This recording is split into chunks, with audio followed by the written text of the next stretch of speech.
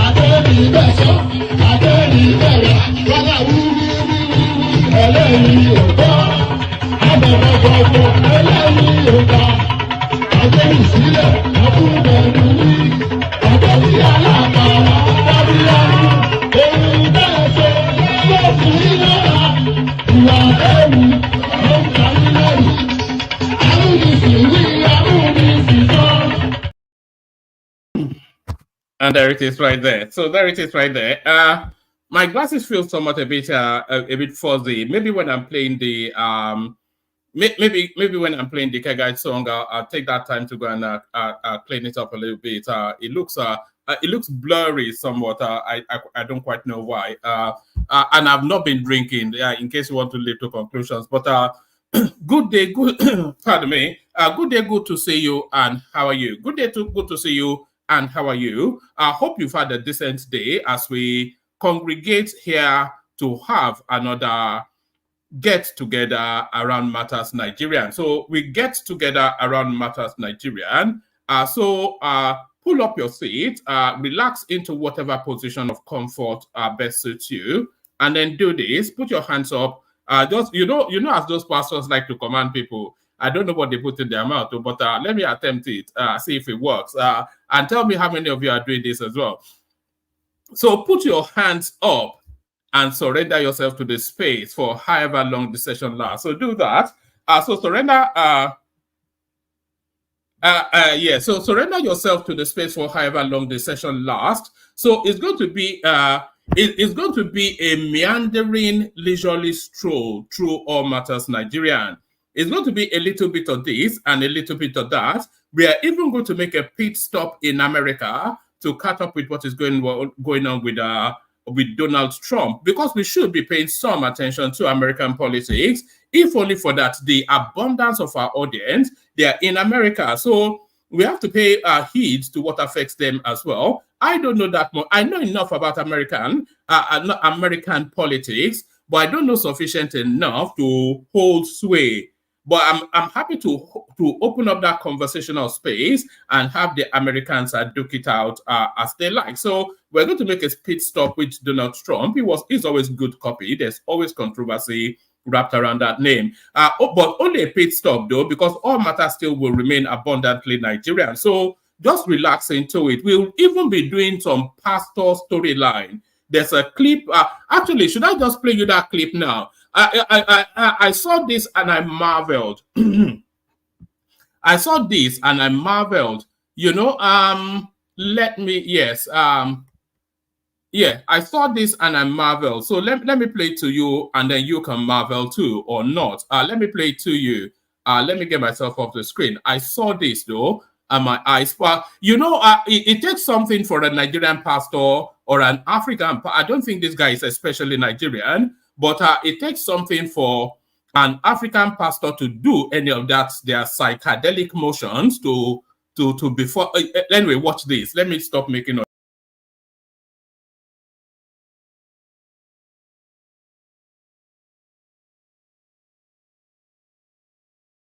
Whatever you are doing over there, which is not bearing fruit, now with this fruit, it will begin to bear fruit. Look. Which brethren, what is happening to the gentleman? The moment he got this fruit. Stop in Jesus' name. Whatever you are doing over there, which is not bearing fruit, now with this fruit, it will begin to bear fruit. Look. Which brethren, what is happening to the gentleman?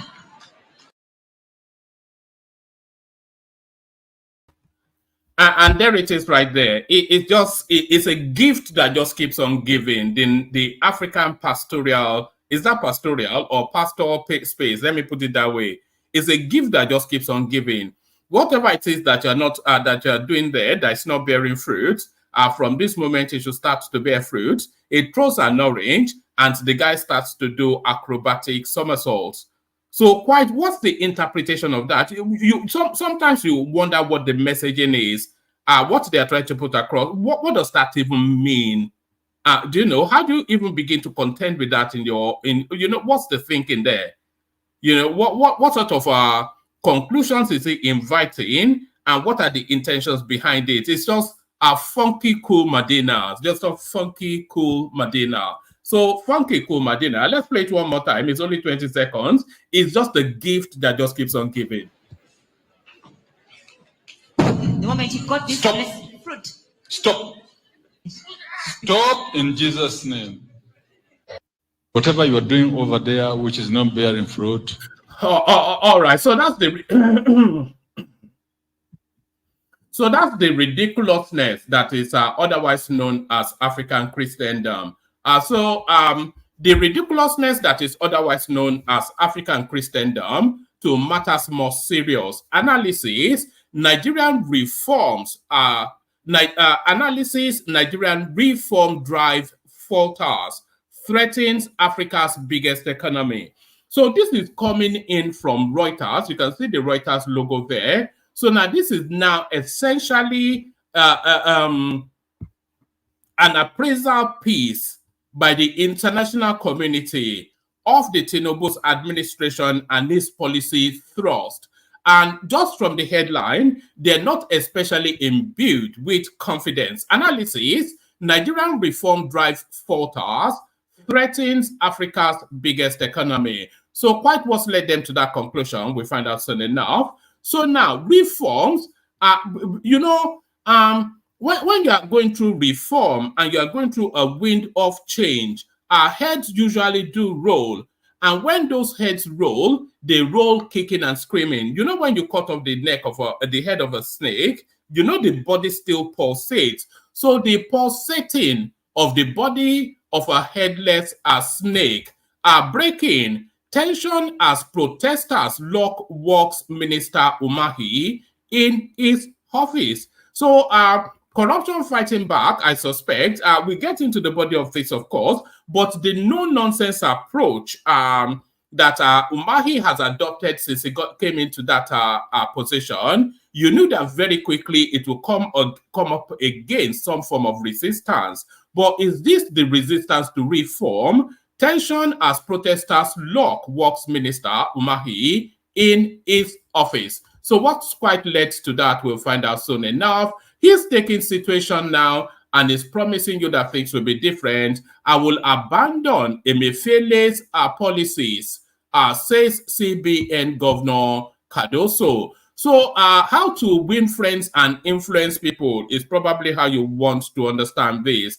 Because, of course, that alone already puts him in the good book of so many people. That alone already puts him in the good book of so many people. I will abandon Emefiele's policies, says CBN Governor Cardoso. So,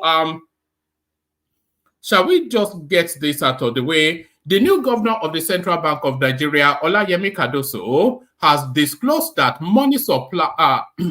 the new governor, so somebody just sent me a text, so that's I don't know if you, like me, hook your WhatsApp onto your phone. So when the messages come in, you hear the ding, and then you see me pause. The new governor of the Central Bank of Nigeria, Olayemi Cardoso, has disclosed that money supply is behind the rising inflation in the country. So tell us what we don't know, Yemi. I think we all suspected that anyway, but what you are going to do about it is more really where your expertise comes in. If the Naira is experiencing a squeeze in its chase against the dollar, then that tells us that or what does this even mean? The new governor of the Central Bank of Nigeria, Olayemi Cardoso, has disclosed that money supply is behind the rising inflation in the country. Also, the new CBN team has disclosed that it will need to abandon some of the policies of its predecessor, led by Godwin Emefiele, and focus solely on monetary policies to strengthen the Naira. Cardoso stated this during his screening and confirmation as the CBN governor yesterday. The deputy governor screened and confirmed Imam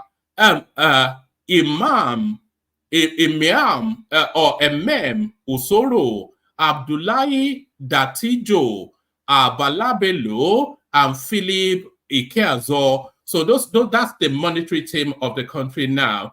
So yes, whilst answering questions from lawmakers, Cardoso said the Apex Bank is let me do that entirely all over again. Sorry about that. The new governor of the Central Bank of Nigeria, Olayemi Cardoso, has disclosed that money supply is behind the rising inflation in the country. Also, the new CBN team has disclosed that it will need to abandon some of the policies of its predecessor, led by Godwin Emefiele, and focus solely on monetary policies to strengthen the Naira. Cardoso stated this during his screening and confirmation as the CBN governor yesterday. The deputy governor screened and confirmed Imam Usoro, Abdullahi Datijo, Bala Mohammed, and Philip Ikeazo. Whilst answering questions from lawmakers, Cardoso said the Apex Bank is faced with numerous challenges, which the team had identified and would address them. We have identified issues of corporate governance. So corporate governance, that is a loose and an ambiguous term, but essentially is conformance to the rules laid down in the statutes of that particular parastatal, that particular agency. That is the loose pedestrian definition of corporate governance. So do things XYZ way for ABC reasons. So those are already documented, that you file this set of something to consequence in that next consequence to consequence further. So that's corporate governance loosely. But of course, there was an abandonment of due process throughout the Emefiele tenure, and that is really what has led us to where we are. So this is really one of the first things that they have identified, that they were not playing by the rules and they were just playing fast and loose. We have identified issues of corporate governance, diminished institutional autonomy, discontinuity of orthodox policies, and foreign currency issues. So a lot of ambiguity is still embedded in those phraseologies, but of course, a roundabout sense to it. Addressing inflation and price stability is the function of the CBN. We will address the issue of foreign exchange unification. If there is a need for interest rate alignment, we will do it for economic growth.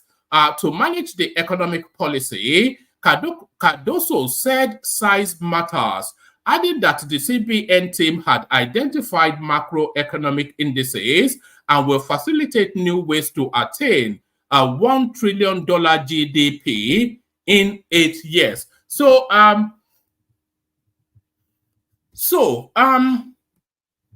actually, let me check something. What is the size of the Nigerian economy? So let's see what the baseline is. What is the size of the Nigerian economy? Okay, let's see where the baseline is. Okay, so now so these are 2022 figures. So you can see that right there on your screen. The size of the Nigerian economy as we stand now is $500 billion loosely. So it's $500 billion loosely. You can see it right there on your screen, $504 billion.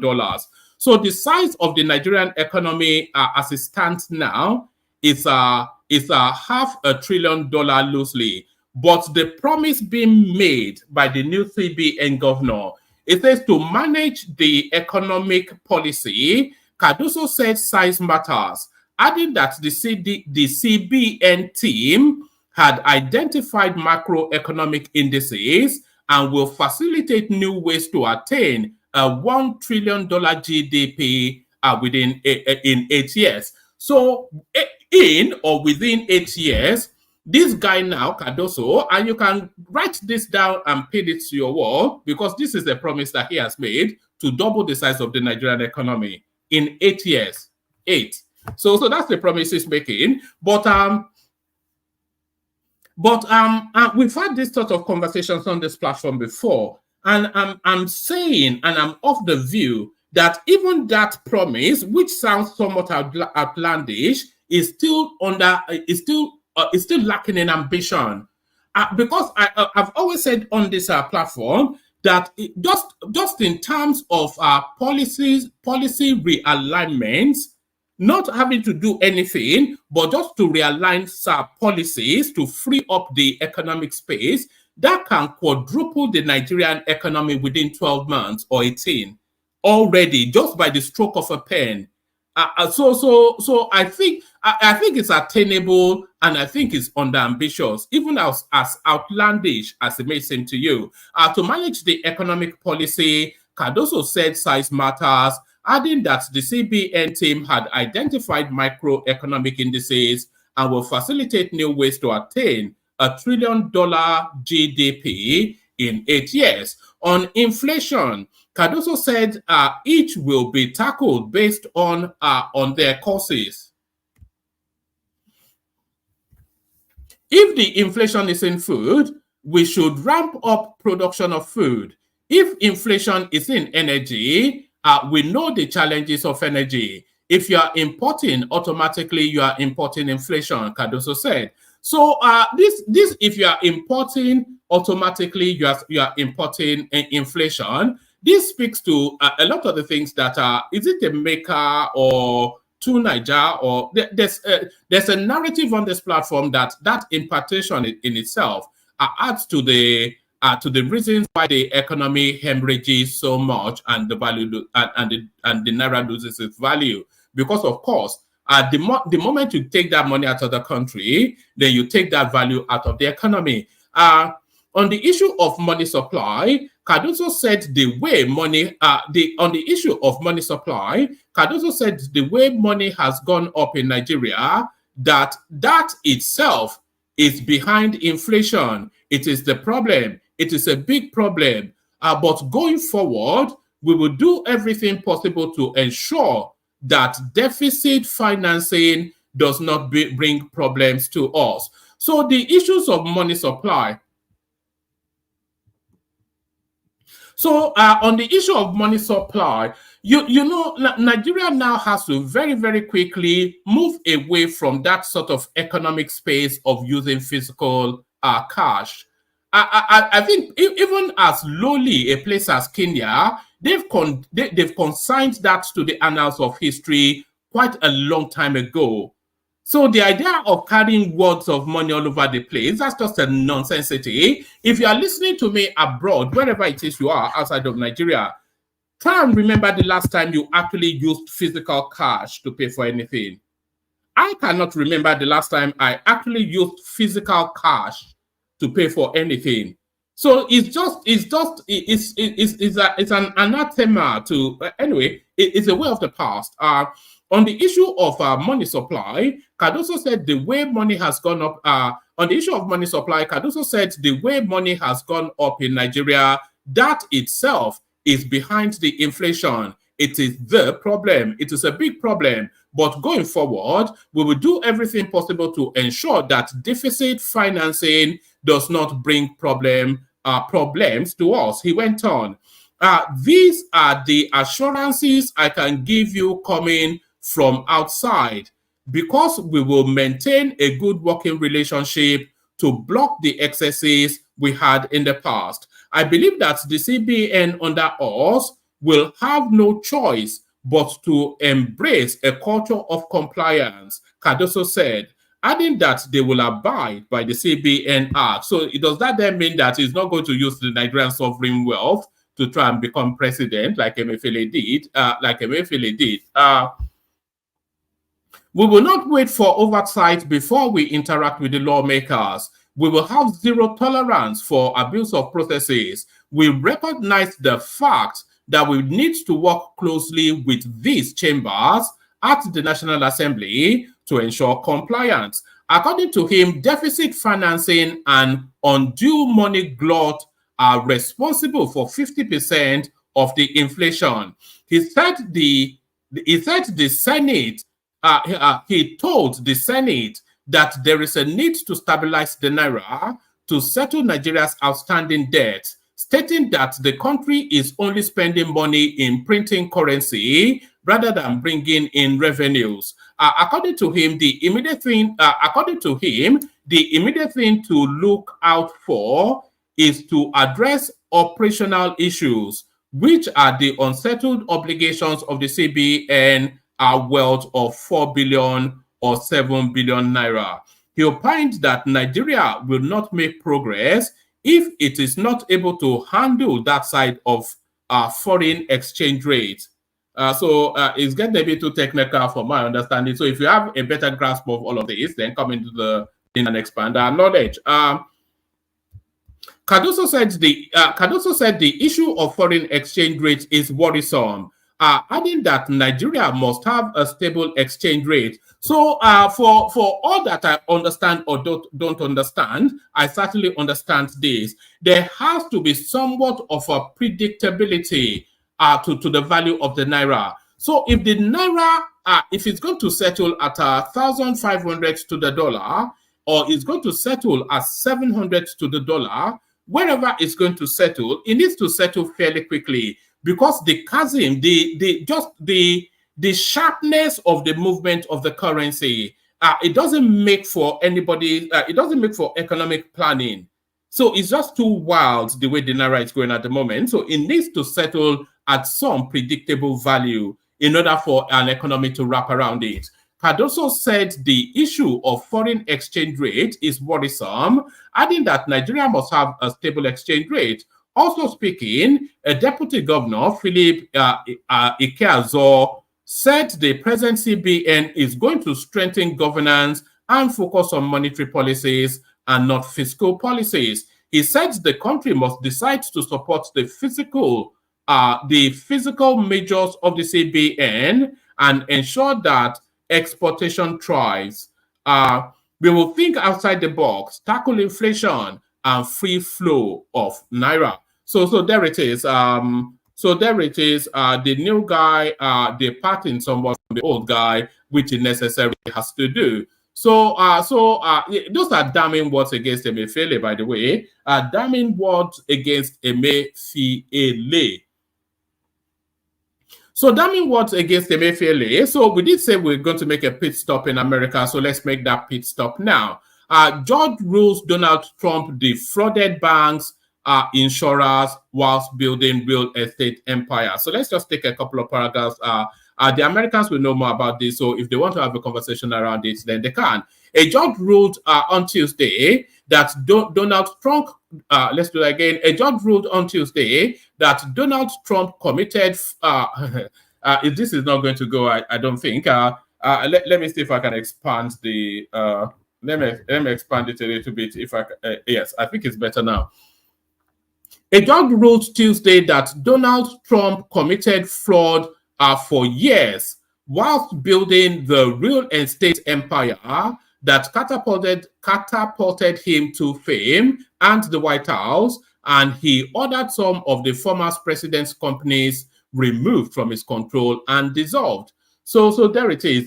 There it is right there. A judge ruled on Tuesday that Donald Trump committed fraud for years whilst building the real estate empire that catapulted him to fame and the White House, and he ordered some of the former president's companies removed from his control and dissolved. So it's a race against time, actually.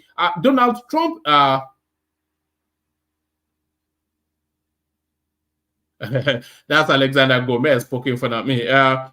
It's a race against time, actually. Donald Trump is headed in one of two directions. He's headed either to the White House or to jail. So that much I know about the goings on in America. So that much I know about the goings on in America.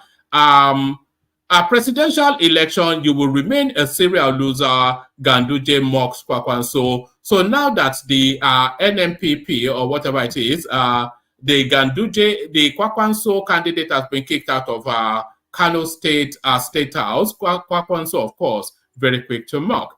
The national chairman of the ruling All Progressive, Congress (APC), Abdullahi Ganduje, has mocked the presidential candidate of the new Nigeria People's Party (NMPP), Rabiu Kwakwanso, saying he, Kwakwanso, will remain a serial loser.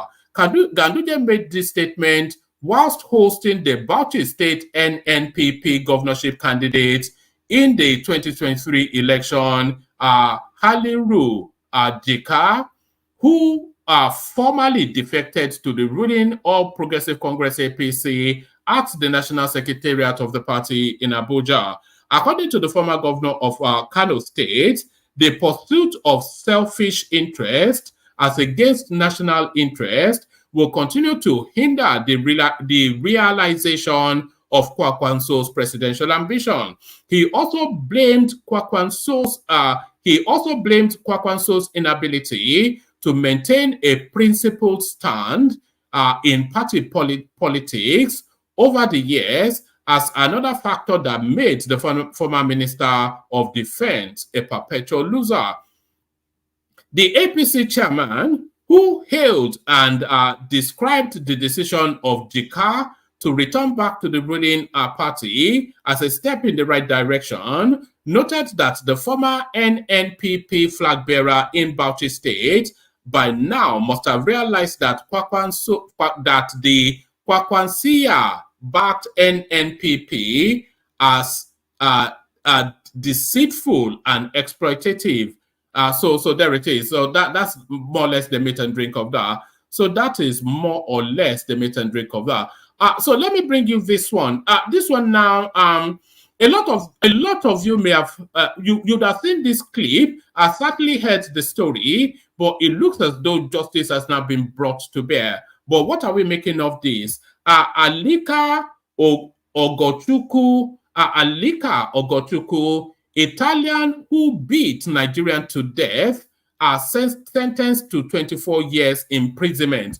So if it's the same story that I'm thinking of, this guy apparently said the Nigerian guy looked at his girlfriend. Also, let's actually find out together. A 33-year-old Italian, Filippo Ferlazzo, who beat a Nigerian man, Alika Ogochukwu, to death in Italy, has been sentenced to 24 years imprisonment.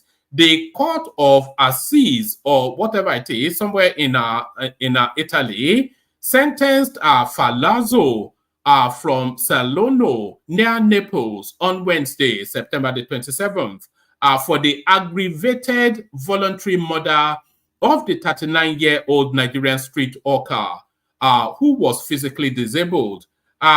It will be recalled that on July the 29th, 2022, Ogochukwu was assaulted in broad daylight as he was hawking on the streets of XYZ, located in the province of ABC, region of Italy. The convict beat Ogochukwu to death using the crutches that this deceased used to walk, then straddled him, crushing his neck and head. This happened in front of several onlookers who did not intervene. Some of the onlookers, however, recorded videos of the attack using their phone. On July the 30th, 2022, Filippo was arrested on murder charges. The Italian police stated that they believe Filippo attacked Ogochukwu after he had asked Ogochukwu's girlfriend, Felipe's girlfriend to buy a handkerchief. Two protest marches were held in a town in Italy's XYZ region a few days later to demand for justice for the Nigerian whose death attracted global headline. Meanwhile, the chairman of the Nigerians in diaspora, Honorable Abike Dabiri Arewa, has expressed satisfaction over the justice meted out on Filippo. I am glad that this case finally got justice. Like I always say, there has to be consequences for actions, as she said in a statement issued by her organization's spokesperson. Dabiri Arewa commended the Nigerian mission in Rome for following through with the case and other cases involving Nigeria. NID COM boss urged Nigerians in diaspora to remain law-abiding, excel in what they do, and never forget home by giving back to their homeland. So I'm glad that that level of punishment was meted out, because that played out in the ugliness of it played out in open glare, and everybody just watched on. I thought it was going to be one of those that is just packed away under, whatever. So let me go to this. Yoruba people, congratulations. Dallas has officially declared October the 7th, 2023 as Yoruba Festival Day. So I think there's an adaptation somewhat of Yoruba. Are they saying Yoruba is also going to be a language on their driver's license or something? So the Yorubas penetrating very deeply into the United States. Let me take you to this one.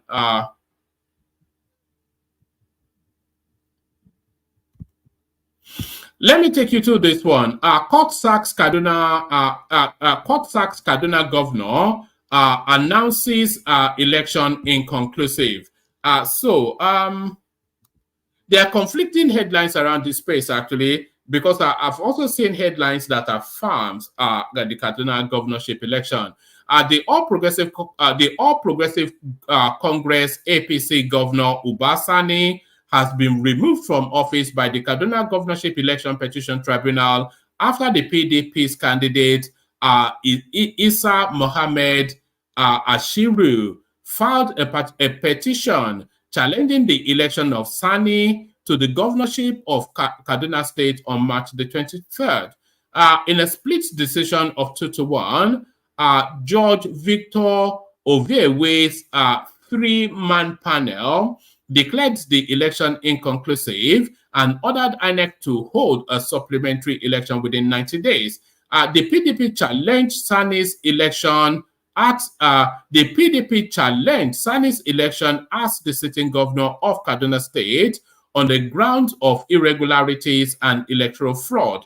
The tribunal further declared that INEC will hold the election in 7 wards, 4 local governments, and 24 polling units with 16,300 voters. The PDP and the Isharu had called 24 witnesses during the hearing and presented arguments and documents to support their claims. So there it is right there.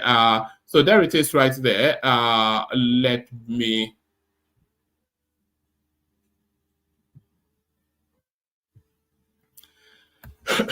let me give you the last readout, and then we'll have the K Guide song, and then we'll see if there's anybody in the room to take on the conversation. So let me give you the last readout, and then we'll see who's available.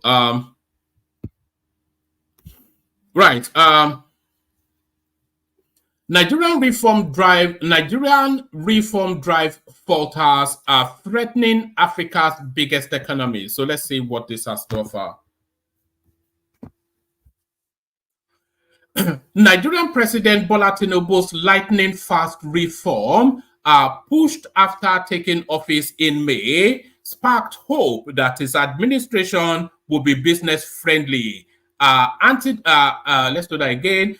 Nigerian President Bola Tinubu's lightning fast reform push after taking office in May sparked hope that his administration will be a business-friendly antidote to mounting economic troubles facing Africa's biggest economy. Fast forward to more than 100 days in office, the key planks of his economic overhaul are unshackling the naira from its rigid regime and allowing fuel prices to rise are coming loose. So that's the verdict of the international community.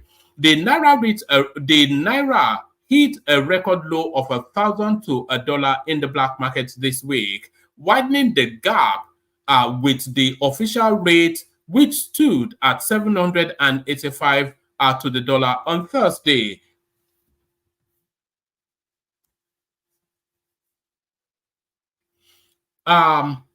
Petrol pump prices, meanwhile, have not budged since early July, despite a more than 30% rise in oil prices.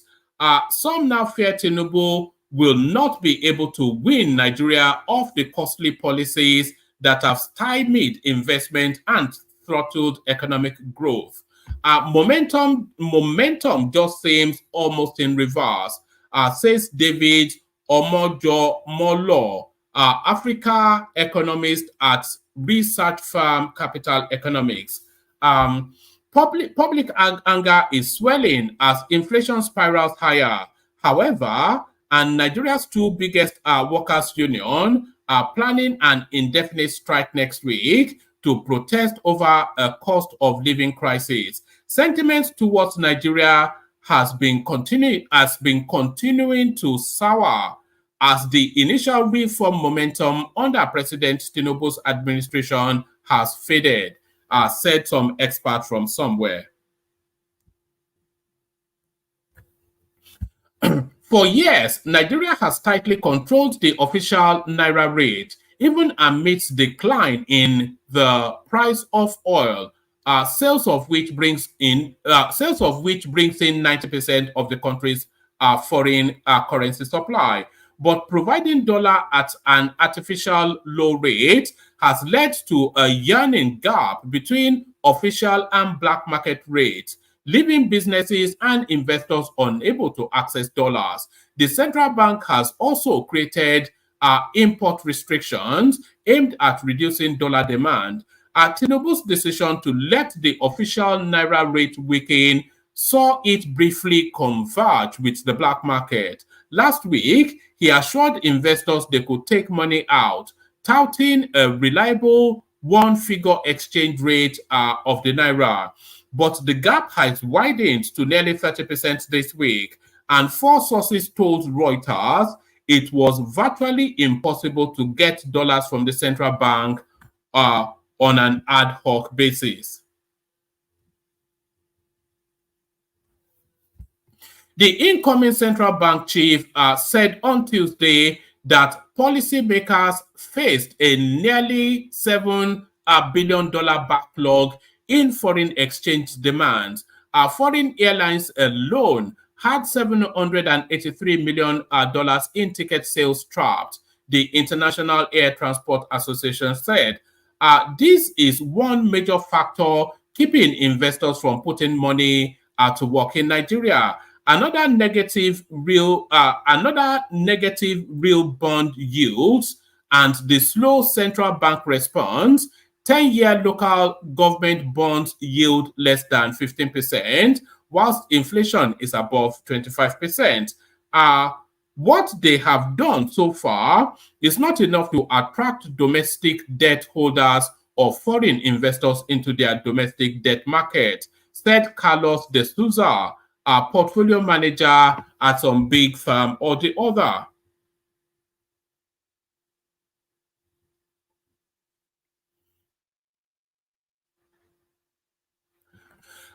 Right, so that's essentially it. Let me leave that there, we have Thomas, we have Ajan Lekoko, and then we have Joel of Nashville.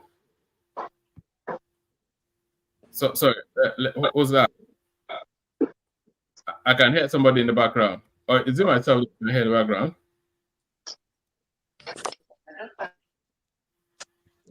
Who is that? Who's from where is that coming? One man.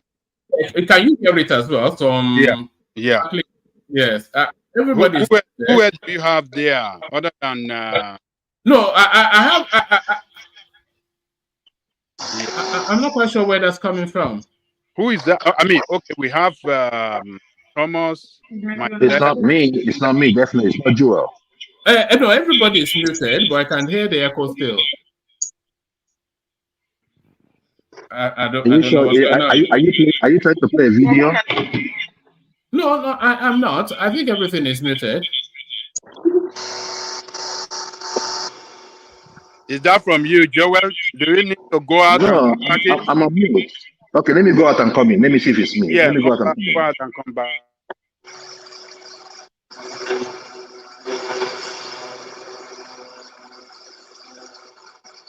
Are you still hearing it, one man?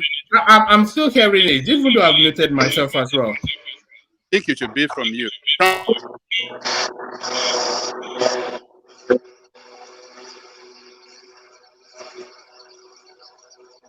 Oh, okay. You know what? You know what? Let me go out and come back in, and then we see if that fixes it. Let me go out and come back in. I think someone is cutting grass or something in the background. No, there's a feedback. There's an echo back. No longer echoing back. There's not. No, I can still hear it. I think it's from. Maybe you need to go back. Yeah, let me go out and come back in. One man, you go out because you are the host. You go out. Yeah, let's see. Yeah, let me go back and come back in. Yeah. Yeah, guys. I think the general. Baba, more gentle. Yeah, it is one man. It is one man. I think it is one man. Yeah. And you saw how Ajelekoko just chose me first. You see? Because he was trying, it was when he got you in that we started hearing that noise. Baba, good evening. I'm just joking. I'm just joking. It's because you're It's evil. racism. It's racism. Wahala. I call racism on Ajale Koko. It's racism. Eh? All right, brilliant. All right, brilliant. Let's just kick it off as it is, and then hopefully the gremlins disappear. I think Ola is suggesting that yes, somebody is saying it's me, but I think it's gone now. So there it is. Let's kick it off. Let's kick it off. We'll kick it off. Let me play you this clip. So this was sent in by numerous people, including our Abia State correspondents, but a lot of people sent this in. So the report from Abia State, the state of play there, as Alex Otti trying to now use that infamous Wole Soyinka terminology on the Abian people. Badue, Abia style. Guys, something is happening in Abia State that I am freaking out right now. I just saw a video post on what's it called? People of Abia posted a video of this specialist hospital on Aba Road. You know, the one that COG built 20, I don't know when he, I think, but at 2018, when my father died, my security man that was attached to me then, we were coming from the village. We had an accident on the way. One of the policemen entered coma. So we other thing, but can I give two inputs and then but the commander said no, that we should take we can sum them up. So let's try it. So just say num1 is equal to input, enter a number, okay, and then we'll copy that and say machine that you can put somebody inside. And after that, the man came back. I think after checking his body system and all that, we took him back to FMC. Then with some treatment, and he came back to life, you know. But what I'm trying to say is that theology built that place. Alex Otti, what is going on? Why are you deceiving us like this? Because I just saw a video saying that he's going to commission what? Alex, I challenge you, take me to court if you built that place. You didn't build it. Theology built it. What are you guys thinking? What are you guys saying? No, it's bad enough that you guys say nothing has been done in Abia, but it is worse to do us. The more you look, the less you see. Why are you commissioning what others built? What's going on? Why are you taking us for a fool? I will not stand and watch you do this to Abians. I will not stand and watch you. This is cheat. This is pure deceit. See, I challenge you, Alex Otti. Governor Alex Otti, if you built that hospital, take me to court. If not, you're deceiving us in Abia State. Is it because these people, this other regime made mistakes, they didn't show all their works on social media? I don't know who handled their media that didn't show all the works on social media. Now you're taking advantage of it. What you are about to commission, you didn't build it. You didn't build it. Enough is enough.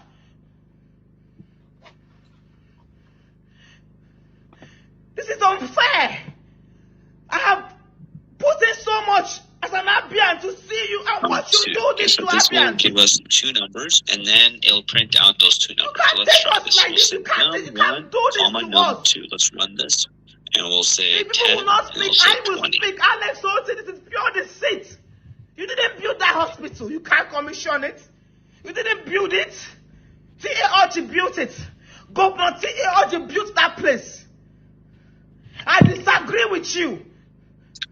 I disagree with you. This is pure scam. You can't paint a place that was built by another governor and come and commission it. It's pure scam, Alex Otti. I challenge you to it. Sue me to court if I'm lying. If you built that place.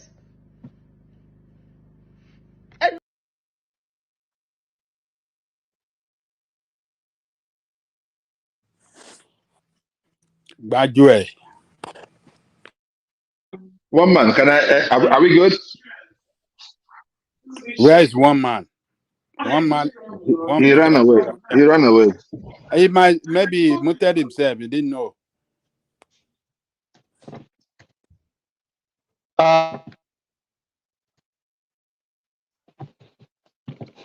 Hello? Yeah, I think it's take that link from the user and then show it out onto the screen. Now, what I want to do is something. Who is that? Who is that? Who is playing all this thing now? Everybody, please hold on. What's going on? Ajale Koko. That person stopped it already. Someone else was playing a TV at the background or something like that. I think it's stopped. One man is not on the screen, so maybe that the user is giving me. Well, if I want to add them together, who is that again? Really simple. Ajale Koko, I think this medium has been hacked. You think it has been hacked? It has been hacked, yeah. I mean, this thing. I mean, I went out. Nobody. One man went out and came back. Hold on. Immediately one man went out. Immediately one man. Hold on a second. Are you hearing me? Are you hearing this stuff? Yeah, the daddy priest. I mean, daddy. No. See, Ajale Koko, hold on. You have your TV on? Hold on. I was on mute and I was playing it and you could still hear it. So there's a problem. Okay. See, yeah, you are muted. Everybody was muted. I'm gonna mute myself right now and see if you hear it. Why don't you go out and come in? No, we can't hear nothing now. I don't think it's anything to do with you. I think this thing we're using to stream. I think another stream is interfering with ours. Exactly. Yes. Because Exactly. I shut my computer down completely, and you guys were still hearing it. Oh, okay. Really? Yeah. Yes. Yeah, I was muted also. You could see here I was playing the background here. Yeah, so hopefully that has disappeared now. Maybe I should be filing a complaint. Maybe I'll get some sort of discount off the back of that. Who wants to take on that Abia State space? We kick it off with that. Yeah, but I beg your pardon. Before we kick it off, let me just acknowledge Ayo. So that's Ayo doing opening it up just exactly how we like it. So that's Ayo. He always runs a series of it. And that's how you're running a series. And really, I have to acknowledge that Ayo, by far and a clear distance, the sponsor of this platform, without a doubt. But let me just say this to Ayo. So Ayo, don't feel obliged. I'm not discouraging you from doing it, but don't feel that you must do it. So of course, continue to do it, but don't feel under an obligation to do it. So thank you. It's not your business. I mean, he likes what he's going on. I almost feel sometimes as though he's not compelled to do it, but of course, all is always welcome. So thank you, Ayo, for that. So to the conversation. All right. Good morning, afternoon, evening, wherever you may be listening from. Like, share, subscribe. Joel of Nashville. Well, man, what I see clearly is a case of a bitter person. I did not see where Otti said that he built a hospital. Most of the facilities, or most of the roads, except for the one he did in Aba, which was like in pure comatose, had like weed and everything. Definitely, there will be roads or companies, or I say companies, facilities that these previous government may have built, and just in skeleton, just the structure. Maybe they have not equipped the place, like we saw in Edo State with Adams Oshomole and Obaseki, the hospital that he built. The hospital that Adams built, but the equipments were not there. When Obaseki came in, he put in everything and commissioned the place. So what is her problem? What is she fuming about? What is she fuming about? She's angry because he's attributing to himself things that were built by previous administration. She even cited the example of having used a facility that this guy is claiming that he is now commissioning, now trying to bracket that achievement under his name. So that's the bad word. That's the bad word that Shoika was talking about. And it's Alexander Gomez's party man, by the way. But the issue there is that a facility or a project, it has no life until you put life to it. What do I mean by that? If you build a structure, a house, and nobody's inhabiting it, definitely there won't be no furniture, there will be no fridge and all that. Yes, you have a structure there, which is what is happening in Nigeria. We have to call these things out. You just see them build a structure, build a skeleton, and they just commission it. Nothing is inside. So what did Otti do? What Otti did was simple. Equip the place and commissioned it. It could be even operating even at maybe like 20%. He came there and did a total revamp. I don't have an idea of the story, but I have seen a glimpse of it. But that's not the first time he stands accused, Alex Otti. He was commissioning a road the other day, only for us to discover that that road had already been completed. He said he built it within 3 months or something, and that road was already built by the previous administration. He just one man. The issue there is that we should always be careful about people that come out to castigate government. If you have been to Aba, you won't be saying this thing you're saying. Yes, so somebody might build a road, and within, just like the one they did in Imo, I was privy to this. You build a road in 6 months, it's gone. Yes, you built the road. At least I was privy to one, they call it Amuzara Road, inside Owerri, built by Achiku Denwa. I will come from Port Harcourt to see my friend, and they said, oh, they built the road, and it was built. 6 months later, I came to see my friend. There was over 20 potholes on the same road. Before 2 years, that road was gone. So the thing there is that what Otti is doing, there is no road that Otti is building except from those ones that were taken over by grass. There is no road Otti is doing that has not been touched before. But the thing there is that they are using a different technology when they come to that road, because it is impassable. People are suffering on the road. Cars are drowning. People are dying on those spots. Trailers are falling in those spots.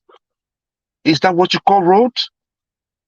So if he is rebuilding those roads and commissioning them, what is wrong in that? Which is not an idea that I really like. But in a place like Nigeria, you have to blow your trumpet. So the lady, I think, is overreacting. Look at her pumping up. I mean, I was looking at her, I was like, typical of the woke crowd. Just for the likes. Well, I don't even think Otti should respond, and if Otti has to, just make some clarification, because as far as I'm concerned, she's a citizen as well. Maybe me put out something there and just explain it. But I don't think that requires a reply. All right. So you are insisting that Alex Otti is not the graduate governor of No. I don't think. I mean, you see it by actions. You see it by people. You see it by the demeanor, the character of people when they're in office. You see, when you're a governor, whatever thing you're going to be as a politician, at a governor level, you must show some glimpse of it. And when you show that glimpse of it, do not think that person will change. Look at Wike. You think Wike will change? When he went to Abuja, it's the same thing. Look at Umahi. They went and closed the gate the other was it this morning or yesterday? And the workers had to protest. But he made a point, and everybody was like looking at it like, what's going on? He said that civil servants were coming to work 12 o'clock. That he'll be asking for files, and they will be like, the guy is not here. Or probably by the time he wants to ask for the file, maybe you want to get a file from them at about 3 o'clock, they're gone. We have a fundamental problem in Nigeria. And when we see characters that are different, we should just praise them.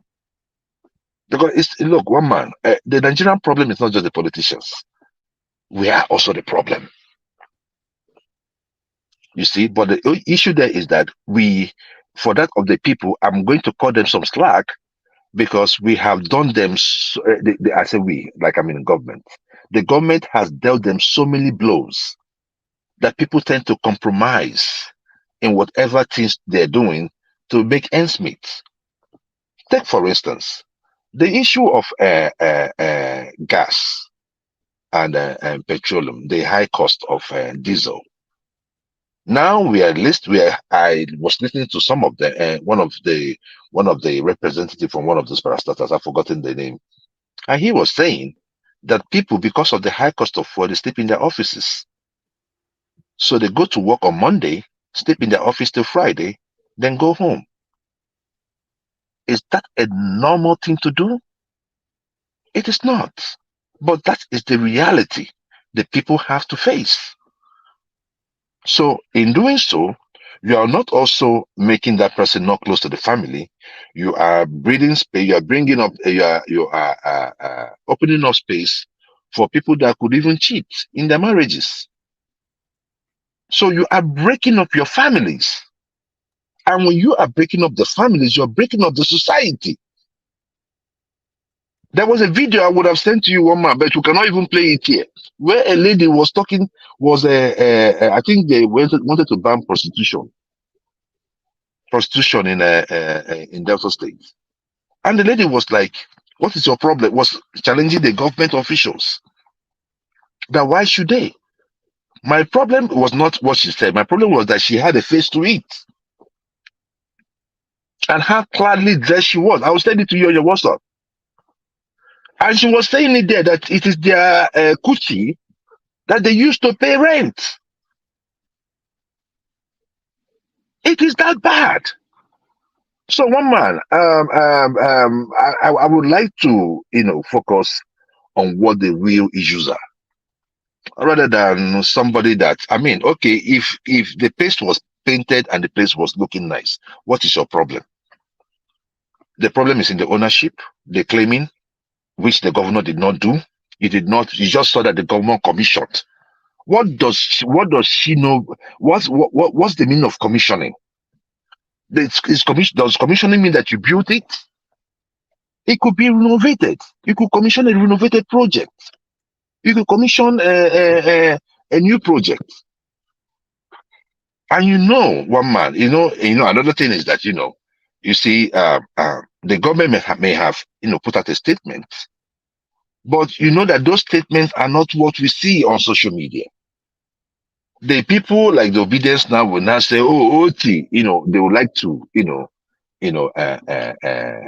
as it were, make the whole thing look big and, dramatize it. Oh, Otti has built a hospital and this, that. You do not get the real information from the social media. You get some, but not all.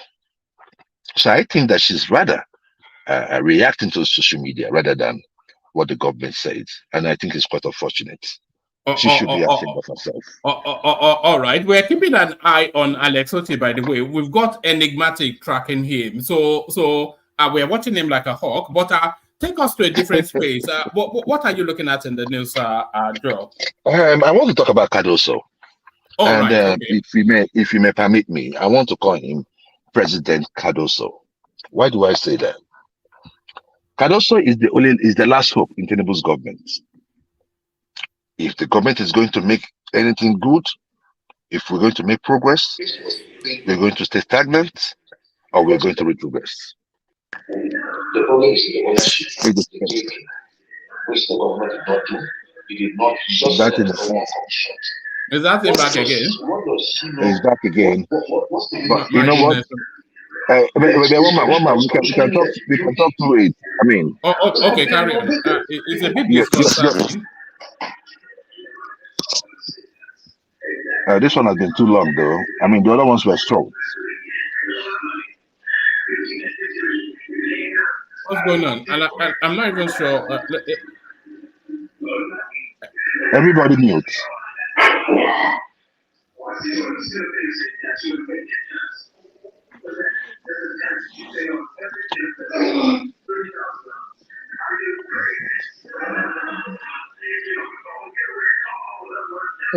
Can Prince Daddy go off and come back?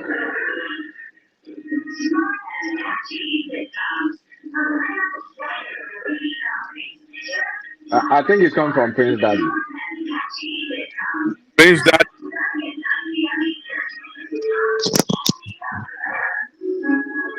Did that from you, Prince Daddy? No, Prince Daddy is not there anymore. I think it's dipped out. Just like Kolata said. I think it's an interference in the stream. Or the obedience coming after me, as Emmanuel just said. One man. Yeah. Are you there? I'm mute, mute everybody. Let's see what's going on. Everybody, okay, I'll mute myself. All right.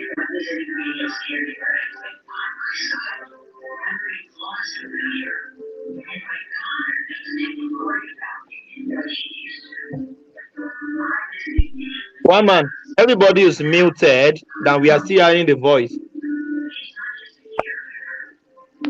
One man, you want to send that link? Yeah. One man, why don't we shut down this section and send another link? Then we continue, please.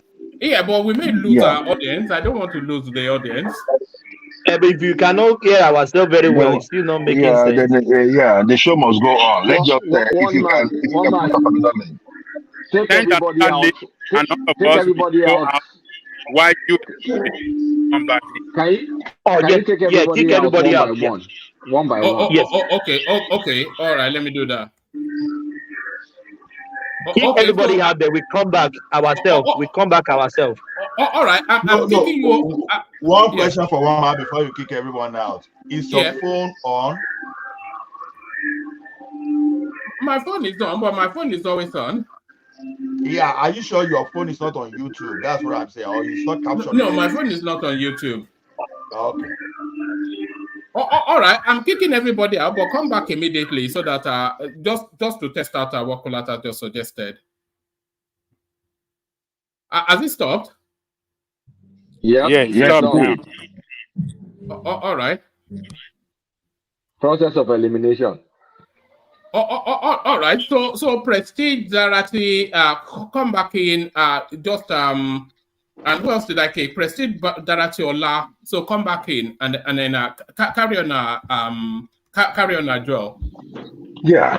So one man, like I was saying, I would like to refer to him as President Cardoso because he is the last. He is the last line. That is the last hope that we have in this Tinubu's government. He is the last hope. I listened to his interview where he was being grilled. Very confident. And I really liked what I heard. Emefiele had many things in his time, but I was surprised that I'm really surprised that Tinubu has no balls to go to the real person that has been directing the affairs of the country, which is Buhari.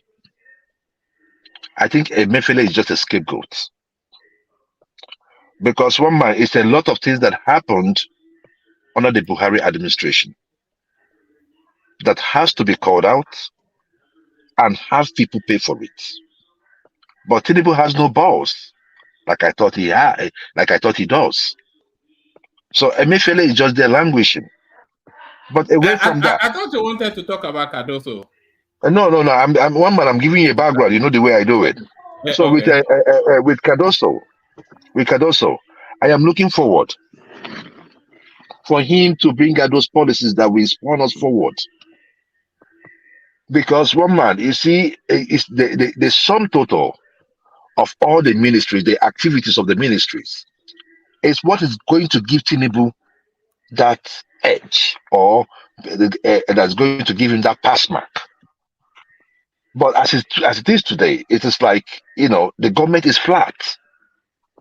It's like it's business as usual. Now, if you ask me what the Minister of Agriculture is doing, I don't know. What do you expect him to be? What do you expect him to have done within the? I want to say. I know that it is not the business of CBN to dabble into agricultural issues, but I was expecting that there would have been an emergency in two sectors from Tinubu: energy and agriculture. Today, it is the agricultural sector is flat. And another thing, I mean, it was even 3. Security. You went and put Badaru and this other dude there. What are they doing? The kidnapping is still going on. We had one that went on in the capital of Zamfara. On the side of agriculture, you remember recently Tinubu ordered the release of some grains from strategic, what do you call it? Strategic grain reserves. Yeah. So in order to bring down the price of food. So he has done a little bit there. So, Babaja, have you ever seen when something let went me up tell in you why Nigeria? CBN can go into agriculture. You see, when you want to go into agriculture, you are looking in from subsistence farming. No, you know, No. I'm not talking about I'm not talking about subsistence farming. I'm talking about when I talk about emergency in agriculture, I'm talking about pure commercialized farming. I'm not talking about okay, go ahead. I'm coming. You know, the central bank is the owner of the monetary policy. So when you are thinking of agricultural loans, you understand who is going to make the loan cheaper, right? So, you know, is the one that is going to say, okay, we are going to have a special loan that is going to deal with agriculture. And instead of you guys charging 23%, we are going to give it at the rate of, let's say, 1%, just to boost investment in agriculture. And so the federal government can now complement through the fiscal policy that, okay, you are importing tractor, we are going to make it duty free. So everything around agriculture, any loan, whether you are talking of the value chain of it, we are going to make it so low so that we can boost the country production. So that's what I just want to say. So CBN has huge influence on agriculture. So I hope you understand that. Okay. All right. Let me there was a reason why there was okay, go ahead. Sorry, just quick one. Maybe it's not the job of the CBN to be disbursing loans to farmers. Maybe CBN should focus more on their core competence. And do that right and stop getting into all these places where the only thing that happens is corruption. Thank you. No, you know why I say so. You understand when when I said it, because it happens where I live directly. You understand that, you know, the rate for agricultural loan is totally different from the rate of any other commercial. I know, but I'm just saying the vehicle should not be through CBN. That's all I'm saying. I get what you're saying. I'm just saying it is not in CBN's. In my opinion, it's not in CBN's. It's not CBN's responsibility. We should have Bank of Agriculture or development banks or all these community banks that will be doing it. Not CBN. Yeah, but who controls other banks? Who regulate the banks? It should not be done directly by CBN is my point, and I stick to it. No. I'm not saying bank. Central bank will start giving out loan. That's not what I say. But they can make the framework for banks that will be lending for agricultural purpose. They can make the regulation for them. That's monetary policy. So they are not supposed to be commercial banks to themselves. Okay, my brother, let me tell you this, because the reason why I'm telling you this is that I was speaking from experience before you had some. There's a reason that before I came to the United States, I was into writing proposals for commercial farms, and the people that were disbursing the fund was the CBN. I don't know if any of you remember during the Obasanjo regime when they brought out a loan of 600 billion for commercial farmers and 400 billion for commercial husbandry. I was in that game. I had about over 20 farms I marketed. About 7 of them qualified. I wouldn't have been in the United States today going by that agreement. But what happened? The funds were being disbursed by the CBN. Directly from the CBN. Are you saying individual open an account with CBN? How did they disperse it? So you go to the CBN and you open an account. Hold on now. Can you allow me land? Let me tell you. You go to the CBN. You go. They have like an agricultural department in the CBN. They have meetings with you, the commercial farmers, because the loan was there. The money was there, right? But what happened was that they said, okay, you do your business plan, you write a plan and present it to us. If we see it worthy, then we give you the loan. The people that qualified, the people that, I was coming from the Port Harcourt, Imo State, Anambra Essex. The people that qualified, and we was waiting for the CBN. We've submitted it. We submitted the business plan and everything. I now got the lottery visa to come to the United States. 3 months after, they said the money was missing. So all I'm thinking is just this. If those funds cannot be managed by the CBN, it is too much the CBN can do with time. Allow the microfinance banks to manage stuff like that. You don't have to be there. They are closer to the people.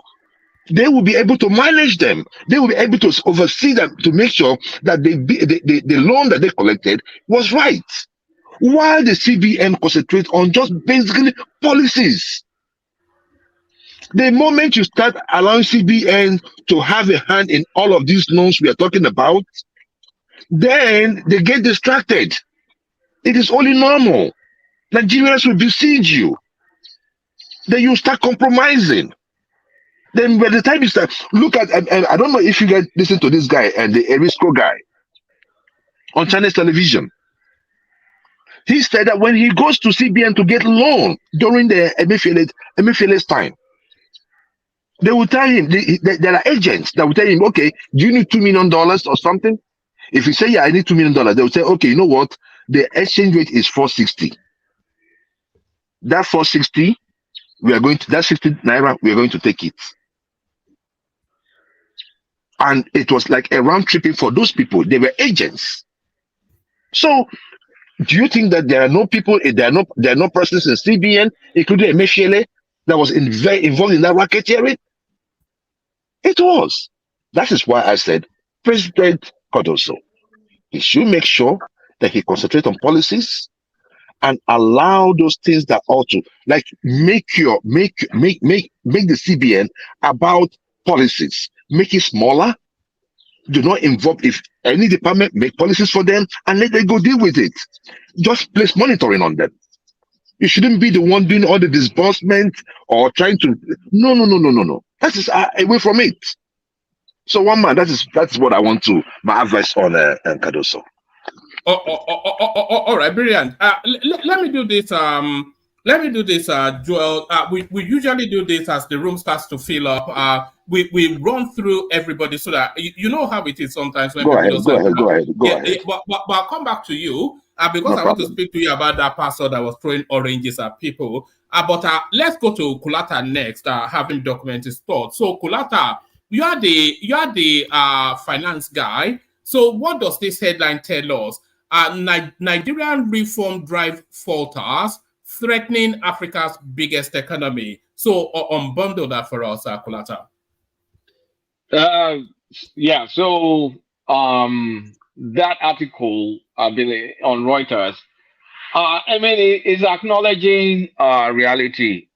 Because the more I think about the reforms that Tinubu did, the more I understand it did not know the extent of the rot, or maybe he knew a bit of it, but did not appreciate the full extent. Because right now things are going south, and they're going south real fast. But there are fundamental problems. There are fundamental problems. Our money, dollar supply. It's been obvious, honestly, but we just did not know how bad it is. We have a dollar crunch issue. And right now, from that article, we have a backlog of $7 billion. That is foreign exchange demand backlog. We owe the airlines $783 million, close to $1 billion. That's trapped ticket sales. Even the airlines were cheating us. And again, a lot of things I've been saying on this platform, that there's backdoor subsidy going on in petrol, because, like I say, if they sell The only thing that is fully not subsidized is diesel, and diesel is about 9,000 naira or something like that. So that means petrol will be right around near it's like 800 and something. So, I mean, there's no inventory that's lasted that long. And I've said, I mean, they also alluded to crude price almost hitting 100 and the price of petrol not budging 600. So, I mean, there are two things there. You see how the crude prices affect some of these things, and you know that the refineries will pass cost. If I mean, they will pass inventory cost, they will pass all that stuff. The oil marketers will pass their profit. If they're buying something cheap now, if the spot price is going up, the future price will perhaps go high. They need to lock in their profit and lock in their margins. They need to lock in their margins. They'll jack up the price. But when you look at the price, it's still stuck at 600 and something. So one invisible hand is helping. It's acknowledging this article. So these are all the things I've kind of been saying for the past few weeks in one place. But how do we get out of it? We need the money. Like, sorry. Before you tell us how to get out of it, is the direction of travel, is it still the right one? Because we were having that conversation with Zita just the other day, and she was telling us that the policy is back to front and it's been led in the wrong way. So it's not that. Is it worth persevering with, or have they just made an error in judgment that they need to? It's not error in judgment. It's not. I mean, you can say maybe they went too fast, but at the end of the day, though, whether they go fast or they go slow, the fundamental is still there. That no money. There's no money. So if they had waited, assuming they had waited, they had kept exchange at 400, kept subsidy. Look at crude; it's like $100, close to $100. Imagine imagine the subsidy that will still be paid. It will be worse than what is being paid now.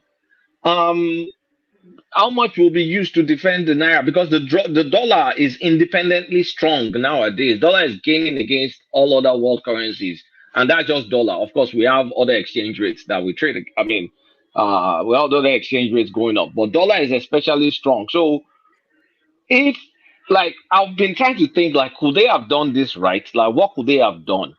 Like, if they said they waited, if they had waited, right, then we'll still be borrowing money because we've not fixed our cash flow problems. We'll still be borrowing money, and all this backlog will still keep increasing because the problem is people want dollars, they can't get dollars.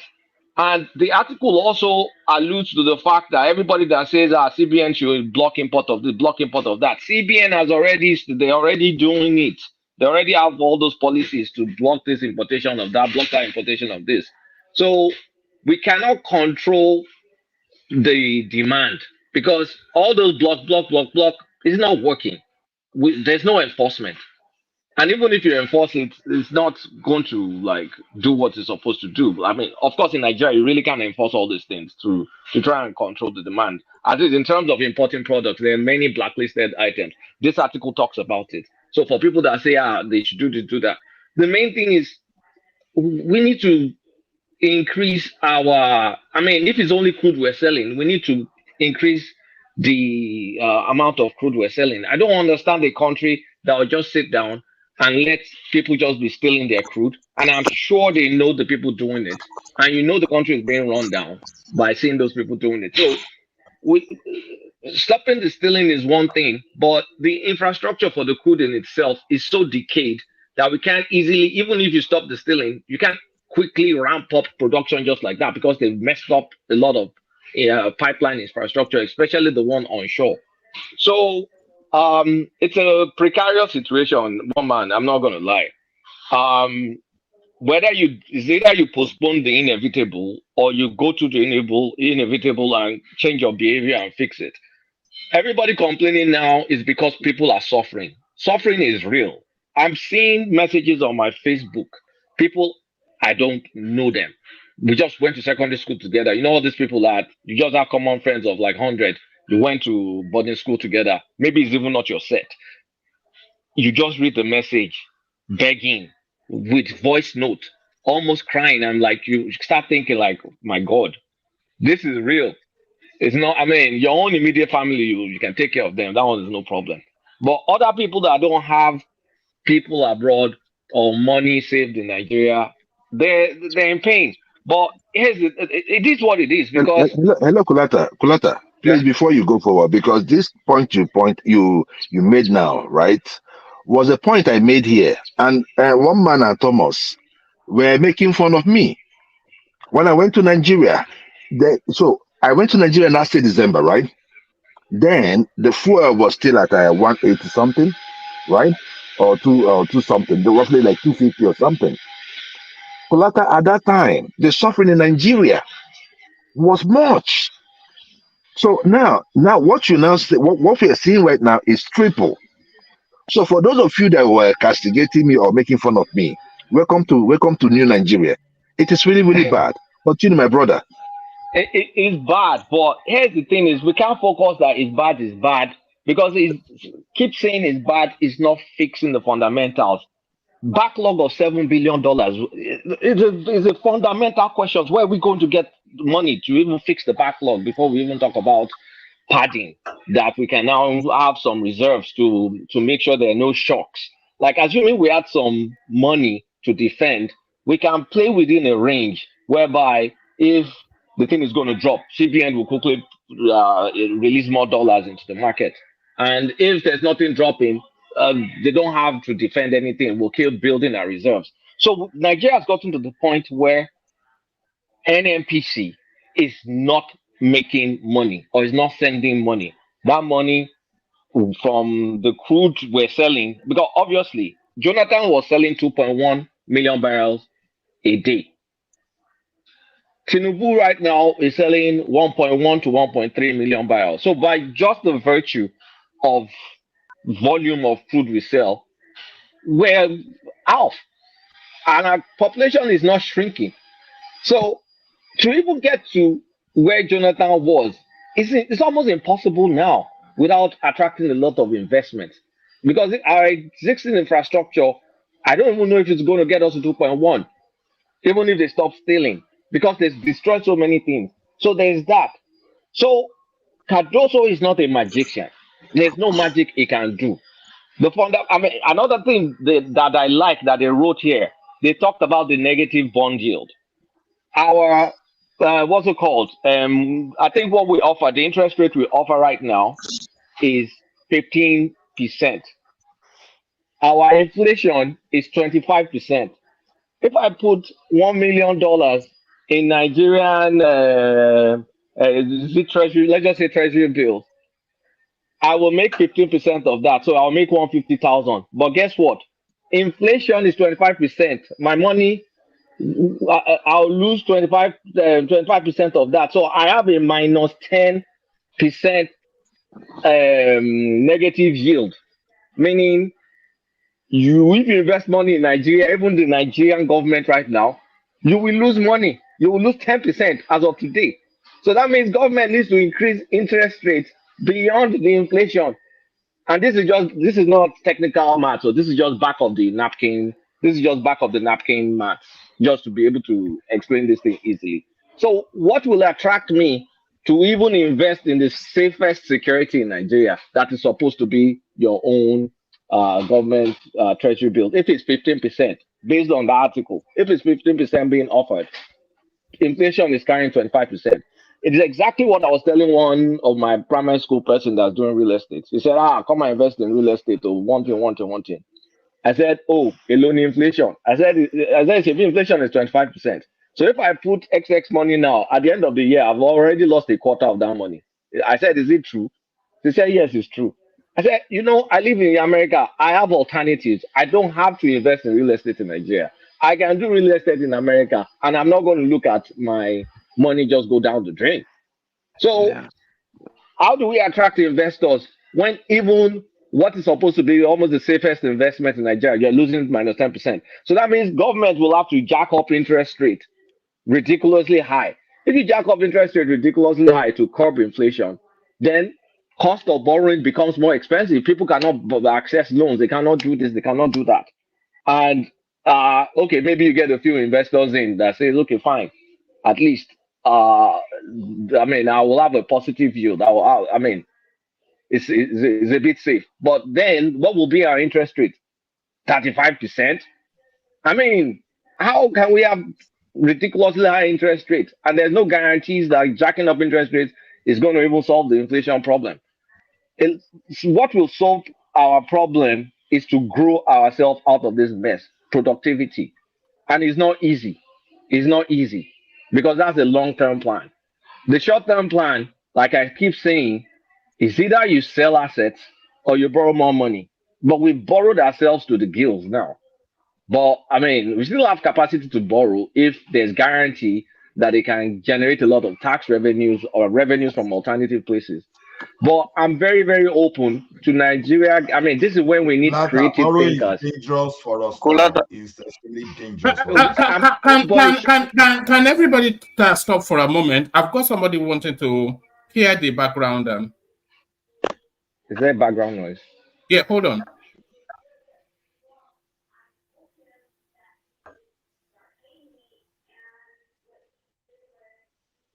All right, carry on. I've got a chap from the something listening in. Carry on. It's still Okay. there. It's like a television sets up. If you stay quiet, I think you might hear it. Let me go quiet again. Yeah.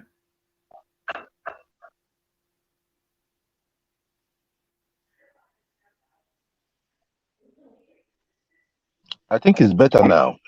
It's better Yeah, now. it is better now, but it's somewhat disconcerting. But carry on. Yeah, carry on. Yeah, so like you say, we have our fiscal situation is terrible. Kulata. Yeah. Yes, sir. Oh, okay. I beg your pardon, but it's asking everybody to mute. So let's all mute.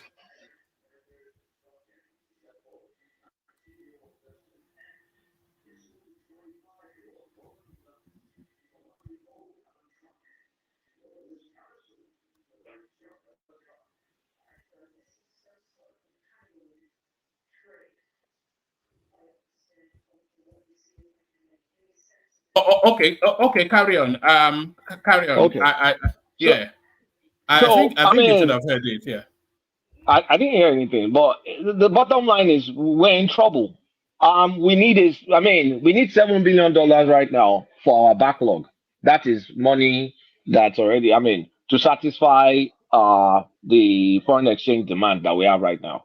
So if someone can give Nigeria $10 billion, we will get out of this mess quickly if they use that to satisfy the backlog, and we now have additional $3 billion to pad. But how much longer will it take us to eat through that? Because it's the same problem we've been having since I was born. Back in the 70s, Naira was better than dollar. Everybody keeps saying that nonsense.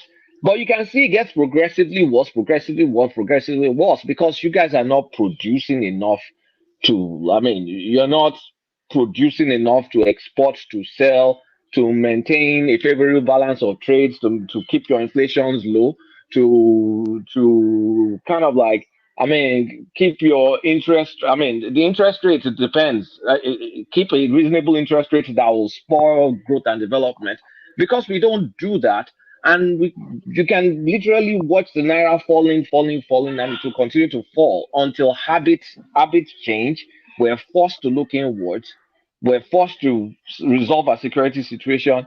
We're forced to refine our own crude. We're forced to, I've heard people saying we manufacture. We don't manufacture enough for 200 million. 200 million is almost the size of America. America is just 100 million more than us. And look at the manufacturing levels that go on in America. Let's even forget America. Look at the manufacturing levels that go on in Indonesia. We're not near that. Outside of Lagos, how many manufacturing hubs do you see in Nigeria? Everybody looks at Lagos and use Lagos to judge. What's happening in Ibadan? What's happening in Abeokuta? What's happening in Anambra? What's happening in Kafancha? Guys, habits needs to change. Forget about all those are long-term stuff. But the immediate term is, where can we get at least $10 billion? Because if we don't get at least that $10 billion, to at least clear off something to clear the backlog of and something to sustain. Because if Tinubu delayed that decision, it will still have had to look for this money. And at this point in time, we need to sell something. I don't know if there's a license that can be sold. The way when we sold GSM license, we raised billions of dollars. Maybe a right of way, maybe something. Sell something for the immediate stuff. Sell something that will make a foreign company or a Nigerian investor to come and invest and stay with the investment, and that investment will help our economy. Assuming we sell right of way and people build train or build this or build that, at least that infrastructure is going to stay in Nigeria. You can't carry it away. The worst case scenario is they're going to charge us toll or charge us fee, but the infrastructure will be there for us to use. Why can't someone think of something to sell? Maybe sell part of NMP, just sell something to kind of like get the thing to stop. Okay, Kulata. This is the issue. This is the issue. You see, I remember prior to the election, we were all speaking in big languages. Look, our problem was put in three words: consumption to production. Okay, that's period. Enough. No. See, Kulata, I know it bites you hard when you hear that, but it's the common sense. Joel, Hold on, Kulata. Can we? You're talking about loans. We have had loans in the past. I'm talking about Joel. The reason I'm pissed. Can I just say something now? Let me explain something. I'll let you go. The reason I'm pissed with what you said, I'm talking about fixing immediate problem. Consumption to production is not happening. It is going to happen. What I'm telling you, that's what I'm trying to proffer to you. What I'm trying to proffer to you right now is this, right? Can we have been borrowing money. Can we borrow money about 10 billion or even say 15 billion?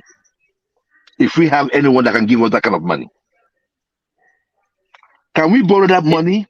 Hey, hold on, please. Let me just land. It is your field, but I'm just asking, just a common sense question. I'm just an enthusiast. I'm not my field. Okay, so can we just borrow and pay this 7 billion backlog and use the other one about the 7 other billion and declare an emergency in agriculture?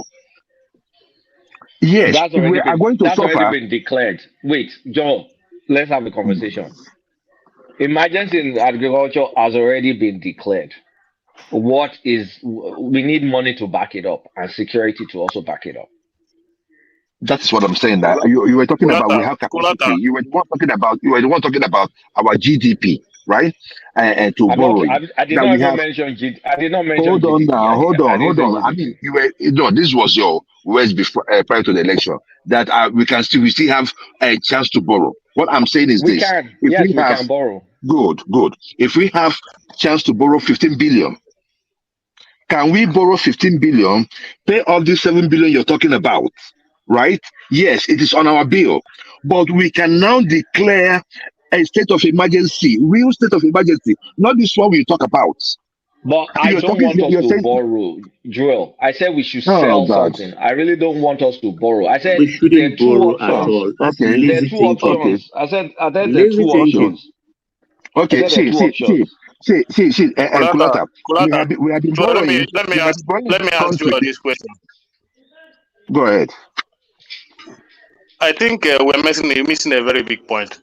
Kulata, what happens to the cutting cost? Because have the government did anything in that aspect? I've not seen it. Don't you think that? Wait, cutting cost to in government now? There are a lot of cutting costs to be done. Okay. Don't you think so? Which can get off a lot of revenue. Yeah. So here's the thing: is there are two things. I mean, an area where potentially could help to reduce ease of borrowing and also to get more money to pay. But our problem is foreign exchange. So cutting, like if you lay people off right now, those are more people on the streets, right? So government says we're cutting costs, and they fire a bunch of people. There are people on the streets now. Not, You can not in say government. government. Not in Wait, government. but Me and wait. you know. Let me Yeah, talk. Let me me and you talk know that. where. Yeah, it's Let not me a address what you're firing trying to people. say. Let me Yeah. address some of the areas. Some of the areas you're trying to say is like all the excesses of politicians, for example. Those excesses, I'm going to be very blunt with you. The amount of those excesses is not that material. It's just going to be very symbolic. At least you'll be passing the right message, but it's not going to make a dent in our situation. So if everybody wants to get satisfied that these politicians they took a haircut, yeah, you see that haircut, but the situation will not improve. I'm just being honest with you. Someone did an analysis of how much all these people spend. It's not going to make a dent. Our fundamental problem has always been a fundamental problem since the 70s. It's more like habits needs to change. We need to like produce stuff that is world standard more, or we substitute a lot of things we import. At least if our stuff is not good enough for the world market, let it be good enough for us. The barest minimum we should do right now, at least reduce the ease of demand of the dollars. If we just take out PMS, AGU, kerosene, diesel, just take that out of what we're using dollars for. Just supply that locally. That's the barest minimum. If we can even do that, that will be good. But I'm not even talking about that because that's still medium term. I'm talking about immediate term. Naira will continue to crash if we don't have $7 billion. I'm talking about now. I'm not talking about consumption to production that will take 10 years. Kulata, Where are we going to get Kulata. money? Where are we going to get money next month? Good Is what I'm thinking. talking Good about. thinking. Kulata, that's a good question. See, as it is now, it's not okay. Let's assume that I can government has provide not. solution to that problem.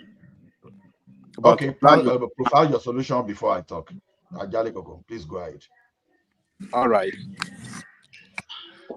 How many Nigerians do we have in diaspora? What's the population of Nigerian people diaspora? I don't know. Let's just estimate. Let's just call it 2 million. 4 million or 2 million. 2 million. Okay. If the government can come up with a special exchange rate for diaspora money coming, that could raise them a lot of millions of dollars or billions of dollars. If they said they have a lot of cash, let's say they have the Naira, right? If the government said to save Nigeria, Nigerians in diaspora, we will exchange, we will give you 1,500 Naira to a dollar if you are sending $1,000 and you are sending it to a special account. Ajale Koko, you are breaking up a bit. Can you hear me? Yes. Can you hear me? Yeah. Yeah. So if Nigeria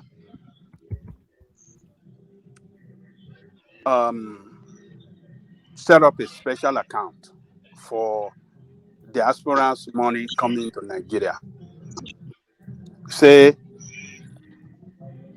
if you are sending home $1,000,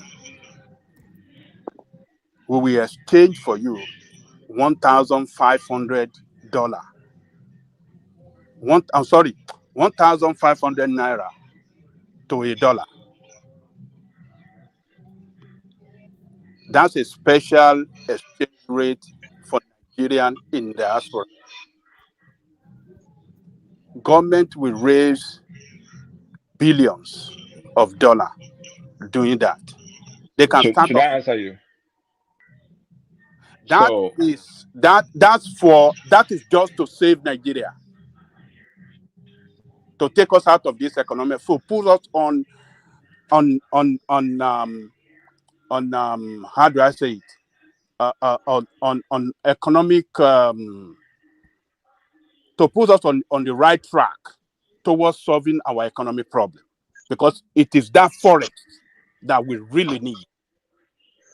So let us, any money coming from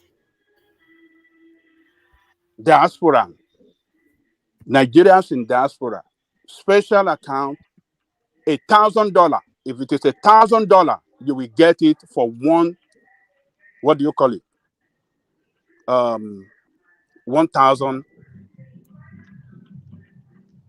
1,500 naira to $1. I think how do you finance that? Let me answer that question. We have the money, we have the naira, don't we? All right. Let me answer that question. Yeah. So essentially, what you are saying is to set up a diaspora bond, and with a 50% return. We've set up a diaspora bond before for $300 million. It was due last year, 2022. Guess what happened? The government had no money to pay back. So diasporas have been burnt, because I just looked at it. Our very first ever diaspora bond, was set up for $3 million debt. Government did not repay it. Sad, honestly. Government did not repay it in June 2022. And then you are saying we should provide immediate dollars. We've not fixed the dollar demand issue. And government will now be owing us 50%. I don't know what term. Let's just put some term there. I don't know. Let's just say 2-3 year term. Government will be owing us. That is worse than any loan the government will borrow for the immediate term, not for the long term, for the immediate term. So number one, we've done that before. Number two is expensive. Number three, the government will default on it. So no, the format this one is going to take is different from what we did before. I don't know how the one we did before. I don't know the format. It was a bond. They issued a bond. Yeah, that was a bond. This is an exchange. This thing we are not doing a bond. Exchange rate for diaspora right now for inflow of forex into Nigerian economy. One special for everyone. What Agale Coco is talking is more like subsidy, but the only thing is that you are not. Yes, a kind of. What mechanism do you use to enforce that? What mechanism? It can even be enforced.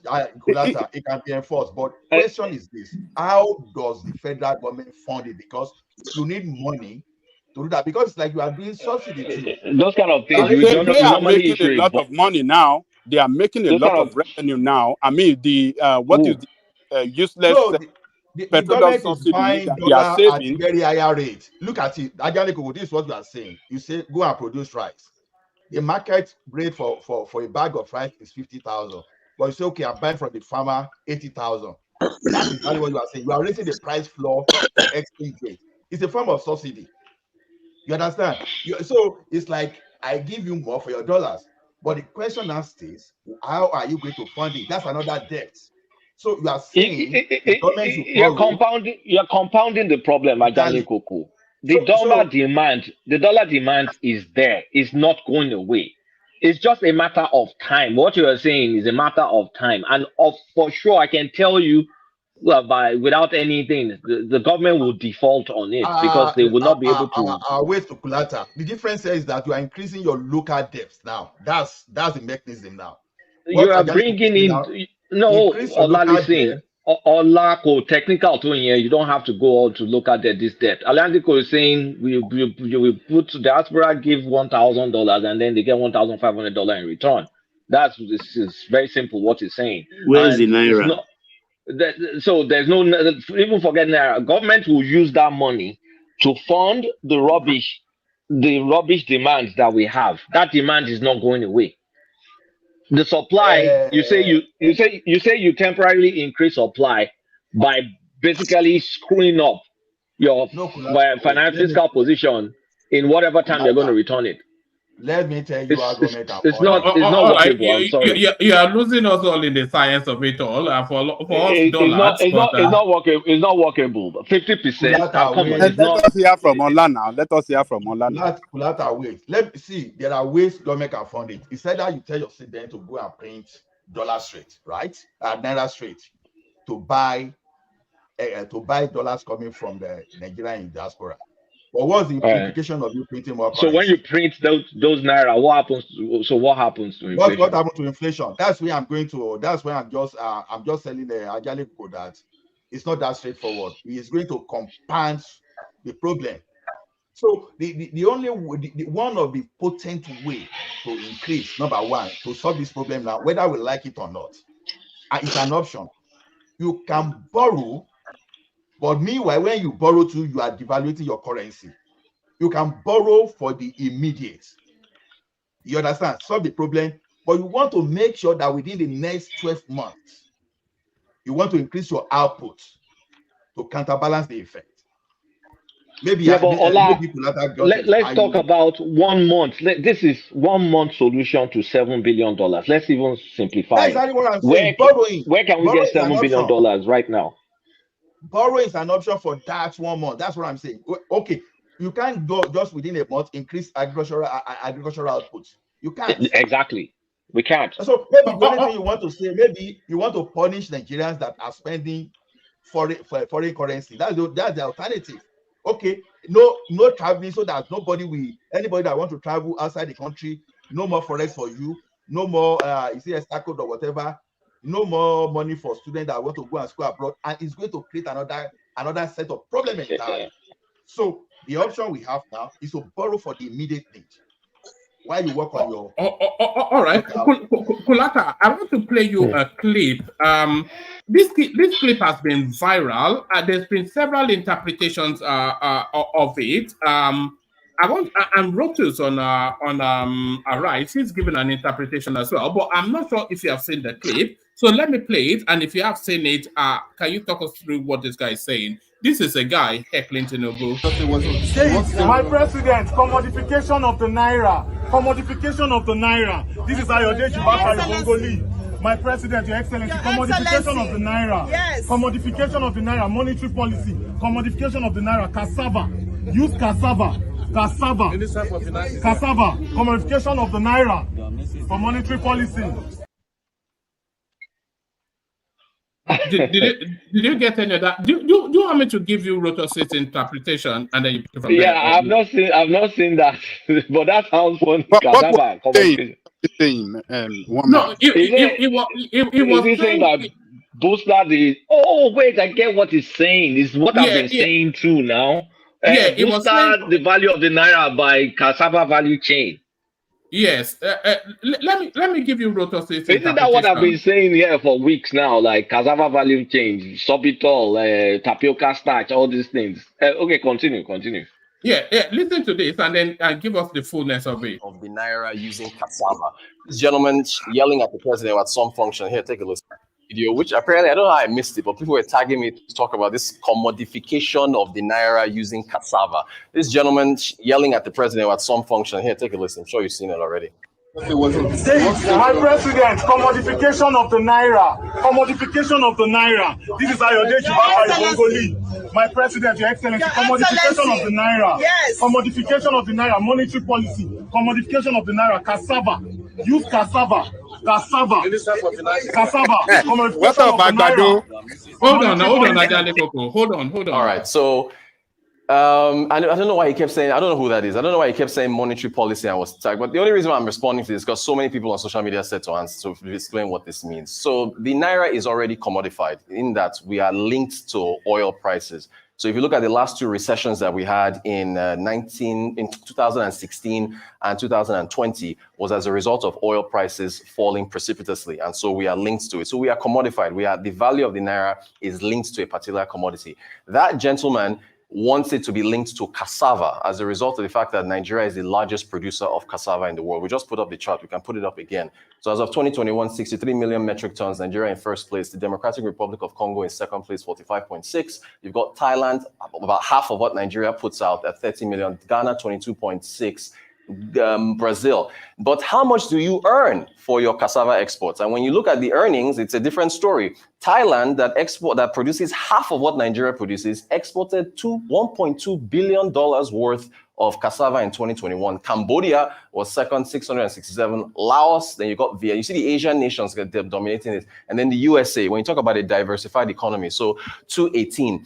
So, you know, you move that further and you look at the fact that when it comes to Nigeria's total exports, if you look at the foreign trade in goods statistics on the Bureau, we did 279 billion in total agri exports, Q2 280. So I said, let me annualize this. If you annualize and say you've done 280 billion in each quarter, it comes out to 1.1 trillion. And if you use 1,000 naira exchange rate, then it comes out to $1 billion in an entire year for all your agricultural exports, which means that we are really, really behind. So cassava, the issue is because there is the same issue with any agricultural export in Nigeria. There's logistic issues. It only has about 48 hours before it spoils. So you've got to get it to a processing plant as quickly as possible. Bad roads, lack So that's the guy, Kulata. He goes on to explain further. The guy that was heckling Tinubu. Do you want to listen to his explanation, or do you want to pick it up? Yeah, but honestly, isn't this exactly what I've been saying?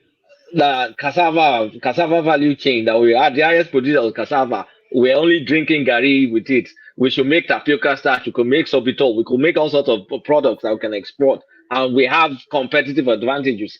Anyway, continue. Continue. Yeah, because the guy was then invited to freeze, and then he let's say, how you doing, Bongoli? I'm fine. I was sleeping. My brother was the one disturbing me, calling my phone. Which of your brothers? Saying that my blood brother, if you know, he would harass me the way every Obi will harass Bongoli, but it's my brother, you know. And then my mom is PDP. She's never liked APC. My tickets and book a hotel on. You don't see it. It's we here at the bottom level that will be fighting ourselves. KK won, defeated Oyetola, and it is going to take many years of a lot of planning, a lot of work to get there. It's not just Bongoli saying commodify the naira with blah blah blah. Brazilian real, trading palm oil with Malaysian ringgit. Then if Nigeria has comparative advantage when it comes to a certain cash crop, why don't we work towards using that currency for global trade? And that is just the meaning of commodification, backing your currency, in this case with a tangible asset. It's not like you're backing it with gold or you're backing it with crude oil or something. In this case with a tangible asset. And it is going to take many years of a lot of planning, a lot of work. Okay, I think that gives us a better feel. But Kulata, it sounds as though some form of pegging the naira to cassava. Hey, I'm not going to say we peg naira to cassava, not quite. But I can say we invest in a lot of cassava value chain. There's so much. Ethanol, sorbitol, tapioca starch, anything gluten-free. Cassava is a substitute. There's so many. Exactly, Kulata. You got it. That is exactly what the guy is saying. Is exactly what Kulata is. I'm not saying you can't back it up like it's not crude oil. It's not crude oil now, cassava. So, but there are many things we can do, because sorbitol is, like I said, I sent you a link of one lady. She lives in Oyo State. She's making $12 million a year on cassava. Just one lady. She doesn't have to come to United States to come and fact like us. So, we really, really, really need to do a lot of things with cassava. Everything should not just be gari alone now. There's so many things you can do. But we're not the world number one though. So if we sort of if we in value production, our yeah we're of cassava, number one. We're are number we? one in terms of output. Yeah, we are. Did Rotus not say it's Malaysia and whatnot? No, that's exportation. Like the No, people we're selling number it. one producer of cassava in We're the number one world. producer by a large mile. Nobody. I mean, number Exactly. two to us is by a large mile. So is it then saying 25%? you can come in as well, Prestige, because I can see you in the comment section showing some knowledge of that space. But is he essentially saying that the value of the naira should track the value of the price of cassava internationally, because that is where we have a competitive advantage? I believe, but cassava is not that. Cassava is not that important of a product that you can put the value of your currency on. I mean, let's not get too funky. But at least cassava is there to tap. What are we doing? Do we want someone else to do it? Palm oil, is it? Look, palm oil. We got in the 1910 something, before Malaysia and Indonesia started doing theirs. Nigeria was the leading one. We were number one. I mean, there were some even seedling trades that happened between us and Indonesia and Malaysia. But it's not like they had their own too, but we had better yield ones. People, even up to the 60s. We just had better. Yeah, we just had better yield, palm oil, whatever. Is it seedlings or kernel or whatever? I don't know. I'm not an agri person. But look at what Indonesia and Malaysia. Look at what they're doing with palm oil. There's so many stuff they're doing with palm oil. Go to any bakery, any supermarket, you're going to see palm oil on almost every junk food that is being sold in a box. There's some derivative of palm oil in there. Kulata, let me just even add simple things. When you buy coffee here, you will see responsibly sourced. You understand? Part of those responsibly sources is when people go to foreign land to process their coffee bean, they put like processing plants there, so whereby they use it to help the local economy and to make sure they are not doing something harmful to them. So if we can look at cassava from the point of responsibly sourced, simply means that don't just carry our raw cassava, just come to our country, put the plant to process. You can now, maybe your sorbitol, whatever you want to use it to produce, you can put some kind of plant to put it to something that is almost finished product that you will take. So when you are trying to commodify, you see, you turn the value chain to the fact that, okay, all the essential commodity that will come out from this, you are doing it locally. So what you are just trying to do overseas is just like you just export, like almost finished products. That's exactly what this guy is saying. Instead of you just doing all your efforts, you make just $1 billion from what some people are going to make like 200 billion. That is exactly what this guy is saying. So because it's a good idea, but is it a short term? It's still not a short term. It's not short term. Short term, we need to borrow. If anybody is going to borrow us money, we need to borrow. Or let me go to Baba. If they can get Emefiele to cough out some money. we will. Don't laugh. You are taking this thing. How much will he cough? Here, these people, they must cough out the money. We will squeeze him. Guys, that money I know is gone. No, I disagree with you. Okay. Kulata thinks the same thing, but I strongly disagree.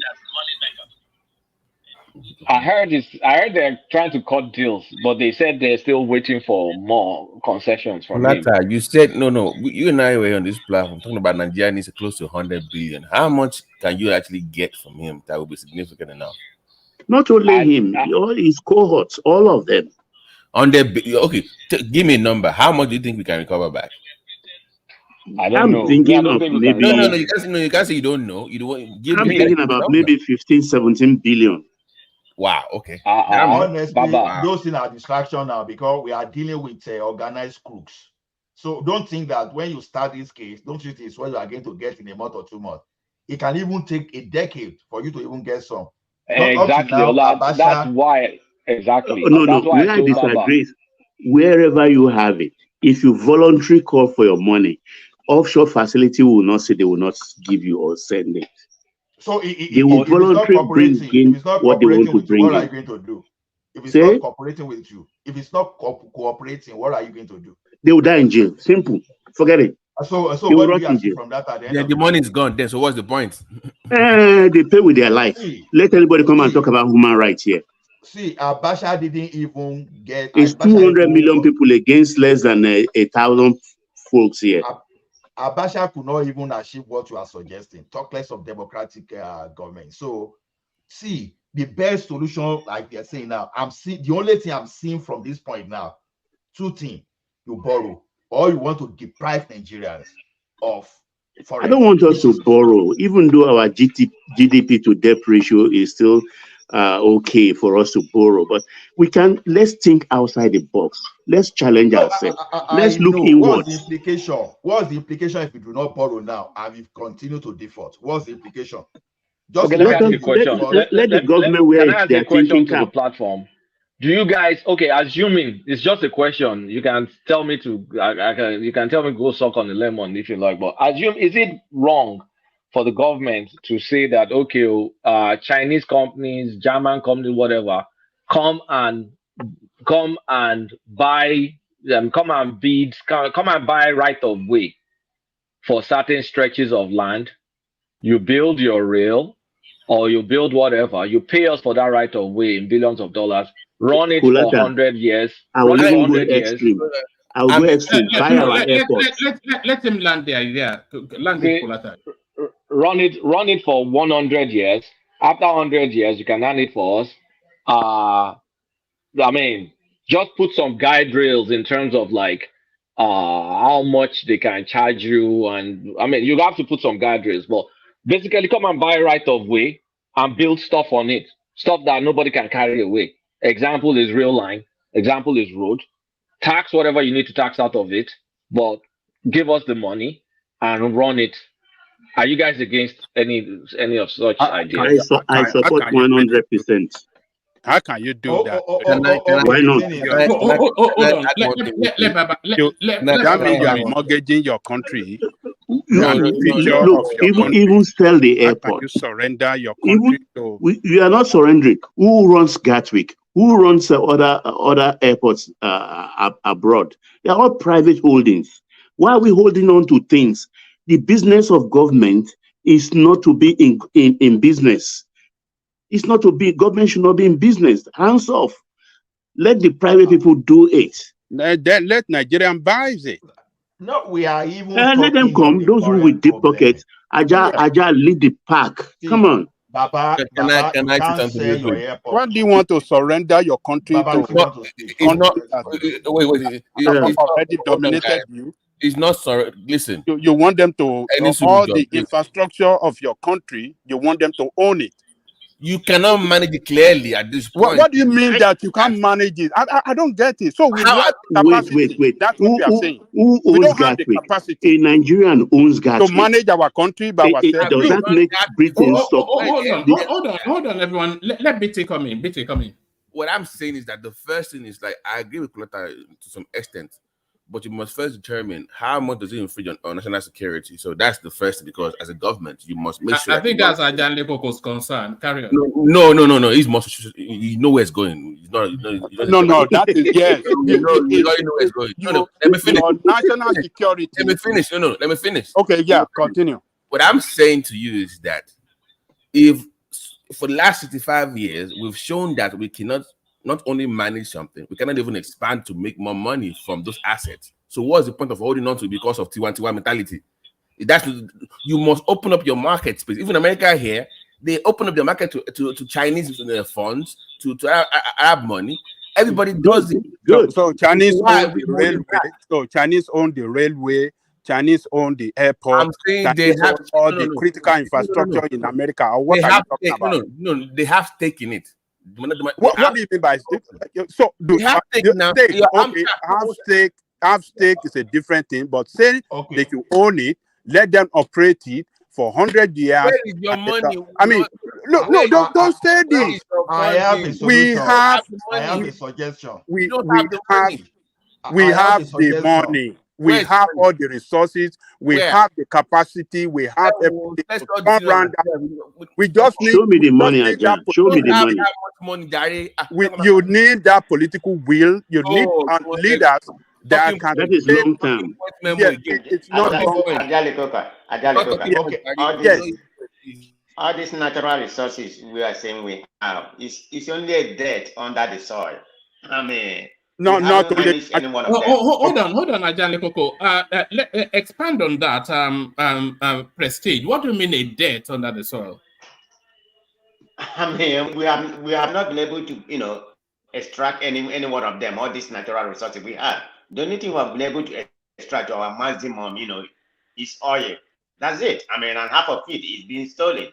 So right now, even at time when we extract it, we're gonna have to bargain with the West, and they are the buyers. So they're gonna negotiate, to buy, the demand between buyer and supply. They're gonna, level it to purchase what we have right now. So we are depending so much on natural resources instead of building our human capital. That's where I think we should follow, and that's immediate result. One man, sorry, before you continue, can I ask another question? Because carry we say we need about 100 billion. Do we even have that much? Babati, immediately we need $7 billion immediately. But let me ask you, for what we even need, do we even have that credit line to even access 50 or 60 billion dollars right now? Do we have that what? Credit? Yeah. Yes. No, I mean, our reputation. First of all, our reputation is in tatters because of the audit. The audit that they did, not the forensic audit, but the books that Emefiele released, showing CBN's what's it called, financial statements. Right. The world got to know that a lot of money in CBN was actually borrowed, and CBN could not balance. Was it that CBN could not balance his books or something? Kulata, Kulata, can I ask you something, Kulata? So how on God's Let me ask Kulata something. Are you not going to open okay, go ahead. But Kulata, go ahead. Can we borrow money? Everybody's proposing we should borrow. How about our foreign reserve? Look at where we are right now. Can we be able to borrow what we want? Foreign reserve is another thing entirely in this situation. Foreign reserve. Can they borrow us money even if we have man of prestige? A great deal of money. A great deal of money in our so-called foreign reserve is borrowed. Exactly. So the Kulata, the thing is this: I have suggestion, but I know this may be brutal, right? This may be brutal. Can we increase tax on foreign products? What I mean by foreign products is this: you look at organizations that are in services already, that are patronizing foreign products that they need dollars to actually pay for services in software product that can be localized. Although it's medium term, it's not that short. You look at someone now that is having partner in India or in the United States, but you know that these products can actually be made in Nigeria, and you increase the tax in favor of that product. Allow it, please. Let me land. If you say they should tax them, you must already remember we were discussing this a few weeks ago. If you want to stop that or tax it more, you must already provide those companies that will give them the same stuff in your country. If you don't have that, you can't tax them for importing now without providing. Okay, no, you did not really get what I'm saying. What kind of goods are you talking about? There are some foreign software products in Nigeria today that can be localized. Now, you need a lot of dollars to service all those. My experience in the industry before I left shows that we have capacity locally, but for some reasons, people still patronize foreign software products. Software. Now, I'm sorry. I think software is not a very good example of something we should tax. Wait now. How do you know? You are jumping. You are jumping. How do I know? Because it's going to stifle our productivity. But continue. Well, see, you are not getting it. Okay, now you buy a software product from India, and India, let's say a bank, for instance, is paying average of $5 to maintain a solution from India every year. Now look across how many banks we have in Nigeria. I'm just giving banks. There are some organizations, and we have people that can produce products. at least at the microfinance bank in Nigeria, many, if not half of the software they are using for their banking hosts in Nigeria today are produced locally. And when you look at those people, they are insignificant when you compare to the big commercial banks. What is it that the big commercial banks are hiding that they cannot patronize the local one? If, after all, we've seen a situation whereby the local, some of these commercial banks, before they grew big, you understand, they used to patronize local. Wait, oh. Now that's just a suggestion. That's just a suggestion. Again, another suggestion is this. So another suggestion is this. Now, the only crude oil we have quota. We have OPEC quota. Now, is it possible we invite some foreign countries to just do some forward sales for them, and we down the consequence of joining OPEC if we can just secure a good contract for let's say for long-term contract to bail out of this and just bail out of OPEC, just like Canada and some country will bail out of OPEC and let them just sell as much as crude oil we can sell for the future purpose. Just to get so now. Wait, before you where is Prince Daddy? This is this sort of conversation. Fagun, let's stay on that. First of all, your that software example, I think that is the wrong good. Because first of all, enforcement is almost impossible, number one. Number two, it also stands the chance to stifle productivity because before you get alternative, it's going to be a problem. I will support if you say they put a tax on discretionary products, such as, luxury goods, luxury cars, furniture, like junk food, what about rice? What about rice? Rice is essential. You ban rice outrightly. Sorry, yeah, but rice is essential. Are we producing enough rice to satisfy our local demand? Hold on, please. Remember, I showed you a list of the top 27 most imported items for manufacturing. Remember that list, Kulata, that we were talking about the other time? Yeah, so I remember. If Ola is talking about increasing taxes on those things without providing alternatives for them back in Nigeria, that's a recipe for disaster for your manufacturing. No. We are getting it wrong. You think there won't be alternative, but there will be challenges in the. There is none right now. You can't stop one without providing the other one. You must provide it first. That's not totally true. That is his choice. That's not totally true. You can't. No, hold on. You can't jack up. Hold on, please. Hold on now, Olajo. This is you cannot increase taxes on what is imported without already providing. Let me tell you something that I know about those foreign software very well. I will use FlexCube as an example. Whenever India sells FlexCube to you, they don't want to leave their hand. They're supposed to stay with them and you keep them paying dollars.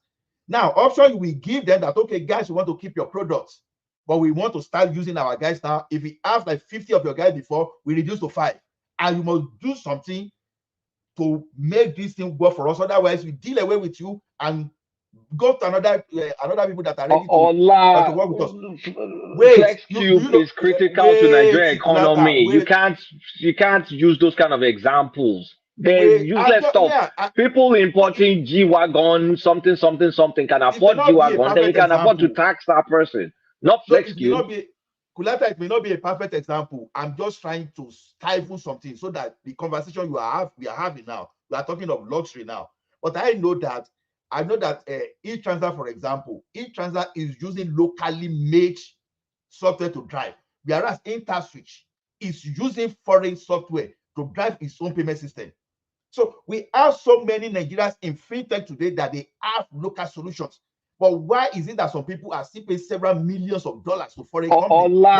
I understand this software space. FlexCube and Intransact are not playing the same space. It's like you saying people should not import SAP or Oracle Cloud into Nigeria because of one thing. Those things are what they need to do in Nigerian economy.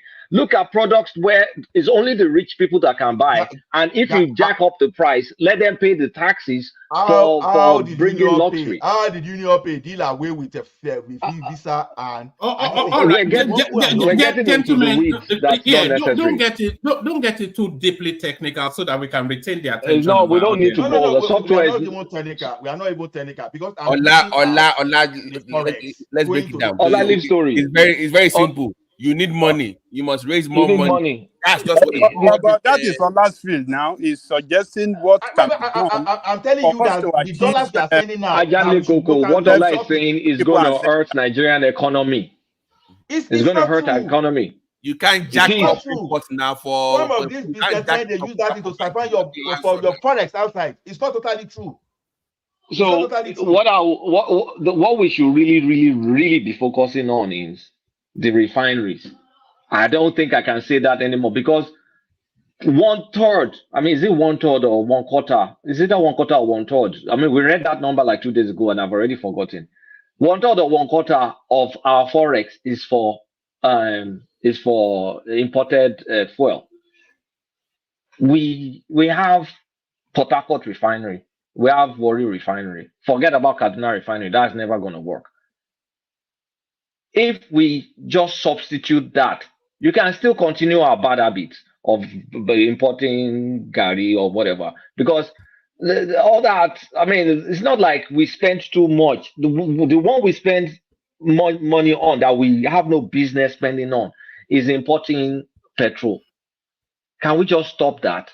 Can they allow the refinery? Because my fear is if they fix even the Port Harcourt refinery, someone is just going to go and damage something. There's risk of sabotage because some other people want to continue making money from import. So even if they fix it, if we're so terrible as human beings, if people have 7 billion, how can we raise that 7 billion now? Allah has said it now. We must borrow or we sell. The fastest is borrowing. But who's going to borrow us? Okay, if they borrow us, okay, guys, think about it. If they borrow you money and you are not, it's like you run someone, it's like a tenant wants to rent your house. You ask that tenant, what's your social security number? Then you now go and run the credits. You see that tenant has credit of 400 or 500. If you're going to allow that tenant to stay in your house, won't you jack up the rent? So anybody that's going to borrow us money right now, what interest rates do you think they're going to give us? They'll give us like subprime. Story about that. They'll give us interest rates that, I mean, from what I heard, we're still paying loan that was borrowed under Babangida. So we'll add more loan with higher interest rate. Kulaka. Are you hearing me? I'm hearing. Kulaka, you see, we are speaking too much grammar. We are not solving no problem.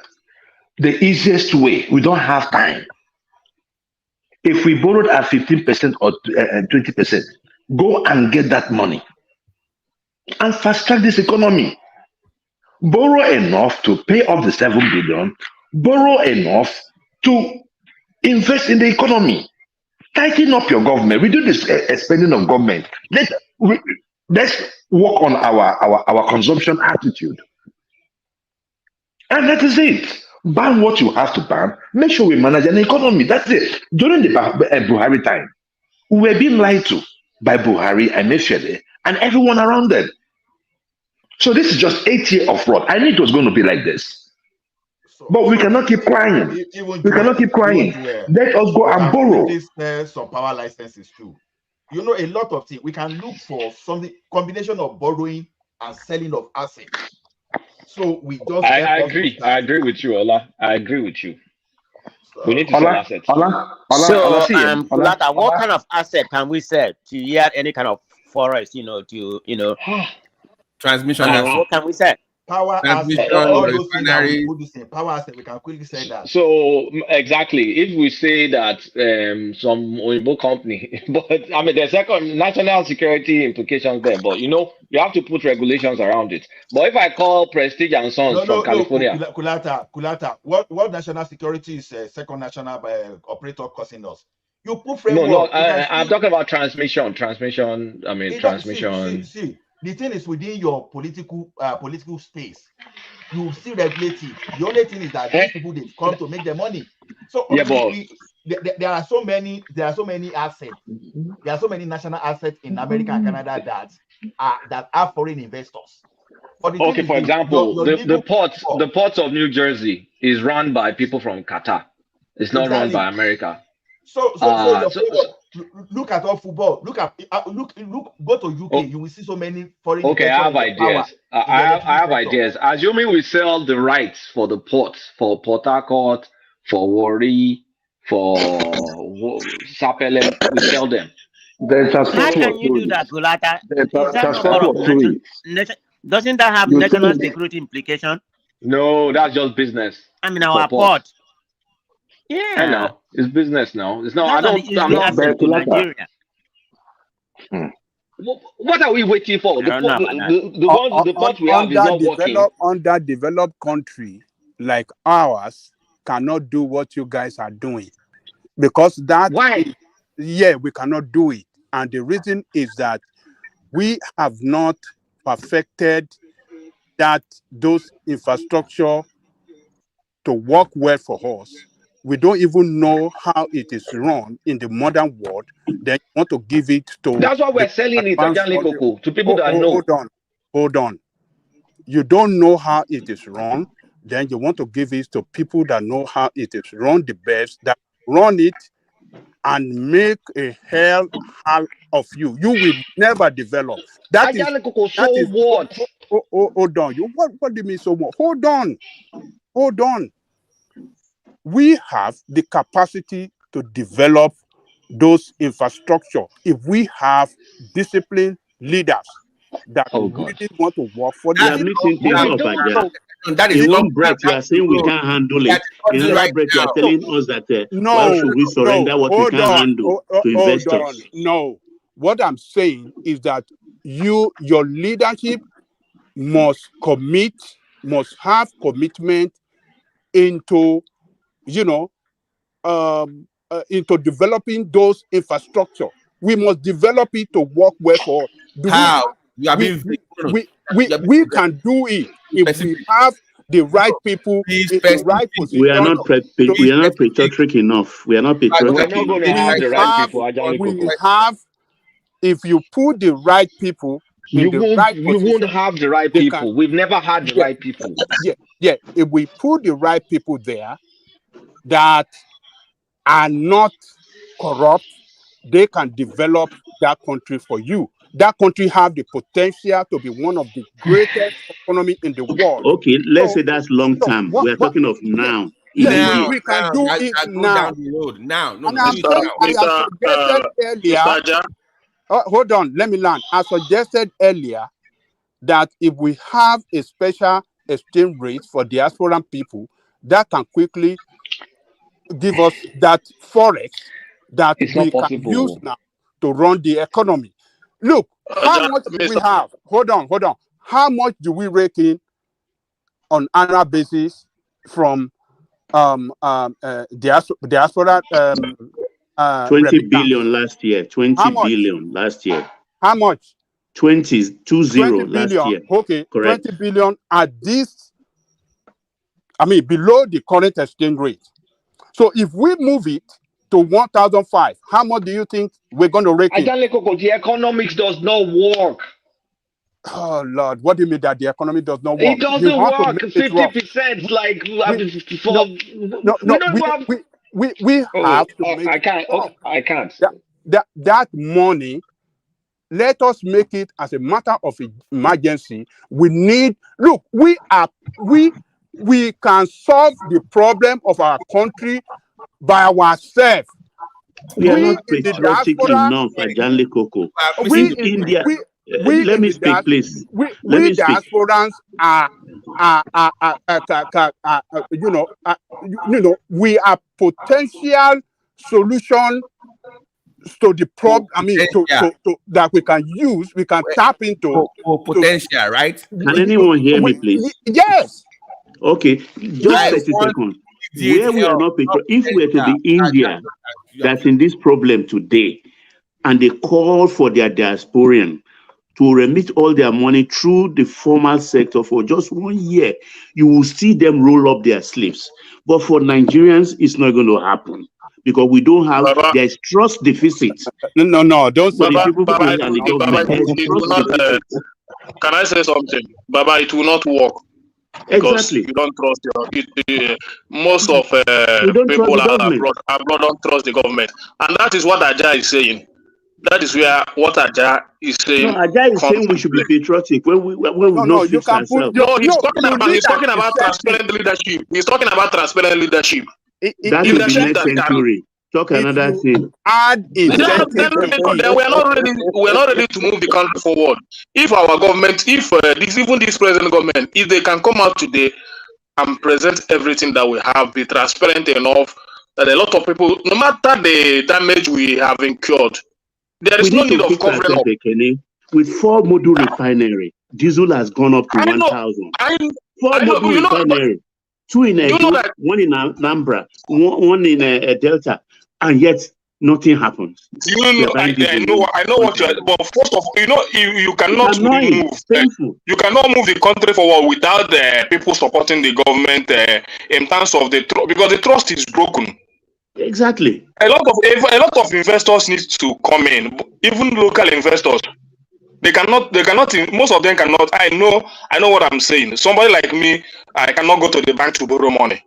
Ekene, that is why I'm adding incentive to it. The current exchange rate is 1,000 in the black market. Yeah. So exchange it for us in diaspora 1,005. You will see billions of dollars trooping into that. Are they going to print the dollars to pay back? Forget about it. You want to follow the normal economic theory that is being preached to you by the West? What concerns you with does America not print the money? Does America not print the dollar? Is it going to be Does America not print dollar? Does America not print dollar excessively to help their economy? What are you talking about? Can Nigeria print dollar? No, you don't need to print. I'm not saying What dollar. concerns us with dollar? Naira. All we need is to encourage our own currency. You have so much naira in that country that can be exchanged to dollar. Let's have a conversation. Yeah, we're having conversation. You have so much naira that can be exchanged to dollar. I want to ask you a question. To ask you a question. Yes. Currently, Buhari printed you have to forgive this language, a shitload of naira through that what's that called, through CBN, ways and means. So we already have that to deal with. Our inflation is already 25%. So you said give $1,000 to get 1,500, and you said we're going to print naira to do what? What are you talking about? Are you telling me that we don't have enough? No, I'm asking you. No, question. No, hold on. We have, look, that money we are sending it to the economy, to the country, to fund the economy. So it's tied to productivity. It's not just for consumption. So that $7 billion that is already spoken for, so that immediately that goes. Then what else is left? What do you say? We have $7 billion demand right now. So they bring the money now, right? They're going to satisfy that demand because to get the economy moving, right? So after they satisfy that demand, we're not gonna. But we got to meet our creditors. We got to reschedule some of these debt with them, and no, this is not. I'm not even going to debt at this point. I'm talking about dollar demand. I'm not talking about debt. Yeah, like people that want dollar. I want dollar for school fees. I want dollar to import equipment. I want dollar to do this. No. There are certain things that we have to stop. School fees, we are not paying no school fees. Your child cannot school in Nigeria. Bye-bye. We have to look. We are not paying for any school fees for anybody going to study in abroad. That one is no more. You cannot school in Nigeria. You deny them. No. It is not a matter of importance to the national development. Are you going to deny them access to the best educations in the world? No, we have schools in Nigeria that they can go to. develop that infrastructure, educational infrastructure in Develop Nigeria for Nigerians to how school many in their years? country. And so if you want to go and school abroad, that is luxury. Nigeria is not going to pay for you. Ajalekoko, let me back you up. Let me back you up. Nigeria is not going to pay for that nonsense. It is Baba, tell them the truth. Tell them the truth. They don't want to hear. It's just I don't know what they are saying here. If you think that is the truth, then I'm that's sorry the for truth. you. That's the truth. He's saying. He said the truth. Fund, build your infrastructure. After all these Oyibo people, they used to come here to study before. They used to come to Nigeria to study before. What happens? You are not going to build the infrastructure in 1 month. Wait. What are guys, we're talking about immediate problem. You guys are talking about Alice in Wonderland. No, wait. So if you are looking at the immediate, if you are looking only at the immediate, you will not solve any problem because it's just like come tomorrow and beg. That's not the problem we are facing. A lot of Nigerians has accepted. A lot of Nigerians have accepted to fall into any policy that will bring Nigeria out of this mess. If not that, let me finish. If not that, let me finish. If not that, we will not endure this fuel subsidy removal. Hence, we have endured this. They start to put the right policies now. That at least we know that in the next 2 years we get out of this mess, or 3 years, or even after your administration. But we are not seeing that directly. Yes. Let me just say this. I'm sure I'm telling you something you already know. In all of these processes, there's the short, and then there's the medium, and then there's the long term. So in the long term, yes, you can build up your speed in order to have a standardized space so that you don't require internationally anymore. But in the immediacy, we don't have any schools that is worth anything now. They are even rejecting transcripts from Nigerian institutions, and you are saying people shouldn't study abroad. So that lowers then the quality all the way through. Let Ola come in. Yeah. One man, see, what Ajalekoko said, it may look harsh, but I will just give a solution that is still what Ajalekoko is saying, but less harsh. See, if you want to go and school overseas, I'm not going to give you official dollars. If you like, talk to people in the diaspora to give you dollars and pay them naira in Nigeria. But government, I'm not going to give you. For those government officials that likes going overseas for meeting, to do meeting. Why? So sorry, why? Why would you not support somebody that wants to go to some of the best learnings available in the world for the benefit of the country? Now, what's the ratio of these people we are talking about to 200 million Nigerian people? Because the problem of Nigeria is that the people causing problem for Nigeria. No, don't go to the problem. No, stay in the narrowness of the conversation. That's what I'm saying. Hold on. How many are these people compared to the entire Nigeria? Because hold on. So don't go on. Just stay in the narrowness of the conversation. How many are these people compared to the 200 million Nigerians? So let's narrow it to examples. So somebody has the capacity and the brain acuity to get as far as possible to be one of the top brain surgeons in the world. He comes from that Nigerian space, but then of course international training required. Just an example. What value is that person to a million average person? Is that person more valuable to the Nigerian state than a million average Nigerians? Okay. What you are missing here is if you listen to my solution properly, then this one will not come up. Then maybe later I can tell you the implication of if you want to stay the same lane when Nigeria is sinking. Now the question is this. I'm not saying Nigeria should not go overseas, but it should not be something that will be like so fast. No, because you're making it sound like a luxury. Is it a luxury? Let me land. One man. Let me land.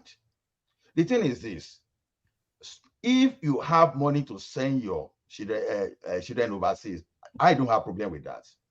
What I'm saying is this: don't use government official dollars to do that. Find alternative.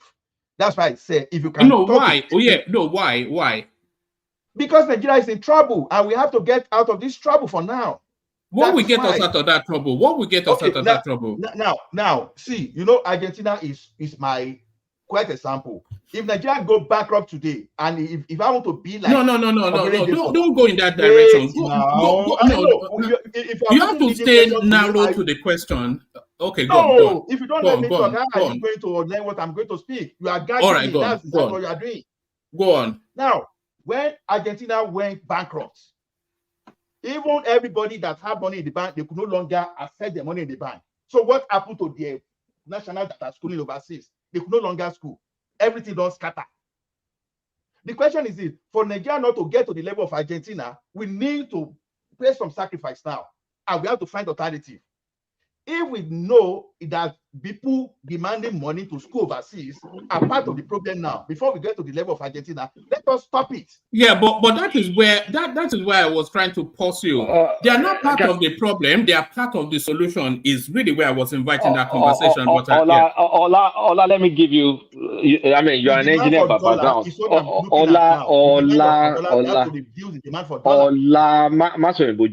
You're an engineer like me by background. Let me give you some numbers.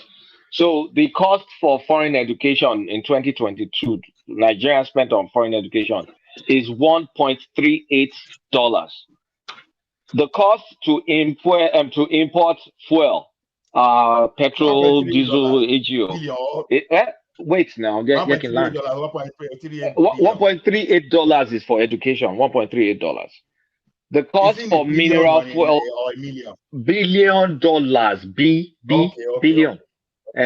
The cost for importing petrol, mineral fuel, $23.9 billion. Which do you fix? Which one is more cancerous to your economy?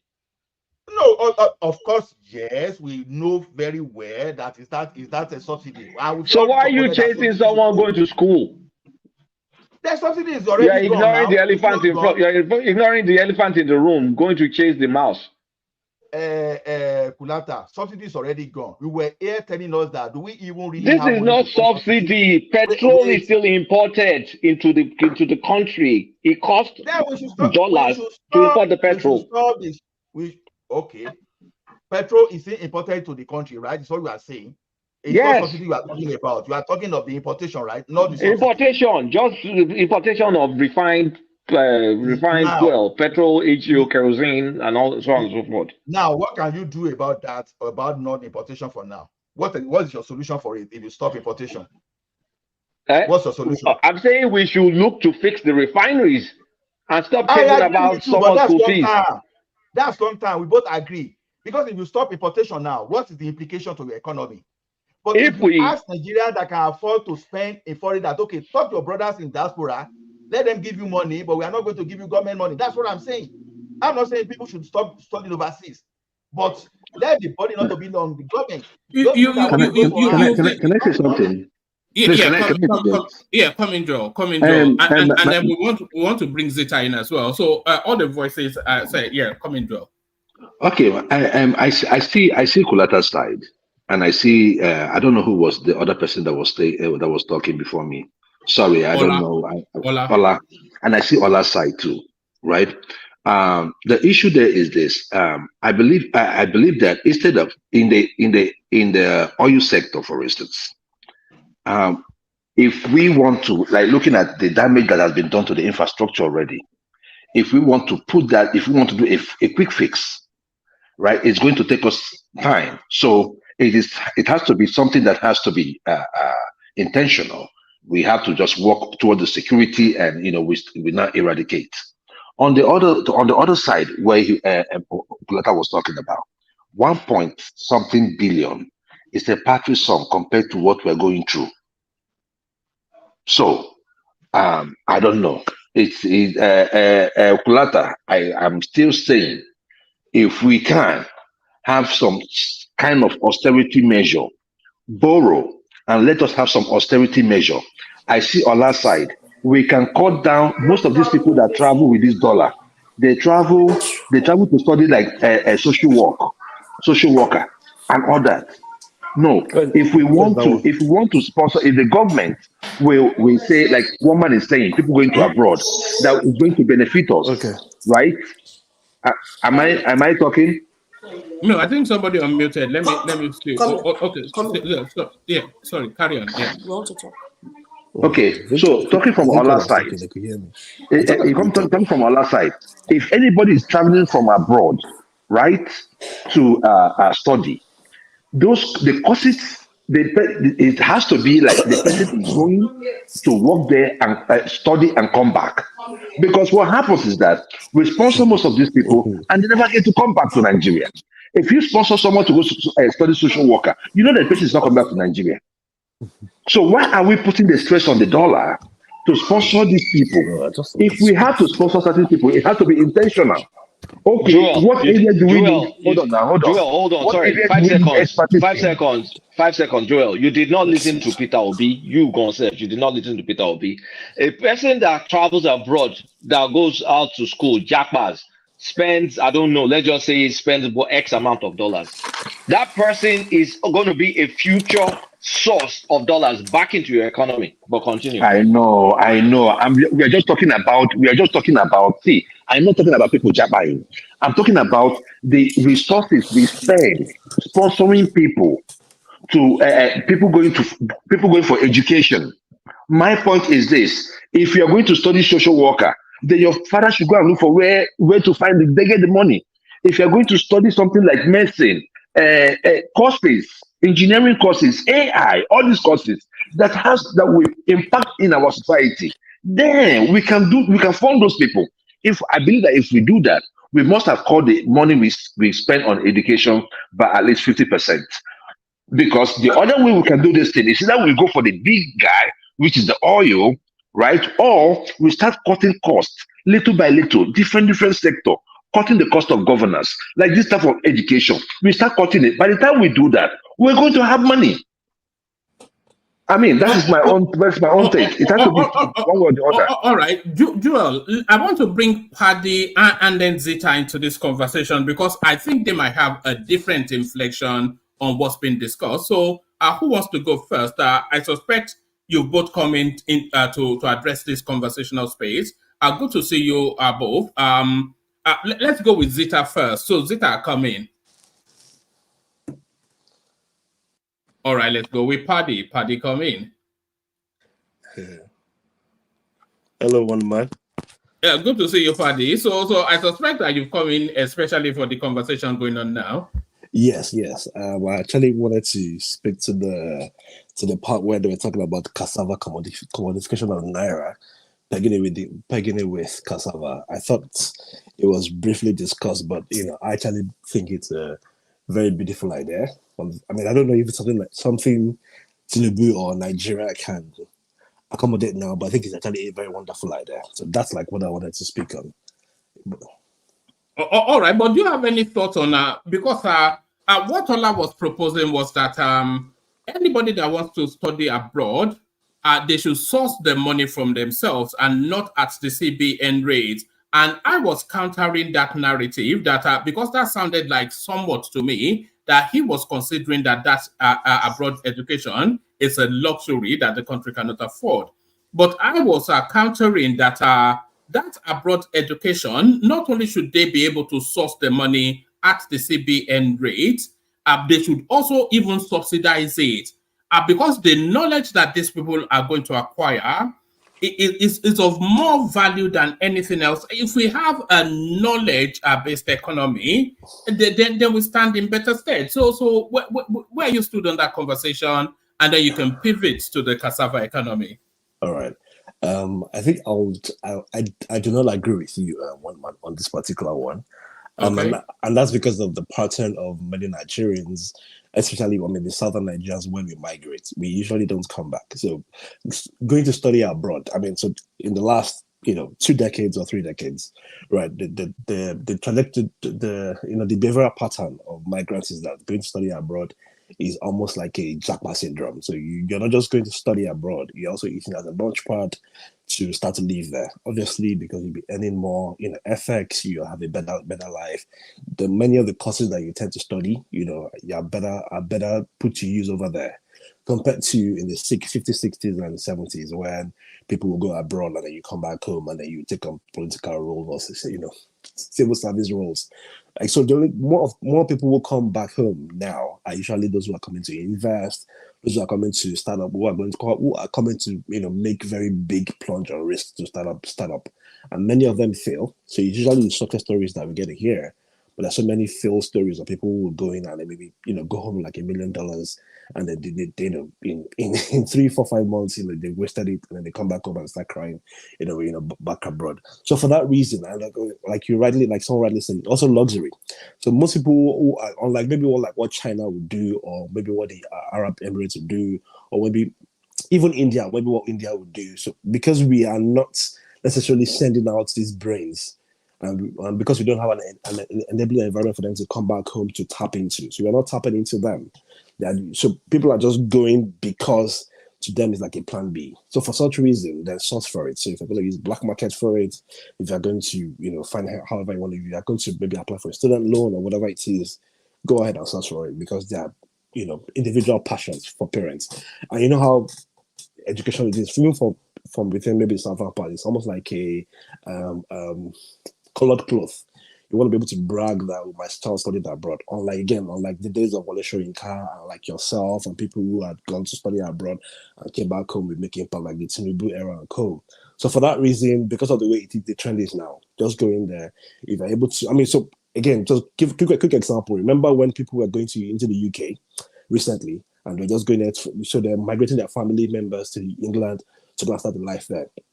So for that reason, so you find many Nigerians going to England or USA and continue getting degrees simply because it gives them some sort of legal stay there. So they didn't go to school to just get something back up. So for that reason, I actually agree with Ola. Source for your funds. Like if you not come back and you're not making a good impact, obviously you can potentially rise into anything. At that point, your proceeds will make more impact. But for now, I think you should source for your funds.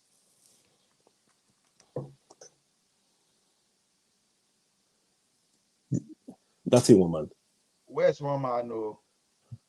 Okay, anybody want to speak before one man comes back? So sorry, I was speaking to you, but you wanted to speak on the cassava commodity something. Yes, I think probably because maybe people do not understand it so much, they kind of like dismissed it. But I think it's something like what America had done with gold, back then. So long before dollar or how America created currency, people were trading in gold. So the more gold you had, the more you could buy stuff, right? Then eventually America created like a central bank, almost like the history of money. America created like a central bank, so people were keeping all their golds there. So because gold, people were being attacked with their gold, so they rob you. So what America had, they had like a bank. So people were going there keeping your gold. Now, but because you had your gold there, the bank there or the central bank or that this reserve will give you like a credit note, some sort of contract, like a contract. So that contract will determine the amount of gold you have, right? So with that contract, you can go to many places and then go and trade. And when you trade, you get them like an invoice of your trade. Those people can now go take that invoice and then go and trade with their own gold. So eventually, we now have money, currency, these paper notes that we have. And if you understand paper notes are more like, it tailors down to the amount of gold reserves that you have. So every dollar that we spend is, tailored to eventually some sort of gold reserve. So the more currency notes as in America. Now, what that guy is proposing is that Nigeria should do something similar, whereby you can have some sort of contract notes, but this time around, rather than trading with gold, which we don't have in abundance, we should trade with what we have in abundance, which is cassava. And then if you understand the extracts that cassava can bring, so what it pretty much would mean is that it's almost like you're going to be promising the worth of cassava. So Naira will be pegged based on the potential value of cassava, right? I don't know if it's making sense. It's almost like saying we're using cassava as the resource, or money, our currency will be valued based off of the possible sales of cassava. Meaning that if cassava is going to be worth, I don't know, maybe $10 billion, however, I'm just using that as an example, then you can project Naira to say, oh, Naira of this amount, or this cassava ton would be worth that particular amount. So rather than us pegging with dollar that we currently peg now, or pegging with oil value, or oil that we're currently pegging, like crude oil, we'll be pegging it with dollar. So what it means that Nigeria will need to create some sort of reserves where they can. And you don't protect. find that nonsensical pegging the naira to cassava? I mean, goodness. No. It's not a nonsensical idea. No, it's not, because of the extract that we can get from cassava.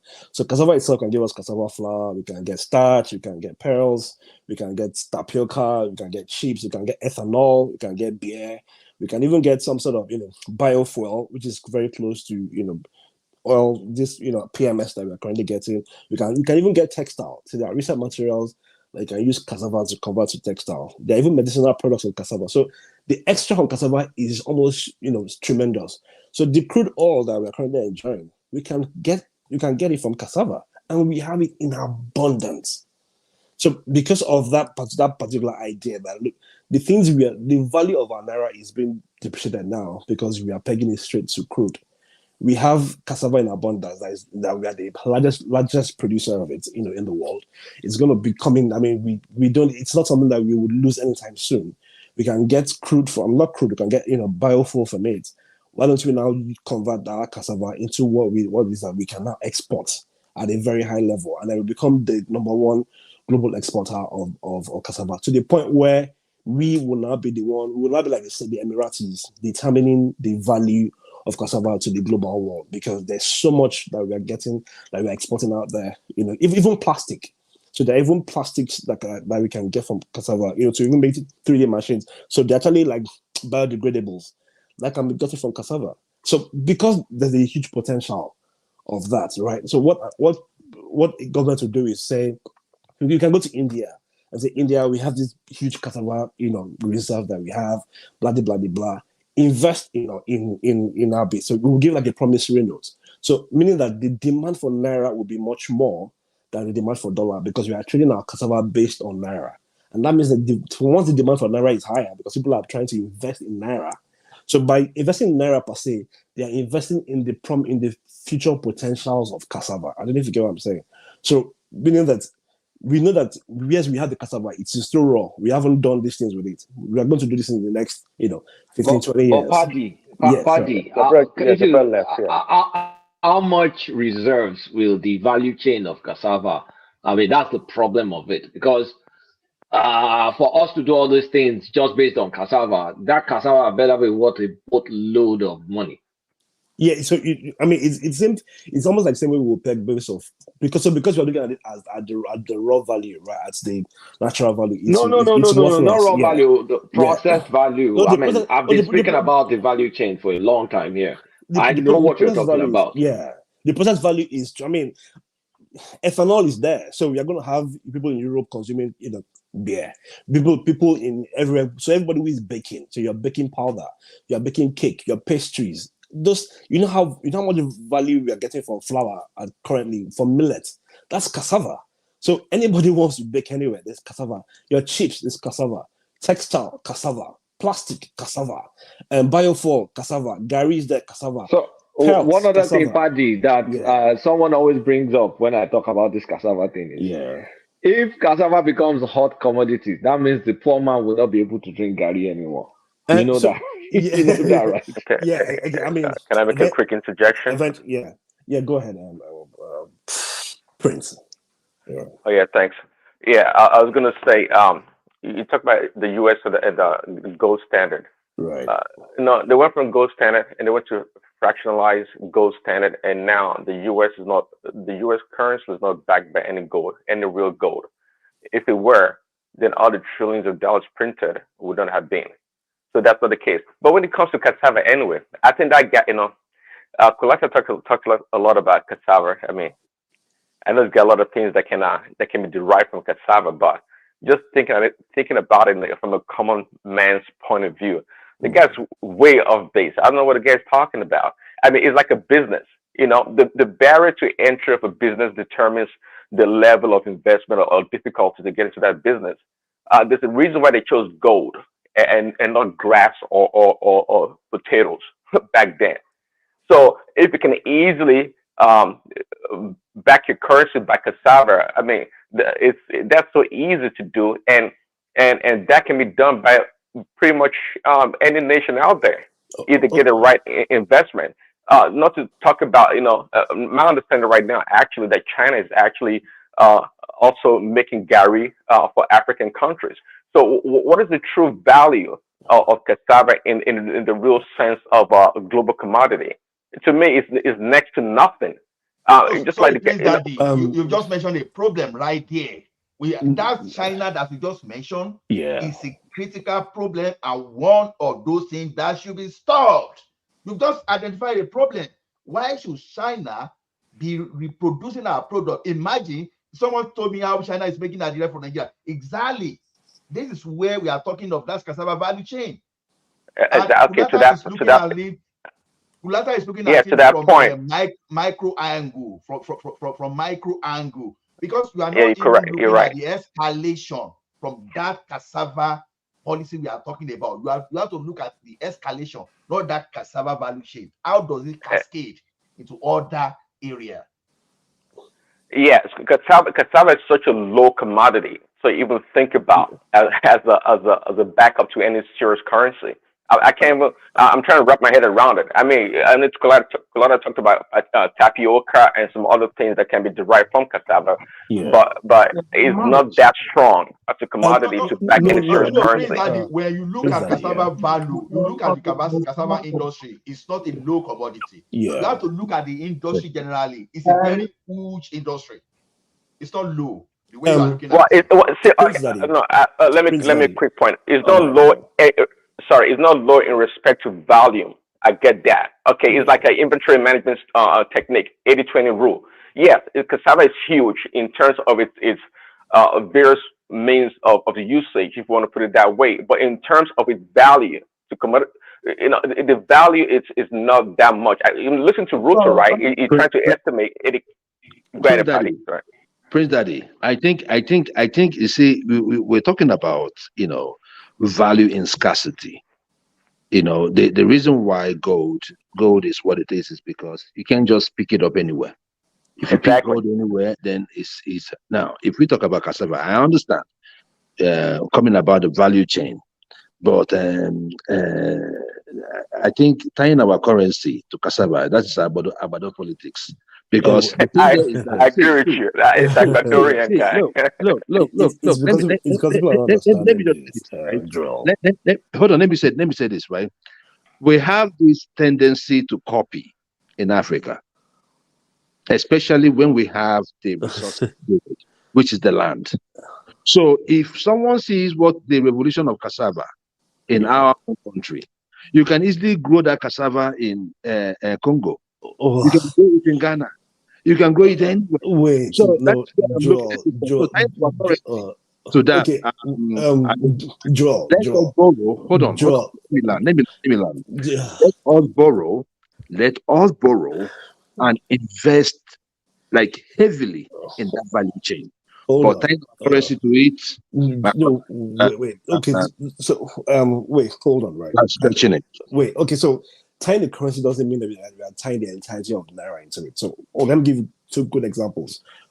All palm. So remember, back in the 40s, in the 19th century, when all palm was what the Western was Europe was using for its industrialization, right? When they introduced all palm, right? All palm was native to West Africa, right? And even though Brazil and Indonesia could plant it, it wasn't done that way. Another popular example is crude oil. Even though there's so many countries that have crude oil, it's still regulated. Now, because it will not become a commodified crop, then it will not be regulated. That means what Nigeria will need to now do is to now create a cassava producing nations. And then that way you cannot regulate the amount of people. Remember when I said Nigeria will now be like the Emiratis, so we will more like Saudi. You will not be the chief. We cannot coordinate and say, if you're Indonesia, this is the amount of. I mean, even as of now, even without it being regulated, there's nobody else who comes close to us. So the moment you become the big guy, now remember, as long as you keep looking at it from the raw value of cassava, then it will be like it's nothing. But here's what I'm thinking like. We are going to get people to fund the future growth of cassava to the point where we are now exporting and creating all the extracts, like Lotta has said and mentioned. So we're not just sending out the raw material or the raw cassava itself.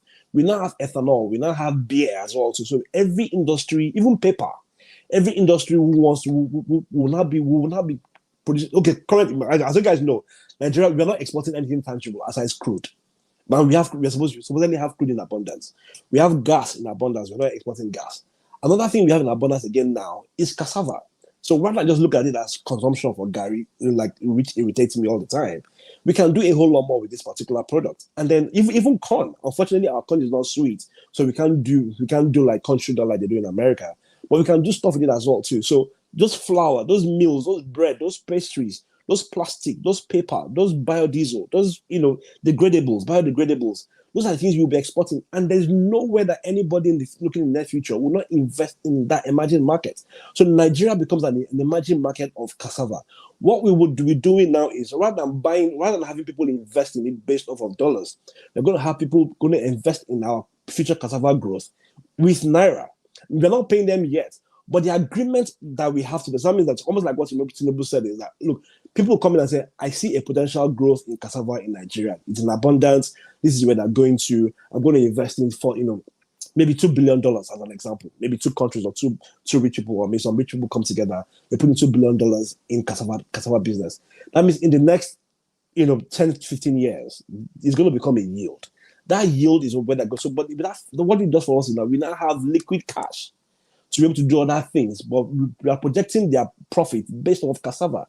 What we'll be giving to them back is like a promissory contract. Is once cassava does well, you guys will make your money. It's like a PPP thing kind of thing, almost like how you do PPP funds. But invest in Nigeria. Nigeria will use that money to do other things alongside grow the cassava business as well too.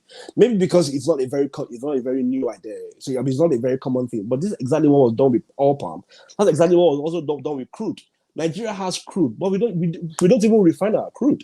And there's so many things that we get from crude. We don't even do oil palm. We don't even do as little as petroleum jelly from our crude. We can't sell it. Why? Because it's being regulated. Now, cassava is something that we can control, and then people think it's just about Gary and Eba, but don't know. It's that same industry. It's that same food industry. It's that same energy industry. It's that same commodity industry that we can also do with cassava because we don't understand the power we can get from cassava. That's why we're looking at it in this particular way. But I don't want to hug the mic too much. But that's like what I wanted to speak. Pegging the naira to cassava gives us the leverage to be able to make huge sales. Does it not make your economy vulnerable though? Because something easily replicated as a cassava, anybody minded to attack your economy, they can. Yeah, so it potentially has at its risk, right? So that's why people who are coming to put the money, they're coming there, so they're investing, so like an investment. Right, so it's not, we haven't done it yet, but people are coming to invest in the future growth of cassava. And once people are investing there, Nigeria now has leverage to begin to now make that cassava industry become a productive industry, almost like anything we want people to come and invest in. So right now, we might want people to come and invest in maybe our woods, and say maybe Nigeria wants to start exporting fantastic woodworks, maybe like oak trees or whatever it is, or all palms, or even cocoa. Almost like what's happening in Ethiopia. So we don't necessarily need to have it now. We just need people to be able to put some funds into it. We have that cash. We can pay back our debts. We can grow our economy. We can build our infrastructures with that cash that they've invested. And then once cassava starts to yield, then we're going to give them money based on the growth of cassava. So it's like a potential investment. So that means that rather than you saying borrow us money, we're saying invest in cassava. So we're not collecting money from you. So we are not owing you back. We don't have to pay you back in dollars or pay back in naira. We're going to be paying you back from the proceeds we will make from the potential goods of cassava. It's an investment. So people who are investors are the ones who will be looking at it, not the everyday consumers. So people are going to be invested in the potential. So that's what it means by commodifying the naira. So meaning that rather than people trading based on naira. So China is coming to build a railway. They will not owe China, owe China and in dollars, or owe them in billions of naira or trillions of naira. They're going to be owing them in trillions of worth of cassava. And we have cassava in abundance. So all we need to just hope is that that's agbadonomics, Abi. Exactly. So we are using our natural resources to trade the same way we're using. Maybe we can use petrol to trade, almost like the recent loan that they got from Afribank or something like that the NNPC was going to use the proceeds from oil, right? So almost like saying we're going to use the proceeds from. Well, may I interject you a little bit? Yeah, go ahead, Charles. This thing about cassava, we are looking just only at the bright side of it. There is a negative because this is an agricultural product that is subject to the vagaries of natural happenings. Like They can unleash disease on it. I was thinking about exactly, it. that's where I'm going. That's where I'm going. And then the yield will be less. And you know, these people, they can even introduce a hybrid of it that is useful to their own industry. Because I know industrial starch is a most prized commodity from cassava itself. And then I don't think a country we should rely on. Our economy is too big. It could be something on the side, like a side hustle, but it shouldn't be the main focus. Thank you. Baba, you've identified other opportunities. That's an opportunity for agro highlight too. When you look at it, all those chemicals to see. If we go by this story, then we should not be producing cocoa, and there are so many things we send overseas that we should not be producing. So when there are problems, it simply means there are opportunities. So that they can unleash diseases on it is just not an excuse. We just have to start. But the biggest thing about the cassava thing is, do people also value cassava? And if I mean, money is amount is store of value. So if there are enough substitutes for cassava, then of what value is cassava? That's are you talking of a substitute in time of local consumption, like eating? Is that what you are saying? Substitute for the people that are going to trade cassava with us. I mean, because it's a store of value, right? So if, for example, I can use some other cocoyam that is grown in South America to replace cassava, then does cassava have all that value? See, the question is this. Okay, I will give an example. I don't know where you live. You know, Illinois, for example, is one of the largest producers of corn, right? Even despite producing corn from Illinois, it hasn't met the demand for the energy, for the biofuel need and all those things they need to do from biofuel. So the substitute is this: the country that want to compete, you have to look at it. Why do we talk about kind of cassava today? Because we get that in a very large quantity. Other stuff you are talking about are the tuber, the size of the tuber that you want to use to compete with cassava. Can you produce exactly in the quantity, in the exact quantity to actually compete with cassava? So those are the risks you have to look with it. You have to look at. So if it has been possible for them, you understand why are they not going for it before? So if I'm going into this value chain thing, is that a risk to me, and at what cost, and how long will it take for that to even be a risk? If I plant cassava and maybe under 9 months I can harvest, all other substitutes, are they going to be available earlier or even longer? So there are a lot of things that you have to balance before you. But as you speak today, you use whatever you have to get the maximum value. That's it. What you have now, use it while you are planning for the long term thing. So I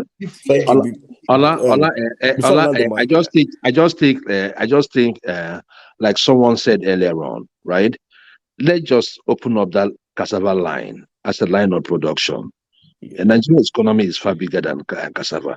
Let us open that cassava line. Let us open whatever way, no matter where it takes us to, whether it gives us 30 billion a year, it's a line, right? But I mean, let us just, like that, invest in other sectors like the cocoa. We're not even talking about chocolate and what Nigerians being Nigerians.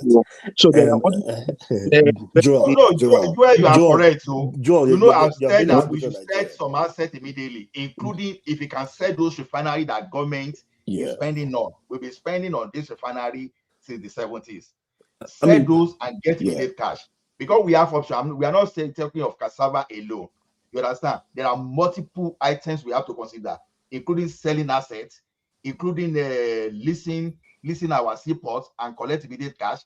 Even where possible, Lekki Road, that people from Lekki Phase 1 will not like to pay. If you can sell that road for a particular period of time, just we have to raise money, because we are now suffering for the consequences of our inactions and our biases. You know, when we were supporting all these things, that when we were doing babao, the implication is what is telling at us now.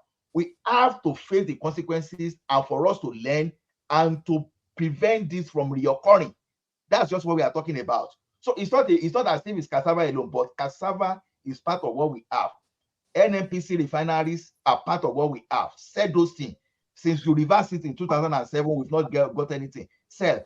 Our transmission line that we are holding, power licenses that we put in the exclusive list that is stopping people from developing. Allow people to sell. Let's say, because when you sell power licenses to the investor, maybe they want to make money.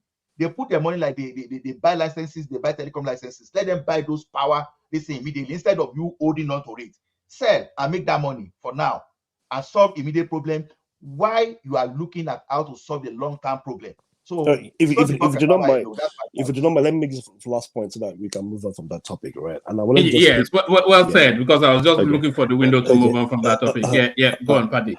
All right, I just want to to the point of people coming to invade or infest our farms. There's Brazil that are producing cocoa, the largest producers in the world. But whatever Brazil is producing doesn't affect Vietnam or Ethiopia or Indonesia with cocoa. So that we're going to have all this negativity of production of cassava.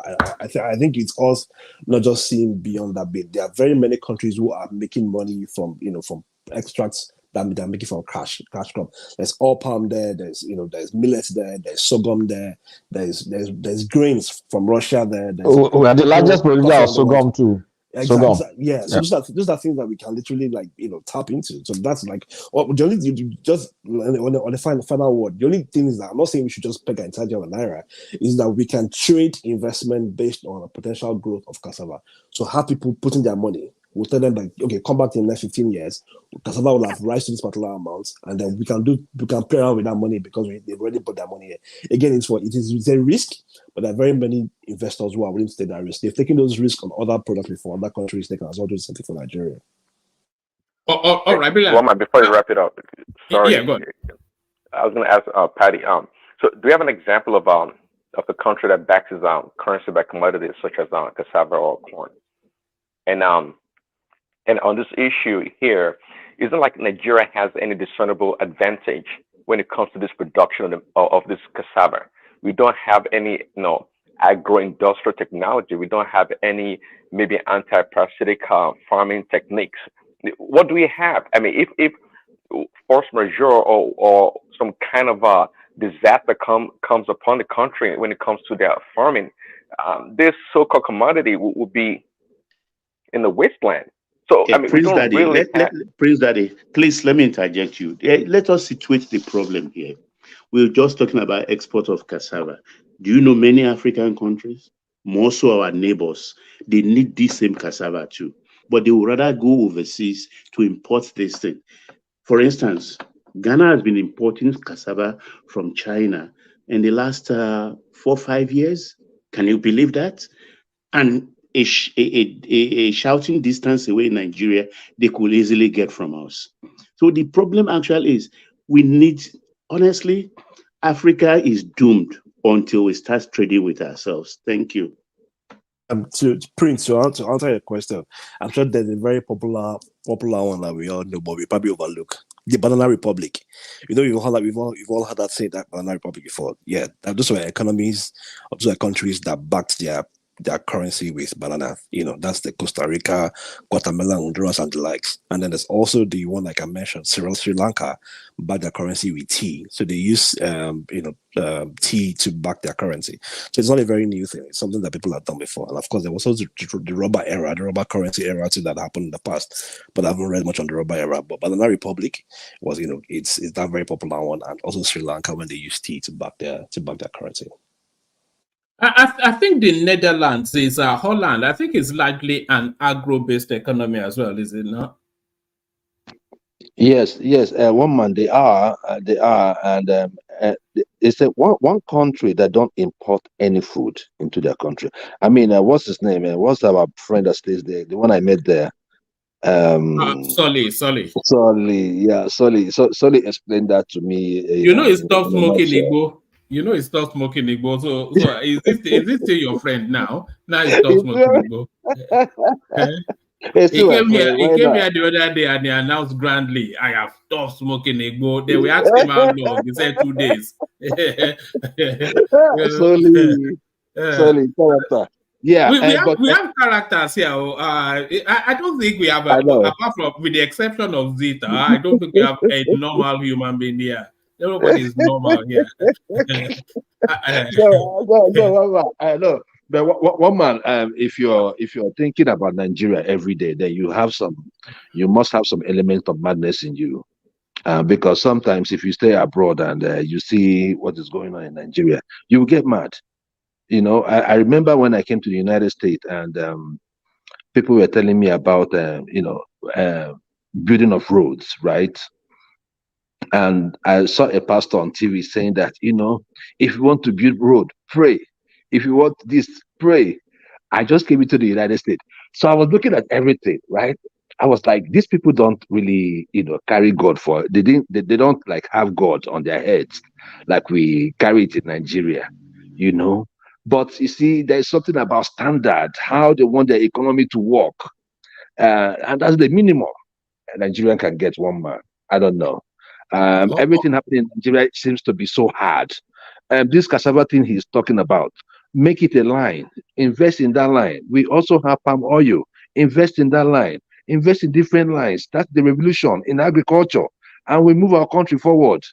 Let's not make it hard. All right, brilliant. We wait to hear when Zita is ready for us. So Zita, we're waiting to hear from you. Unless anybody still wants to go on cassava. So one of the subscribers submitted this, which is an American storyline. George rules Donald Trump defrauded banks.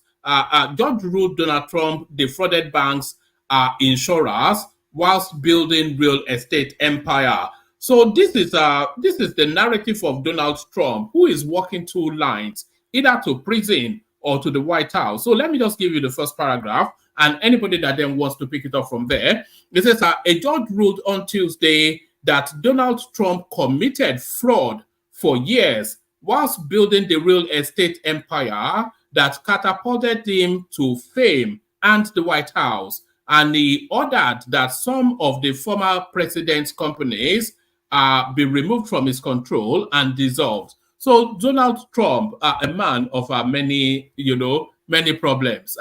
Is anybody following that space? What's going on with Donald Trump? Who wants to come in?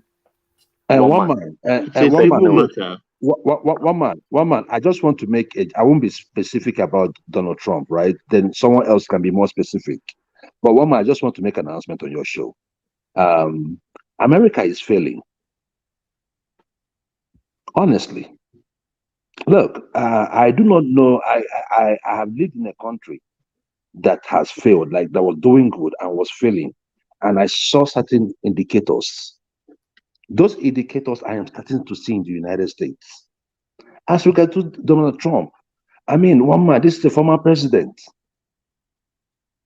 We have the likes of what's their name? What was the vice of Bush that did business with Dick Cheney? Was it Dick Cheney and all of why were those people not prosecuted? They were not, because whatever you do, the office protects you even after you leave power. That is it. They still enjoy certain immunity after they leave power. There are something you cannot judge a senator based on what he said on the floor. You cannot do that. Do you think they are trying to use the law courts to prevent Donald Trump from running? That is what is going. America is going if he runs, he will win. America is going back to the third world country. One man, and this is pitiful. One man, look, let me tell you, I am considering taking my kids to Nigeria. Can we talk about Trump's crimes, please? Please, hold on, please. I know you. While we at it, let's talk about Biden's crimes too. All right, land your point, Joel, and then let's Kulata flesh it out with Trump's crimes, and I suspect that Prince Daddy will probably want to bat back. And everybody Maga will come in. Let's take it. I don't want Prince Daddy to kill me tonight. So one man. This is the thing, right?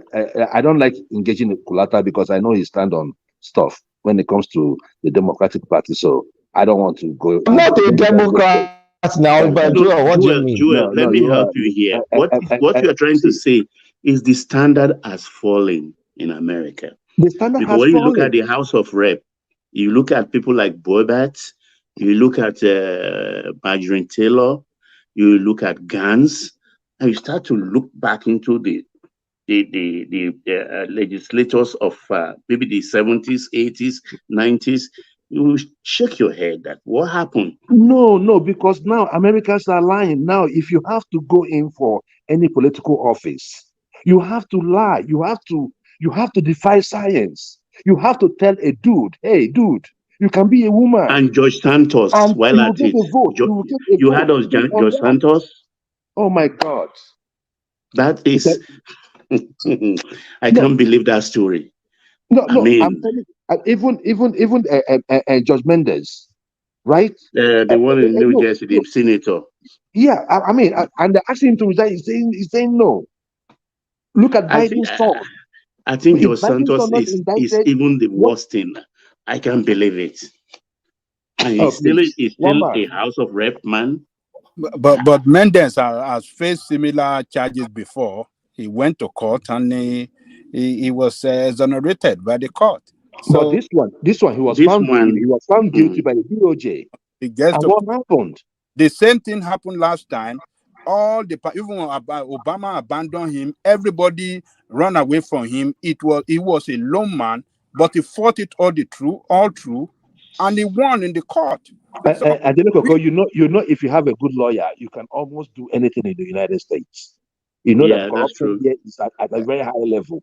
Many, if you don't want to go to jail in the United States, or you want to jail term reduced, get a good lawyer. We know all these things, right? All I'm just saying is just this. As regards to this particular Trump matter, you know that he's already beating you in the polls. ABC poll, as of yesterday, 2 days ago, Trump is beating Biden by 10 points. Never had before. Why is it so, one man? We are seeing certain things that we do not believe, even as immigrants. We do not believe in the system no more. But wait, Joel, all this is yarn. George said Trump committed fraud for years, so he has to face judgment. It's a lie. So the judge is lying. No, of course the judge is lying. But here's the question. Here's the question, though. Judges can lie. What the question is? A private businessman defrauded whom? How come the people in the banks that he defrauded are not coming forward? Doesn't that make you curious about how the case? This is not a banana republic now. That's why we have a No. It's actually just like Joel said, it's becoming a banana republic. We have the attorney general of the state and the city. That's why Letitia James and the other ones are stepping beyond their state jurisdiction. Yeah, but the judge agreed with them. Federal case. It's a civil case. It defrauded. Everybody knows his business practices. Do you know what is happening in Fannie Willis case in Georgia? Do you know the legislators, the Republican-controlled House legislators, they've raised a committee to remove Fannie Willis. Get it? Well, this is what I call a classic case of witch hunting. There's no doubt about it. Then you have to remove an attorney general voted in. Hold on. Let me address the crowd here. Too many Trumpies tonight, though. Excuse me. As a freedom-loving American, we are voting for Trump. It does not matter if he's in prison. Yes, I'm going to mail in the ballot and vote for this motherfucker. This is our dude. You liberals, socialists on this platform, anti-American rhetoric has to stop. We are going to put Trump back. At least we agree on something. Wait, but what is anti-American about a businessman committing fraud? That's not the point. That's the point. They are doing this. You know why they are doing this. Babati, look at your screen. Election interference. Okay. Is Biden not worse than him? Is Biden not is Biden in a civil court suit or criminal suit? No. That's the point. Who's in the civil and criminal suit? Who's been indicted multiple times? Listen to me. It doesn't matter. Even Hey, we're talking about facts here. Who has been indicted like 5 times? Office, even from prison. Well, no, that's not the argument because anybody can be indicted. Really. Okay, Prince Daddy, please read what's on your screen. Do us a favor. They can always challenge it. What we talk about it doesn't matter. And it matters. No, it doesn't matter because why won't it matter? Like, it doesn't matter because anybody can make up story. No, Prince Daddy, be intellectually honest. If Biden was caught swindling investors and co, will you say it doesn't matter? That question you just asked me just told me that really you buy it. Hold on. You say I'm asking you a question. Don't answer the question with a question. Give me an answer. How come you're not asking me a question about the 51 military senior military officers that signed a document that did the judge rule on that? The laptop from hell was not real. Okay, that's neither here nor there. A judge has ruled in this case. It has not. Well, of course, the judge has ruled, and they can put whatever they want to put on the headlines. So judge ruled. We have to react. Don't we respect judges anymore? That's why they say in America, innocent until proven guilty. Wait, guys, are we saying we don't respect the rule of law anymore because of a man? Yes, according to what George just said, it's becoming banana republic when you persecute one side only. When you persecute one side, falsely, by the way, not because the allegations are true. Who told you not to? Who told you not to look for crimes? Who told you not to look for crimes on the other side? The man is a criminal. I didn't know. It's okay, you can call me a criminal. I am not. I am independent. But I can recognize a fraud. No, you're not. Wait, you're not. Hold on. Are you now Tyrone Jackson or Kulata? I want to know. So, because you know how you flip flop, you shift. When I'm talking America, I'm Tyrone. When I'm talking Nigeria, I'm Kulata. I'm Tyrone right now. You're Tyrone, okay. Tyrone Jackson, Tyrone Jackson. Please, oh God. But Kulata, on a more serious note, what is happening in the United States today in the government circle can only be tagged as disgraceful. But that's a platitude. There's no specifics in what you're saying. It has never gone this bad. What's bad? No, this is pure witch hunting on Trump. But is he guilty? Don't know what it is. Is he guilty? Hunting on him. Let's speak to the facts of the issue. Hold on.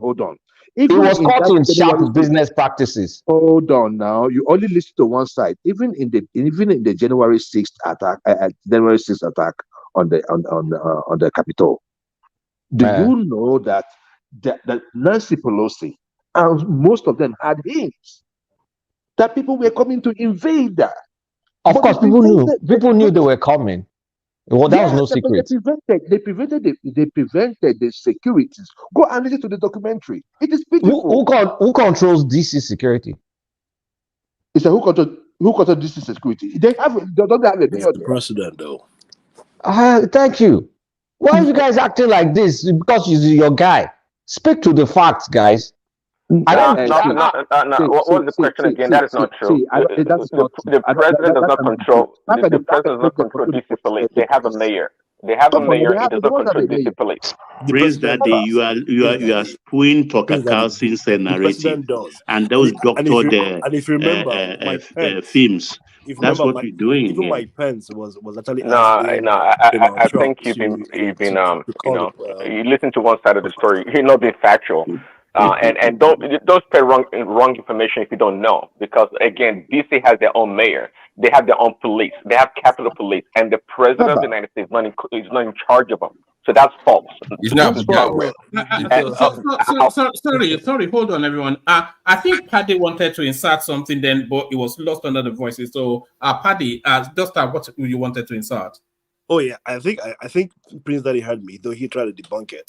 But we're not talking about the local council police who were already got in the capital. We're talking about the almost like this not SWAT, but you know what I mean, the high level police, the riot police that will come in with all the tear gas and pump weapons. It's the presidency that actually called them. If you remember, Mike Pence actually had sent a message to the president to help to call the the ops, operational ops to come in and save the Capitol. And for the most part, Trump reluctantly did.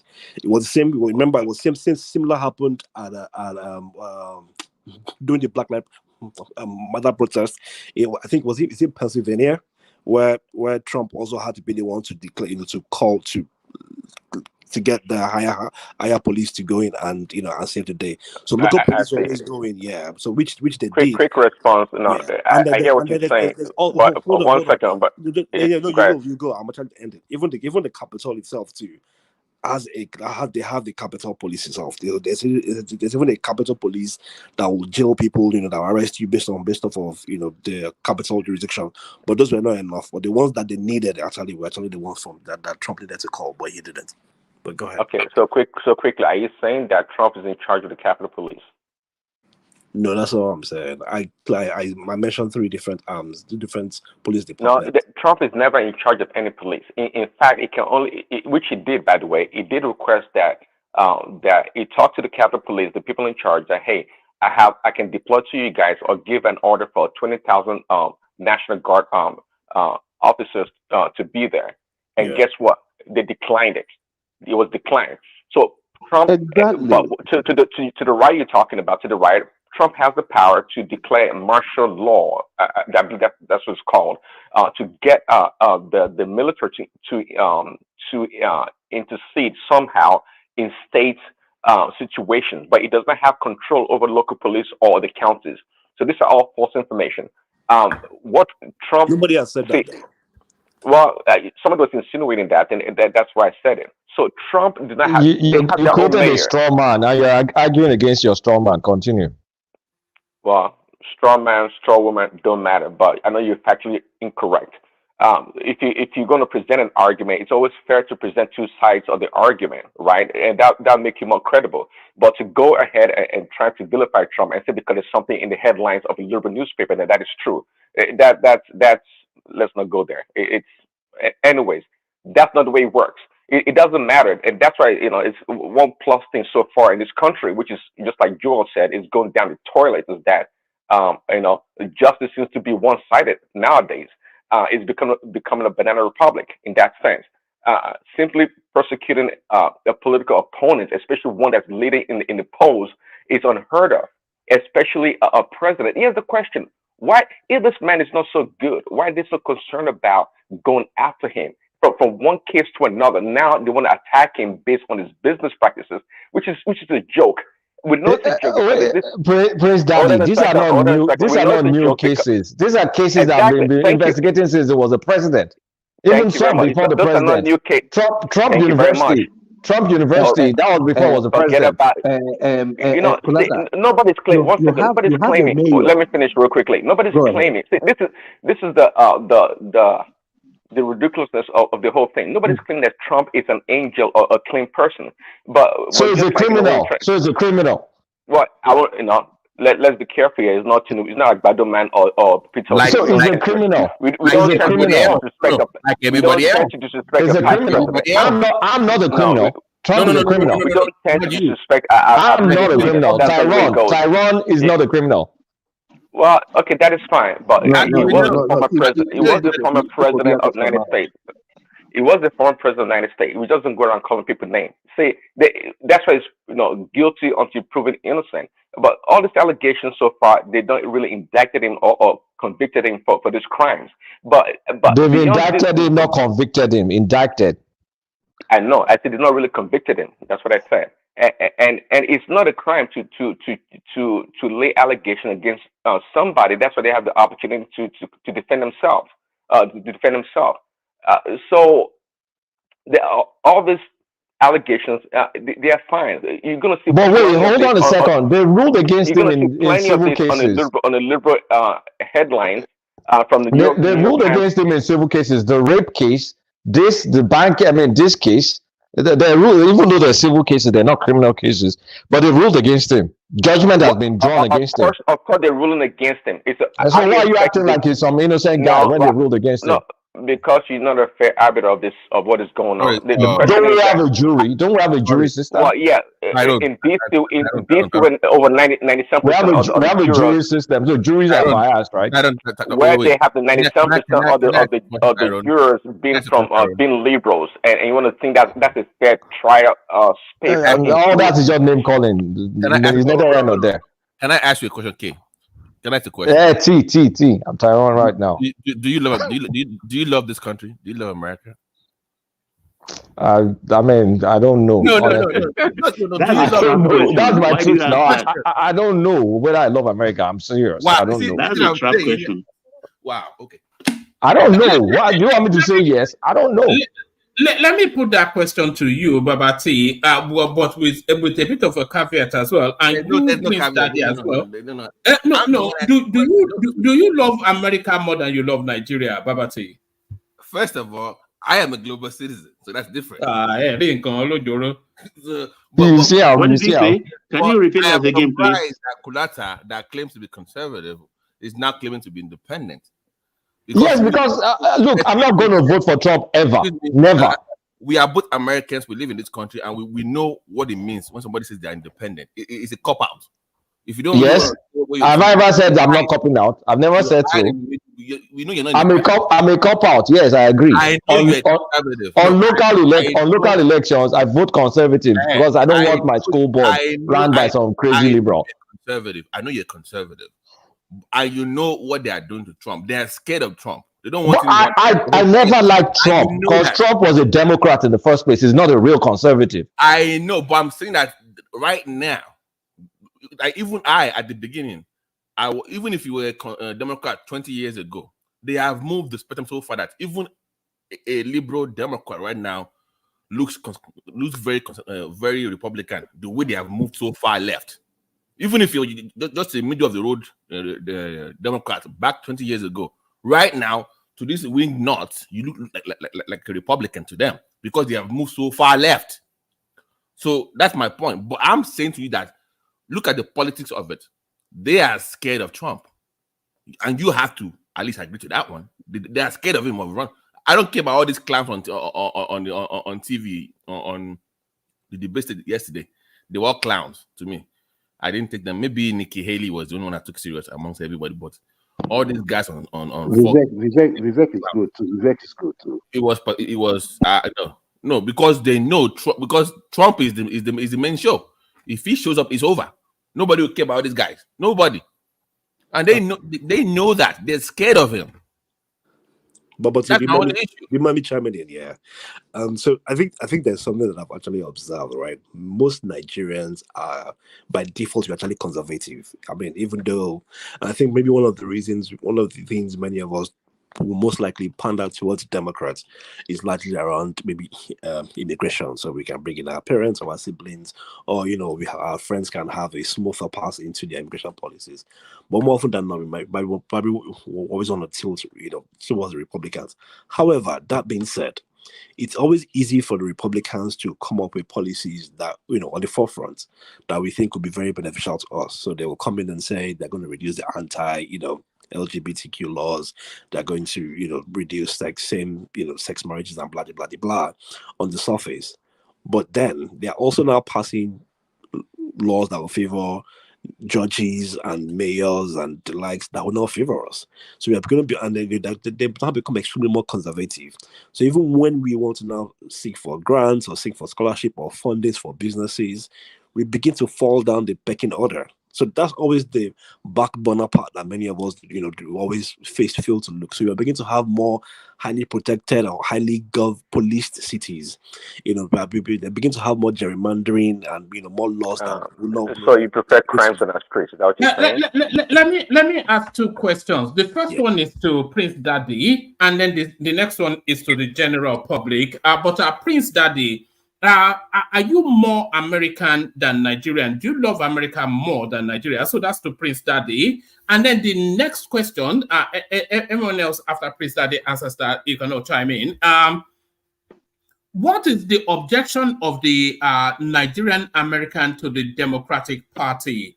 Is it wrapped around their liberalism, around sexuality, and this gender fluidity? Is that what people find most vexatious?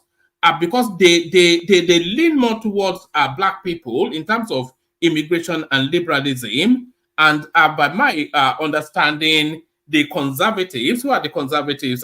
Those are the Democrats, the Republicans here. Yeah, so they are more stringent in terms of race relations. But what I'm noticing, a lot of Nigerian Americans, they lean more towards the Republicans. And I'm wondering if it's that church-based mindset that has been created to recall from gender fluidity and all of this liberalism. But then that first question first to Prince Daddy. There you have your answer, one man. Yeah, Prince Daddy. Yeah, one man. Just like it says in the Bible, you can't claim to love God and no. Now you more brother. American than Nigerian is the first question. Well, yeah, I'm answering the question. You can't say you love God and despise your brother that lives next to you. So no, you can say I love them equally, but I'm all about being fair. You see me on this platform defending Nigeria and Tinubu, not because as a person, but as a country. You know, we all can do better. So it's not about I love America more than Nigeria or vice versa. I tend to be fair in everything that I do. So, and especially, you know, you can't be in the country where you live, for example, and you get all the benefit from there, and you claim to hate that country. To me, it defies logic. So, I love both nations equally, and other nations for that matter. I'm not going to say like that, Babati, I'm a global citizen. No, I don't really believe in that. But if I belong to a place, I'm a participant. I like to be part of my community wherever I go, and I like to support them, not good or bad. Of course, when it's bad, we want to improve the place, not to condemn the place like most people do. But to the other question, you know, Prince Daddy, you missed your vocation. You should have been a politician. You know how to dodge a question. He is one. You know how to dodge a question more than Maradona. This is my question, please. This is for Babati and Prince Daddy. Of all the 4 charges, criminal ones, which do you think is the most dangerous for Donald Trump? So add that question and then wrap it around what I also asked about Nigerians somewhat abundantly preferring the Republicans to the to that question real quickly. So in this case, it's an issue or a matter of ignorance and confusion.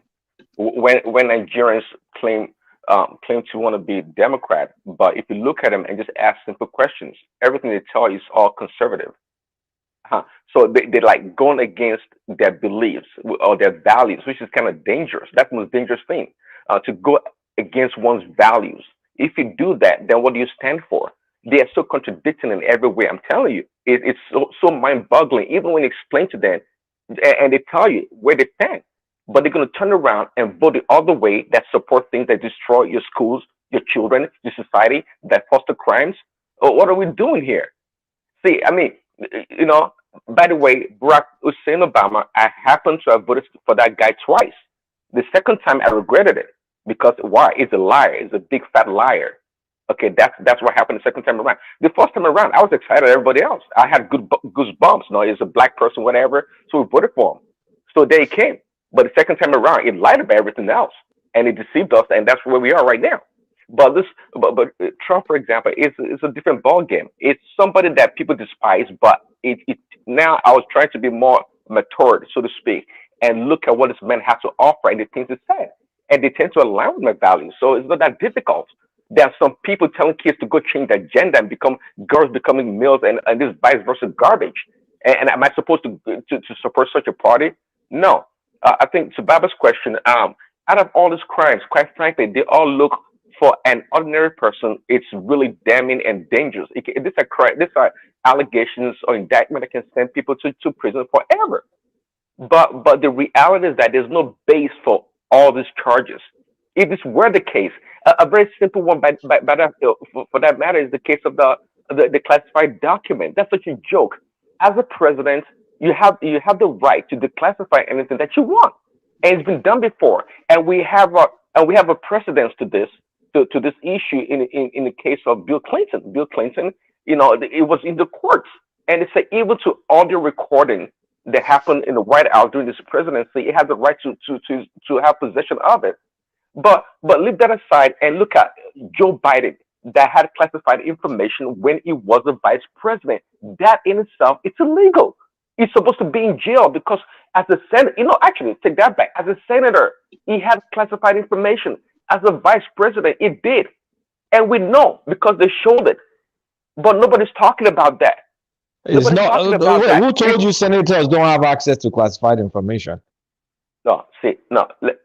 I know you know what you're. No, it's a question. Do you think some senators don't have? It depends on the committee. Okay, I'm sorry. Let me break it down. They don't have the right to. Who told you that? No. They don't have. Let me finish. They don't have the right to possess classified information beyond the stated space of the Senate or wherever they view the document, meaning that you should have said that. You talked about it like you should not be able to see classified information.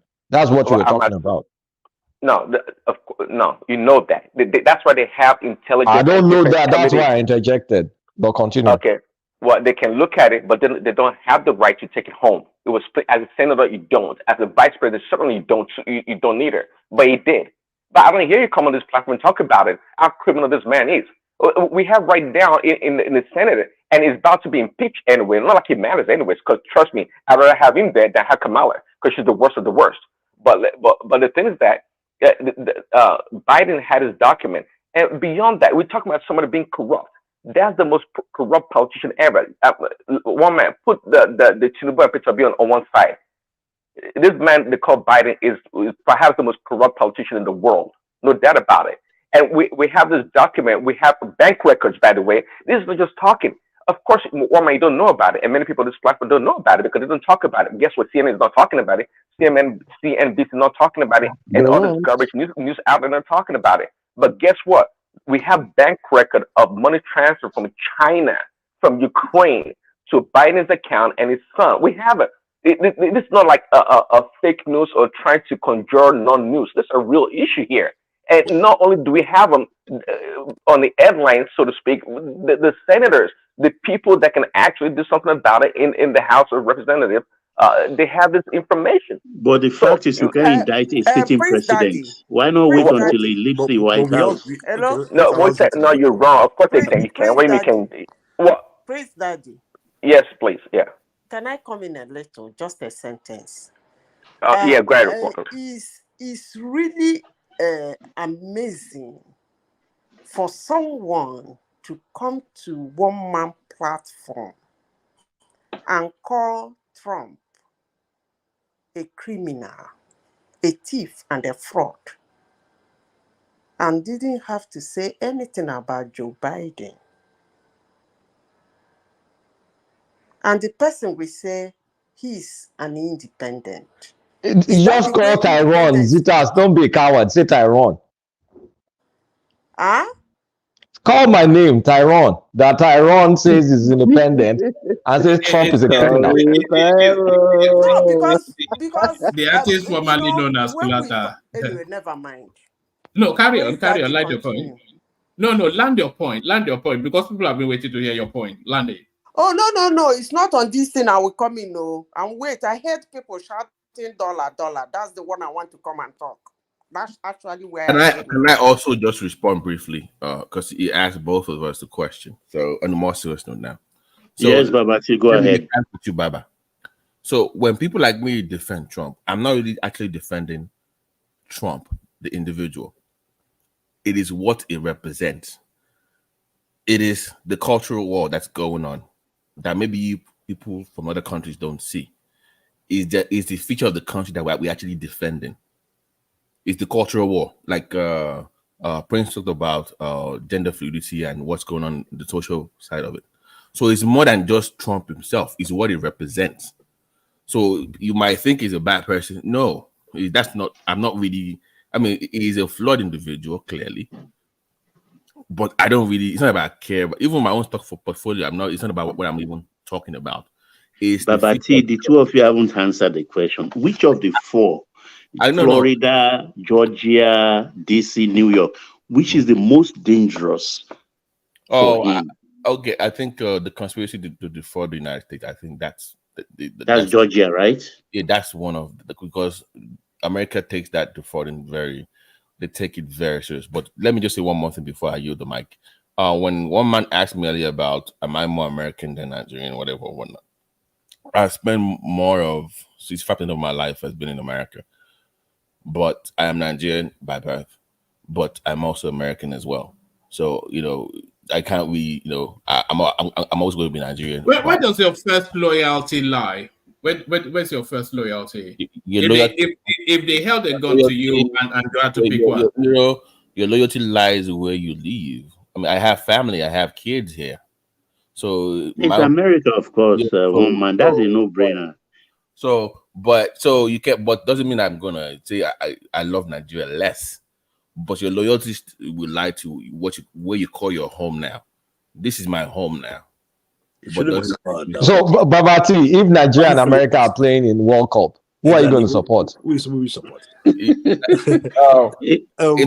Nigeria at the World Cup, one man, yeah. You know the answer to that question. So that's your loyalty, man. No, that is your support. Come on, you know what I'm trying to twist my words. You've been you know what Babati, I think I remember the day I had to the day of my oath ceremony. I struggled to make my oath. I think at some point I had to keep mute. It felt very overwhelming denouncing Nigeria. Yeah, I think you said that before. Yeah, I remember. So even if as much as flawed as Nigeria, I would always struggle to denounce that country. I mean, I think I'm probably one of those people who still strongly believe that there's a redemption for that country, no matter how but it can also be Nigerian as well. It does not. You can do both. It does it's not. a tough one. It's a tough one. Nigeria. Okay, so let me boldly say it. Yeah, America to me is just a means to global end. It's not necessarily a place where I would feel like it is home of home. Right. Thank you for that statement. Are you really just? Are you saying? Are you saying it's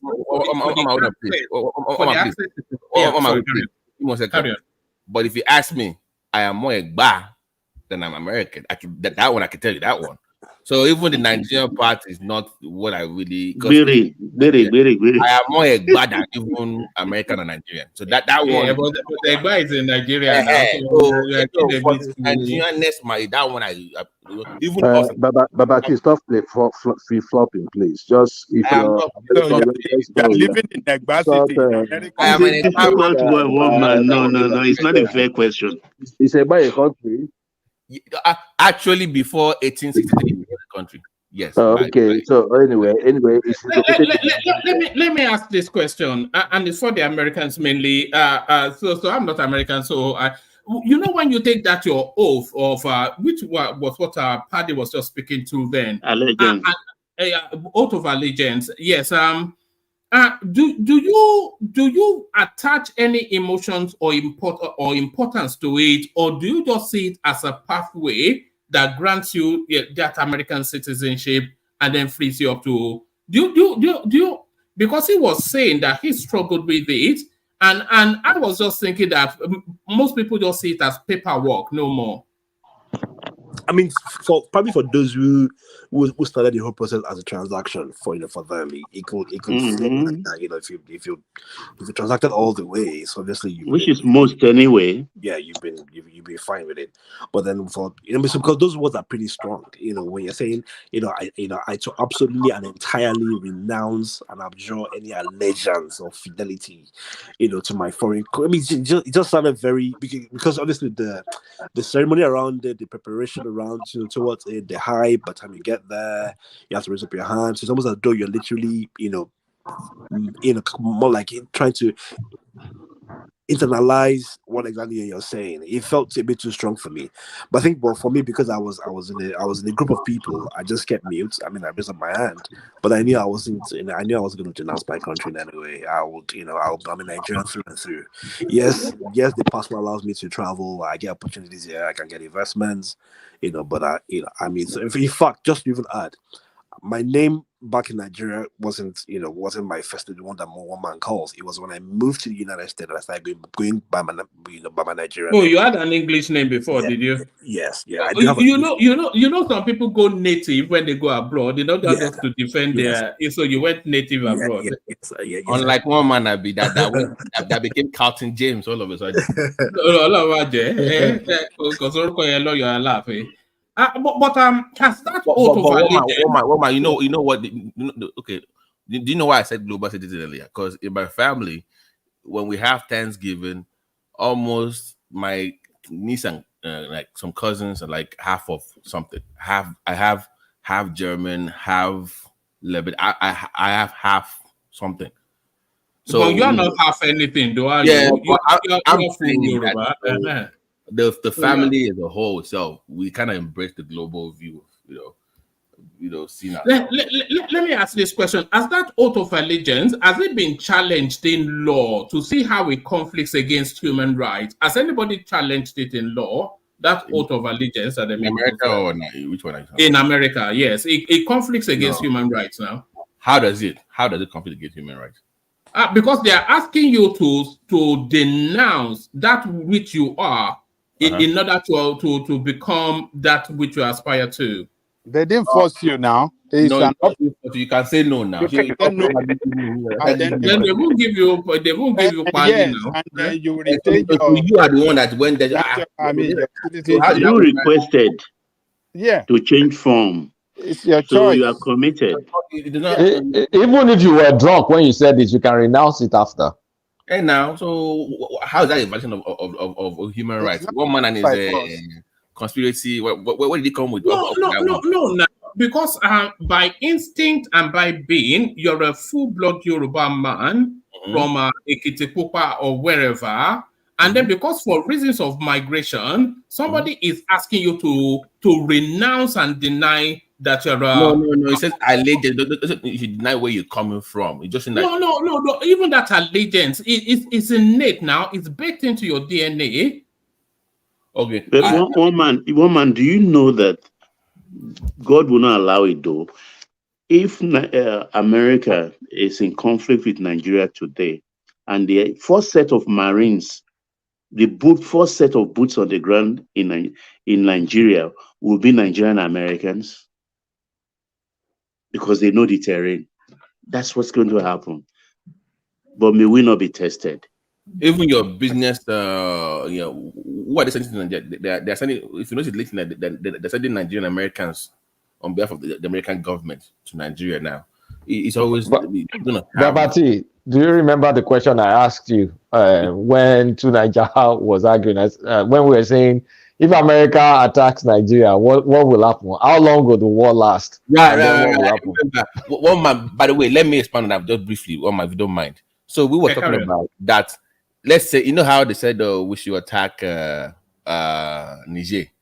and they said because we have lots of Hausas and Fulanis in the army, they would say no, we don't want to attack our cousins. Pretty much the same way. If you ask me in the army to go and attack Benin Republic, I'll be like, there are too many Yoruba people there. There will be that conflict of interest, right? Because historically you have your own ancestral cousins over there. So I think that's also going to apply in this case. If you have, you'll be court-martialed. Yeah, you feel like, oh man, I'm attacking my own people. Like I don't want to. You'll be court-martialed because it's an order. No, Baba, what you just said. Why didn't the U.S. use American German during the World War? So how come that they will use Nigerian American? So and what? I don't know where that thing. No, it's not known then that we have a lot of German American Germans on the soil. No, and they were already then, in America. They were already in America, even influenced America not to intervene in the war. They were there historically. The American. It depends on their age, anyway. No. I mean, the American, even the adult, they were influencing. They were prevailing on the American government not to intervene. But do you know even the Japanese at Pearl Harbor, as soon as that thing happened, they quarantined all Japanese, even those serving in the American military. They isolated them. By the way, can you tell me that there's one African country that does not allow their citizens to own foreign citizenship? Is it Ethiopia or is it Liberia or Ethiopia? You can't be Liberian. Like, even when they come here, they can only be like green card holder, but they cannot take the. It's only Ethiopia that will do something like that. Yeah, it's only be Ethiopia. But see, I want to ask you a question. Yeah, that's something you said that I don't want to let it slide. Do you feel for the Beninoans the same way the Northerners feel for the Nigerians? Mine is a very peculiar case because it's family. Because we have some. I hate bringing up because I don't show off anything, but the ruling houses of the Yoruba land. So we kind of have ties to those people over there. So, and I still do, like, I discuss Songota a lot because we still have manufacturing stuff there, and we were trading a lot across the borderline, and it was mainly with Yorubas in Benin, Togo, that we have ties to historically and through bloodline. So, of course, from my own personal perspective, you're going to, of course, have this, those little restraint from attacking them, to use that word loosely, if it comes to that. The same way a Fulani man would feel about Niger. I even heard that in Sokoto, for instance, they say more than half of people that live there were actually born in Niger Republic that live in Sokoto. I mean, they do have a closer. They have a much more constant flow of culture, commerce, tribe, and everything. The boundaries are even seamless. No. Trust me. I know Yoruba people in our own and Benin Republic, we are very close. I'm telling you right now. It's the same thing. I am telling you. I know for a fact. But that relationship has been broken by the borders more than in the north. No, not in Port Novo. No. Even though Barista play there all the time. K1, Asuma. When you go, why are you wasting time on Babati's confusion? If he wants to be an American, let's be American. If he wants to be a man. Well, you know what? I am going to call your house right now. I am going to call your house right now. I'm going to call your house right now. You play with me, okay? I'm going to deal with you. Maybe it's the real Tyrone. Maybe he is the Tyrone. Maybe not Kulata. Maybe he's the real Tyrone. Trust me, the Yorubas in Benin and the ones in they're very close. But even as much as recent history, right? There's always been a very strong rivalry between people of Dahomey and the Egbas. There was a very long decades of wars amongst us. So there's that. Shebi is women that went to kill them, Babati. I think you're confused here. Dahomey is not Yoruba part of Benin Republic. No, that is the farm people that came to destroy Abeokuta. What saying is right. There's enmity between them and you guys. Benin Republic, about 1/3 of them are actually Yoruba. Even they have three kings in Benin Republic that are one of the original. The big Sabe, Koko, and is it Ketu? Ketu. Remember when OBJ went there to those three kings when they had issues with Igbo, he had to go bow down because he knows that the historical importance to Yoruba culture. So forget that it's not Yoruba. I'm discussing the Yoruba people that actually were always. But Babachi, there's historical enmity between Egba people, you people, and Fon people, Dahomey people. That they've been killing Egba people. I mean, they've been killing a lot of Yorubas. They sacked Ketu, and then they went to Abeokuta, those Dahomey women. I know. To go and attack you guys. Then you guys hid behind Olumo Rock and counter-attack them and then kill them. We fought them twice. I know we fought them twice. But of course, no, it's not twice. No. It was a lot. And the battles were even. So there are times when they would win, even with their women warriors. There were times when our Egba warriors would win. But we fought for over 30 years. And at the end of the day, there was a truce, and we thankfully, even colonization was part of the things that actually made the truce happen. Even after the Egba and British War, the Dahomey still tried to use that to invade to take over Egba. So for the most part, Dahomey have always wanted to capture Egba as part of Dahomey. Yeah, but we don't count Dahomey as Yoruba. They did not really. But we share border. Like we literally share border. No, we all the look Shaki at the parts map of, now. We know if once you get to the Cotonou side, you lose that away to them. But go up north, down to your west part of it. That is the Yoruba part. So you know what I'm talking about. I'm talking about the Egba part, the Abakuto. I mean, where you and I are from. It's just a border to Dahomey. Like we know. So there's no in between. That's like Dahomey territory, all the way, all the way up to Shaki to Yewa. That's Dahomey's on the other side. Like no, but it's the Yoruba groups that are on the East Coast side, all the way north to where the Baribas are. Baribas are correct. But the Fon people border Togo. But there's some Yoruba places too. There's a Yoruba town in Togo that they fought some war. I can't remember the name. So there's the some last Yorubas in Togo too. Towards them is once I hear like Bomino, Sabe, but maybe Pombe down to the Port Novo side, you start seeing that more. Port Novo is Ajashe now. It's Ajashe. So all that funky name is not real name. But K2 kind of device that we don't. So look at the map again.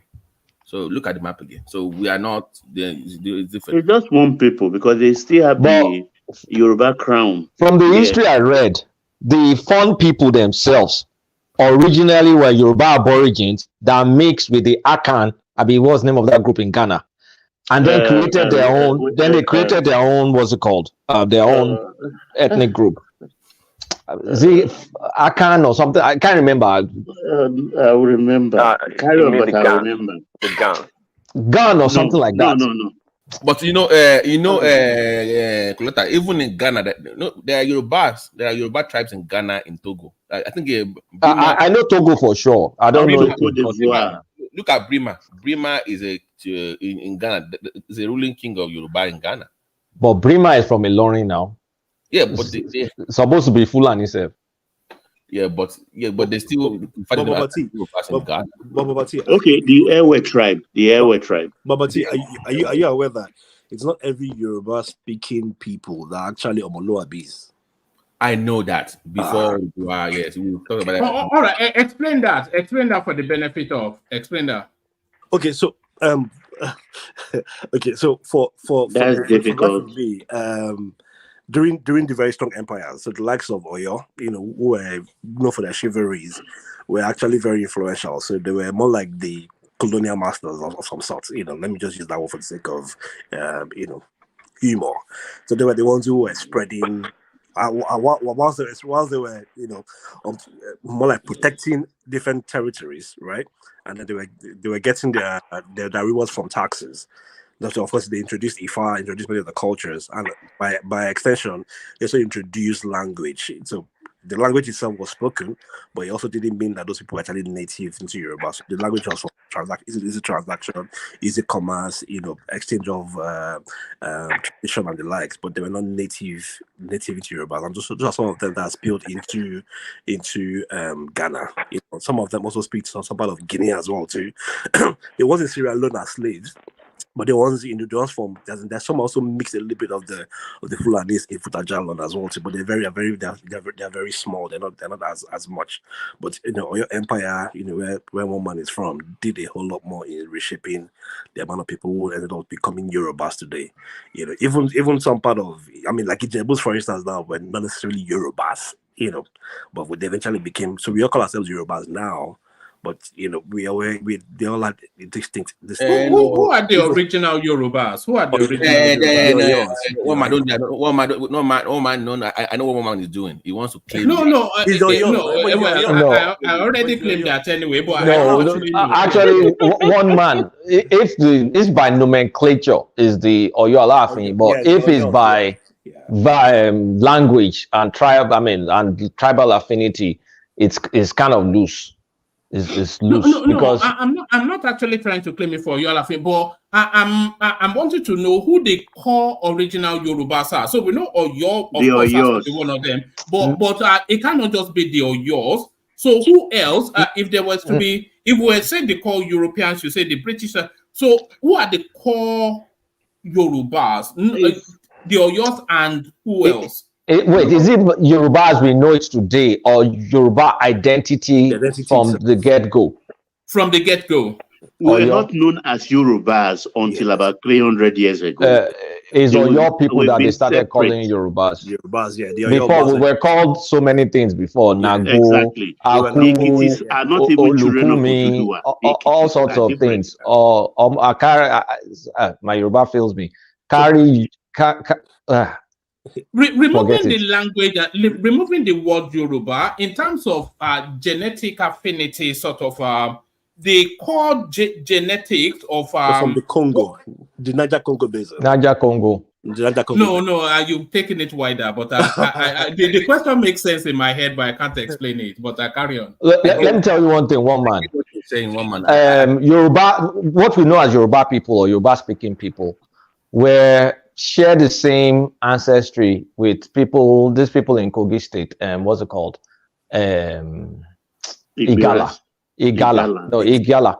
Even the language today is almost 60% Yoruba. And then the Igala, the people that make up northern Igbo land are ancestrally Igala, northern Enugu, northern Anambra. So Igala kind of like glue Yoruba and Igbo.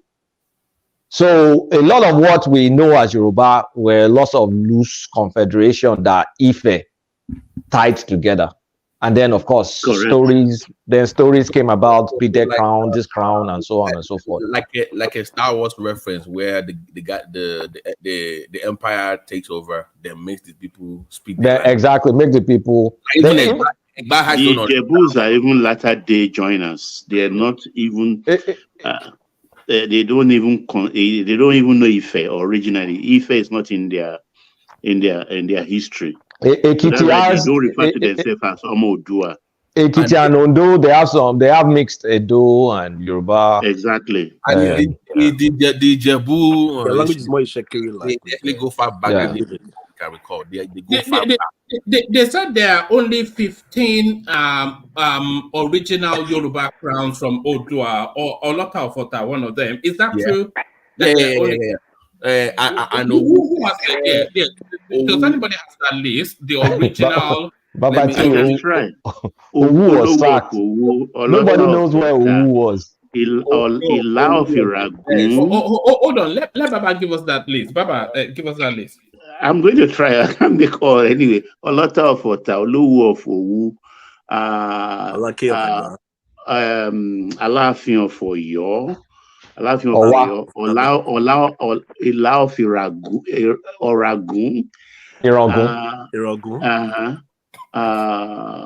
Owa, Oto. Can we help him or not? Let's help him. Of course. Owa of Ijesha land. Owa of Ijesha land. Yes. The Ife throne itself. Oluwo of Iwo. Oluwo of Iwo. I think Deji of Akure.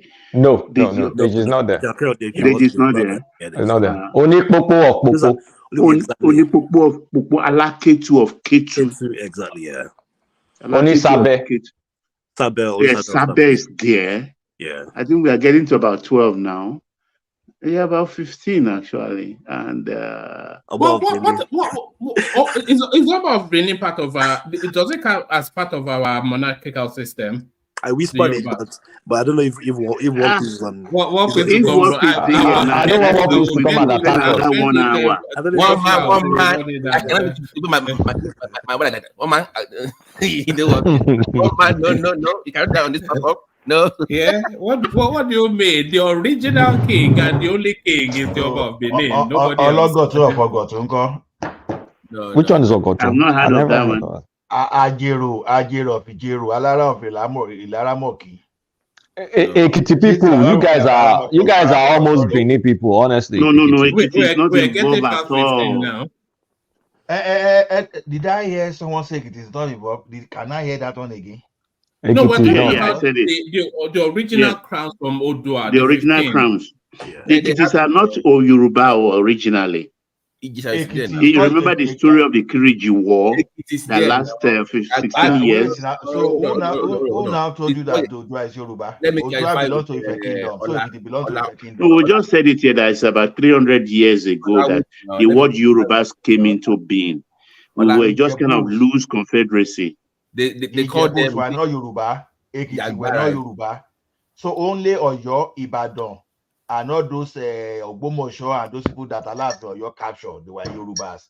So we're not all allowed for you. So we're not Yorubas.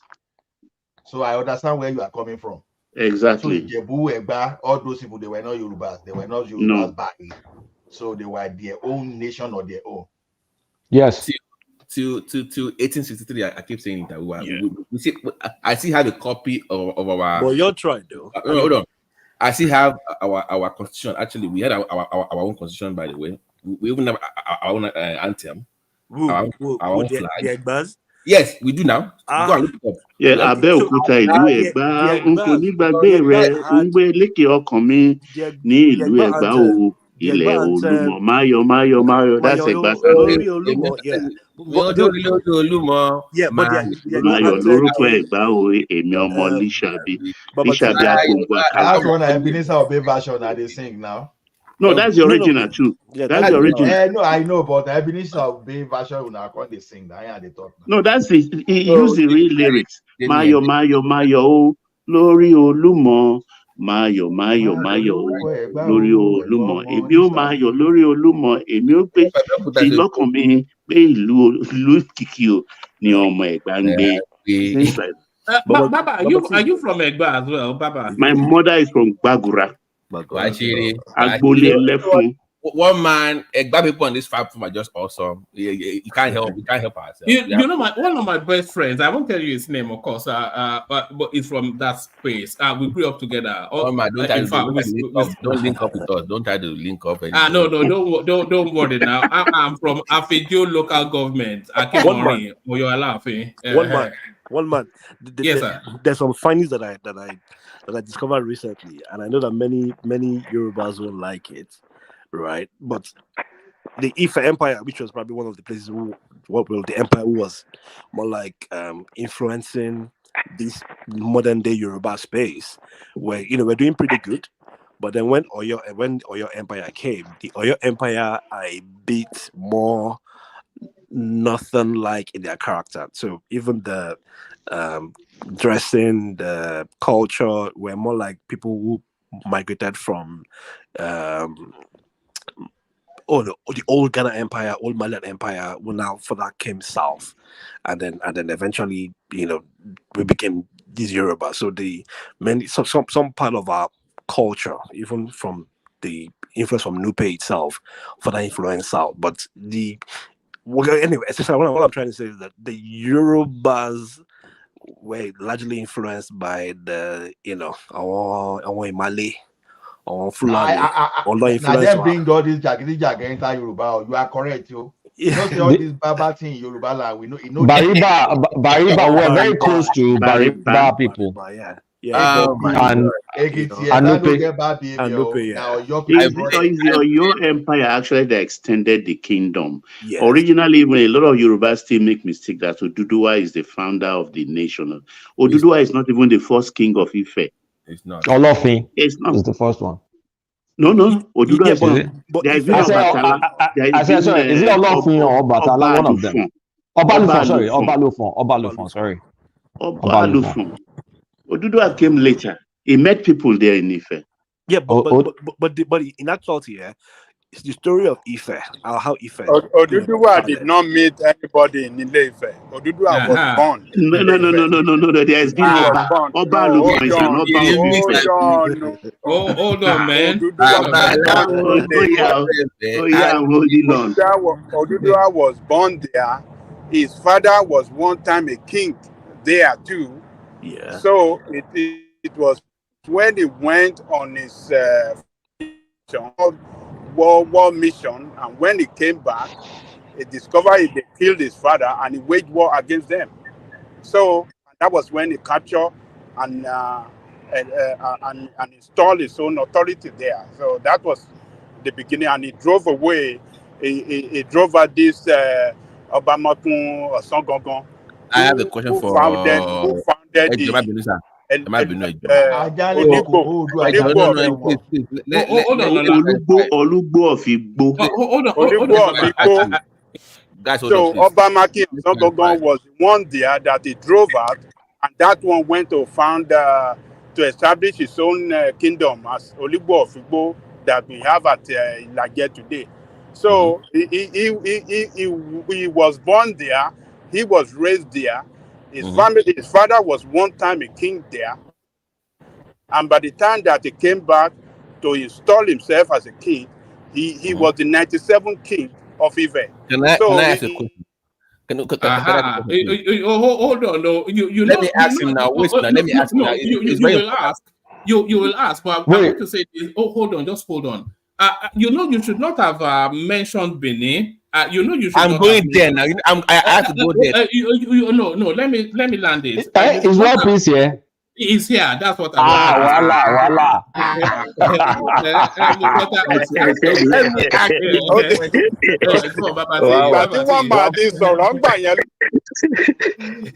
I told you one man. That's why I don't want to go there.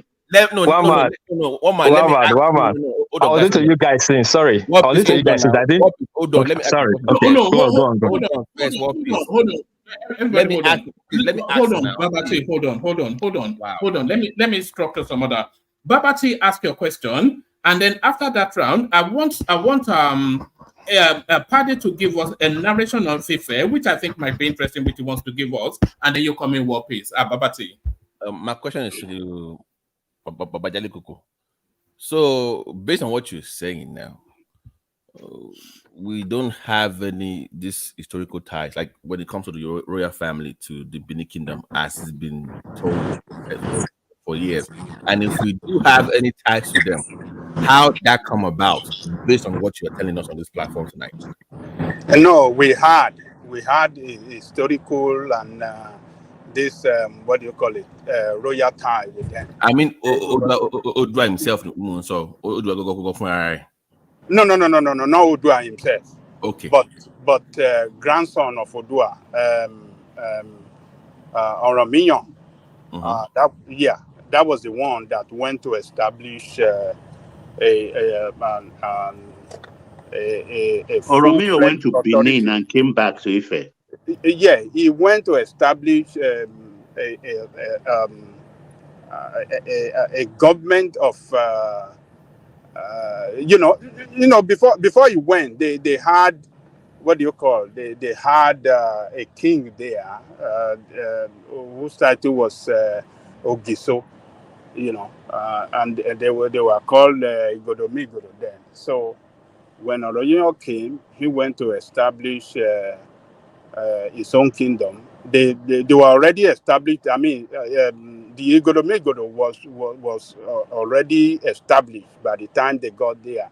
But he brought a modernization to them. He took over, Abi. So he took over. He brought and modernization and ruled them, Abi.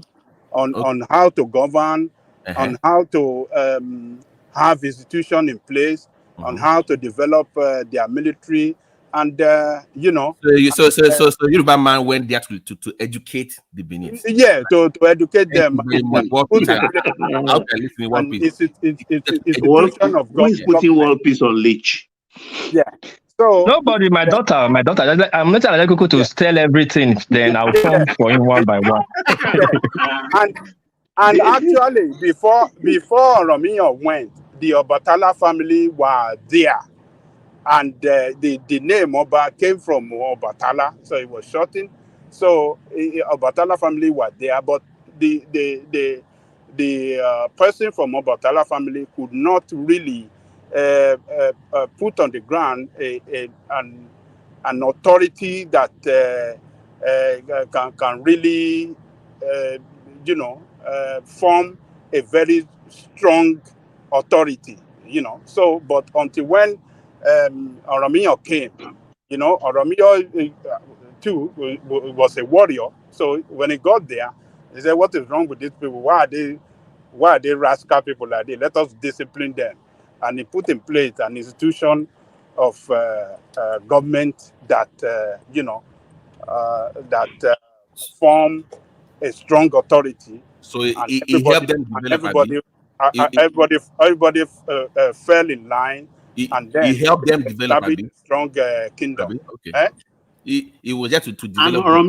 Oromio is not a son, child of Oduduwa. He's a grandchild. He's a grandson. Baba, you didn't even get me to laugh. But anyway, I will laugh on myself. Hold on. So Yoruba man went there to help develop that place. Oh yeah, yes, exactly. Yes. Wonderful. That is in their history now. They cannot lie. I love this. I love this. Ogiso was there before, because if you hear your chanting, Ogiso was mentioned there. Yes, they had Ogiso. Ogiso was their king back then, but that one was he couldn't put in place an effective governance until when Oromio came. Oromio came and institutionalized an effective governance there and put everybody in where they belong, and that was the beginning of the great kingdom of Benin. So look, and after he left there, he went to establish what do you call it, Oyo kingdom. And after he left Oyo, he went back to Ile-Ife to be the king of Ile-Ife again. So in history, I don't think there's anybody in the history of this world that have been king of three, how do you call it? Three kingdoms in his lifetime. Strong kingdom. Name them. In its lifetime, I mean, in this world, it's never. Only Oromio achieved that. Name the kingdom, please. Ile-Ife, Bini. That's what I want to hear. And Oyo. Thank you very much for your. I love your. You know what? This is. I love the way you put it. It's lovely. I just love this presentation of yours about the dominance of the Yoruba. Okay, can I come in now, please? I want you know, when people just talk just to make an end to narration, it's very sweet. But they say if you put time, facts, figure to it, you can't. You just say things randomly. Oromio came to Benin and established Benin. Question I will ask you, Ojalekoko, as a Tejan, how long did Oromio stay in Benin for him to establish a dynasty that been living for 2,000 years before he came? How long did he stay? No, that one is not. No. That one should not be No. Don't make it fight talk. Sorry, don't make it obedient talk, please. Please now. Hold on. You answer the question. Okay. You want me to answer the question? Let me talk to you now. I don't want anybody to target me like, as my brother Thomas will say, if you're not an electrician, don't target. One piece, he did not stay there for long. He did not stay in Benin for long. They don't need to talk. My good friend, Kulata. But now he still give you people Oba. But he didn't give me anything. He didn't give me anything. Anyway, Ekladera was the last son. It was the son, the grand prince of Oba Ogiso Uwodo. Uwodo. Then, getting to, let's cut the long story short, Ife became Oduduwa. Then the people that are supposed to kill him, one was still alive in all those saga, which is Chifoleya. By the time they came to look for him to Ife, Chifoleya is already old, and Oduduwa is already old. And they make a vow and swear that he will never come to he will never return back to Benin. That time they let him go. When they kill the chicken, they show the blood to the king. This is the some blood. So I always tell you guys, people don't know the meaning, the reason why Yoruba have the sign 3. People don't know the history behind it. And I've told you guys a little about it. You can see that sign 3 reflects in your Yoruba culture. Now, when they found Oduduwa back to Ife, right? It took Oduduwa 16 years to know how to speak the Ife language. Oduduwa met 15 years, not 16, 15 years. And Oduduwa met 16 communities already existing there. And they have a kind of a shrine, they have a priest, a kind of shrinehood. The people the Oduduwa met, the names we still have them, the priest at that time, people in charge of the hierarchy, we know them. Now, somehow Oduduwa became somebody prominent to head, to be very symbolic person in Ife. One you must know, Oduduwa was never a king in Ife. He was made a head of a deity, like a chief priest. That's why the title came.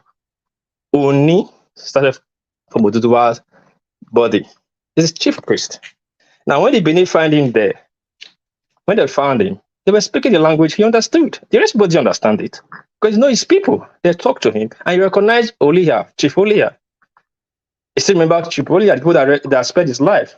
So after much talk, he said he's too old and afraid to come back to the empire. Meanwhile, his father was banished from Benin, and Ogiame of Evian took charge of administration for almost 25 years. And he was a very good man. You hear that song you're hearing now, inside that Evian there inside. He was a very good man.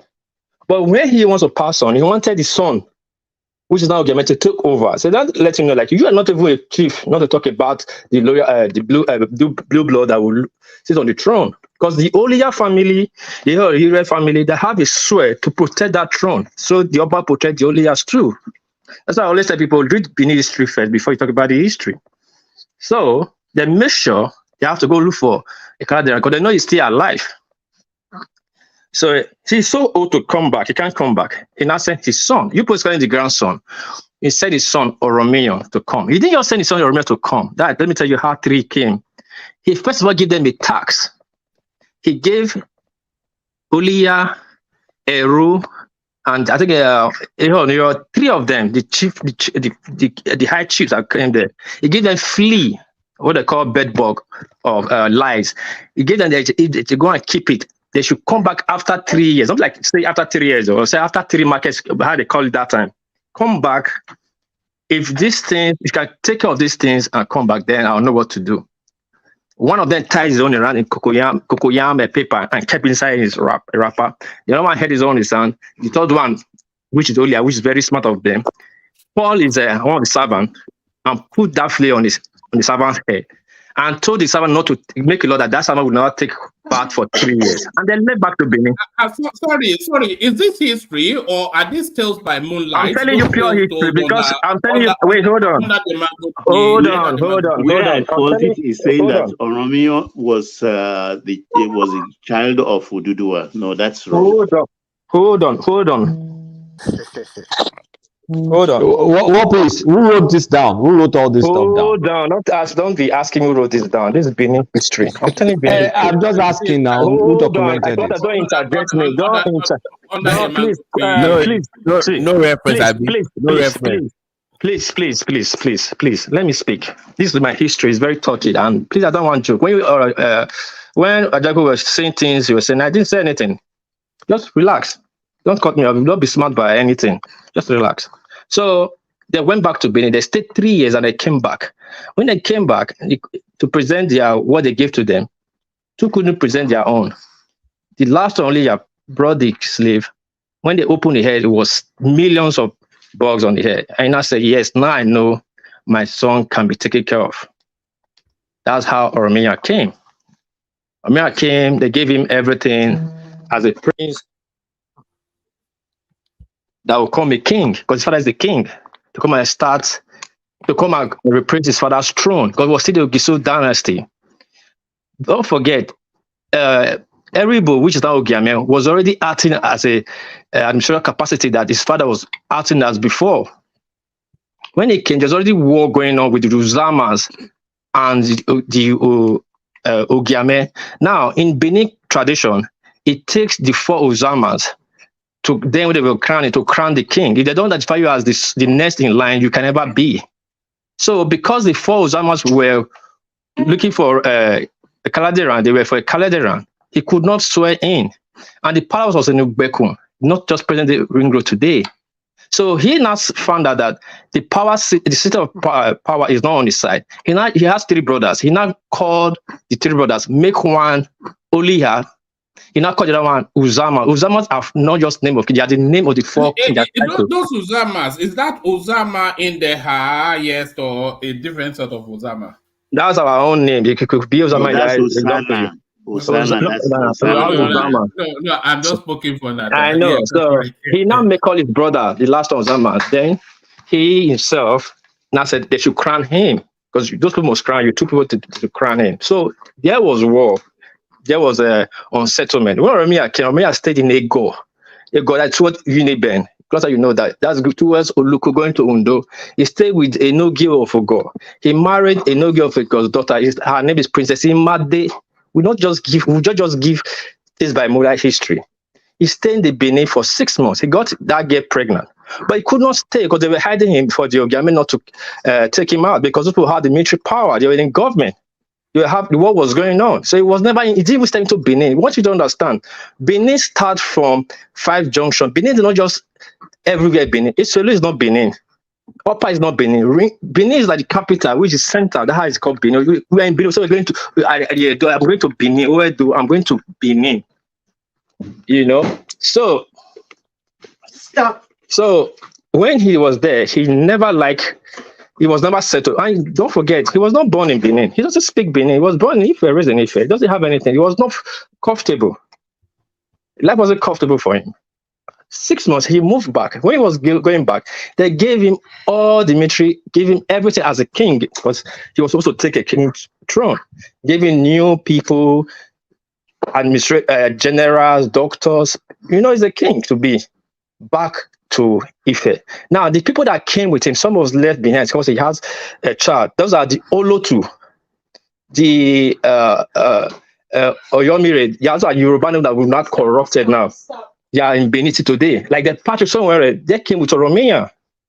So Benin, we have our history. Patrick, ask him. His family came, people entered that follow Oromia to Benin.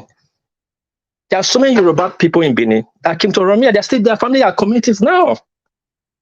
Now, someone like that from Benin, we send it again, follow him to Ife. When he got to Ife, Crane of Oyo was in a place of banishment. Not you just wake up and create Oyo. When he got back to Oyo, the father said, you cannot stay here with me. I sent you to Benin to come and take my title, your position. You are a king. Out of this thing. And you said that this is not set to say, yes, that's why you're a king. You have to go put your roots there. Who was Hold on. It's Oduduwa. Now, Oduduwa told him, a king cannot stay with a king. So you have to leave. That's why Aroma left, because he has already have crowd. He have 1,000 people. The kingship. 2 kings cannot stay in the same place. And you now move on. That's how you settle and find your empire. Anything from there is less for people. Who is a Kaladeha? I don't know. Ekada is Oduduwa. That you are getting it wrong. Okay, listen, let me tell you something. Let me tell you. Listen, you can't tell me what you don't know.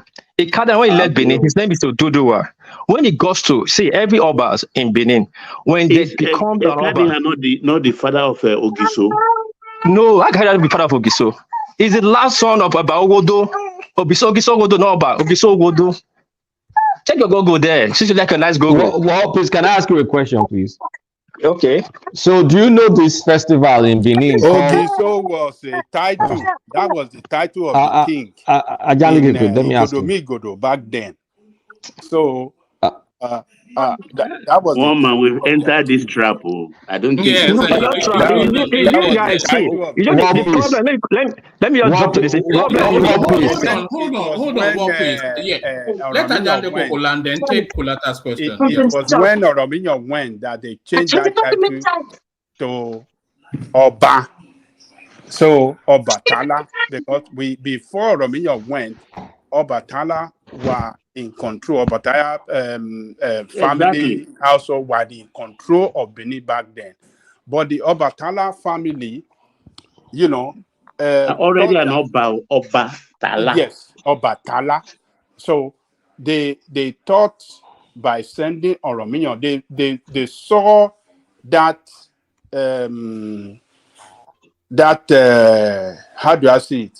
They saw Oromio as a person who could possibly be king in Ile-Ife, and they thought by sending him there, because the Igodo people are very rascal, very, people that doesn't follow rules, people that always anti-authority.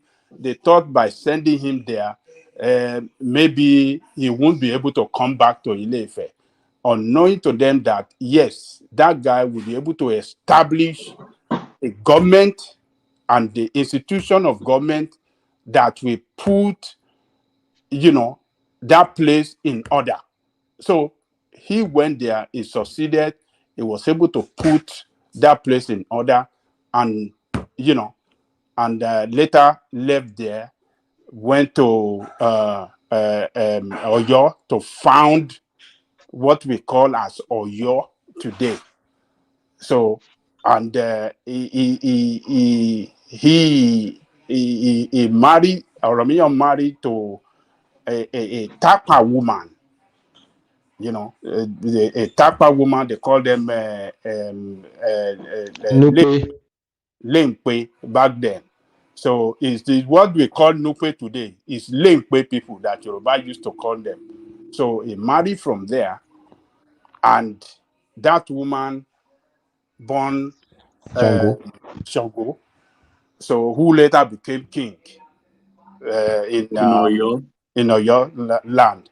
So, but Oromio later went to Ife and became king again in Ile-Ife before he later died. So this story that Oromio is is a grandson to Oduduwa, and it's never in the culture of Yoruba land. Nowhere in Yoruba land for a foreigner to be king. Foreigner never be a king in any part of Yoruba land. Go and check your history. Please, let me ask you. Hold on. Hey, please. Somebody that ran away from Benin, somebody who is a fugitive from Benin, now became king in Ile-Ife. It was a total story and not an history. It's a fallacy. All right. What please, let Kulata add his question to that, and then give us one just long, not long, or short monologue on that, and then I'm still waiting to hear from Paddy on that, or your Ife narrative. So Kulata, put your question, and then what please? First question: what did you call Oduduwa's name when he was in Benin, supposedly in Benin? What did you call him? His French name was Ekadalera. Okay, thank you. That I forgot the name. So, are you familiar with a festival celebrated by Oba of Benin called Ugie Oduduwa ceremony? We have so many festivals. We see. Are you familiar with that one? I'm not asking whether you have many.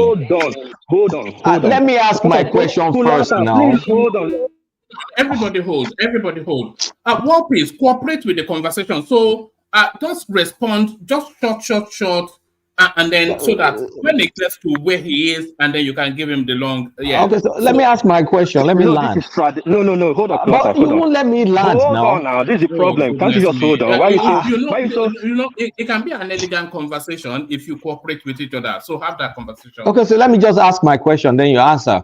So I'm asking, the name of Oduduwa, according to Benin history, is Ekadalene. I can't pronounce it. Everybody gets what I'm saying. Today's Oba, they have a ceremony celebrating the coming of Oromio, and they still celebrated it, I believe, 2021 is the news I'm looking at, and the name of it is called Ugie Oduduwa, not Ugie Ekadale. I mean, Eka. Okay. Yes. You don't. Because if Oduduwa's name was because if Oduduwa's name in Benin is Ekadinyo, they should be doing Ugie Ekadinyo, not Ugie Oduduwa. Thank you. What you just said doesn't make sense to me. But you make sense to you guys because, like I said, you're looking for a means to end explanation. You just you're asking a question and you're answering by yourself. Every intelligent person saw what you're doing, and I saw it coming. And when I was talking to one man, let me tell this guy how to ask me a proper question. You're telling me to hold on, we'll make a good conversation. How does what he said now make sense to me, a Benema, to reply this guy? And whatever I will say now, how will it make sense to him? Okay, let me go from here. In Benin, when a prince is a prince, the name he bears is different from the name he take when he become a king. Can you guys hear me? Please, somebody just say yes or no. Because I came out of the house. Can anybody hear me? Hello? Yes, carry Yeah, I on. can hear you clearly.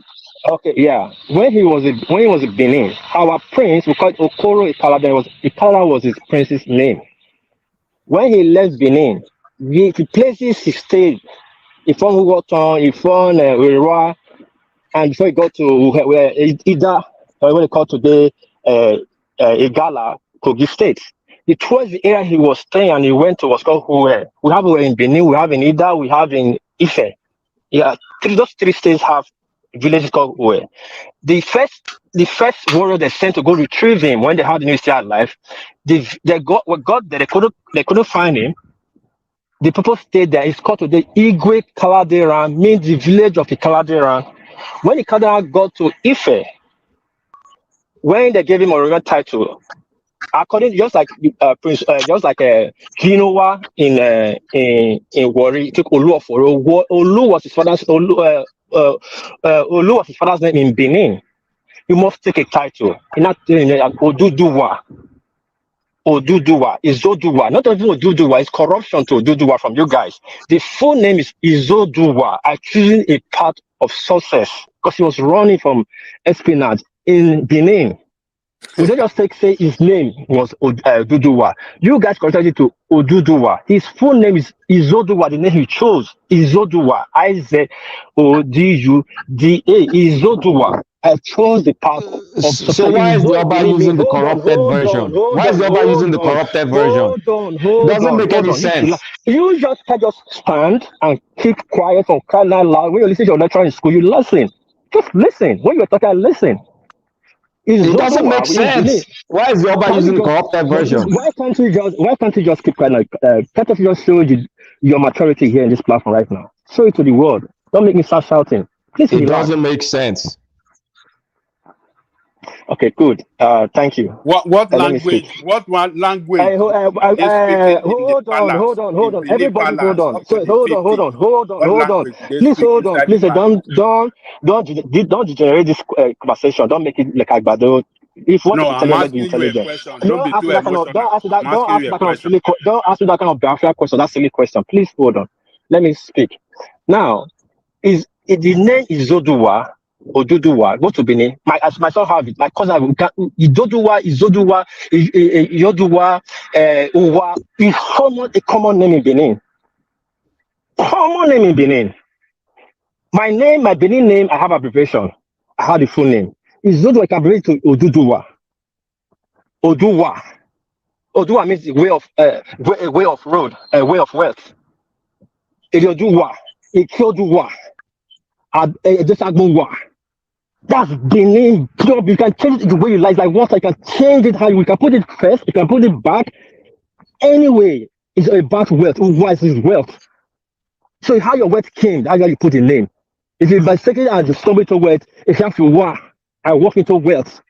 So you first of all know this. We don't argue about name with people like Femi. We don't argue how they come by this that. We don't argue. That is the person name we chose. Izoduwa.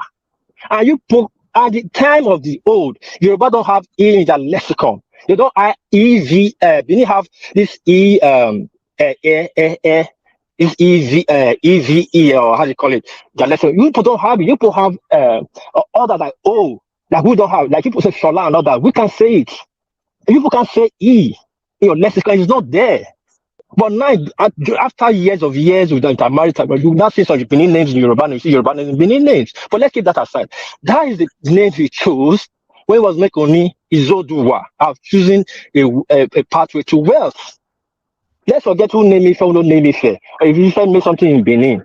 Now, in Benin, from July, the Oba celebrates different of festival, any different type of festival, different things have happened during the past. We have Ododuwa, that is to commemorate finding this guy in Ife. Have you ever take your time to watch the festival when the Oba is doing the festival, the song they are singing, the march they are marching, where the march past, where is a Kadera followed to get to Ida to go to Ife? They'll see them, you see them marching on it. You see the Obas and his chiefs.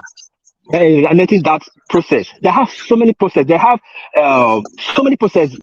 The Oba celebrate. Don't you pick that one out and say, why is this? And the one you are picking out is not your word. Now, let me quickly go back to Oromia before I forgot. When Oromia came to Benin, there's no word like Oba. There's no word like Oba till after Oromia led Benin, he led out like 100 years. So when you guys just come and spill what you don't know, when he came to establish the title Oba, and Obatala was found that he couldn't establish it. It's funny. The word Oba is an abbreviation and it's an appendage. World peace, you are wrong. Please, Baba, please calm down. You're not a Benin man. I cannot be arguing Yoruba language with you. The word Oba, the abbreviation, because it's similar and similar in your own language, you took the part that will suit you. What does it mean? What does it mean? What's the full name? Hold on. Calm down. Obatala don't just a word now. It's Obatala. You can abbreviate it and you can say the full. I don't know the meaning. Hold on. The name, the dynasty we have today was just because of a threat, just admission purpose. Because the Ogiame were very strong. They were controlling Ugbeko. So the kids are like, if we keep attending this war, we will not finish this war. Since the title, just how will I put it? Since it's the title, if the guy is so fascinated with, let's change the title. That ends the war. But do you know they've done carbon dating on the ground? Carbon dating. Hold on. That will be later talk. Let's not let me lose my thought. You see, as in that's when the democracy started. You're moving on. You did not explain what Oba means. I will say to you, you have the largest amount of beauty so you can know what it means. But I tell you just without anything, so you start arguing with me. Let me tell you let me bring it up so you know when I like my you know what I'm talking about. You see, since 95, there was military. And every general was vying for that position. Before Abacha died, Husseini was the next man who was the next hierarchy officer that can come after Abacha. But when after Abacha died, that was a problem. And they brought Abubakar Salam. Husseini was still happy he will be the next person online. But as soon as they changed military regime to democracy, that thing ends. That's what happened in Benin. When Romia came and left, there was still war going on. Eweka was born. People don't talk. Eweka was born or go to a food man. He was not speaking. They were still communicating on Romia. They have to send to Romia. Your son is not speaking. You now give them this, so they call Ahwe. I don't know who call Ahwe. Maybe corruption of this city play on the ground. Romia, when they brought it to Benin, Romia was playing not just one first day. He was playing with his friends. Then the first one he threw, he hit the first one. I said, Ogomeka. Emeka don't have a meaning in Benin. It's a Yoruba name. But we call it to Eweka. That to continue that dynasty, we always put that name on his title. Now, he was Eweka, but never Oba that time. And the team was still bringing problem. So then I said, okay, if this position that this man is fighting for is a problem, then let's stop it. Because we have stopped two dynasties before. Omonoba is not just about Omonoba Nedo. Omonoba Edo came later after 500 years. Omonoba. That's how it starts. Omonoba Uku Akpolo Polo. You people don't know the name of Uku Akpolo Polo. It's not even studied in Benin Oba title. We want to talk about the appellate. What does Omonoba mean? Let me tell you the meaning. I'll tell you the meaning. I'll tell you why the meaning. If you want to call the appellate, it will take a Benin 3 years to complete all of them. Omonoba means a child that is light. That's light. Light means red, like red, or light for the people. It's a child that light for the people. Omonoba. Uku Akpolo means above and beyond. People just come out and spill. Oba is not Oba. You can call it Oba. Wait, hold on. Let me finish. Can we have a conversation? No, I can't have a conversation. You're taking 1 hour. Pace yourself. Listen, I mean, come on. Just pace yourself. When you guys were talking, I listen. When you Oba wax pronounced, it's from your Obatala. Our is Oba. You can call it Oba. The Portuguese came, British came in, they start pronouncing it to their own way of calling. Oba is corruption. Is it by coincidence? Is it by coincidence that Yorubas and Benin use Oba or what? It does mean something else. Yoruba don't use Oba. Yoruba start using Oba from 1952. Oh, really? Use Oba. Yes. Okay, you can laugh about it. You can laugh it. No, you can laugh about it. This is ridiculous. What was the language of communication inside the palace? It was Benin. It was Benin. It was Benin because you want to bring the conversation downstairs. It was Benin. Are you a Benin man? It's Benin. It's Benin. It was Benin. What is the Benin. Did you say ask me a question? Using Oba in 1952, or what did I just say? That's what you heard, Ola. That's what you heard. No, yeah, that was. We have an history book written by Portuguese. We have an history book written by Portuguese. Okay, let me tell you. Let me tell you. That's the summary of what Wapis is saying. It's all fantasy. If you guys want to be shouting, I can still shout.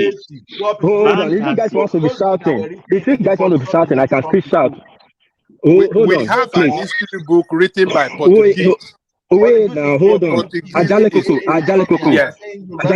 If you guys want to be shouting, I can be shouting. If you want to talk one after the other, and say what that makes sense, we'll talk one that makes sense. First of all, hold on now. Can I just finish now? You can only when you guys are talking, I don't talk. First of all, there was no Portuguese. Now hold on now. I'll tell my two things. I'll step out. First of all, okay, yeah, bring it home, Wapis. Bring it home. Yeah, let me say. Exactly. I'll say what I'm saying. So we can talk. People just come and talk. I just talk. All this history, everything I'm telling you, I can give you fact, dates, and time. All the same. But I'm just sick of time, just rushing it. When you say Portuguese came and write something for you guys, you put date to it when the Portuguese first came, Alvaro first came in 1478. Then he left. They came back again after 10 years. What this guy that Mrs. Wade and found the first South Africa Cape of Good Hope because he was sailing back to West Africa. He missed and landed South Africa. That's first South Africa. Portuguese came what year? What year did you say they came? First time they came to Benin. I don't know where they come. The first time they came to Benin was 1478. First time they stepped their foot in Benin and they met about LY. When they left, because that time journeys it takes time. When they were coming back, this guy, Pato DF, he missed his way. He was coming back to South Africa. Now, West Africa, now they call West Africa was the boom place now. I don't say just Benin, West Africa. When he was coming back, he missed his way and landed in Cape of Good Hope. It's in his book. That was written in 1448. He missed his way and he stayed there. That's how he found South Africa. Then he finally found himself back again when he came back to West Africa. Now, when Portuguese came, we didn't just call ourselves the Great Benin Kingdom. The Portuguese came and they met infrastructures, they met everything on ground. We already mentioned mine. Please, I'm sorry. Let me land. Portuguese came to Benin City 15th century. 15th century. You don't even know your dates. You don't even know what you're saying. When they say 15th century, that is the end of 14th century. When we say 15th century, 1480 to be exact. You don't. And I'm going to send the proof. You don't even know the dates. Listen, I beg, one man, enough of this story. Why are these guys arguing with me? Why are you arguing with me? Go to my museum, everywhere is there. Alvaro was the first to come to Benin. You don't have any documented reference. You're just giving us fanciful tales. Do you have? Do you have? Why are you arguing with me? Even the carbon dating has settled this. The effect throne predates Jesus Christ. 500 BC. Now, so I was telling one man, you guys can have your own conversation. Over 1,000 years before Benin. I read on Benin Trust. It's good. I'll argue that to you. Then, secondly, what I wanted to say that you guys are cutting me off. One man, I want to say two things before I step out. The first one, the first Portuguese that we got to the shore of Lagos was with Obarugboa, who founded Eko. There were spice hunters. So we are following the Oba then. Anyway, he conquered, they will take the minerals there. The first Portuguese that came was Marcha, the level military. If the facts are there, is in the archive in Portugal, Lisbon, we have it here in Benin. What's the name of the first Portuguese that made contact with Benin? The name. I have the name. I've told you I've very well. 1478. Go prove me wrong. I was the one that already told you was 15th century, and it's Diogo cow. See, that was the problem. See, that's the problem you guys are getting. See, hold on. I bet let me just land now. Hold on. What please? Can you land it in a few more sentences? Ekene has been waiting all day. I'll try. I'm trying to remember the last time I wanted to say, which is very important. But yeah, keep interjecting me because people know what you guys are doing. You keep interjecting me. I don't come here. I also talk about that of say they start using the Oba in Yoruba land in their title from 1952. The facts are there. They had the Council of Chiefs meeting twice. They had before. The first one they had was in Oyo. The second one they had was in Benin, in Yoruba Palace. Around 1942, we have the memo. All the people that attended. I think the last one, Ogala came with them. Every name was there. And the Pays had the colonial master were paying the Obas according to their rank and their name. Their name was there. It's only about Benin Kwapo Polo. That day it was Erika II. His name was Oba Erika II Ukua Polo. The rest is Alafin was very strong then. He was not even in the play. Alafin for put his name. Put his name there. Eleka of this Egba land. The names are there. When they came to Council of Chiefs, Colonial Council of Chiefs meeting in Benin, hold on, please let me land. Their archives, their memos are there. Now the treaty. Have you ever heard of the treaty that? This word Yoruba is known for your people. The word Yoruba, it was just an association, like a social group. Ogala was to put the West together, to form a solid front as a party, as a action group. Egba was the last to sign. We have the documents. Egba was the last to join the treaty. So their names are there. So what are you guys coming? Are you like Yoruba why was are you guys coming here telling me you about guys 50, 70 years ago? Just listen. You see, the word Yoruba has been existing for all your people. Not general or yours. We know that, and it was local people. We already said that before today. We know that. Nobody's arguing that. Name, okay, if you're not arguing that, then me like my point. That name was used to push the agenda. They're just like a fair today. Yoruba nation. That everybody. Egba was the last. Prove me wrong. We'll bet money. We'll go to archives. We'll bring our archives for you. Egba was the last to put the pen. Call Babati. Egba was the last to put their pen and the details of the district. We have it. Just to fight to get power first, then they will balance the situation. You are talking the history of Egba Let me finish. He's mixing things up. Let me finish. Remember just 2 weeks ago, I asked you, which of the Oni people they make a night? And you called the Oni name and Baba.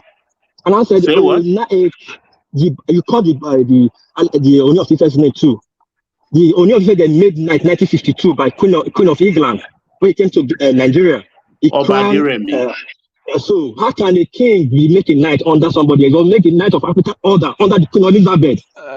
That is neither here nor there. That has nothing to do with what we're talking about. No. It has nothing to do with anything. No, it has, because you don't know your history. Let me tell you your history a little bit now. When I want to go debunk the Almighty Allah for you, he made a place to replace that city there because it was all politics. Oh, man. Was very strong there. Hold on, let me land. You go sleep. If I finish, you go sleep. Land it, and only within the next 2 minutes, so that they can. I was a smart man. He have his friends that he's writing things and he tried to put them together. The party. He knew that Ife is Ife. Just like Benin, some places in Benin, like Benin. He knew, but the power is supposed to be in Oyo, but you cannot create a vacuum. That's why he started elevating the powerful name of Ife. First of all, they make him a knight to have recognition. They started having different appellations. They add every name that is powerful. They added to him to make it relevant and give him political power. That's what you see today in most times. Sorry to say, in your western side, most of the Yoruba that have power is what the government gave. All started from Ogala War. So you should stop. You have hard record date and time and everything, and yet you come and say the wrong thing, and we say we know. Because we are wrong. Carbon dating and settle all of this, which is the older of the two kingdoms. I just tell you what about They the thing that the tested person all they the artifacts hold and the on, crown. Baba, this is the problem we have with you people. I will never talk about this with you people. What concerns about the thing that somebody that we saw, the one saw that was making and making a knife. What concerns that? I'm telling you how that soul becomes very powerful. From 2052. No, you are Can wrong. come back. You are All right. wrong, totally wrong. Sorry, Baba. You're not going to get you're not going to get World peace. yeah, you're not going to get it won't yield. I They know. I won't know yield this now. before you I've came sent in. him Yeah, historical books before with proof, even yeah. colonial books. He will never agree. So it's a waste of time. Yeah. Let's just move on. Let's move on. We're going to come to Ekene, but before we come to Ekene, you are already in the long chief, so you might as well just enjoy it. I want to stop over with Paddy, who was going to give us an Ife anecdote to see if it still remembers it, because I was quite keen to hear that. If you can't remember what you wanted to say, then we bring Ekene on, who is quite excited about something that happened in the East. Paddy, did you you wanted to say something about Ife? To be honest, I've actually lost track of what I wanted to say. All right. All right. Thank you, Paddy. Thank you. Yeah. So Ekene, you're up next. So yeah, you are saying you're excited about this meeting that took place in the East. Yeah, one man, I'm very excited. Thank you, everyone. I've been waiting to speak. Everybody has speak about their culture, the people that like Donald Trump, and they come into. So let me speak of my own. I will speak on my own side. What concerns me also, and my region. So I'm very excited with that summit that they held today. Where it's a very good development. I think my governors are beginning to think. They are beginning to come together. Although one governor did not attend, he is the governor of Ebonyi State, which I'm very taken aback. Why would such an important summit to be held and the governor from the southeast we choose to give an excuse? So I'm not excited about that governor of Ebonyi State based on his absence, but other 4 governors that attended, I am very, very happy about the summit, their contribution, the way they are going to tackle the insecurity, that the kind of unity that they want to put together to put some infrastructure that will bring the Southeast together. And this is what I've been saying since concerning our governors. The same thing I've been saying. If we come together, we can develop our space and make it more attractive. And that is beginning to ring in the ear of every Southeasterner. So, but I'm not going to waste much time, but the one that excited me most was the contribution of Otti in that summit, where his statement, he made it point and clear that governance is not all about the money you got. Sorry, Ekene.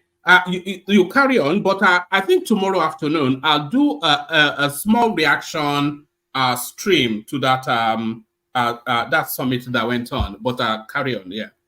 Yeah. So governance is not all about all the money that you want to gather all over the world, but your willingness to serve your people. It will always make you to deliver. So, and I think tomorrow you'll be commissioning one of the biggest projects that we're about to experience in the Southeast, even though it's in Abia State, but I call it Southeast project, because that development is going to serve all the Southeasterners who wants to do exports in business. So it's a good thing to me. He's not just coming there to speak. He's commissioning his project. The best project that I want to hear, the seaport. Who is that? Park. Otti. So the seaport, the park that will contain both refineries and all that. I don't know how he described it. and 24 hours electricity supply. So, and they speak about the electricity that the last government had just signed. Are those projects started and finished by him, or the leftover by the predecessor? No, maybe some of those things are there, but they're not working. Or maybe they have put some infrastructure that are not so he will embark on it properly. So you want especially to agree that those projects that are almost completed by the predecessor before he came in? That is just no, it's not the one like the one he's committed. Like the seaport is there, but they have not. They have not maybe. But the park is those electricity projects. Those are fresh projects. It's a fresh assignment. The 24 hours electricity and all that. So those are fresh assignments that he's going to embark on. They talk about the railway that will connect the southeasterners and all that. So, but that one is coming from the governor of Enugu State. So, but what I'm excited about his own contribution is that he didn't just come there to speak. He is commissioning tomorrow. So, and that is what I like about it. That is what I talk about governance. You don't speak big grammars. When you want to serve, you serve. People will know you are serving. Whether you commission a project that, whether your predecessor started a project and he didn't finish it and he came and finish it and commissioned it, it's something that you need to applaud him for. You don't expect him to come and abandon it. So he's making me proud, and if he commission it tomorrow or next, and that I think before the next 8 years, there will be some changes in the southeast. A lot of them, both Okonjo-Iweala, Okonjo-Iweala was trying to encourage them to do it, that they will get every support that they need from outside investors. So it's all about commitment. It's all about their commitment. So I'm very excited and looking towards Abia State. Abia State is trying to be a place. They are trying to set the space for other Southeasterners to be looking upon for development, and that's a very good one for me. One man. That's the only thing I wanted to say. One man. So I'm very happy about it. All right. Sorry about the long wait, Kenneth, by the way. But then, of course, you're probably used to it, which is not a good thing. But it's just really how I manage the space sometimes. But it can be a long. I wanted to read this super chat because it especially tickled me. This is from Fourth. It says, "I am unsure which is the more ironic name on this platform: World Peace or Rational Mind." So that really tickled me when I saw it. World Peace is really World War, and Rational Mind anything but rational. I get.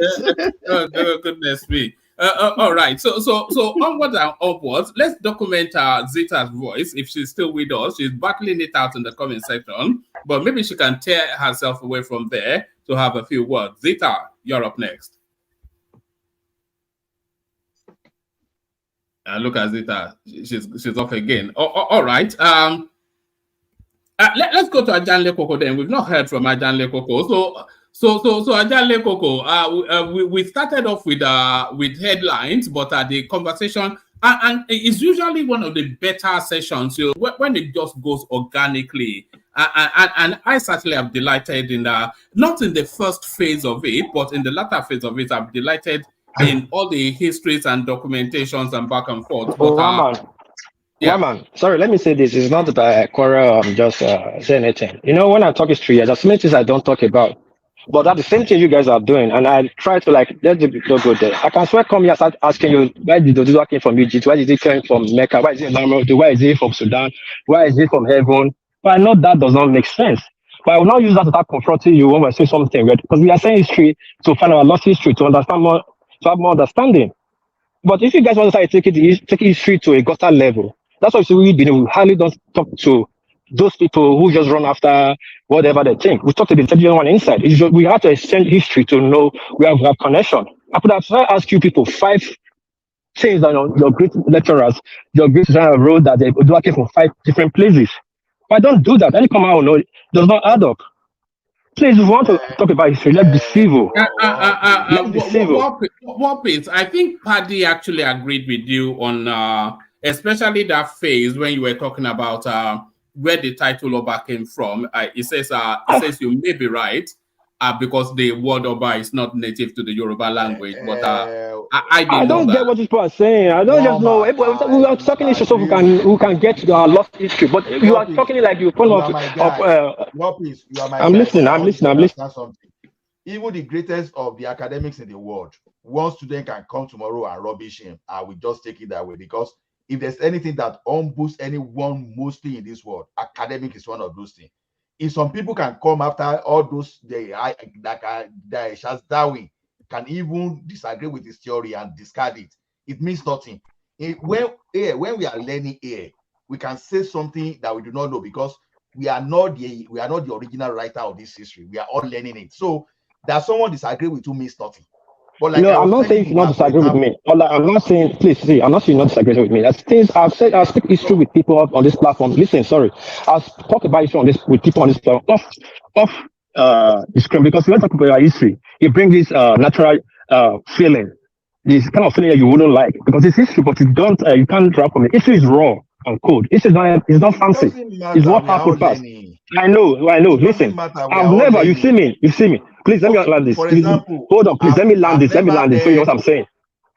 Hold on, please. You never see me chastising any of you here that Oduduwa came from 5 different places. Have you guys never settled that? Why you come to lecture me on my own? I've never said, even though I'm angry. But we also is on the book there. You guys never talk about it. You guys never talk about yourself. Okay, which one is the real Oduduwa? So have the conversation from there. Like you are telling me somebody's that is not for me to argue. This is for you and Baba and Clotter that is sitting here. You who are different variants of Yorubas. Let's know which one is Oduduwa first before you come to Benin. So which one is Oduduwa? Is it Laramudu or Egypt? But nobody mentioned Benin in the whole thing. No, I'm not saying Benin. I said which one is Oduduwa? Is it Laramudu, Egypt, or the one from Sky, or the one? Which one? Which one do we argue about? All right, I think we've overlabored. We can go at this for 24 hours. Sorry, Mama. Thank you for the time. I just want to make one very vital point, which is very vital, which you are saying now. We want to be civil. Let's be civil. Thank you. But you are the one not making it civil. You are combating. You are not the one. You're the one that make it worse. You make it worse. I don't talk issue from Google. I tell you facts. Even professor in the profession, one student that is undergraduate can still mess his a thesis up. It doesn't matter. We are all learning because sorry. I know you're a very intelligent person. What I'm talking about doesn't correct what you are saying. It's not about lecturer or professor. One thing you have to tell me is that you have to tell me the one issue that is the one is fat. The one that is fat is the one that came from Laramudu. Then we'll start from that. Don't tell me professor is lying for his life. Who's that lying now among all of you? Tell me who's lying. What I know about my language is this: all Yoruba language go and look are always descriptive. Eniola, Nig. Even when you mention name, you understand it's descriptive. The word Oba in Yoruba land is descriptive. So when you say it comes from Benin, I will challenge you. Please, I come to tell me where your Oduduwa. You from Ekiti. You are from Ekiti. Tell me where your Oduduwa came from. Then Baba will tell me his own next tomorrow. Then Ola, don't challenge him on that. Only because then we'll loop around for another 2 hours on it again. I said he comes tomorrow. I don't say now. He comes tomorrow. I give you the assignment. Kulata will ask you off a wild assertion, like a wild assertion. I will ask you like 4 days time. You are from Osho. Tell me where your Oduduwa came from. Hold on, what piece? We have told you. Oduduwa was born in Ile-Ife. That was you. That's your own. You come from Ile-Ife. No, that is the history. He was born in Ile-Ife. Not Ola Oduduwa. Yeah, the history is that. So he didn't come from anywhere, but from Ile-Ife.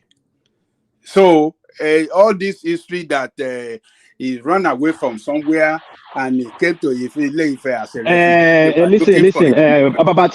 Ajakobo, that's That your is not Duduwa. You that came for, listen, that's your Duduwa. You came for Elisha, that's your Duduwa. I've seen people that stand and said your Duduwa came from Egypt. I've seen people that said their Duduwa came from Mecca. I've seen people that said they came from Yemen. So which one are we going to take? the one that we are telling you. Not the one, your own. Say your own. No, That is your not my own. own. Not That's my your own. Because That is not my own. I have all, listen, I have all, but see, I believe, so let me tell you, title. Let me tell you now. Let me tell you. Sorry. Adanle Koko Konigba now. So she okay, yeah. Just come here and be spilling issue and you not fix your own because to tell me I'm saying rubbish. Thank you for the time. No, all right, brilliant. I'm going to hand over to Thomas in a moment. But before I hand over to Thomas, let me acknowledge the super chat, and then I'll play 2 videos, and then when the last one lands, then Thomas takes over. But before that, yes, the super chats. So Ola comes in to poke at world peace, and fourth comes in a plague on all their houses. AB seems to be a regularity now. Choma comes in to show her support for Donald Trump. Alexander Gomez having conversations there. Prince Daddy, he fires a mini salvo. That's Prince Daddy twice. Alexander Gomez still. That's Alexander Gomez there. Prince Daddy feeling a bit flushed. That's Prince Daddy still again. Of course, we mentioned Ayo, and that's Ayo holding up an AK-47 to the super chat space. So thank you all those. Let me play you this video. The first one is Kashim Shettima, and then the next one, I'll leave the next one for you to find out. But let me play you Kashim Shettima first. Nigeria's journey to redefine its destiny. Today we stand on the precipice of history to reflect upon a nation that has defied the predictions of doomsayers, a nation that has become the metaphor of resilience. Over the past 63 years, we have not only survived, but thrived because of our collective resolve, our commitment to progress, and the enduring spirit of unity that binds us together, from Aba down through to Ogbomoso, to Zaria, to Burning Kebbi, despite the conspiracies of minor vested interests. While this anniversary offers us another opportunity to acknowledge the close regional bonds that kept us standing as Africa's most populous nation and largest economy, we are here to remind ourselves that the future we promise Nigerians isn't an empty performance for electoral purposes. You can't renew the hope of the nation unless you are prepared to pursue bold reforms. And President Bola Ahmed Tinubu has undertaken to build a country where the economic independence of each citizen is guaranteed, where none of us has to depend on unspecified handouts to earn a living. Your Excellencies, ladies and gentlemen, our history, like that of every nation, isn't just a record of surviving attacks on our sovereign integrity and social welfare. Our history underscores the commonality of our shared humanity.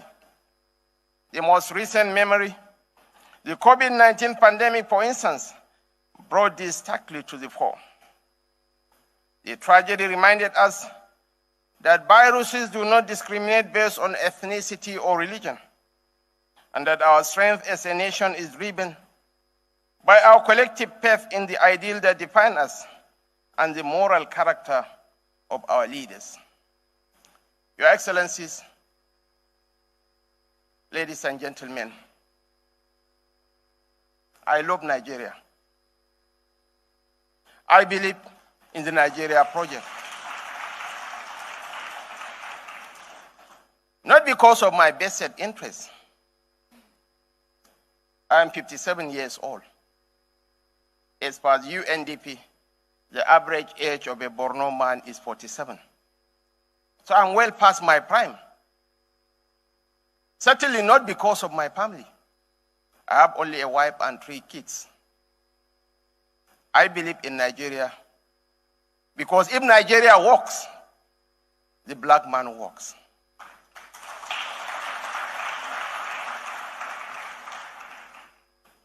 The last election was probably one of the most divisive elections in the contemporary annals of Nigerian history.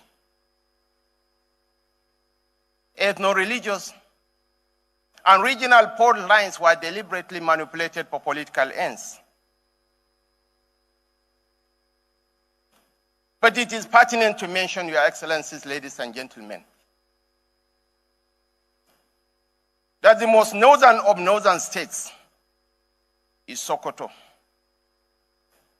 The Nigerian candidate lost by a few thousand votes to the regional candidate in Sokoto.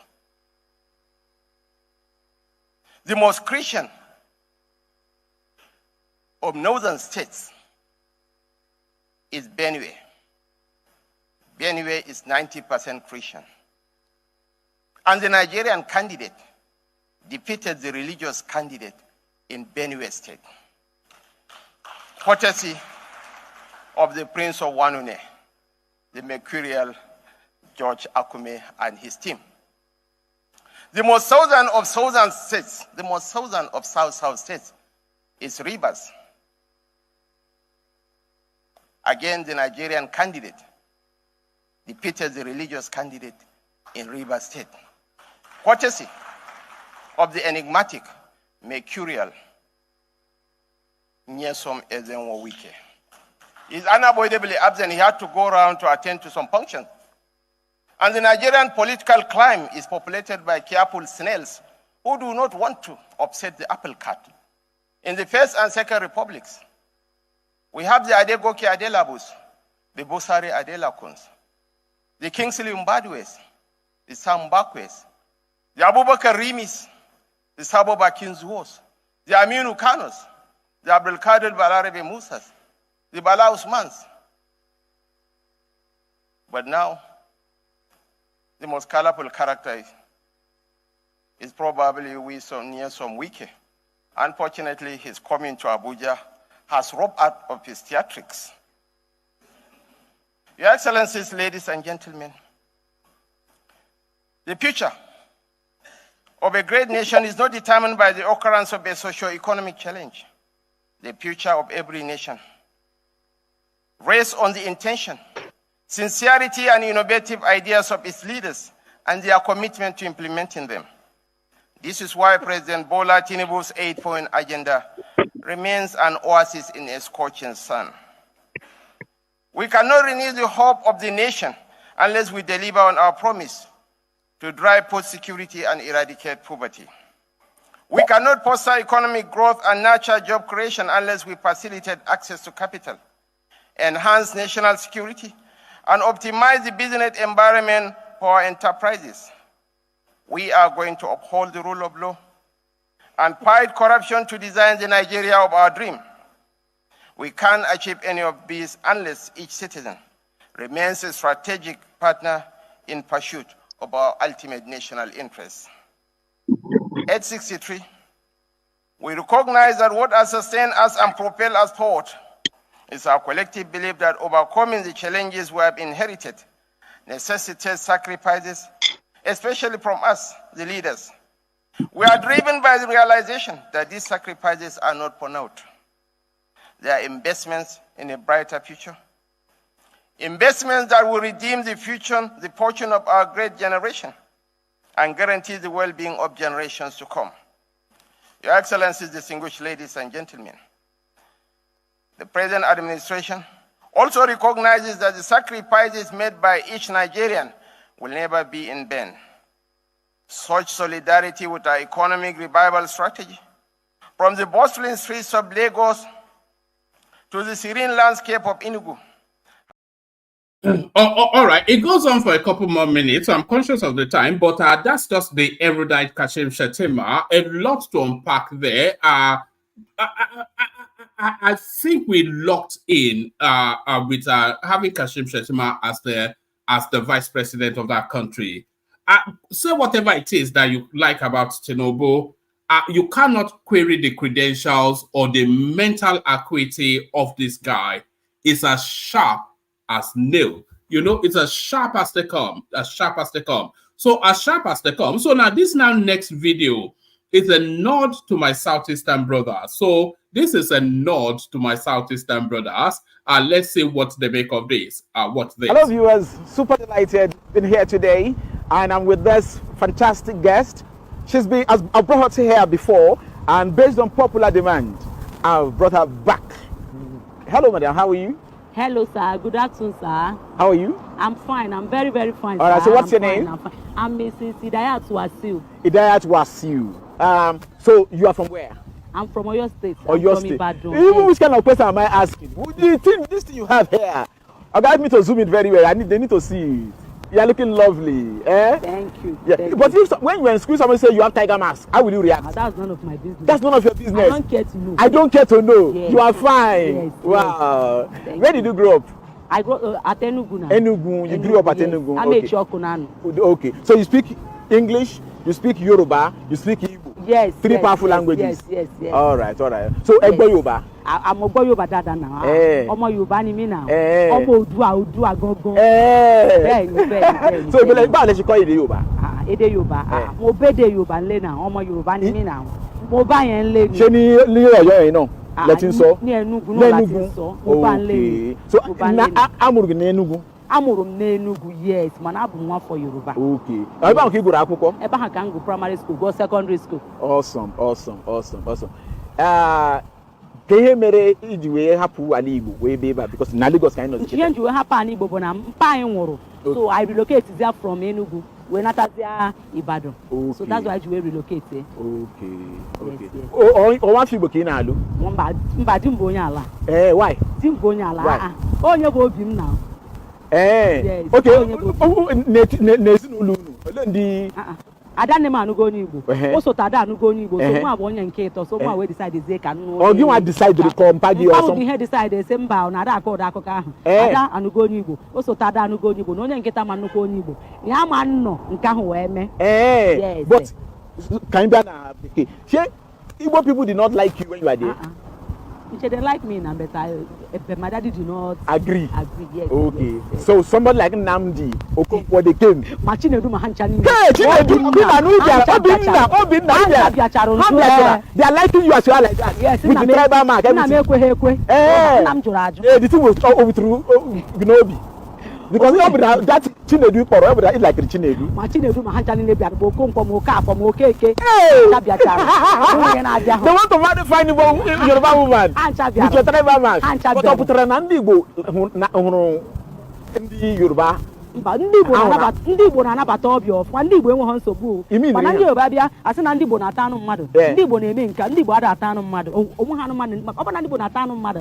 Ha kara ịtaga anụ m since. Okay, ebe ị nwere akara. Onye ahụrụ m ga-ama na mbụ nwafọ Yoruba. Ṣé gbọ́n ọ̀tọ̀ sẹ́sọ̀ ọ̀gẹ́dẹ́ sọ Yorùbá kọ́ gbọ́? Mo ní tó bá jẹ́ pé àwọn Igbo ń jẹrin èèyàn ní tó wọ́n bá ti jẹran mi tipẹ́tipẹ́. Torí sẹ́ bá ti rójú mi sọ wọ́n á ti mọ̀ pé eléyìí o ọmọ Yorùbá lélẹ́yìí. So nǹkan tó máa ṣó nìyẹn pé àwọn Igbo pé wọn kì í jẹrin èèyàn. Tí wọ́n fẹ́ fẹ́ràn èèyàn ṣe jàre. Okay, so story ni gbogbo kò sọ̀rọ̀ nù yẹn story ni gbogbo yẹn. So lọ́rọ̀ kan Igbo fẹ́ràn Yorùbá. Ṣé wọ́n tọ́jú nígbà tí wọ́n wà ń bẹ̀? Dáadáa. Ilé ibi tá à ń gbé ńgbà tá a wà ní Enugu State ẹ lè mọ̀ pé Yorùbá ni wá. Láńlẹ́dì wa báyìí tí ẹni tí ń bá ṣẹlẹ̀ báyìí ìyá yẹn ti máa dìde. Bẹ́ẹ̀ níbo ń bá o. Ajẹ́ ìpè. Wọ́n àyà ha máa ń pe. Wọ́n ò ní gbà. Wọ́n àyà ha enwe ikwe. Máa ń dọ̀zọ́ wọ́n di sọ wọ́n àyà ha sẹ́ẹ̀fù. Ọtí gịnị? Mba ndị Igbo adịghị eme. Okay, so a na-elekọta nwunye ha. Ndị Igbo mana ka esi anụ nwaanyị na abịa na Naịjirịa niile Igbo kacha enete nwaanyị. Ẹ̀sọ́ ń lédè Yorùbá kí n gbọ́. Ẹ̀sọ́ ń lédè Yorùbá kí n gbọ́. Mo ní Igbo wọ́n mọ̀ tọ́jú obìnrin ju gbogbo àwọn kìíní Yorùbá. Ṣé Yorùbá ni ilé Yorùbá lẹ́wà? Ọmọ Yorùbá ni mí. Ẹ̀dẹ̀ kọ́là.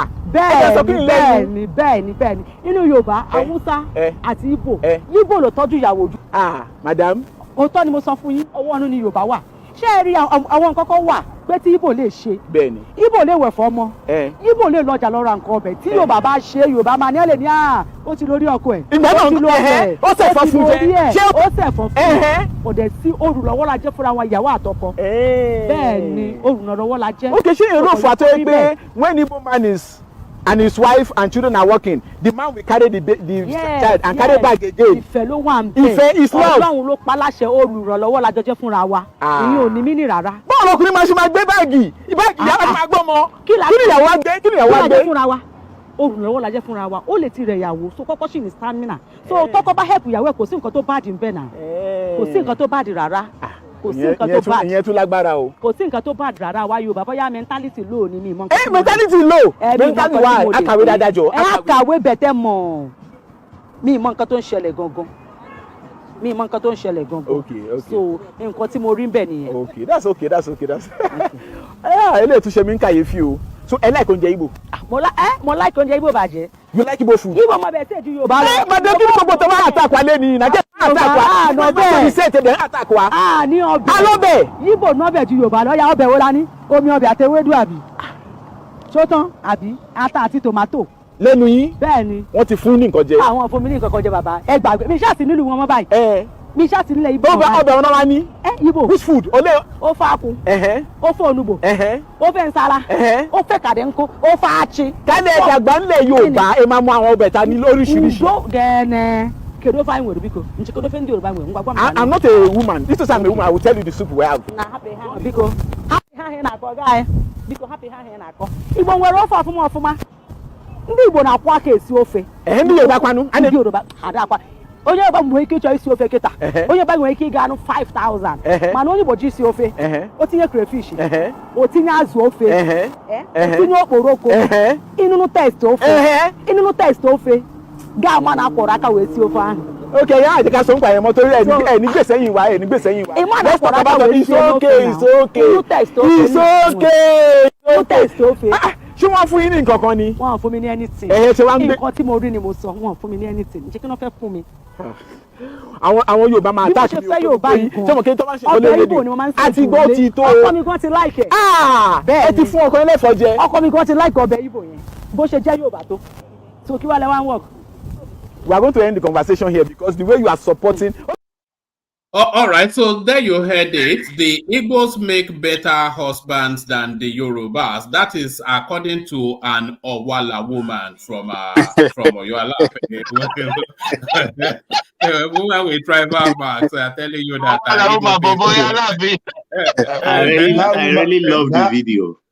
That woman who even knows say Yoruba get plenty soup. Even come on. What I'm supposed to be a Yoruba. Come on. Ọkọ mama lè jáde ilé ni o ní kí o mọ bẹ ó ní ọbẹ méjì sábà mama gbárù jẹjẹ rọrọ wọ ẹfọ àti ìdáyé gbẹgìrì akílódé. Ìgbà tó yẹ kébí tó gbé dàgbà nìyẹn tó nǹkan tó mọ̀ lọ́tọ̀. Bóyá ló mọ ìṣápá. Ẹ má dá lóhùn o. But did this woman say anything wrong in this video? No, she didn't say anything wrong. No, she didn't. Look, Ekene. Sorry, Baba. I want to take your number from one man. I have free time now. Can I call you so we talk privately? Are they almost 12 midnight here? I know. Before you sleep, 1 hour, just quick chop some certain things. So when we have time, we'll now stretch on it. But I did fire up. I want you just talk a little bit. Yeah, I beg. You should not have mentioned Benin. You should not have mentioned Benin. That this is the thing. We all know that. No, just like my help now, because I just talk to Baba a little bit, because I find it difficult to talk to some people, but it's okay. Let me talk to Baba a little bit. Baba, I beg you for your time. I beg. I'll call you one man. Man, please send me his number on WhatsApp now, please now. All right. If Baba is okay for me to do that, yeah, it's Baba, okay. is it okay? I don't have a choice. All right. Please let me rest this night too. My old man body. Yeah, gentlemen, you want to be old man. I've seen what you look like. You look like there's still at least a good 50, 100 years left in that body. But 30 years old. Yes, gentlemen, let me shuffle myself out and hand over to Thomas. I did call you earlier, but I don't think you were at your computer. So in job logo today, Thomas, Adande Koko not spoken yet. Madam Zita, we're still trying to get on board. So just shuffle it around. We're just talking now. I think it's just free flowing, but prepare yourself. He's wearing sunglasses, so So that means it means business. General Thomas.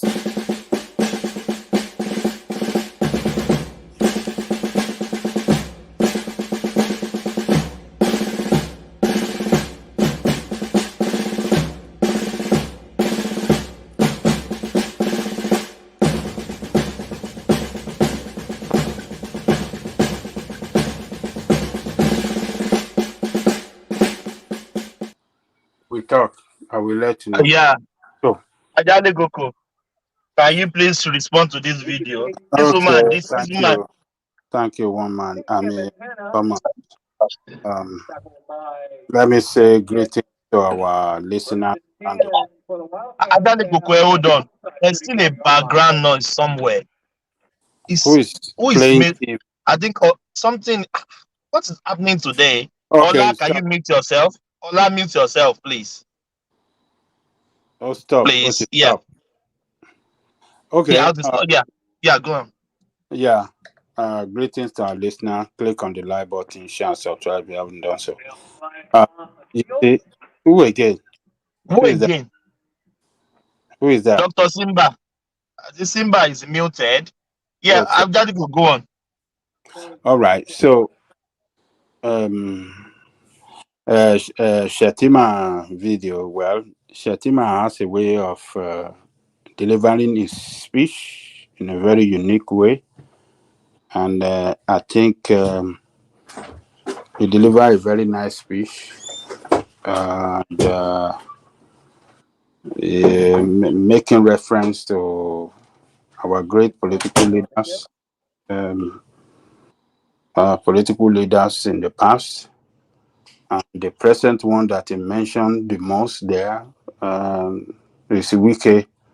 So it looked like this president and the vice president, I think they have a special love for Wike.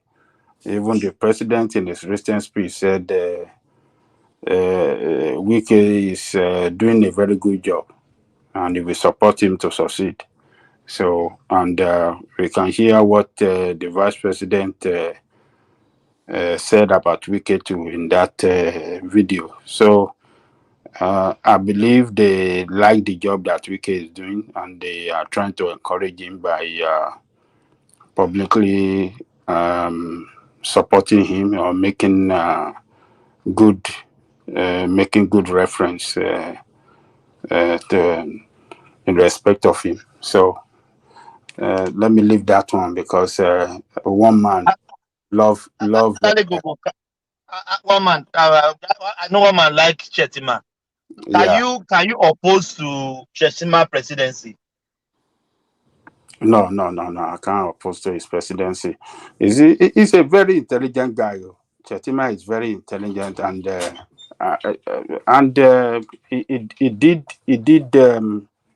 he achieved a lot when he was governor too. He did a very good job. Just like the guy that he handed over to, the Zulum, who is even more. How do I describe him? He is more energetic than him. Do you believe that in 100 days in office for his second term, this guy built what do you call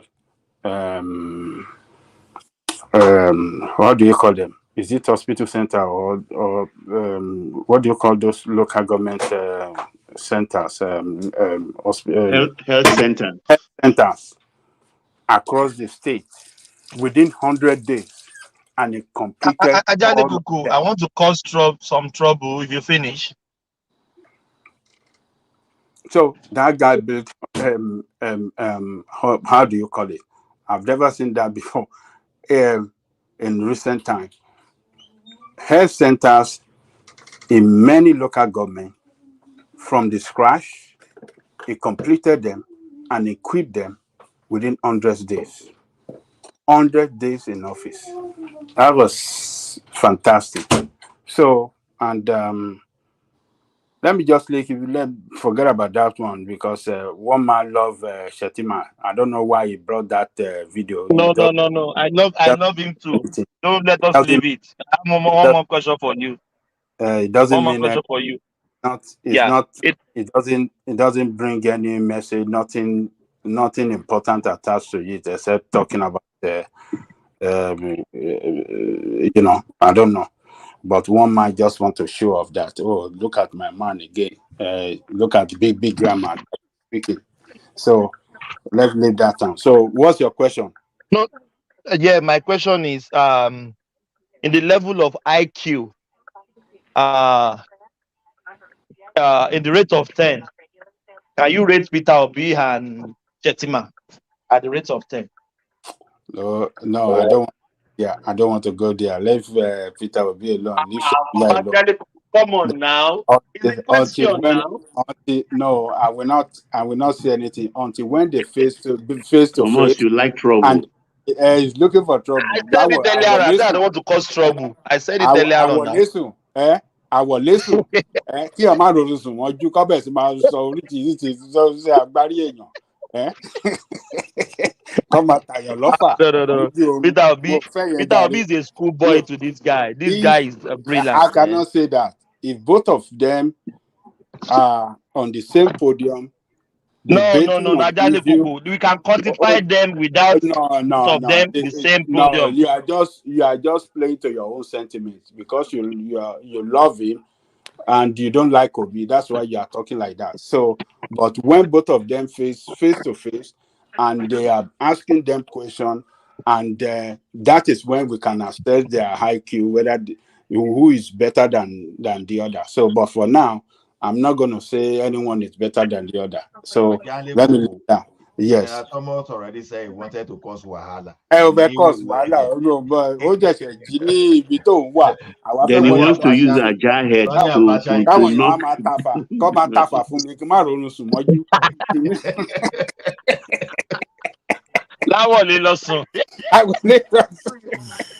listen. So you go do a gat in a brigadier Sani Abacha, EOC can mechanize the nation Ibadan. Yeah, my friend, you born, come on, come on,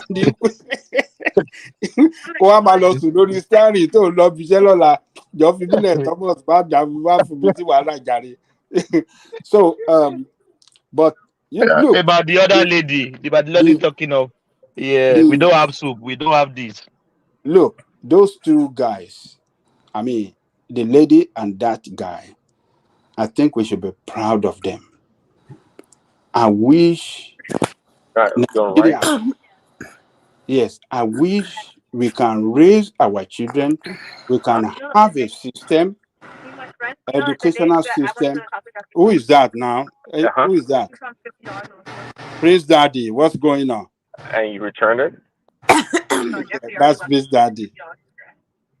No, Prince Daddy is even Mute, Thomas. Otti was muted is like is the application that is doing yao this evening.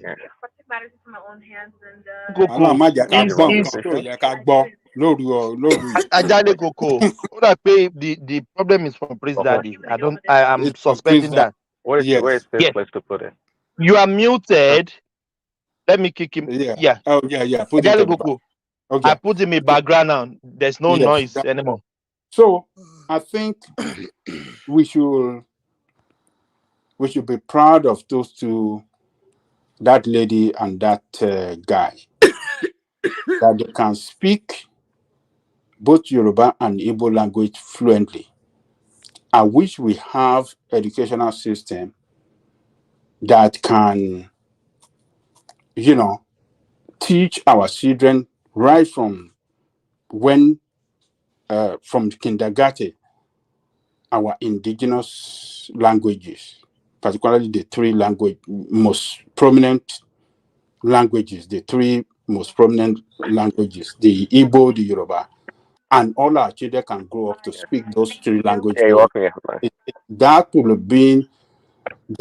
would have been a great advantage for all of us, for that country, and that will have bring unity among us, because any language that you can speak fluently, there is no way you will hate those people that speak that language. that you won't have any hatred or any dislike whatsoever to their culture and tradition. Adane Kuku, you Yes. remember when we were growing up, anytime we speak Yoruba in school, they call it vernacular. They even charge us. So I remember that time, maybe tutu kobo or tutu. With you, General Thomas, with Ajali Koko. I fear you. I said when we were going up, yeah. I don't grow up with Ajale Koko now, of course. Yeah. So what can we tell those teachers that time that tell us Yoruba is a vernacular in our own land? What message do you have for them? Is colonial mentality. You know, the way the colonial master brought up our fathers is like, you know, your language is secondary. Your language is inferior. Your religion is inferior. Your culture is inferior to the colonial masters' culture, tradition, and all the rest. So, and they brought that into the school system. That you can't speak in your local language, you can't speak Yoruba, you can't speak its vernacular. So, but Baba Daddy, sorry for interjecting you. Yes, sir. When the primary school me I attended, though, the initial part of our education, primary one, they actually use Yoruba to teach us. It was when we got to secondary school, they started saying that we should not be speaking vernacular, that they'll be asking us to prepare one kobo. Well, I think the situation. But I didn't know the one that Thomas attended. Okay, so the situation. And it's sorry, and it now is even worse now than even that time that Thomas is referring to. Now, even parents on their own, in their various houses, they don't speak Yoruba, they don't speak native language to their children. Simba, before I come up for Lagos, there is one school in Oregun, National Primary School. You know, me and my wife were laughing. You know the thing they were teaching them there? Olajude. Now this Fuji guy, what's the name of this guy? Oh, Said Oshupa. It's like nine. They teach them for that school. So the thing is, I think we miss it, to be honest. So maybe the like of Thomas attended all those powerful school, because, like you said, Ajabi Bata I will take no all those package. I want the appointment in locally. So that all those one Taiwan Kennedy, now those one we take no. So now only when we enter secondary school be vernacular thing, but for primary school, now Yoruba. Even take time before I even understand English, because I did school in Lagos. So even in my at any stage, I was even afraid to even speak English. Waiting up. So I think we have to be proud of those that lady and that guy there. That they can speak both Igbo and Yoruba. Probably the father of that lady was not actually learned, and so far that woman was born in that enclave, so automatically it's just like an Igbo man that was born in Lagos. Yes, and we agree with you, but still, the parents were still able to teach her Yoruba language very well. She can speak. That is why I said maybe probably they are not learned. Probably they are very learned. She will have understood Igbo and be speaking Yoruba jaga jaga. Yeah, right. Yeah, right. Yeah, yes, that could be because they'll be showing up that let us be speaking English. They'll be speaking jaga jaga English at home, and the children will not be able to speak their own indigenous language. So, but look,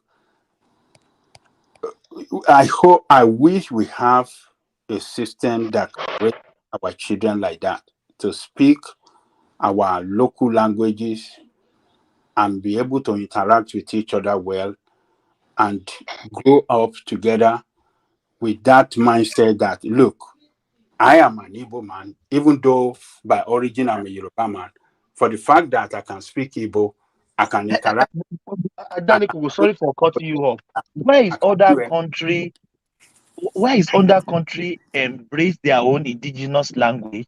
I saw Ronaldo speaking in his own language. He doesn't care about English. They translate for every country. Most country they cherish their language. They don't depart from their language. No, Rolando possibly might be speaking Spanish. Yeah, yes. No, it's a Portuguese. No, it's a Portuguese. He speaks Portuguese. Yes. Yeah. Oh, okay. Ronaldo is a Portuguese. Oh, sorry. I thought you are talking of Messi. Sorry. So, but you know, I wish Ekene is here and he watched that video, and that will send message to Ekene. Hold on, let me land. I hope that video will send message to you that while you live in Lagos, you should raise your children to learn to speak Yoruba language very well, because it's an advantage. And you yourself should be able to learn Yoruba language. It's an advantage to you that you live in a foreign land, not actually a foreign land, but at least outside the Southwest. You should be able to speak the language where you reside, make money, have business. You should be able to speak their language very well. It doesn't mean that you are going to lose your own culture or tradition. You remember the last time I was fighting with you here when you said you are correcting your brother's son not to dobale, not to prostrate for people. That is not good. It is very bad. It is bad to raise children like that. It is good to let them know that, well, you see, in Igbo land, this is the way we do. But as you are doing it, when you see Yoruba man, you can do that for them. But in Igbo land, this is the way. You don't raise children to understand culture and not, and not turn them against the culture of where they were born. It is good for them to to know the culture. Baba Jaleko, sorry. Ekene is very happy now that woman is saying good things about people and is promoting their culture. But when he sees the other way, he was beating and castigating the young man. Yes. So Ekene, look. You can see yourself, Ekene. You can see yourself. Your double standard. No, let me say this. It's an advantage to them to speak but Yoruba no, language. I'm not the one to teach them. I'm not against them speaking Yoruba. I'm not against them speaking Yoruba. I'm not the one to teach them that. I don't know how to speak. So, but I want to tell you there is a problem, especially in our area. So I wish you people are here. Maybe if you go to our market, even the most meat sellers are Yoruba. Most of them are from Oyo State. Those ones that sell fish, meat, and all that. You will find it funny that they're even the ones speaking Igbo in our space, because they transact mostly with Igbos. If I go to buy meat now from a man selling meat in the market, probably I have a particular customer which is from Oyo State, Yoruba man. You'll be the one telling me, Kedu, I buy the kind of Igbo he speaks himself. I'll be asking, where did you learn all these things you are speaking? I think the only thing we know might be maybe Kedu, but he's using that language to sell his products now. He's using the language to sell. It's a business strategy. Yes. Yeah, but there is not only him, almost all of them, both the women. Okay, so what do you now mean? What do you mean? What is your point? So what it means that in that space, when we speak about differences in our country, that is why I laugh. You understand? Because when we come together among the common citizens, we enjoy ourselves. We enjoy ourselves. But the narrative out there is very different. I used to say it here. The narrative out there is very different from what we see on the ground. But you never show interest to learn Yoruba language. You don't show interest. I didn't show interest. Yeah, that's me. I didn't show interest. But Ekene is a tribalist. Don't mind him. He's a pretender. No, it's not the issue of being tribalistic. You know, it's not the issue of being tribalistic. You that see Just somebody like that when you go and you start everything maybe if I was a child when I came to Yoruba, maybe I would have learned Yoruba. But you see, I've already mastered my space very well. The Igbo culture, I've already There's no mastered time that you cannot So, learn if I came anything. to That is an excuse. Don't mind him, Babajale Koko. How long are you in Lagos? How long are you? It's not more than 15 years. 15. Yeah. And you cannot speak Yoruba. You see that guy is an adherent tribalist. Adherent tribalist. When you are looking for Simba, am I the one now that is going to carry? You are giving me all the burden now. What did I do? What did I do?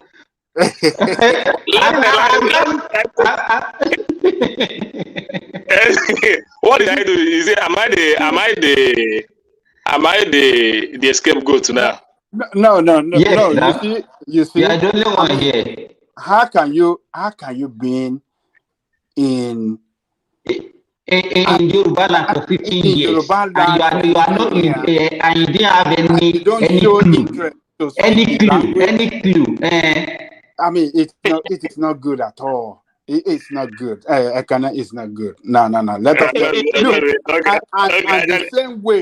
And the same way, we are going to tell a Yoruba man like us who lives in Igbo land for 50 years and they can want to come soon to say, I cannot see you. I will say you are. I will even slap him. Say, what is wrong with you? I can't even imagine myself if I cannot live in Igbo land even for 5 years. For 5 years, I will be interested because I know it's an advantage for me. No, you are trading in Lagos, in Yoruba enclave, Igbo land for 6 months. I will come back home. I will start learning immediately. Little by little in Igbo. I might not be so fluent, but I'll be able to communicate in Igbo language. Baba, you see what he even say. He said, if you see the Yorubas, they are even the ones speaking Igbo to us. They are the ones speaking Igbo to us. Look at the rubbish he's vomiting. How am I going to Look at the rubbish he's vomiting. How am I going to learn in that environment? I'm talking about the environment. Which environment? So the others are learned. It's not the same environment that they learn. No, I think learning Yoruba. It's not blaming Yorubas that they were speaking Igbo. This is why he cannot learn. It's because Yorubas are speaking Igbo to her, to him. Can you imagine this thing? My God. Ekene, you don't enter Wala this night. We go give you well. So go back home. Go and start to learn Yoruba language. You know what the funny thing? The guy that is interviewing the interviewer is actually an Igbo guy. He's an Igbo guy. But he was pretending to be Yoruba. He was pretending to be Yoruba. Say, there's an Igbo guy. He was promoting his culture, promoting Igbo. I like it too. You understand? I like what he's doing. He's promoting unity and pretending to be a Yoruba man.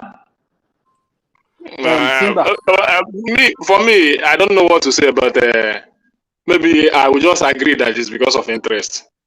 Maybe I'm not interested. That is, and I cannot deny it.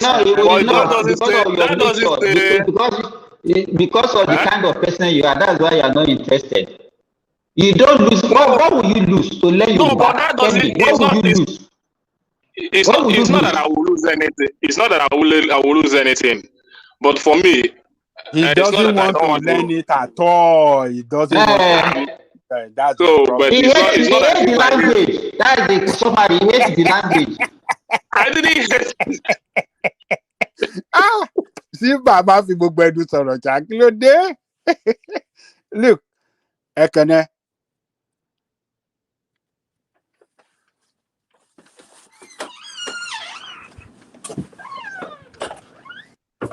Ekene, he don't run away. Ó ti sá lọ. What is that? We lost Ekene. Simba ló lè lọ. Simba ti fi gbogbo ẹnu sọ̀rọ̀ jù. Simba ló lè lọ. But yeah. But we have to tell him the fact. You know. That's it now. I mean, how can you live in a place for 15 years and you don't want to speak the language? You don't want to. Ajale Koko. Yes. Ajale Koko. Let me even tell you, even me that not live in Igbo land, anytime I have a contact with Igbo, I always like to learn basic thing like how are you? Where are you? No, you know, Thomas, get curious. Thomas, to learn the let me language. Let me tell you this. When we were in school, they made it compulsory for us that we must do one Yoruba and one Nigerian language. Do you believe that all of us we opted to, because we know that we can speak Yoruba, we opted to go for Hausa and Igbo, and they have to go and get Igbo and Yoruba and Hausa teacher for us. You understand? In my school, in my secondary school that time, we opted for Hausa and Igbo. In fact, me, I said I prefer Hausa, so it was Hausa that I did in the WAEC. None of us go for Yoruba.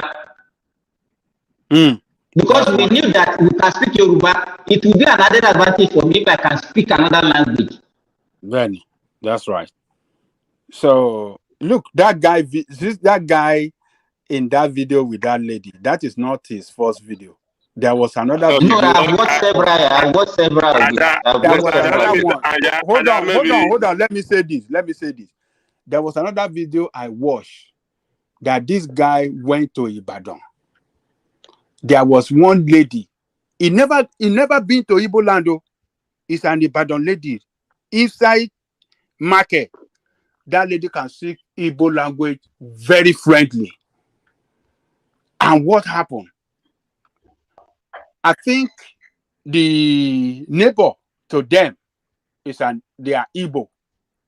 And you know, they interact, they speak Igbo, and then to show interest, and the Igbo woman started teaching her, and before you know it, she can speak Igbo very, very friendly. And she never left Yoruba land. She never left Yoruba land to Igbo. Is it not the same people that can I give us an example that even people that are selling food to them in the Alaba market, they learn the language? It depends on the part. It depends on the part. Let me say this. Let me say this, Timber. Igbo in Ibadan.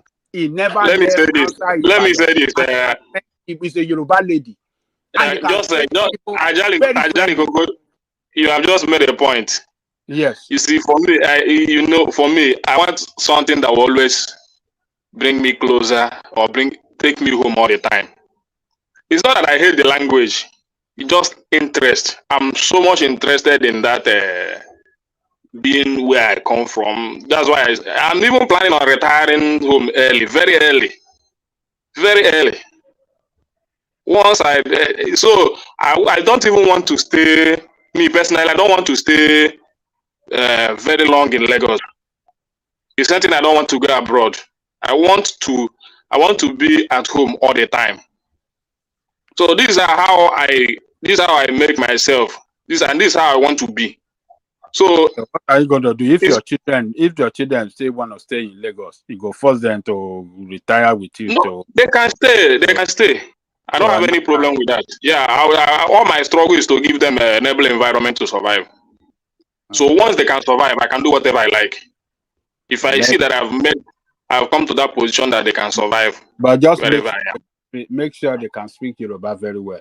It's very good. No, that is not up to me now. Maybe they can learn that in school, but it's not up to me to teach them. I don't know how to speak, so I cannot teach them. I really teach them Igbo language. I make sure that I put Igbo in their mouth. Sorry, you can answer this question or you may not answer. Are you married? It might even be difficult to learn it in school because they even speak, not like back in the days where every Igbo child in Yoruba land will surely know how to speak Yoruba. No, I think Babajale, what is happening now is because of the way we are living now. Everybody is now in their own enclave. Nobody play outside the way we used to play outside that time. Everybody's within their own flat, no interaction, nothing. So it's a very difficult life. One, the bubble. Ajale Koko, even what this election has brought to us, only that one, this fight between Yoruba election come and gone, so that one not be a problem. It has always been like that. It's always been like that. When we play our tribal politics, but just like Ekene said, ordinary people they can play during the time politics. Yoruba will say, Yoruba lama dibo fun. Igbo will say, we are voting for. After everybody will come back together. So it's no problem. You see, let me give you another instance. Like my neighbor speaks Hausa very well. He was born and brought up in Jos. He's an Igbo guy from Enugu State. His family is still in Jos. So, but the way they are tied to the Hausa culture, I'm not happy. As in, it's not that it's not good they're speaking. It's not bad at speaking Hausa but the thing makes them. They hardly come home. They hardly know their family members. All that and all that. So it's just that this guy was opportune to come to Lagos to hustle in Alaba. He's my neighbor. Even when he wanted to marry, he forced himself to marry an outside girl. I'm talking about an Igbo guy, a young youth. His mother insisted that it's not going to happen. That at least two of his brothers is already married to Hausa, so he should go down to East, look for his trace his lineage, and get an Igbo girl for her. That she cannot continue with this Hausa of a thing. You people marry. So can you imagine? You don't go marry another Igbo. You can see what we are saying now. You see? So, even the guy, even this girl made it as a point, and that it was her father that prevented her from marrying an Igbo guy. That all her sisters is already married to Igbo. You didn't see when she said it. So it came to her turn. Igbo guys, we are coming. Her father have to say no. At least one of them have to get a Yoruba guy as a husband. The same thing happened to this my neighbor. So he have to travel, and it was a very difficult task for him because he didn't know anywhere. He don't know where to start. It took him many years before he was able to get one Enugu girl that he's marrying today. And I thank God they are living very happily. But I love the what happened to the Hausa? What happened to the Hausa wife? No, he never married her. He was pushing to marry her. Okay, he was planning to marry her, and you. Yes, he was planning. You truncated the love. So that is the issue. I've seen it and I know how it goes. But I love the cooperation because if you come in our community, that guy is the most related person to Hausa people living in our. Let me tell you. You know why? I think maybe because of lack of education. My own blood brother, the first born of my father, actually married a Igbo woman, Ada. And we didn't say anything wrong with it. And they married. The two of them are about 70 years now. So what is wrong in all those things? I didn't say anything wrong. The only thing I can say, let me tell you, the woman actually colonized my brother. We don't have access to my brother, but the family of the wife, they have access to him. That is the only thing I can see there. And that is what most parents, even from Yoruba land and Igbo land, is avoiding. It's a fact. We don't have access to my brother. But when you get to their house, you see the whole full complement of the wife family living with them. If you come to any family now, especially in Igbo land, if you have 3 boys, if you come to the family, most of them we must have that strong argument. At least the first side must get a wife from Igbo land. Then those 2 guys, anywhere they want to marry, they don't care. It happens in our space, and I notice it so much. So in that regard, me, just the way I want to be close to my people, I don't want anything that will take me very far away from them. and I'm enjoying it. Any small thing, I travel to village. Any small thing, I travel to village. Yeah. You don't have excuse. You can't live in Yoruba land for 15 years. You can't speak Yoruba. You know. Maybe I'll try to get some lamba, some few words. That doesn't take away. That doesn't take you away from your land or from being who you are, Igbo man. One man. There is a way. There is. Ajalico. There is a way you are attached to a culture. Like my in-law. I'm telling you about my in-law. No, don't worry about that. You are already married. No, let me finish. Let me. I want to use him as an example. Woman, you are not. I want to use him as an example. Advantage for you. You can't take anything. No. I want to use him as an example. A well-bred Igbo guy. It's not that his mother from this as an Igbo, but they were brought up in Lagos. But sometimes, if you are talking about maybe because they have a very big portion of land in the village, what happens is that they overstayed in Lagos, and all their uncles, all their relationships are selling off those when their father died. They couldn't even trace their lineage to go and check those land and all that. Their uncles were selling off everything. It was when, at a certain point, one of their uncle from their mother's side tell them, what are they doing? You stay in Lagos and allow your uncles to sell all your landed properties just because you are so attached to Yoruba culture. He began to force them. He forced, and that my uncle was the Yoruba culture, or they are enjoying Lagos. Yeah, I'm telling you, this guy, as in the way he is. I'm not against him. It's not as if I'm against him, but I can tell you, every Yoruba in that area is more like a Yoruba than Igbo. So if you are telling him about anything in the East, he's not too much interested in it. He's much interested in those his friends that he keeps together. Because he was born in Yoruba land, right? Yeah, yes. That's the reason. So, it's different from you. You are not born, you are not raised in Yoruba land. You just came to do business.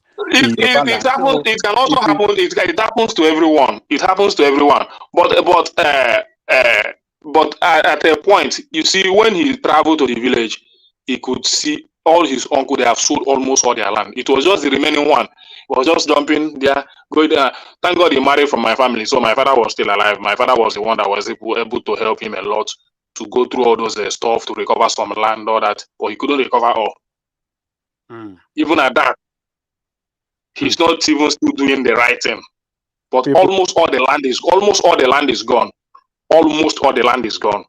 Some people sell their land, use it to build upstairs, buy cars. So if you ask them, they say, who be these ones? They know they come back home now. We shouldn't allow this land to wait. I'm telling you, I'm telling you about my space, and that is why when I saw that his son came for holiday in my house, when he did that, and it's not as if I hate the guy or the word, but I told him, man, you have to put up something. It was an accumulated anger that you yeah, the behavior of his father, the behavior of his father, how he's behaving. Accumulated anger. The behavior of his father led me to speak to that guy in that manner, and they let him know that it's not that it's good to have your friends, Yoruba guys, but you need to think home. You need to think home. You need to go see your properties, all this and all that. I tell him, man, you are the first son. Don't behave this way. Don't do. It's not good to just forget your space and allow your uncles to take over everything. The man, it was just the man is just when those things happened. That was when the man remember that he will build a house in the village. Because they almost taking his immediate father's compound. Go. They have divided it with fence, wanting to take that place alone. So he has to struggle, get some money, lay block in the remaining one, so that they will not take over everything. So you want to allow me now? That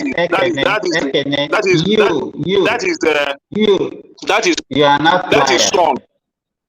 No, I'm not a liar. That is no, I didn't say you're a liar. I said you're an outlier. Your own, no, let me tell you what you've seen in that guy. That is what you find in most people these days. Most people don't want to go back to their villages. Once they find succor in the cities or wherever they find themselves, they tend to forget themselves there, and that's where they are going to die. Even people that are living abroad, how many even forget about the security situation or the challenges that you have in Nigeria? How many people are ready to say, okay, I want to come back and retire at home? You don't find that one often again. Most people tend to anywhere they find suitable for them and they are comfortable, that's where they want to live.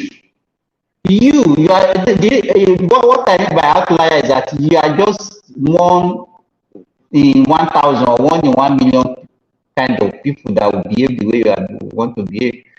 How many people are in Lagos? How many people will you hear what you are saying from? A lot of people behave that way. It's just that for me, I've already chosen a life to live personally.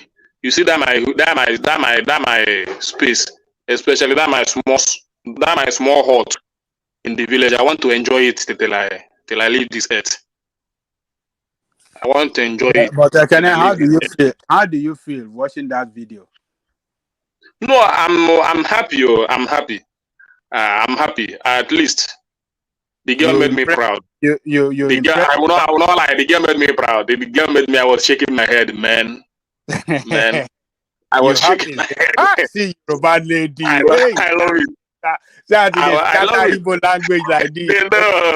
The way he was asking, the way she was saying, God bless Igbo land, though. Hey, see your bad capture. It's not the way she's even speaking Igbo self. He was even telling the guy, man, lapifa. Put them that thing. Lapifa. Nah. She was not even speaking like a Yoruba girl. The way she's blowing the Igbo. They speak that Igbo slang well.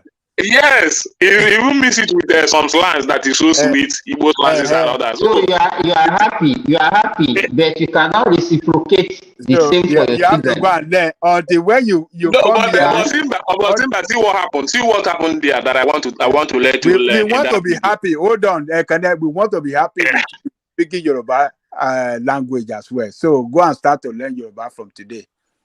If you're not happy that I can speak, if I'm not happy that I can speak Yoruba, at least you should be happy that at least you have my uncle, who is attached to many Yorubas, and nobody is fighting him. We are the only fight we are having against him now. You are fighting. I'm not fighting him. I'm not fighting him. How can I fight him? I'm not fighting him. So the only problem we are having is just for him to make sure that he travels to make sure that he recovers some land in the village. You redirect the boy, the son, make you know they practice Yoruba culture. I don't want Not be say. There is a difference between culture and language. That really hurt me when I hear say you they tell the boy not the double that's not good for children. You know what I feel. You know what I feel. You know what I feel. You don't know the way I feel. I see that boy as one of my sons too, because he was born in Yoruba land. Because you know how I feel about it. And you are trying to confuse that boy to start hating Yoruba culture. That's no good now. That's what you did. If you don't know, that's what you did. You started putting hate in his heart. You started, redirecting him to not to like Yoruba culture and tradition. That is not good. Where he grew up, where he have friends, and where he go to stay for long. You think that boy go come stay for Igbo land? It will never. It will never come there. It will never like to stay there because he will be more comfortable in Yoruba land because that is where he was born. And where is friends? Does he have a friend in Igbo land? Which friend he get in Igbo land? So it's difficult to children. It's just like our own children here. Say, oh, our own children want to go and do anything in Nigeria. For where? Anyway, they can still do later in life, they can still go and do something, but it's not going to. This is their home. They are more comfortable here than in Nigeria. They can go and do business or have friends or go for holiday and stuff like that. No, It's they not, can come now. If you remember the fashion news, yeah. If you remember the fashion news, they never live in Nigeria. Yeah. But lately, they find something to come and offer to their country. Yeah. And so they can come in that capacity. Not really, they can even have property in Nigeria, but not really to come and stay permanently.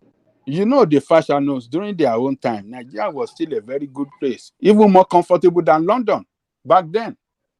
By the time the But even that time, let me tell you, at that time they were still young.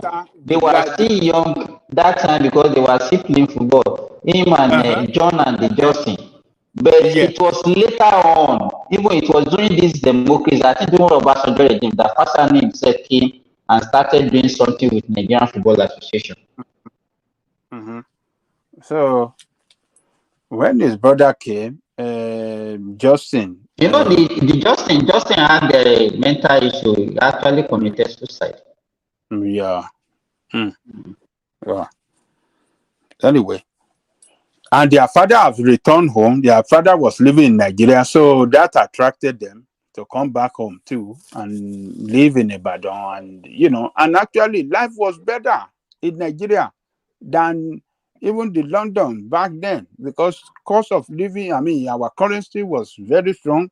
You can get things very cheap, and houses was not, life was not as difficult as it is today in Nigeria back then. So a lot of things that, but right now, where there is no constant electricity compared to where you have constant electricity, where there is no good road compared to where you live that have good road, where there is no pipe-borne water compared to where you have pipe-borne water, you will have a rethink now before you say you want to go and live in Nigeria. So that is just the situation now. That's the problem for our own children now.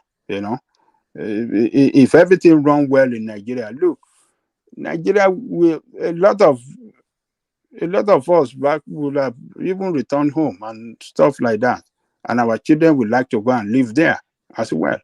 But when you don't have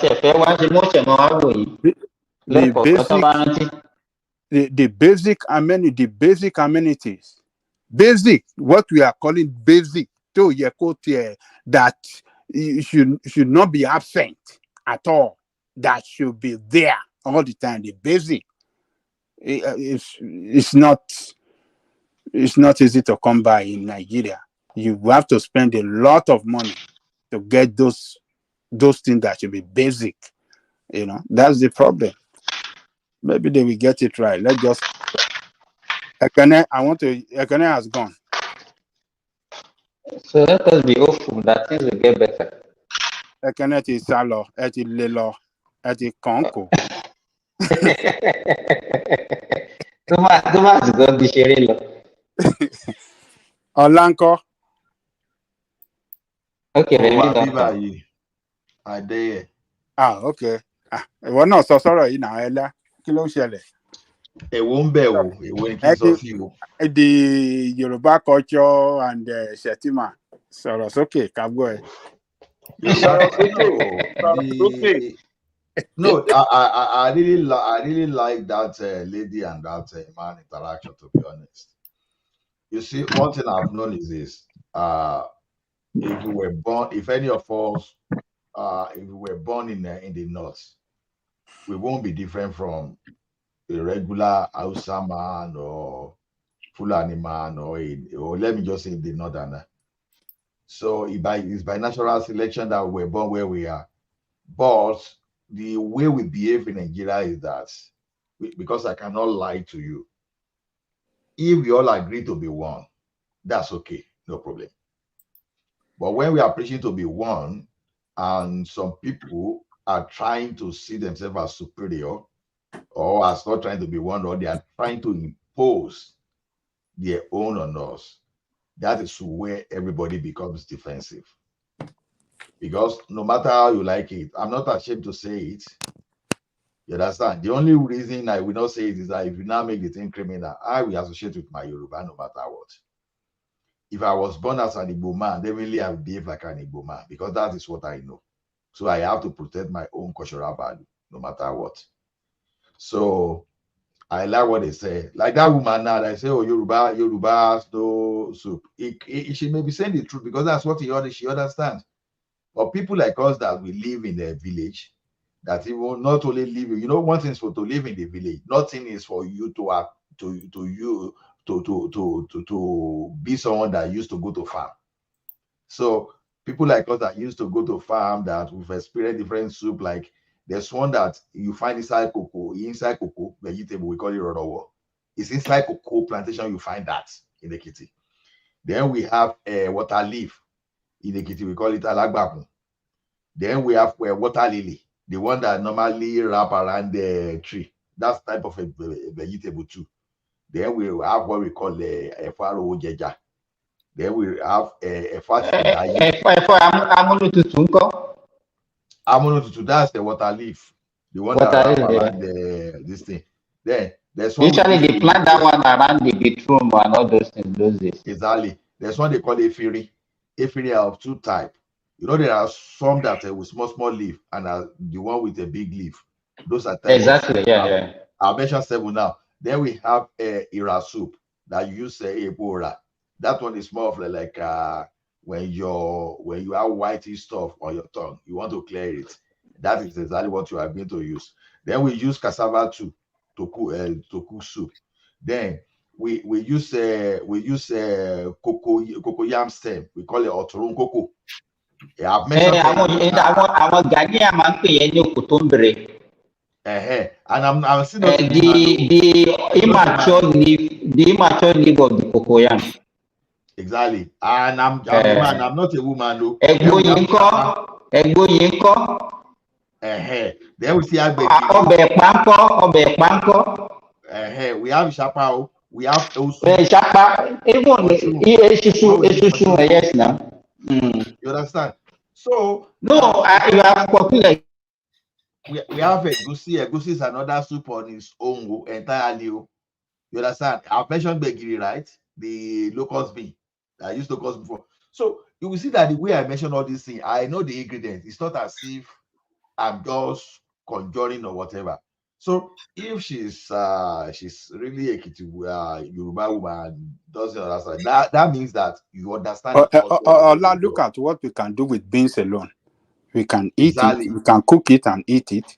We can use convert it to moi. Then we can use it for gbegiri. Exactly. Because as I say here now, àgbàdo ṣe mọ̀ pé à ń fi àgbàdo wọn máa fi ṣe àbárí. You use àgbàdo, you use maize. You can cook maize. You can mix it with beans. You can cook it alone. You can make ẹ̀kọ. Even this thing that the Ghanaians eat, dompono, kenke. We call it the one you fry with palm oil, and then you can still use that thing to do what we call kokoro.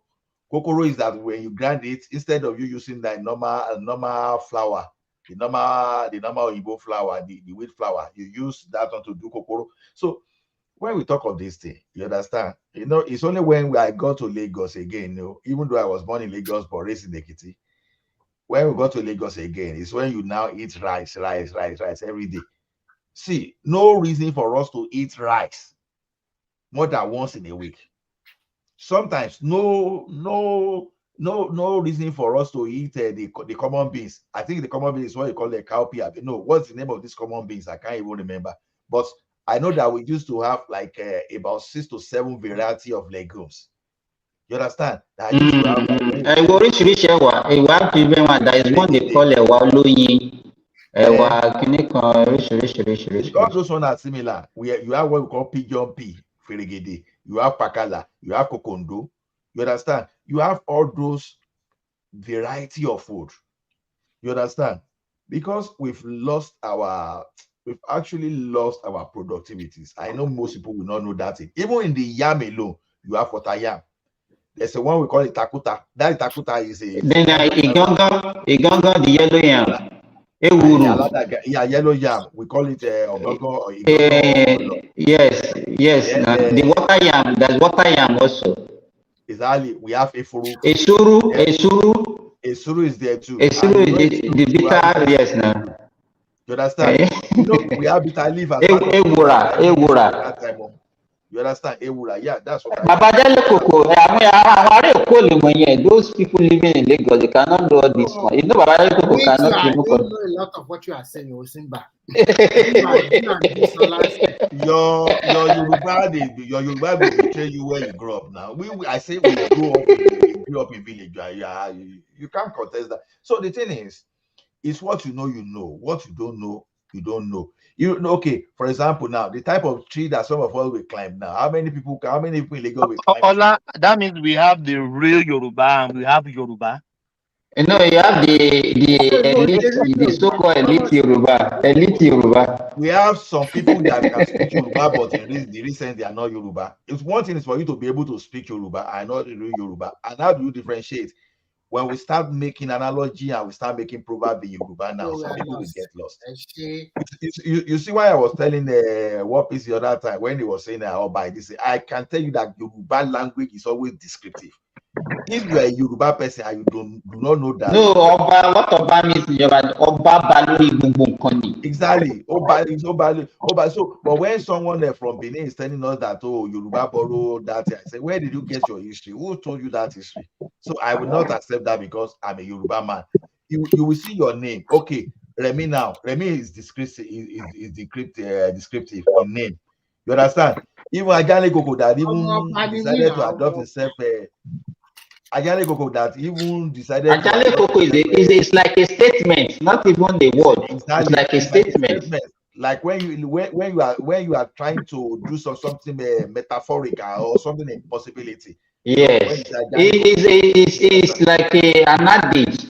Ajale Koko. Exactly. When you are hearing Oladele, you will see now. You see everything Yoruba is descriptive. So when you mention name that is not descriptive, you will know that it's not Yoruba. For example, now when you say Alafia now, for example, you know it's not Yoruba because if Yoruba want to, the word Alafia in Yoruba is Ilera. Alafia is a borrowed language. It's a borrowed language. Yes. So even Albarika is a borrowed language. Albarika is a borrowed language because how do you define it in Yoruba? That's what sometimes we call it Afetiya, Alafia, Albarika. Those are Afetiya. You understand? In Yoruba too, we have Afojuya. You understand? So in Yoruba, you go say Afeyiferekipe. You will understand Yoruba if you are a core Yoruba person. You will understand it. That's why it's unfortunate that we are losing our language. There was a day I was singing this Ogundepo, Alabi Ogundepo song. You know, someone older than me, this person older than me because he grew up in Eko, and those people will be telling you that they be Yoruba. Say I don't be Yoruba. As I was even making that on a day like this, because we call it on a day when you be doing some rhyming or whatever, the guy just switched his phone. I said, what happened? He said I was making a quotation, and I said, like, seriously? And you are supposed to be an elderly person to learn in Yoruba language. You understand? I started, I started explaining to him that, okay, look, this Yoruba language that we've lost, you don't really understand the benefit because now, even Thomas is saying now, Remy is saying now, there's a way I can speak Yoruba that the two of them will never understand. And no, that is want to speak your own dialect. If you speak not dialect, no dialect. You know what Yoruba call Eno? You know what Yoruba call Eno? I know Eno now. Yoruba ni me. Simba, even Eno is too much. When I start using the Nigeria and Yoruba profile to make this, okay. Adewale was going to say something here 3 days ago. He said Yoruba. You see how the mother Yoruba, okay?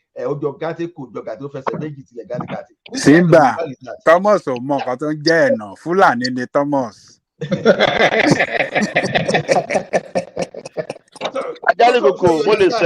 Fluently, I speak enough fluently. Simba sọ pé Fúlàní ni ẹ ò mẹ́nu. I speak enough fluently. Thomas, can you tell me the meaning of this thing fully? Pé ara wájú òrò rí ẹ bọ́ra. Èrò ẹ̀yin wá sọ pé òun ló fẹ́ rí ṣùkú. Ìṣùkú dẹ̀ rí olórí dẹ̀ǹdẹ̀ òun ni àgbà ẹ bọ́ra. Can you even link that thing in a real contextual meaning and tell me? You understand? The one Adewale was misinterpreting, say, they say, Ojo gate kò jọ gàté, eégún àtiró wọlé, èèyàn àtiró jáde. Look at the way Adewale was saying, Ojo gate kò jọ gàté. Yorùbá ni mí. Ọmọ Yorùbá ni mí. So the thing is, there's nothing like your language, you. Me that I'm talking now, there are some way that some people that are even far deeper. Because me, all this one I'm saying, maybe I'm talking like someone that just understand 100 one out of 500. I'm still able to. Yeah, you are even better than most of us. You can see that you are even better than most of us. You understand? Remi ò gbọ́ kankan. Àwọn òyìnbó Èkó ló máa sọ ń tiẹ̀. Àwọn Yorùbá Èkó ló máa sọ. Simba ló mọ gbogbo everybody. Simba lè fún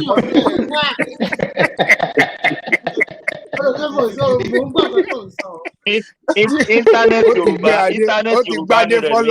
Ó ti gbádé fọlá pé. Internet Yorùbá ni Rẹ̀mí. Mo gbádé fọlá o. You see every Yorùbá proverb has history. Look at this history now. Wọ́n ní àyàn fò sókè, ó ní àdára lẹ́wà. Èèrà fò sókè, ó ní àdára lóbìnrin. Ọ̀pọ̀lọ́dé, ó ní àbára kùrùkùrù. Now, if you tell that one a Yoruba person now, I can challenge. You're just comparing how this animal with. And they mean to tell me the meaning of that thing that is still I just. Oh yeah, Olatuma in English now. I don't want to say English because I'm not an Englishman. Loba Yoruba. Let it interpret it in English. Okay, look at this one now. I will say something funny now, and you will be funny that you will be able to. Okay, one atoto oni baba rere parakoyi oni baba Mogana. You understand? Even Mogana is not Yoruba, but Yoruba still find a way because that thing. Mogana is Hausa now. Mogana is Hausa. Understand? So atoto oni baba rere parakoyi baba Mogana. If they want now, many people have lost there. You understand? When you say invention, the father of necessity, right? You understand? Then they say absurdity. Myself, I don't forget that thing how to interpret it in English. But you know, absurdity, the father of secrecy. Look at now, two people are now communicating now. You understand? And they use that kind of word. How will you even know that that's what they are saying? That's how deep Yoruba can be. How deep a language can be. The way I'm speaking general Yoruba, I can speak Yoruba from now for the next 30 minutes. I will not even understand what I'm saying. It will just be like someone that switch off when I say I was making incantation. So we should find a way to make sure we preserve this culture. I'm not happy the way we are losing it. We are losing this thing seriously. You understand? I know this Yoruba now. Funny enough, I know that Remy and Thomas will know. Why don't you call one man's name? One man cannot understand Yoruba like that. One man is even worse. One man that cannot even pronounce Yoruba name. When Yoruba will say, you understand? I know you will know all those ones. All those ones are supposed to be simple, but yet, as simple as it is, some people they've lost the touch of that. So, to me, I'm a proud Yoruba, and I'm proud that I made A1 in Yoruba too, even though I was already because I know so many Yoruba people they made everything. I made my A1 in Yoruba, and I'm proud of it. So even there was a time I even faced so many courses, but Yoruba, I didn't face Yoruba because that's my language. even though I was struggling with English, but not Yoruba. Yoruba is I love my Yoruba, honestly. If you say we should be writing in Yoruba today, all this physics, all this chemistry, you say let us be writing in my own language. I will participate. Baba, I will participate. We are going to find name for all those stuff. Ìwọ mọ àwòtán pé ní àwò fèèfé. Láti fà mí sórí ẹ̀ mi ní get it right most time. Àwọ̀, when they say color, àwò fèèfé, what is àwò fèèfé in Yoruba? And you in Yoruba say àwò fèèfé, what is the color? Yellow color. So yellow ni àwò fèèfé. You are here for lecture today, Remy.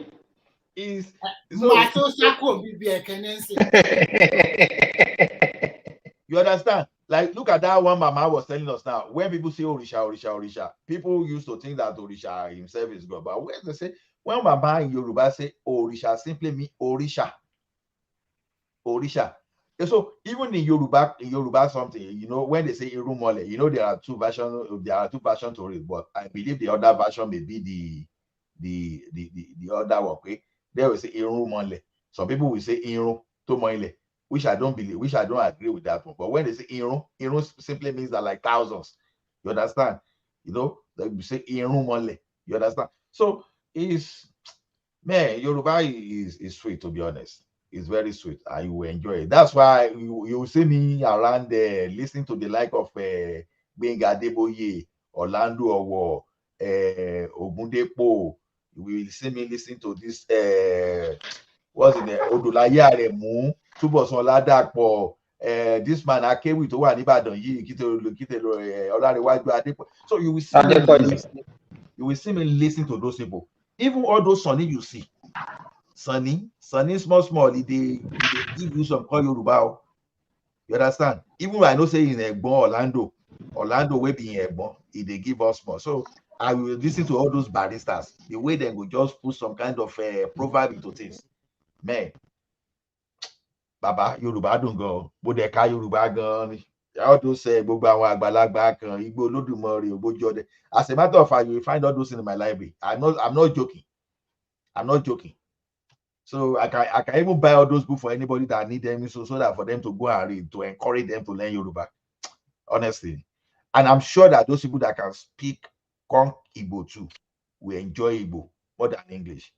All this one will be talking of market. Generally, I think Ekene is going after the red cap, okay? And if you are going towards the shift anti-title, they have more, because I serve in Enugu State also, so they have more that you should be pure Igbo. I think that is what he's trying to do. When you look at it in the modern world, tribalistic, but he's probably preparing himself. You can see that he sees himself as a Igbo guy, still thinking no matter what happens, he's going to go back to his village and probably take a shift title or whatever. Who knows? He's that kind of Igbo man. Remy, you see what we call tribalism sometimes is unfortunate. That is where we find ourselves. I understand it. See, if we both talk of tribalism or whatever, I understand that. But our own is totally different. Because Oyinbo now, over time, they've managed to integrate, but we are when you see where they're from, their whole country, you see those people that are like homogeneous people that that from a country. Yeah. But look at like this thing now. When I was telling someone here the other time that Ekiti is totally different from Yoruba. Ekiti is like a nation. Yeah, we are family. We are similar. We understand that. We have this was like a kingdom, even up to Kwara State. You understand? We were never under Allah or we were never under your kingdom. But it is when we needed to work together. That is when we became Yoruba. Because Ekiti and Ibadan, the type of war we faced that time, when you say Ekiti Parapo, because your warrior through Ibadan wanted to dominate the Ekiti, you know, when they say Ekiti Alagiti, you understand? That war went for. No, actually, they govern you. The Ibadan people govern the Ekiti. No, they never got that govern on us. They wanted to. They never. They wanted to. They never. I thought they did until one. What's the name of one rascal boy that went to kill the one Bale or one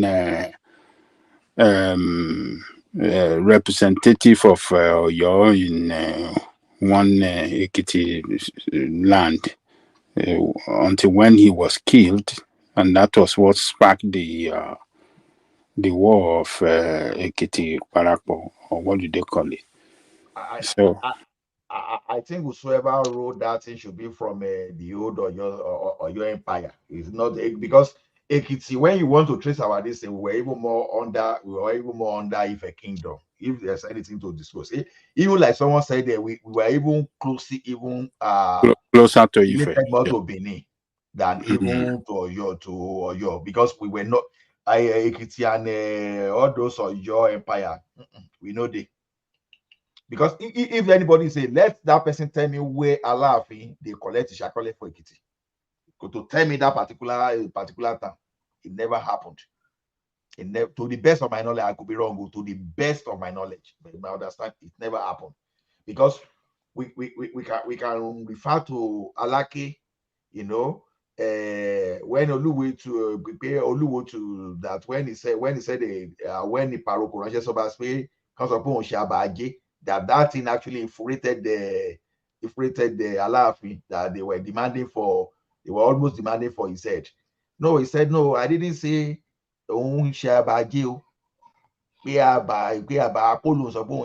he quickly denied that. So that kind of thing never happened in Ekiti, to the best of my knowledge, because how do I know?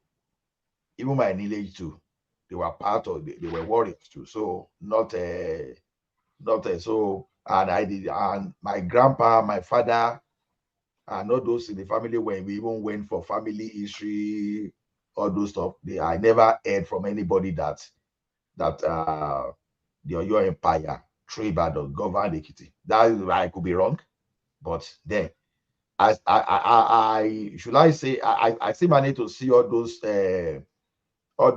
costume, war costume that time. But one thing I don't understand about this costume, even I came from that family, as they were brought in all those costumes, you know how my head my head just swell. I see something they enter my head. So when people just don't look at the power that they command in those days, I can't just and the time I was speaking, I was attending fellowship, serious Christian, they pray, but my head just this sweat as they bring that thing out, So we've really lost our we've lost our things. I don't know. I have them. And the continue to enjoy we don't Only two. Why? We don't recognize our own thing. So we appreciate. Okay, you know what? I've seen.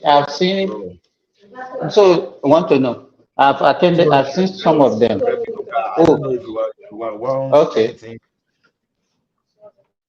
Now Lollywood with the watch show. Tell me if you have the history that mentioned that Ekiti was under Ibadan. I will be honestly, I will be grateful. I will appreciate it. I don't mind. I like reading very well. So if you can just tell me when Ekiti was under Ibadan, why not? It's at least it's going to make me to be more informed. But I can only speak to where my to the level of my knowledge. So please, if you can make reference and let me know the book, I don't mind. I will read it. Remy Koka. Or you two don't run away because you don't think say I don't make a quotation, Abby. No, I did not run away. I admitted that my Yoruba is not other pure like that, but maybe you are even older than me, sir, and you are but because the thing is this, if anybody that is older than me, I don't think I'm older than you. But the point is this: that my Yoruba from my secondary school days is not as good, because you guys have pointed out in the direction that speak Yoruba, do not speak vernacular. So practically I'm just average in Yoruba, because I find it very difficult to put all those mark on top of my wall when I write in Yoruba. So sometimes I don't understand it very well. Probably it be my Yoruba teacher in the secondary school. I don't know why, but whatever, I still speak Yoruba, and I also employ my children to speak Yoruba. But their Yoruba, mine is not all that good, but their Yoruba is okay. At least they can communicate, and I like that the Yoruba culture is being promoted all over the world. you can see that even in America, I saw a video online where they asked a lot of people from Nigeria, and they were proudly Yoruba, and they were even telling their name in Yoruba. They were talking about what they like in Yoruba land, and they talk about food, about the culture, about the party, and everything like that. And unfortunately for Yoruba people, I think we also have our culture across Latin America when you go to Brazil, Cuba, and the rest. And those ones still want to relate with Yoruba in terms of religion. In fact, they are relating with it better than with the original distance. So, and what also help Yoruba is also because of entertainment. Those our musicians also sing in Yoruba language. People love the language. I had a Ugandan friend who happens to be in America now. She knows a lot about Yoruba musician and Yoruba language and culture. She even asked me that, can I teach her? I said, forget it. I cannot teach you very well because my Yoruba is also not good. So she's in America now. No, mo ń ṣe Yoruba. Remy, can you just give me a minute to address your idea because they are please go ahead. Go ahead. I dare you and I think you were correct. You were correct that about that Samuel Johnson that you said I should read. Yeah, you are correct. But the fact I want to know is this: they didn't capture Ekiti as the entire nation of Ekiti. They were capturing some, not because that's why I said I'm not sure. Yeah, you are very correct about that. I was mentioning it earlier, Ola. Yeah, Baba, you mentioned not the entire of Ekiti land, but some part of it were under Ibadan, and exactly. one of the maybe the Bale was killed by one rascal boy, one Ekiti rascal boy like that. Fabumi of Okemesi. So I know. So and after that they asked them, hey, you guys got to produce. Sherry, the people from that side of Ekiti, Okemesi and F1 they are very stubborn than an average Ekiti man. So that guy run away. And those are the only two towns in Ekiti that does not have Ekiti. Which one? So F1 and Okemesi. You know one funny thing is this.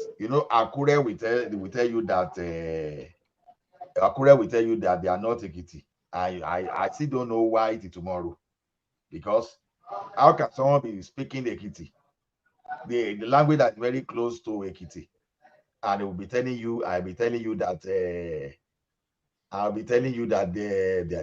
not Ekiti. Have you listened to Akure Itagolu before? And when I was living in Akure, I don't understand their dialect. But they are speaking like I can't understand it at all. And the funny thing about Ondo State is that there is no two towns in Ondo State that speak the same dialect. No, that's one funny thing. One thing is this: Owo, Ondo, go to area of Ilaje and Idori and go. They understand one another. Even a person like me now, if I don't use my sense, I won't even understand anything at all from what they are saying. No, I'm not that I understand what Itari people will say or Ilaje will say, but when they are talking small, I go understand, pick something. Now, and those people are supposed to be Yoruba, right? And are supposed to be Yoruba. That's how complex Yoruba can be. But then that of Akure that is speaking something similar, Ekiti, Ijesha, they are family.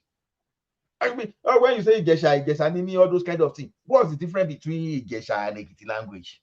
Yes, yeah, right. Yeah, they are the difference is the boundary at Okemesi.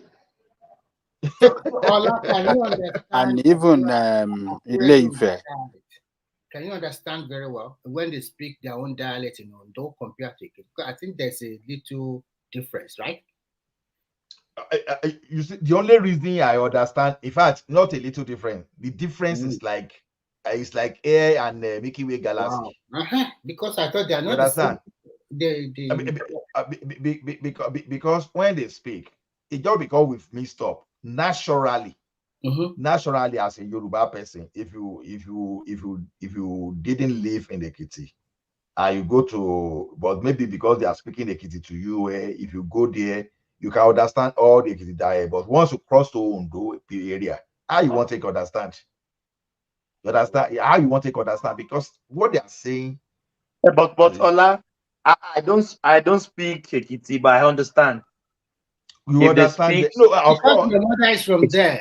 My mother is from there. I can't speak it, but I understand when they are talking. So I always reply I'd in like to pure just Yoruba. 2 or 3 sentences to you now. Let's see whether you really understand. Yeah, of course. Why not? Yeah, make a sentence.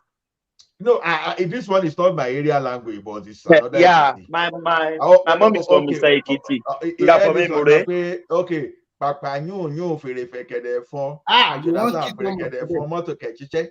You understand? Oh, roju Olorun lokere bo se burududu rororo. Can you understand that? And that's part of Ekiti, but it's no, not hold on. Let Thomas translate because we didn't get. If you understand, if you understand that. That is, he's speaking Baluba, Ula Balu, speaking Tinubu's language. That is Tinubu's language. Me, I don't even speak the language very well. When you go to all those mobile area, you understand? Where Osun area, you understand? When they speak, even way deep for Ekiti, you understand? You go take your sense to understand, and that's the part of Ekiti.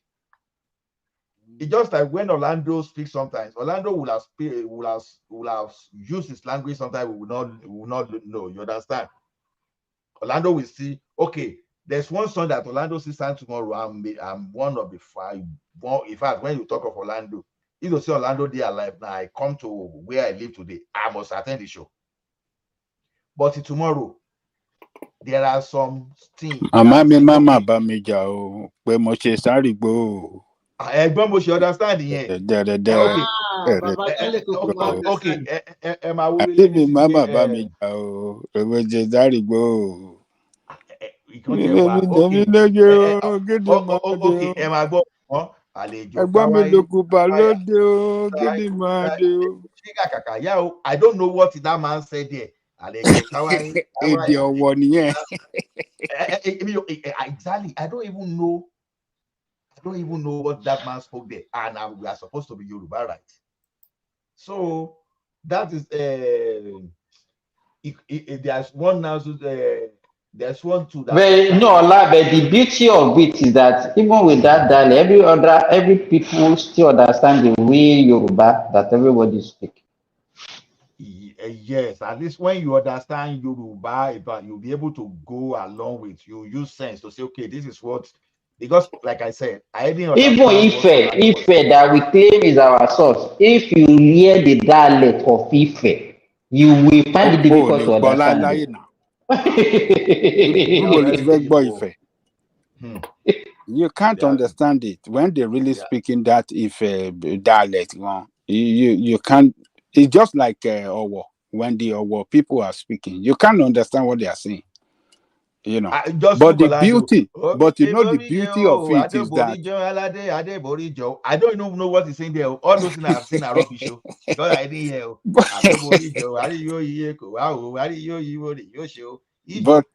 all those things are rubbish.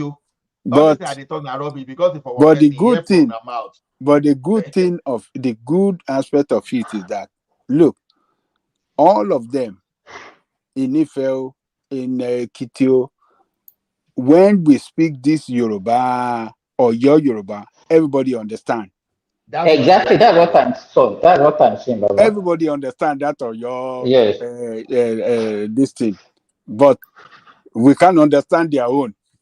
That's the most advantageous aspect of it. That at least all of us can understand that common Yoruba language.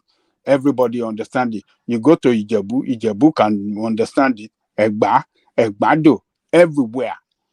But I'm not happy with it, Baba. You know why? My own, everybody can understand my own. You understand? And I cannot understand their own.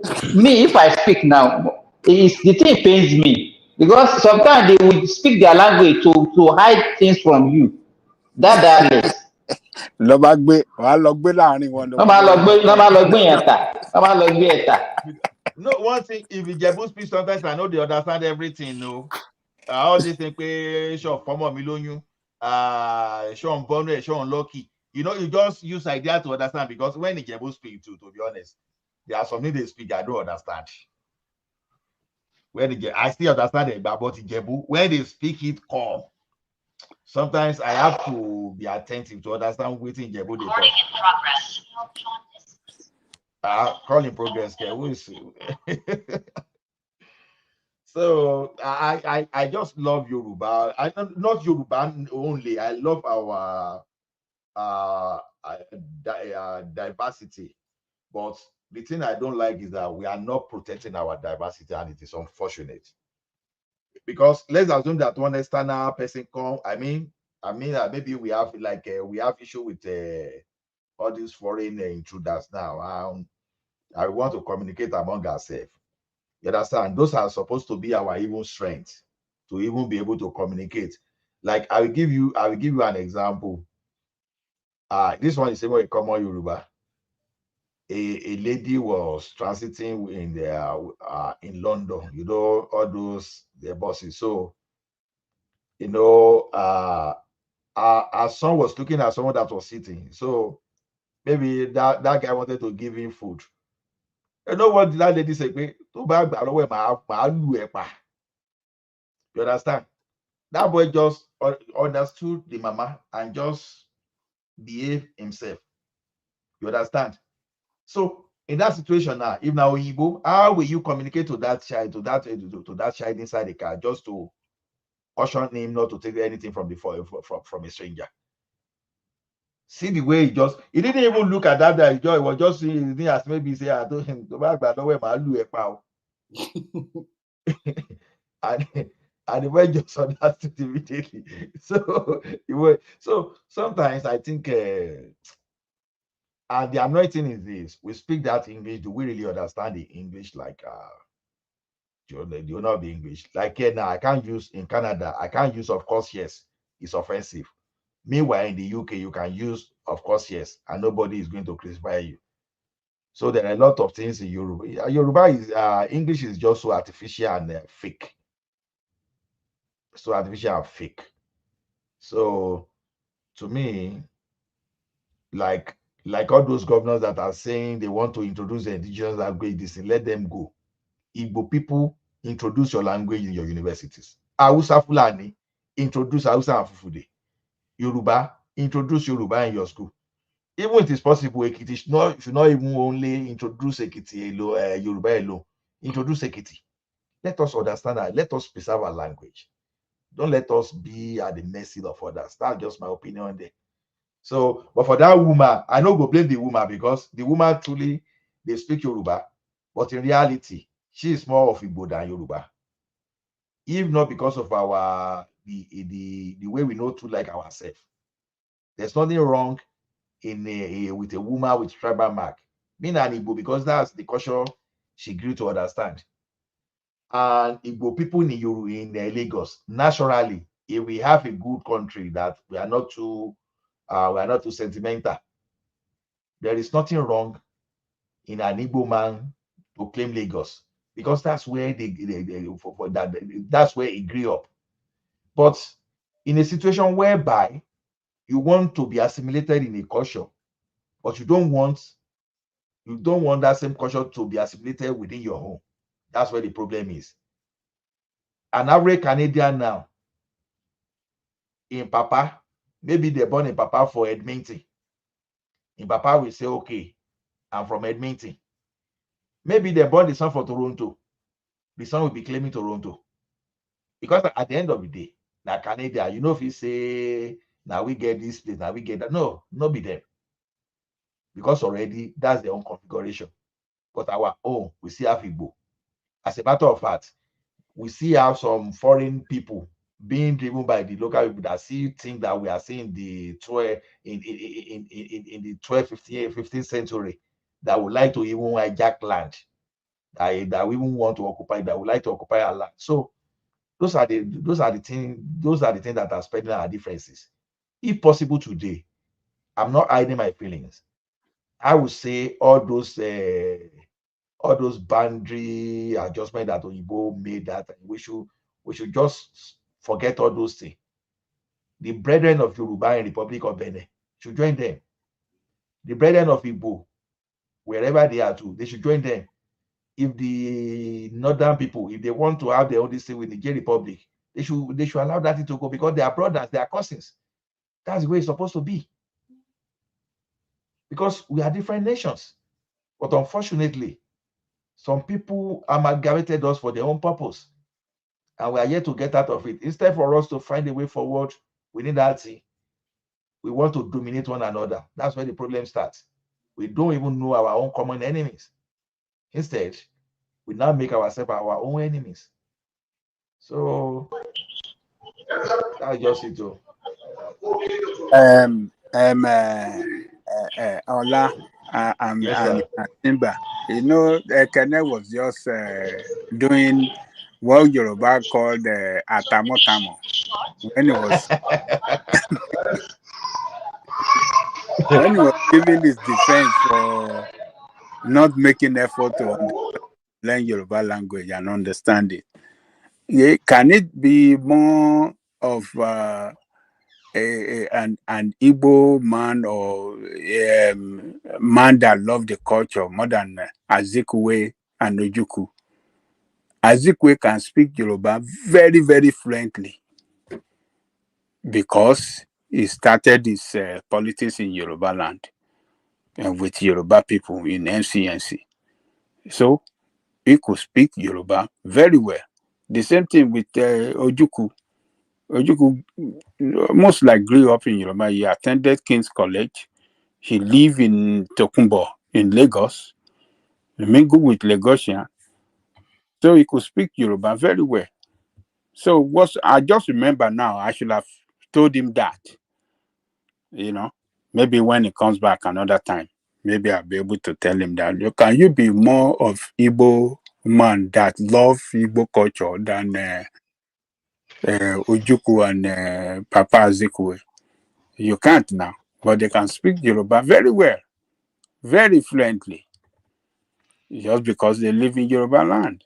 So, in reality, if you still ask me to tomorrow, I used to see Ojuku as a Lagos boy, as a Yoruba boy, as a Yoruba man. But it's just because of political power, that's what drove him to there. All these, like the people like Sanusi now, I'm not even sure that Sanusi cannot even speak Yoruba more than the Hausa language. You know, I mean, Sanusi, you know. So yeah. to me, even Dangote can speak Yoruba very well. Dangote na Lagos boy. All those Yes. ones are not they are so to me is I don't know. Although one thing about politicians is in their own circle, in their own circle, I think it's all about interest. All the tribalism among us, I think, is not really existing that way among, even though they use it to divide us. But all these guys, they still get their own back. That's just the way I see it. But it's terrible for us to live in a place and not to know. Because to me, I won't deceive you. If I live in Enugu or Port Harcourt and I cannot speak the local language, I will feel somehow. Honestly. The only reason I don't speak French very well today now is just because I learned it from school. And I never knew that one day I'll be in Canada. If I know that one day I'll be in Canada, honestly, I will have taken my French class seriously. It would have been a serious advantage to me today. You know, when I see all those footballers that speak like 5-6 languages, I envy them seriously. I will be saying this should have been me. So maybe we heard that time that Akintola could speak so many languages, so many Nigerian languages, could speak Igbo, could speak Hausa. So we heard. You know, and Sonny Okosun too. Maybe they say Sonny Okosun could speak at least 6 languages. I'm a Lagos boy, yeah, man. No,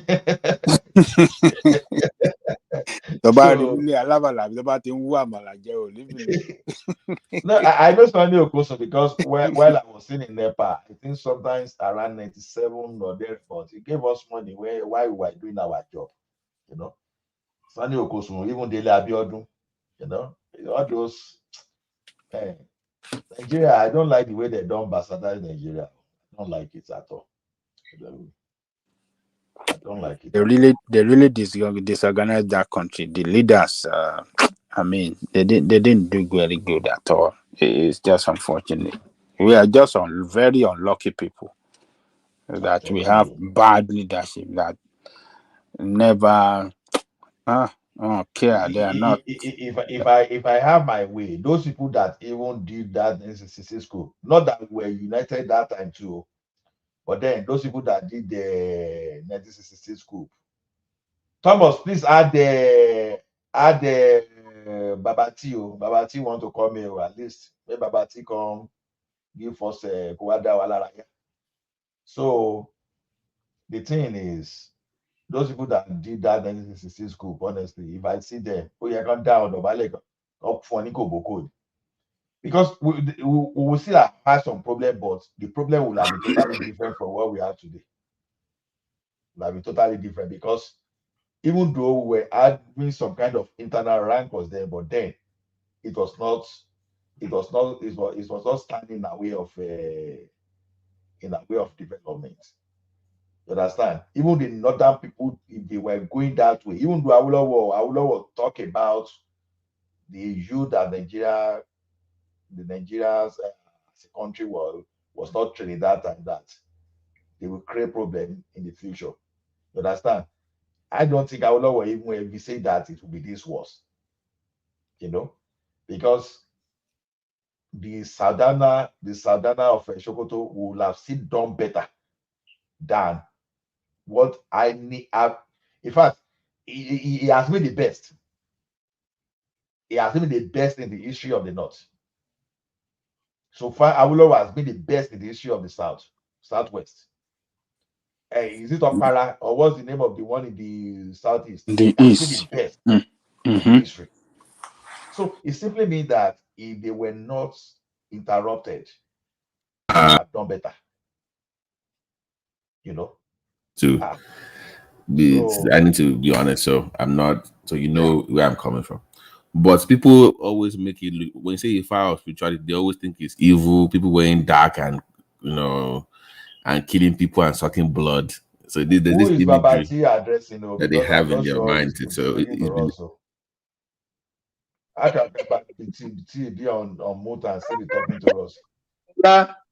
Ola, Babati is doing the concentration of Irunmole. No. Do you know? No. Do you know why people? Do you think Ola is speaking to us? He's just in the middle of conversation. I just brought him in. Maybe he didn't know that he's on mute. I think so. Let's try him again. Babati. On dafa lọ́wọ́ ni sẹ́.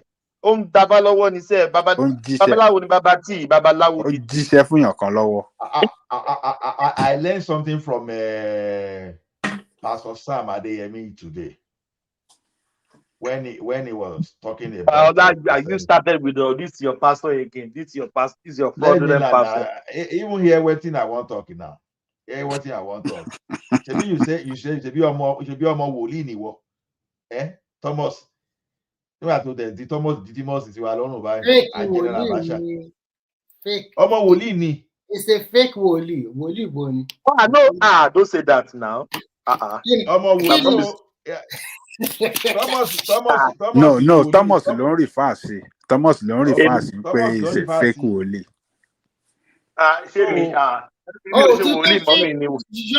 Yọ́pì wòlíì lè bọ̀ báyìí náà. Bàbá yọ́pì wòlíì. Mi ò ṣe wòlíì, mọ́mì mi ni wòlíì. Kí ló dé? Àyà mi ò já, àìwọ́kẹ̀ wá jẹ́ wòlíì níbo. Tọ́ba ní kí Thomas yẹ́ ìdíjọ, Thomas akówó jẹ. Thomas yẹ́ bẹ́sẹ̀. See. If all of us show our face, no face shines like that of. Tọ́ba kówó ṣọ́ọ̀ṣì sí Thomas lọ́wọ́. Àwọn ọmọ ọjọ́ kan tó jóbìnrin gan-an. Àwọn ọmọ ọjọ́ tó jóbìnrin gan-an. Yeah, Babati Thomas added you, but òun dá Ifá lọ́wọ́ ni o. ọlá tó bá kówó ṣọ́ọ̀ṣì sí ṣọ́ọ̀ṣì ẹ̀ fún Thomas lọ́wọ́ tó kó jẹ ta ló fẹ́ lè lọ sí Australia ta ló fẹ́ lọ mọ́.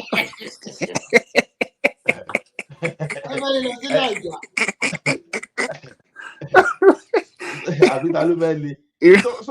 ìrìn á sí olúwẹ̀ ẹ̀ ní ṣá ìgbà tó bá ń travel like 24 hours.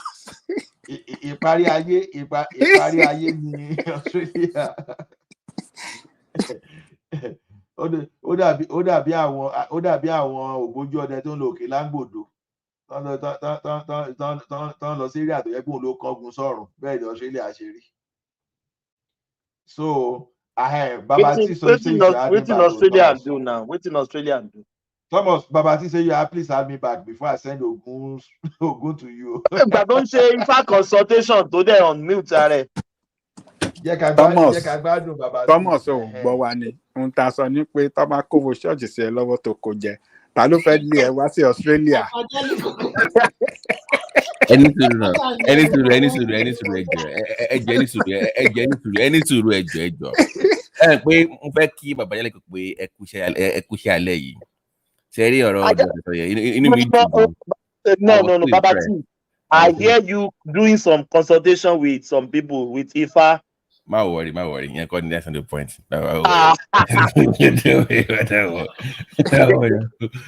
Mo rí ẹ kúṣẹ́ talẹ́ torí bẹ̀jẹ̀ fún wọ́pìsì ní wọ̀tọ̀wọ̀tọ̀ yẹn inú mi dùn. Torí ó máa ń dọ́nu bẹ̀ẹ̀ni yẹn ló máa ń dọ́nu gbà yẹn kí bá mi palẹ̀ mi mọ́lá lẹ́yìn yẹn. Bàbá ló lọ wá jà but Ajálẹ̀ kò wá support wọn náà. Bàbá lọ kọ́nà mention orúkọ wọ́pìsì. Ajá àgbẹ̀tọ́ bá ti mention wọ́pìsì pé no, you know one thing, Baba T, and I love War Peace for something. Let's just be. He will defend his heritage, his cultural background, even though if it was wrong, he will defend it.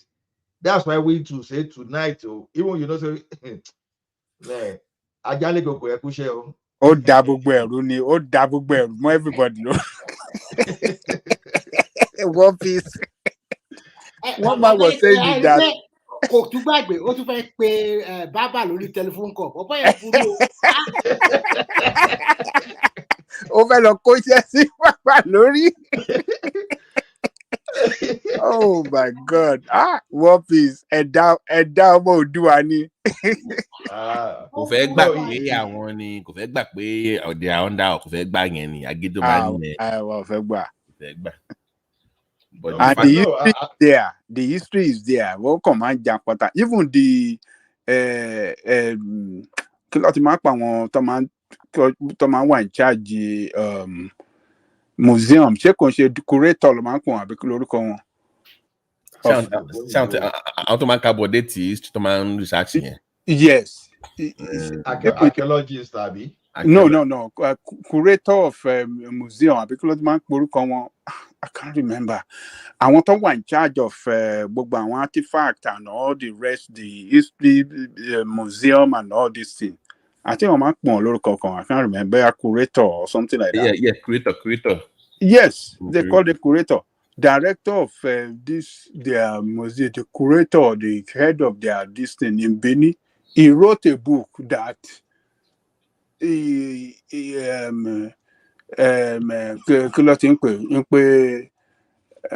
Oromiyan was the one that came to civilize them over there.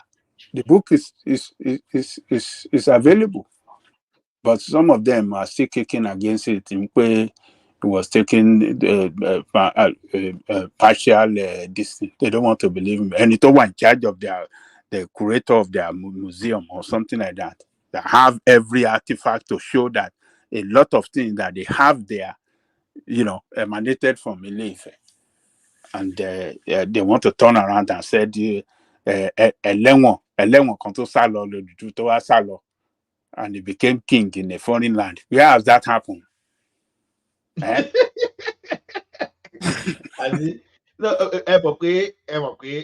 Yoruba said, that's why I like Yoruba. Yoruba will say, Tọmọdé ò bàbá tán abá àrọ́bá. Àrọ́bá dẹ̀ rí bàbá àtàní. That àrọ́bá yẹn, my understanding is correct me if I'm wrong, is that people will now add their own version. So that thing, it will no longer, because they will not say anything that favor them. One fear Jasasi. I just no. Let's say what it is. Irony, yeah. Kò ń ṣe ìtàn, but irọ́ ńláńlá.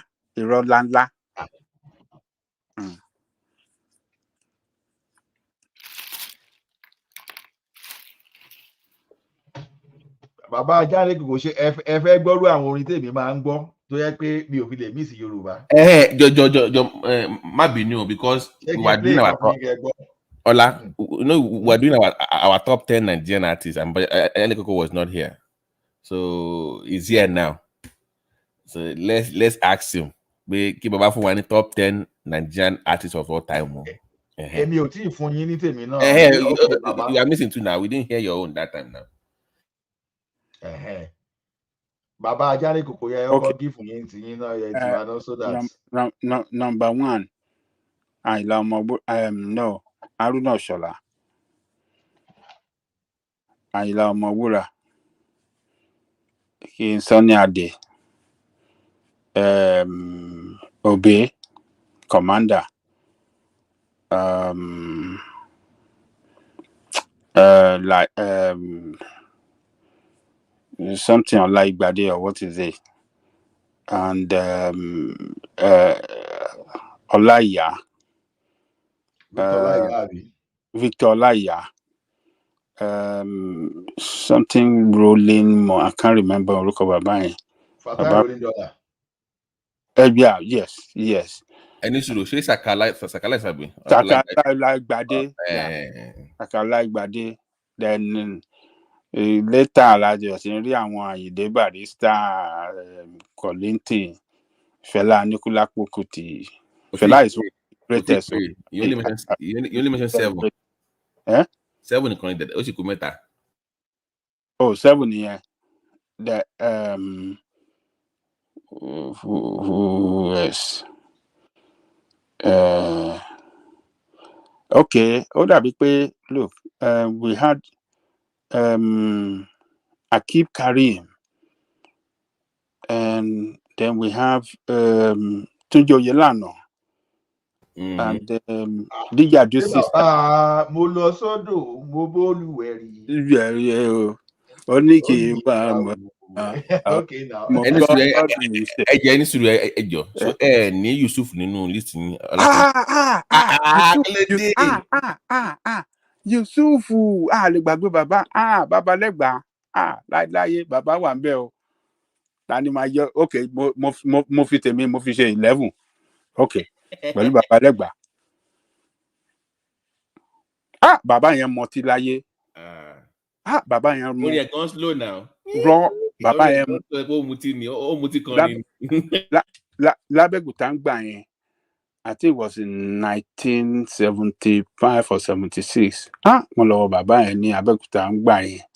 Tí bàbá yẹn play, bàbá yẹn kó tó play, á dẹ̀ mú gin, á dẹ̀ máa mú bẹ́ẹ̀ ní mú pure water. Mo ní ọ̀pọ̀ mu hot drink bẹ́ẹ̀ yẹn rí ṣá. Tó bá bẹ̀rẹ̀ wọn. Kémi sọ tèmi àbí? Yeah. Àwọn tí mo máa ń fi lẹ́yìn torí mo máa ń lẹ́yìn lọ́dọ̀ wọn ni. Ṣé rí àwọn tó bá ti mọ̀ Jálá Ọdẹ sún dáadáa. Ó lè fọ́ nísìnyí o, because ibi tèmi dé àbí tí mo fi máa ń preserve Yorùbá next tèmi nìyẹn. A ní one cultural band kan from Ekiti ń gbà yẹn o. In the 70s. They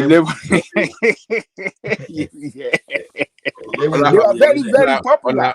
Ọlá ní sùúrù. Nínú Àyìnlá Ọmọwúrà àti Dáúdà Epo Àkàrà, èwo ló bẹ́tà jù nínú méjì? No, Àyìnlá Ọmọwúrà ni favorite mi. So I know that Epo Àkàrà ti different orin na wọn kọ, kò ń ṣe the same orin náà kan now.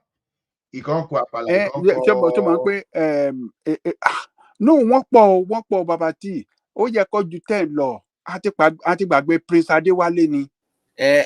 Go more than me. Sorry, Prince Adékúnlé. Mo Barrister, mo Sakara Music, mo kankan nu wọn.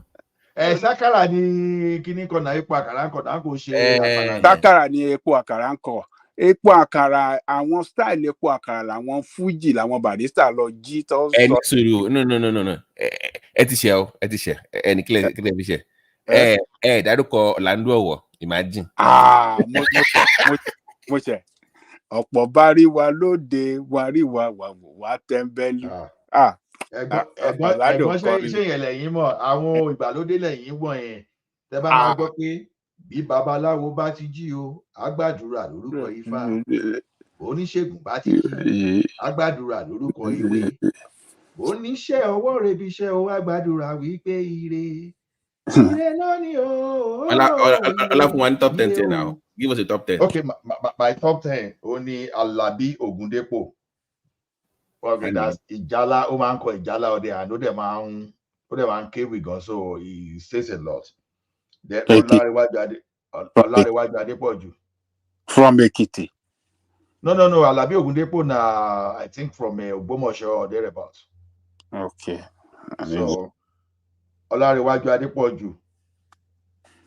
So ẹ ṣáà mọ̀ Ọlárẹ̀wájú Adépọ̀jù. Ẹ má tẹ̀ jata, wọ́n ti pọ̀ jù nílẹ̀ Yorùbá wọn. So Wálé Glorious, mo rò pé Wálé Glorious ẹ mọ̀ tẹ́ bá dẹ̀ mọ̀ wẹ̀ kò sí problem. Yes, Wálé Glorious, yeah. Rántí. Even bọ̀bọ̀ olórí Èkó yìí gan mo tẹ̀rẹ̀ Fáṣọlá, Káyọ̀dé Fáṣọlá àbí. Káyọ̀dé Fáṣọlá. Ó ti di wa wọn, ó ti dàṣà wọn, ó dẹ̀ ti mọ́ wọn lára. Ẹ má ṣe gbẹ́kẹ̀lé wọn, ẹ má ṣe gbára lé wọn, ọ̀dàlẹ̀ ni wọ́n. Ẹ má ṣe gbẹ́kẹ̀lé wọn, wọn ò dáa. Then this guy, okay, what's mentioned? Then Orlando Owo is in my own. No, asúré tètè ní wojú ọjọ́, arìnrìn gbẹrẹ ní mojú àwọn èrò, ẹbọ ní pẹ̀lẹ́bọ, àṣàsí àpàlà àṣàsí òkìtì ẹ̀gbọ́n tó bá dìrò orí ara rẹ̀ ní ìdílé, láìṣẹ̀, láìro, láìfọmọ orogún fọkọ, ayé ẹ má péré wa níbi, tábálé ni tá ò bá ní, ìwọ̀n là ń bá ní ṣọ́ọ̀bù támọ̀, àwòrè pèpè sọ ní Adélékè bàbá. Aju Shawa. So I worry all those one I no fit forget. Shawa. Exactly. Ṣé wo ló mo gbọ́ jìtá o eré tí yá bó jẹ́ bẹ́ẹ̀ ìjìnlẹ̀ orin. Ẹni sọ̀rọ̀ Ọlá ṣe ránkì Fatai Rolling Dollar Aisha ṣé wọ́n top 10 ní Fatai Rolling Dollar. Bàbá mo láìkì Fatai Rolling Dollar o bélékè èṣù bélékè àwọn oníkẹ̀kẹ́ para wọn sínú igbó àwọn oníkẹ̀kẹ́ para wọn sínú igbó orí yóò yá ọjọ́ tí kú Fatai tẹ máa gbọ́ pé ẹ máa wọlé pé easy motion tourist olùkọ́. Really? Olùkọ́ the original one. Àwọn olùkọ́ náà Sonic version orin now. So Sonny Ade, of course, yes. Like Sonic Easy Motion too now. Sonic Easy Motion, but Rolling Dollar local original version now. Oh, okay. Yeah, only the original version, yeah. So then Ebenezer Obey, no, Emo. Adimini. Ó ṣe mí sí bálákà. Ó ṣe mí sí boloko. Àjìnàdù ìsàlẹ̀ Èkó. You know, àwọn orin làwọn orin yẹn bàbá yẹn ní ohun tó jẹ́ pé ohun bàbá yẹn tí bá gbọ́ báyìí orí mi máa ń pé wálé ni. So Odòláyé Àrẹ̀mú ẹ lè má mọ̀ ẹ but I don't know. Ó like akéwì so dàdàkọ́ àdá ní eré tẹ̀ so then Àyìnlá Ọmọwúrà Barrister Kollington then Bọ̀bọ́ Aládàmọ̀ Ìjẹ̀ṣà yìí náà then Ìṣọ̀lá Adépọ̀jù so in fact wọ́n ti pọ̀ jù lọ honestly. Bàbá tí èyí tó pẹ̀lú Àyìnlá Ọmọwúrà máa jọ ń jà lẹ́gbàá nǹkan ó ti rántí orúkọ ẹ̀. Kí lorúkọ ẹ̀?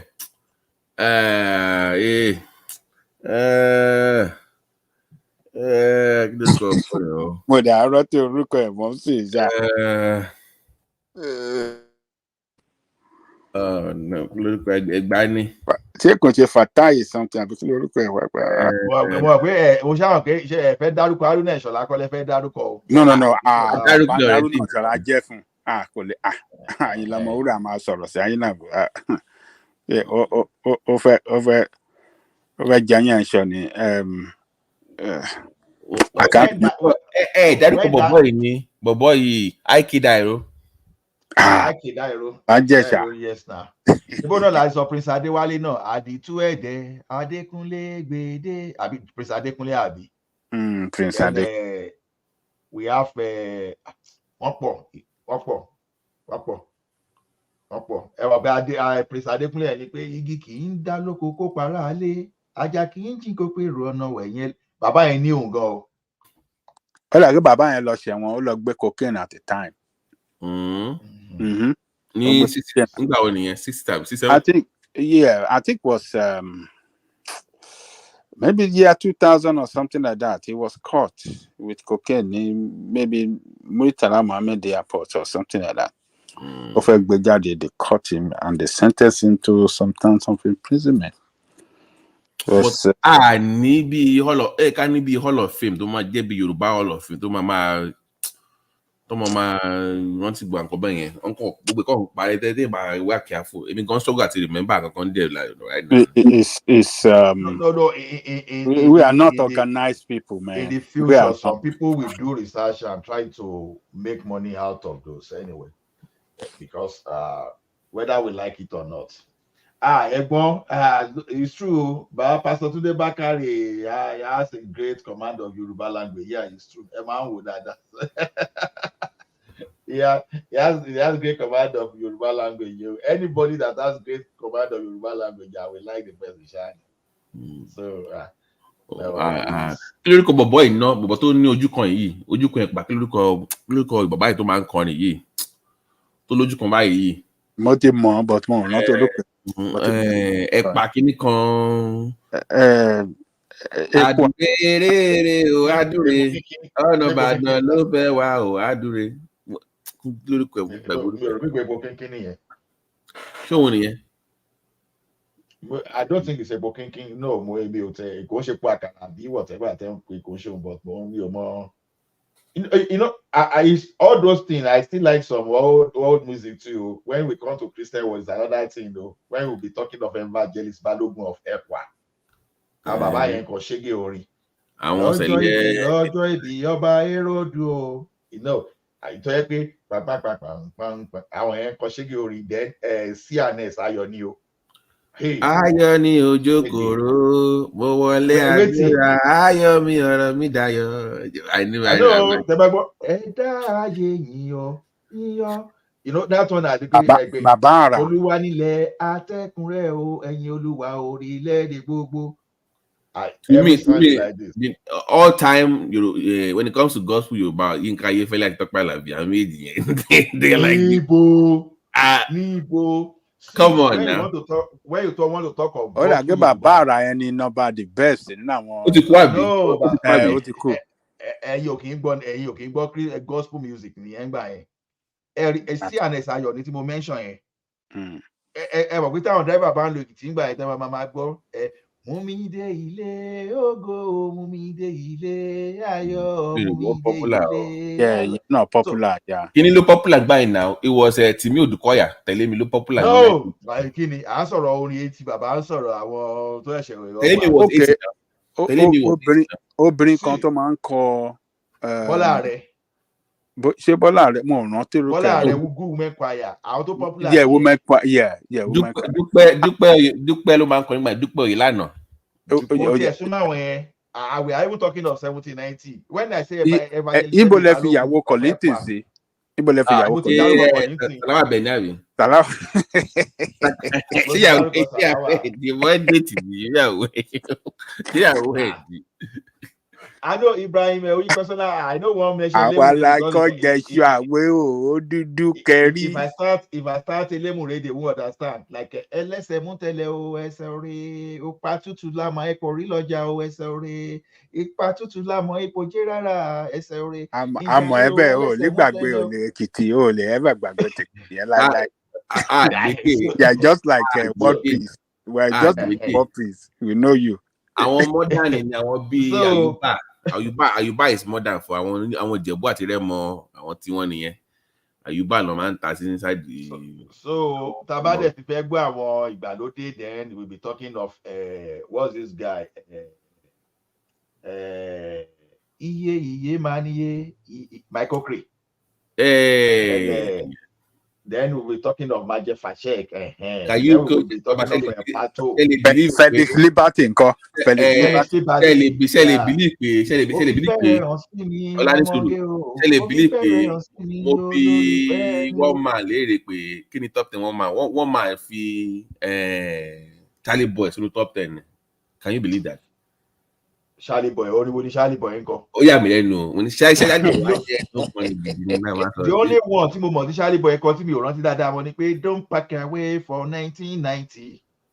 That's one the way when he was singing it, that's the only thing mi ò mọ̀ rántí lyrics ẹ̀ gan. I would rather be ìyàwó àchóńrè ọmọ mi wà chóńrèrè tí a dára ẹsẹ̀ ní gbogbo ọmọ mi bọ́ tèmi tí a dára. So I have as my number 5. I have Esenigbo as my number 5. So then there's Onpo mi ò rántí mọ́ ni. Onyeka Owenu. There's Onyeka Owenu. There's Dancing in the Sun is the song I really like. Then Edna Ogole. Oliver the Cock. I wish you happy birthday. All those ones, you know. But Greg Ayero amọ̀nà tètè wá Ayewa, that's Ayewa. Àwọn yẹn church bí báwọn yẹn church ló ń kọrin yẹn gbogbo yẹn nìkan ló kọ ìbíjọ ni wọ́n máa ní choir church. Àwọn orin yẹn yìí tí ń gbà yẹn ni ṣebí ìgbà tí níyọ Adédògún Ṣọlá Dòkùnrin náà tó kọrin Ọlọ́run ṣe mí o mo sì fẹ́ gba ẹ̀san ní tèmi àbò ohit. Ẹjọ I have one request of. There's one song tí mo máa ń kọ́ gbà tí mo ní record ní máa ń pè gbà yẹn wèrè lóhun wàásù ẹ wá wòran kí ló ti Adédòkun náà. That's him. Ẹ wá wo Sìrìmọ́. Lórí ta ẹ wá wo Sìrìmọ́. Is it from your side? Ṣé Ìjẹ̀ṣà ni?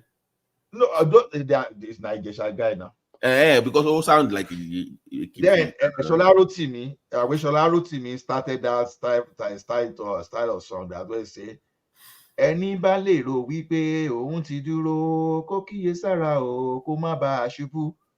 You know the song.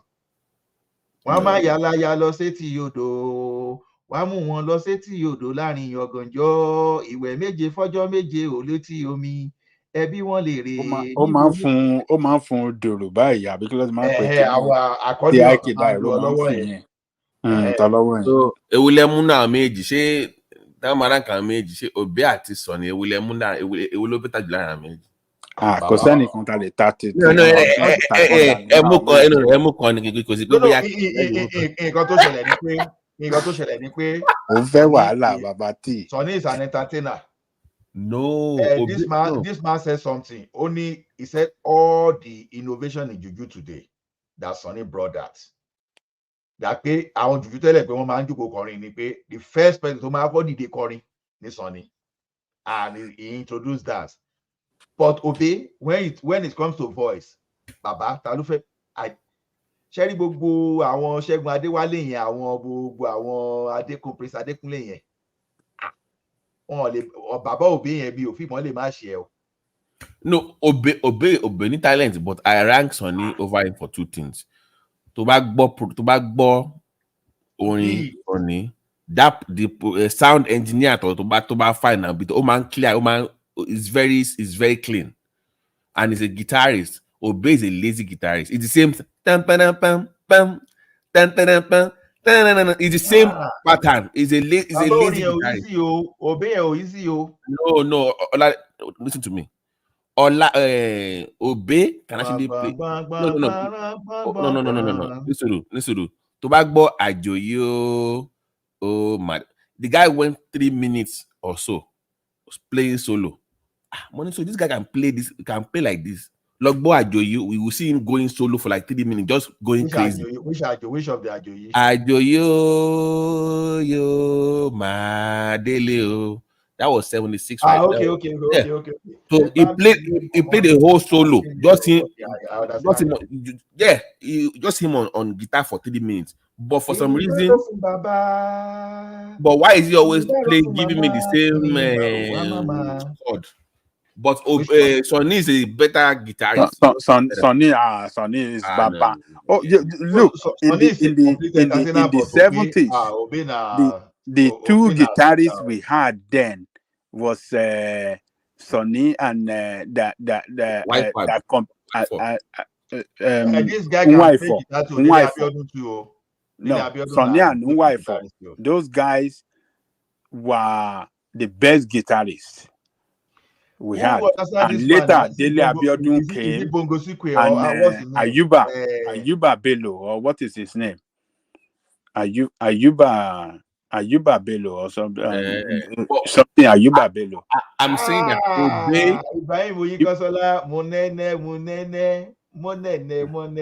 that's a comfortable again. But no, money, Obey is actually good. Obey is actually as good as them. Say that much for some reason. No, Obey is not. It's a laid-back guitarist. It's not an agile. It's not. You can't feel. You can't feel it. But it's the same thing now. All I need to do. Pam pam pam pam. Pam pam pam pam. Yeah.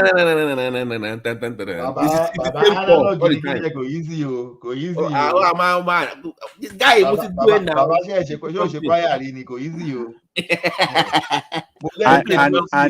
and his own this thing is very slow, not like the Sonny that very very fast.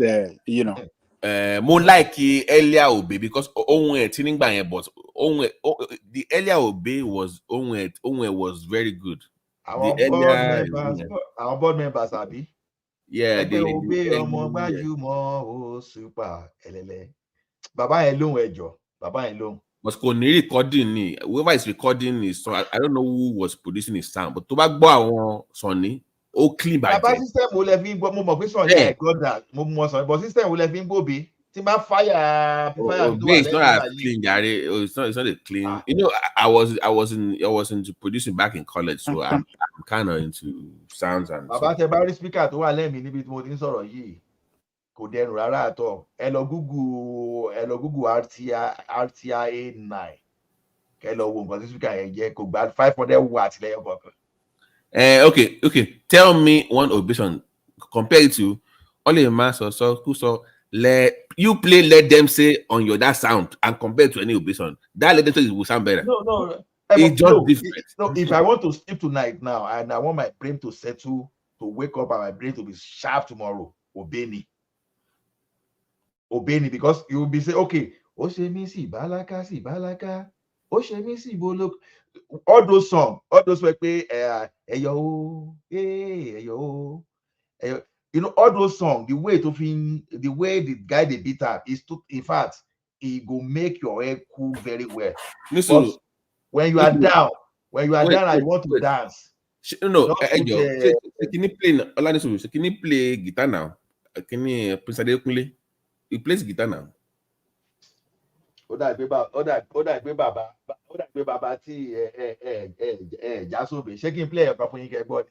No, I know Obey now. I know.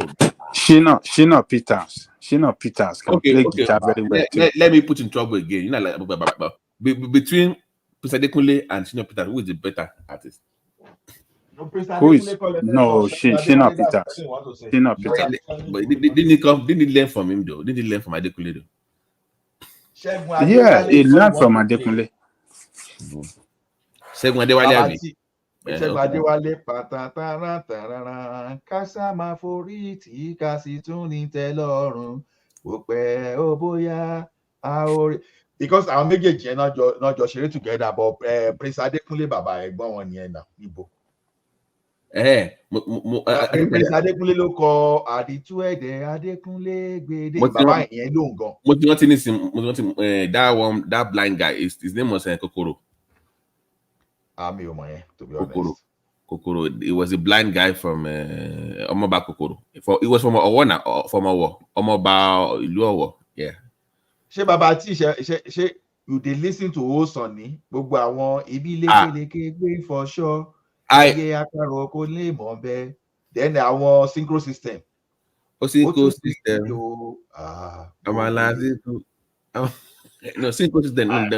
No. That song was not from Synchro system. Actually, that was from the national album. Synchro system. Exactly. Look, Babati, right? Oh, guitar son, yeah, they oh buru gong bang. I'm telling you, it is. Guitar buru gong. Oh, man, fast speaker. You know that album got him a Grammy nomination. Baba ọmọ ní yìí ẹ tún ti gbé Túndé that album got him a Grammy nomination. That album got him a Grammy nomination. Wow. Yeah. That was fantastic. As far back as then. Look, Synchro system, yeah. Oh, fine, Sonny has a Grammy nomination for Synchro system. Let me. Oh, fine, tí Sonny bá kejì támọ́lẹ̀ ó mọ̀ pé ó máa fi guitar demonstrate ó máa ta guitar. Sonny was very good though. I mean. Lásìkò láyé ẹ̀dá kan kó mọ̀ọ́lá. Yes. Àìmásìkò ló ń dààmú ẹ̀dá lórí àpáta. So let me read this. So Sonny got 2 Grammy nominations. The first one was for Synchro System in '83, and the second one was for Odu in 1998. Yeah, so he has 2 Grammy nominations. Synchro System 18 got remix in the 70s. Don't you Synchro System? Ó kò tún ṣe ni. No, tẹ́bá Synchro System 19 pé kíní after Synchro System, more than I think was 75 or so. They are 75 or 74 or 75.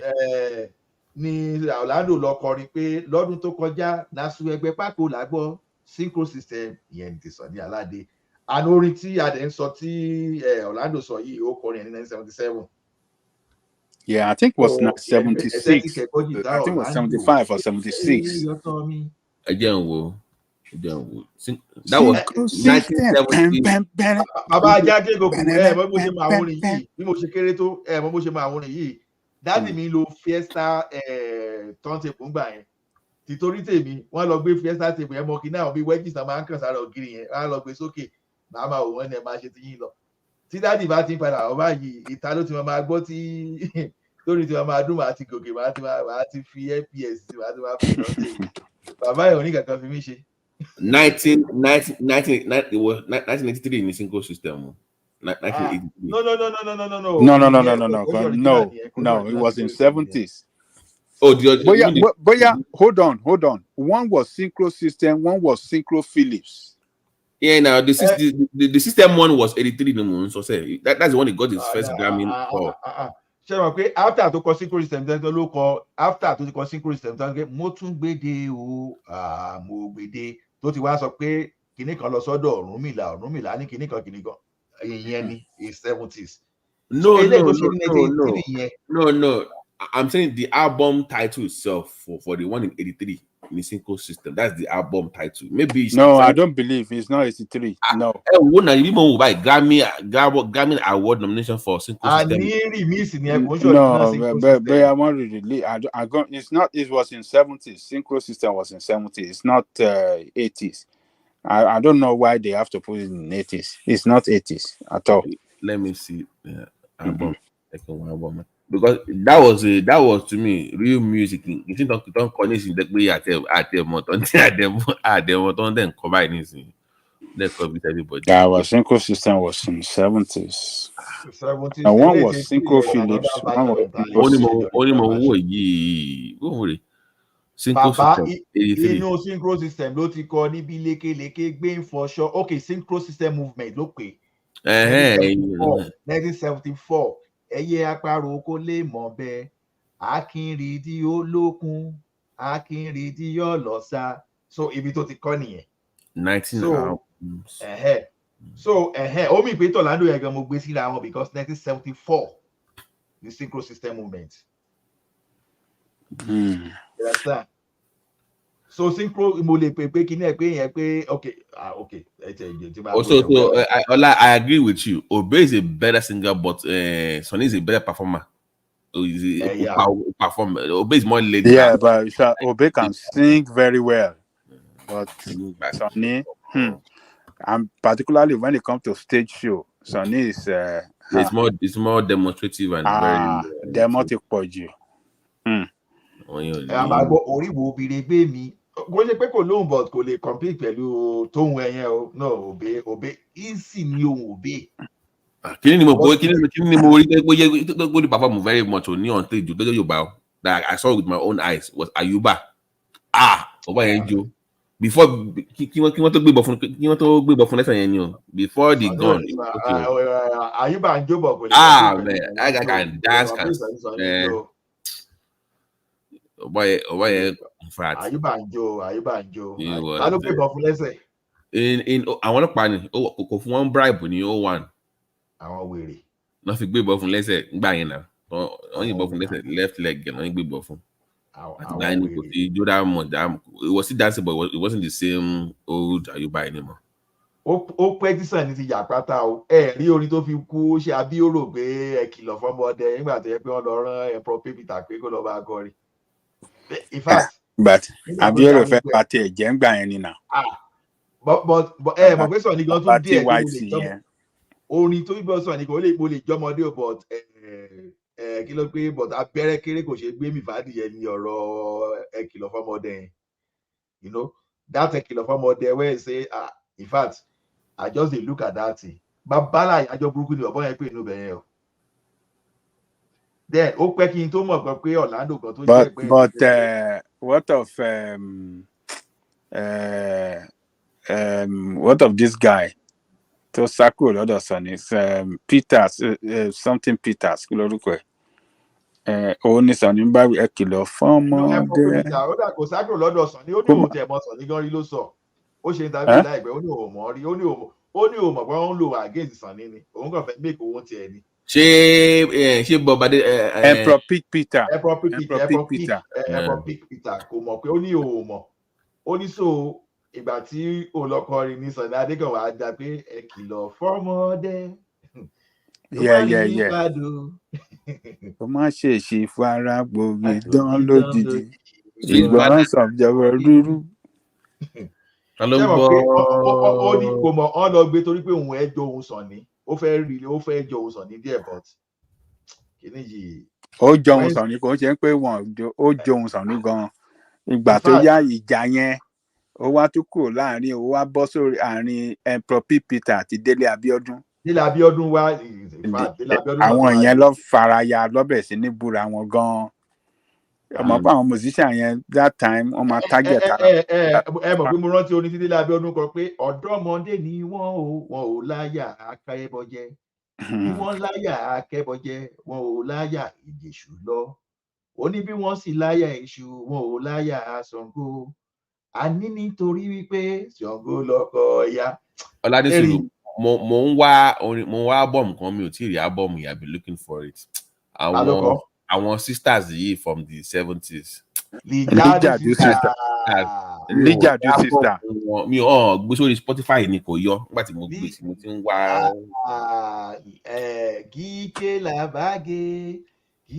làbágé kìrìmìrì gbọ́ngbọ́n títí yan rí. Okay, mo rí kan bẹ́ẹ̀ I saw their 74 album nìkan. Okay. They have it now. Lijadu sister. They only have 2 they have their albums. Àwọn ló sọ pé ìbàjẹ́ ẹ mọ̀ pé kọ́sìn Fẹlá ni wọ́n ṣá. Yes. Fẹlá family now.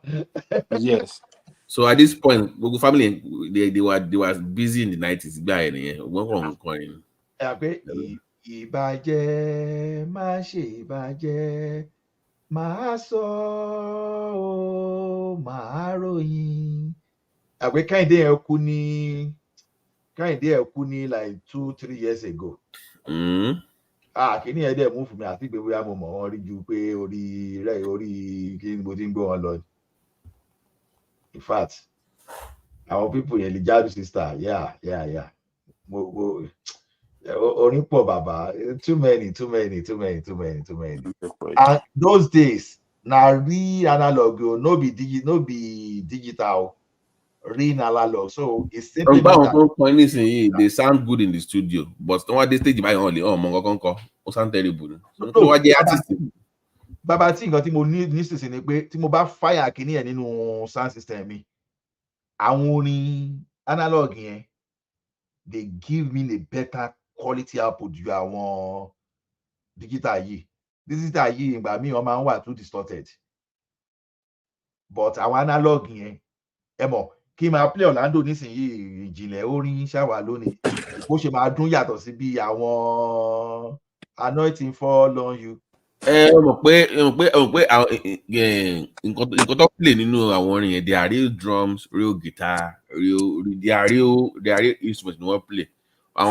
And the sound system tó lò ń gbà yẹn was very quality too, and because all those record companies were British owned, Because I come from electrical engineering, because I come from electrical engineering background, but understand content. So ẹ mọ̀ pé ìgbà yẹn àwọn class A B amplifier yẹn 6 better.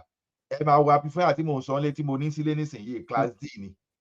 Meanwhile, class D amplifier mi nísìnyí early series kí ló rè ìtẹ̀ lórúkọ ẹ̀jẹ̀ tẹ̀ tí ń wò gan. Báwo mo ṣe máa gbà pé nǹkan tí mo ní sí báyìí? Early series Pioneer. Gbogbo àwọn sound systems tó ń lò ń gbà yẹn were of quality.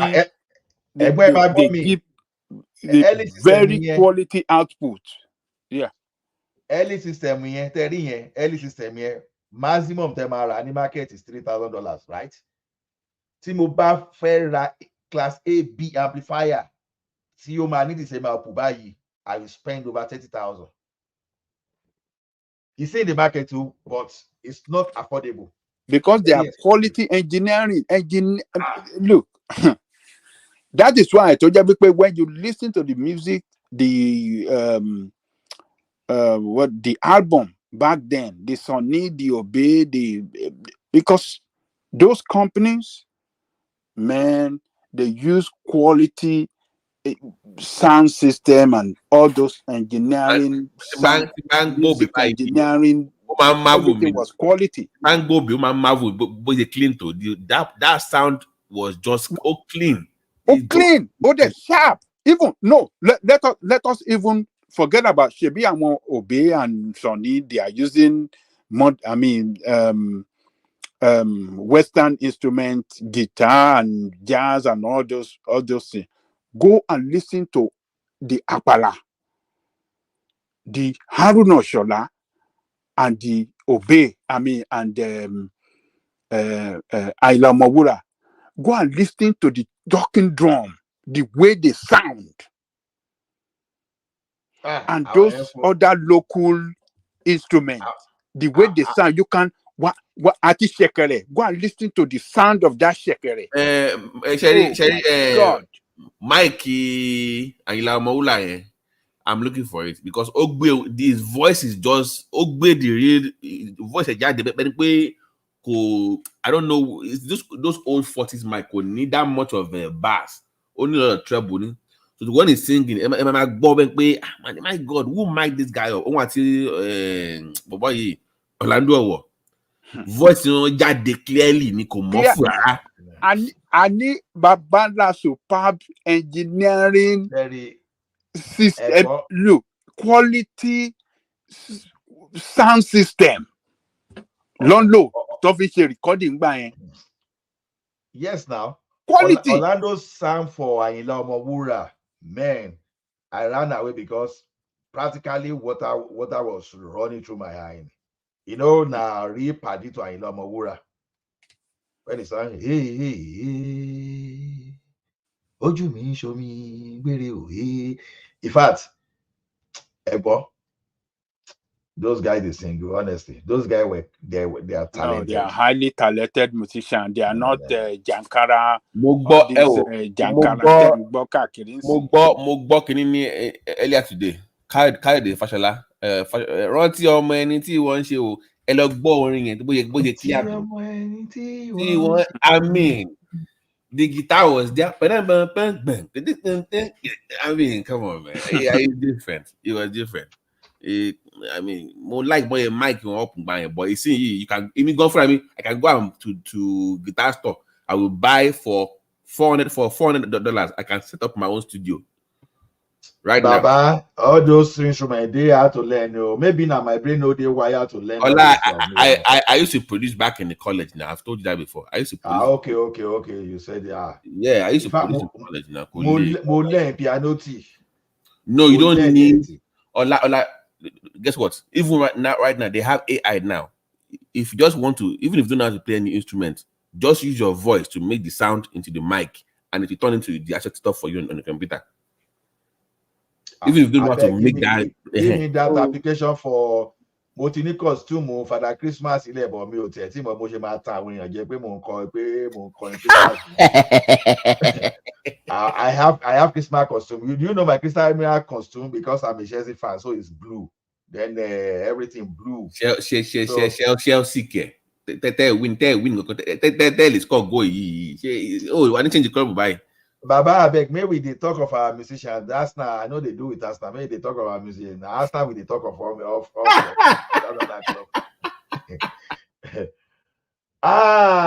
Baba, money I see your Mama Fashion Kaye Kuyo. But that's a good women's choir. I mean, the guys in the was from the 50s, or the way he type, I'm thinking it's from the 50s. Ooh.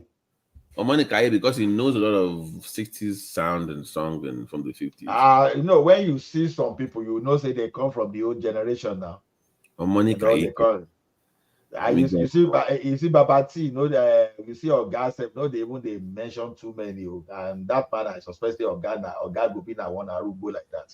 And if they pretend say he be young man. Because the way he behaves, Bonner boy whiskey in it, but apparently he knows. he knows. Like this one, Ibrahim Oyin Consola, Sweet Banana. Odiwo yi ọlá ó ká ikú níbi tá a wà yìí sọ ní lónìí àríyá eré ń dùn lọ́yìn gbà. People one delay flight in Nisha. I was supposed to fly, but the delay. Which airline be that? Well, I want Delta Nigeria. And they are good airline, you know. And they are good airline. Man, all those Orlando is still one of my best because no one is even trying to replicate the song. No one. I'm in China. I'm a fella China. At least they try. They try, but they're not even near their papa. To be honest. Femi try you. Femi got a Grammy nomination as well. I think that 97 album. Femi have ever like me. Water no get the remix of it. It was scatter. I can't remember myself. I don't even remember the tone self. That is fella now. Now your fault be that. May I say no. Scatter your head. That was more European beats with Afrobeat. It wasn't really like too Afrobeat now. It was just doing those European pop sound with But you know one thing about fella is voice, instrument, everything. Very sweet voice. Very sweet voice. Maybe if a person like me get good voice, maybe I don't get lost because there's no way I won't go into music if I get a good voice like that. You're like, there's no way. You need to say I get good voice. There's no way. But you know this guy that sang Kokura down too. Will you ever get there? Will you ever make it? Will you ever hear the sound of the cockroach down? You know the guy now. He sang, you know that cockroach down in the 80 series now. But you know that soap opera now, cockroach down. On what channel? No, probably not. NTA majorly NTA. It was the same time they were doing Auto Village Headmaster. I know that one. I don't really remember that. Tax Collector. I know. It was later that Jaguar come the show my beleo, My head. I know. Then I know New Masquerade. Eddie Kwanse, Bio. Then they had the Aisho Pepe and man, those are times, man. Somebody will now come and say that Nollywood began in 1992. I want market. I didn't guys been doing super story since 82, 93 now.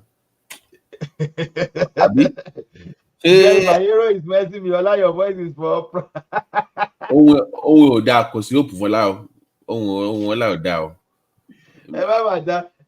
May they make jest of me. No mind him. Byron, don't give him hope. Don't give him any hope. No. The best, the best of my this thing when I was even still trying at all now to follow people sing tenor. But see, I want to use lead voice. Let me give you one example. One day, that's why I did one fellowship that day. So there's this song called One Name Yahweh. There was a particular place now. It was not the masculine voice that we're going to use. Guess what happened to me that day? I forgot the verse of that song. Inside fellowship. I used to play drums back in the days. So sister in the head of the choir bang. Okay. And choir then jalo on ja. Only really pay and they walk up to the stage. One half of the choir was singing one thing, the other half was singing something different, and they didn't care. All the kotoba, all the kombe. Pastor knew what is all this. After I played drum because I confused with it would play back. At least they mean I think ọpẹ́lọpẹ́ àwọn sister tó wà lẹ́yìn tó gbé nepa amúná lọ ni nepa amúná lọ pé ìzẹ̀lá ṣe o kàn débẹ̀ mo kàn gbà àwọn sister kan gbé ni which eléwúrẹ́ this I can't even remember sef because I know that eléwúrẹ́ wọlé o alágùntàn wọlé alákọ̀rí ta Toyota ewúrẹ́ ló fi kó. Aṣọ tí ń jalè tẹ́lẹ̀ kó tó ta Toyo. Who sang that song? I can't remember again. Ewúrẹ́ wọlé. Eléwúrẹ́ wọlé o, alágùntàn wọlé. Alákọ̀rí ta Toyota, ewúrẹ́ ló fi kó. Aṣọ. Is it Michael Ade? No, I don't think so. Michael Ade, I know Michael Ade, but I'm still even trying to. Okay, I think I know. I think it was Fatai. So. Me, I can't even remember honestly. That song. Olowo ni your local. Let me see if I can. So hold on. Let me see. Yeah, Alaji Fatai Olowo ni your. Let me see. So hold on. A lot of. But among them, no, I like if you see Orlando or this. The times on that they say one give blue go. You know Orlando na amateur boxer. Now amateur, like they. Orlando that time was just like him. People they fear him because you if you face that guy physically now because he go injure you. Ojú ẹ̀gbọ́n lé now. Ojú ẹ̀gbọ́n lé. Baba Conde tall. He go beat anybody to come back. No. Man. There was a time that is one of his brother Ade Westco, that tried to sing the song about his own style, but he could not. Because those guys, Fela, Sunny Ade, it's even Sunny Ade, Obe, Orlando. Those people came with their own style that nobody is trying to even duplicate it. I know, but where did you sound? I want you all duplicated gonna. They kind of. But how long did they last? That's the point. Anything will be on feedback copy was Obe. Obe was just very unique in his own style. There's no next Obe anything. Obe girl. You see the chord Obe they use. That is chord is so difficult. At least people can even still try to say they want copy Barrister, even though Barrister is very hard to copy though. But then to just follow base code and not those is I know very. I admire Obey honestly. I really admire that. Because Obey sound is Oman switch gun. It's not like wow. Only better slow, start fast, chord high, chord low. So it's very hard to say follow one pattern over. It's just very different. Baba, if I they go on holiday, you know, when I they go on holiday, they like to the tribe. So it's impossible for you not to find me Obey. I can play Obey for 10 hours. You know, Jinadu is Aleko. Is that you will find I can't travel without that song. Then you will see board member as part of my song. You know, all these modern things I started singing around 85, 86. No, all those ones I don't really like all those ones. Like do you like him when he became born again? Jesus, oh Lord, then Baba done the his song that I know. But when you are talking of no, that's on it. When you are talking of board members, you are talking for Oluwa Ede. We are talking of Esa Mami Likio. When you are talking of all those ones. Do you like this? Do you like the first Miliki or the second Miliki? You know, the first one is Esa Mami Miliki. Second one was Miliki Express. That's the second one. No. I don't like that one. I don't like that one. But then,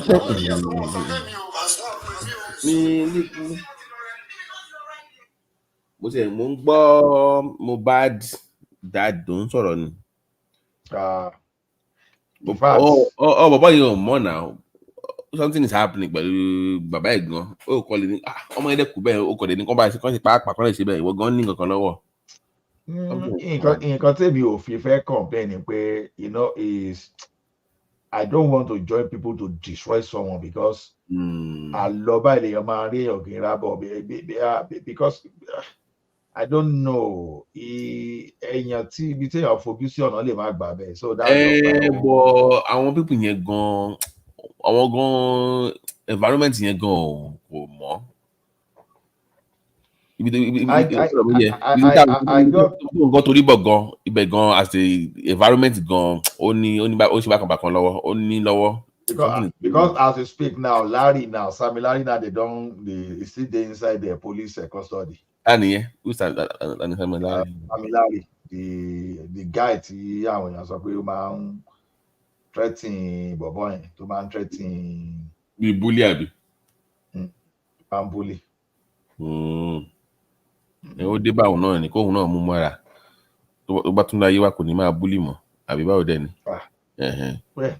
I'll take it easy. Among these new artists, who you like pass? Because if you like say I dey like Asake for now. Asake bẹ́ẹ̀ ni pé tó bá kàn bẹ́ẹ̀ bí ẹ̀mí ni o ó máa ń rí bí bẹ́ẹ̀ sun rárá ó ń ṣe fújì mọ́ rárá ni pẹ̀lú hip hop. But I just like the guy song. Bóyá máa delivery ẹ̀ yàtọ̀ èmi ò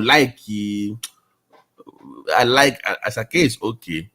But our modern, I like their songs, but maybe not the albums. Maybe one few songs, but the modern one, no, I have not. Our younger ones, I like but boy, suppose he don't go. Suppose he look now. I don't even remember all those songs. Yeah, I like the but I want man like I want be like by Jar. I know. I like Lagbaja. I like this guy. My journey to the world, Beautiful Nubia. I like Beautiful Nubia. What happened to him though? That guy no even be. I don't think that guy really take music seriously like that. Maybe just. Ó dàbí kejì àwọn olú maintain ìkan sọ pé òun kọrin mọ́ pé òun fẹ́ lọ ṣe nǹkan míì. So even the other guy, but don't you call Yahoo saying no, but sing a really could come also. All the side I know. No, it's not easy. It's not easy to make music is if you are not talented. Okay, look at Tony now. Look at how long the guy has lasted, and look at Obey as well. like, you know, anything we are surely killing by me when I was you listen. You just nobody share bomb by nobody got me here. I was not, like I said before, the only reason I was even into Fuji was because of Paso. When it came with the techno computer or keyboard sound, yeah, I wanted ìwà tó dẹ̀ pé báwo ló ṣe máa tà tó dẹ̀ rí pé okay, and he came out and he won. So Pasuma, Wasiu, me ò like Obesere. Ó ti rise jù fún mi. It's too ohun tó worse ju Pasuma lọ in terms of the street appeal. It's too More like, you know, one thing about me is that naturally I like music naturally. So now let me tell you one thing. Do you know that I listen beyond? Even when I like music, I they listen to Indian music. I didn't say I they listen to Nigerian music, and I they listen to. Look at this lady from Republic of Benin. This lady that stand this Bolojo music. So yeah, Kijabi. No, I get Kijo is another one, but this lady now one fine lady like that. Look where I go now. Zinab. Zinab. Let me see if this girl is also from Benin now, but this young girl is from Benin Republic. But I think she's Nigerian, but she was born in Benin Republic. The Aryan star. That guy Thomas Jenny Abi. No, this young girl, 21-year-old, don't coin it. She's from Benin. I want younger generation here.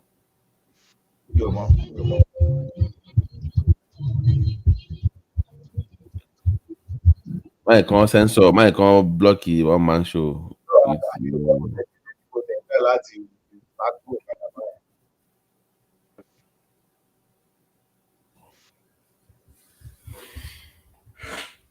Okay, I think okay now. What's the chronism? So lady has an app just like Republic of Benin. Then you look about to call baby girl, you know. To say it's your wedding, do something like that. Baby girl, apartheid in South Africa. Yeah, come and play. Neno Oliver. Yeah, Oliver something. She all look like she half white and he all look like light skinned. Mi ò tiẹ̀ mọ̀, but bó ṣáà pé Republic of Benin ni kìíní mi ò tiẹ̀ mọ̀. Oliver Neno Oliver, yeah, Neno Oliver náà àbí kí ló korúkọ rẹ̀ àti yeah, it's Neno Oliver. I like that one too. Orin pọ̀, I no go lie you. Music too plenty. Tábà tún mú lọ sí orí àwọn American kiri náà báyìí, mo tún ní àwọn ṣọ́ọ̀ṣì, ọdún mi ò vast tó bẹ́ẹ̀ gbà ìbọn, mo ní àwọn ṣọ́ọ̀ṣì mi dáadáa bẹ́ẹ̀. Àwọn gan-an, they are going through drought right now in terms of àwọn music companies in one they are moving their money towards African and Latin music. Because okay, look at it this way. There was a time that South African music meant a lot to us. Look at this. Is it Shaka Shaka? This is Unkomboti. Unkomboti. That Shaka Shaka, right? Yeah. Can you do so? I know. Africa. We were so into their music a lot too. Into South African music was number one in Nigeria. Yeah, but because Alujoni, but the one I love most then is anything like Lucky Dube. Anything Lucky Dube. And the guy is Nigerian, so Lucky Dube. Yep. I don't know. Yeah, what? The guy left by me. The only thing that Michael Fashek, the only thing is that I'm even finding it difficult to forgive Michael Fashek the way that guy finished himself, because no, Michael Fashek, he to say that guy no finish himself. Now one for Africa for BO. ODB, sorry, somebody Bonner Boy, it reminds me of Magic Fashek. Like in terms of like not for necessarily, but in terms of the way the appearance, the stage, whatever. But dog not low. Dog don't low, not Jeko Abi. It was the drugs now.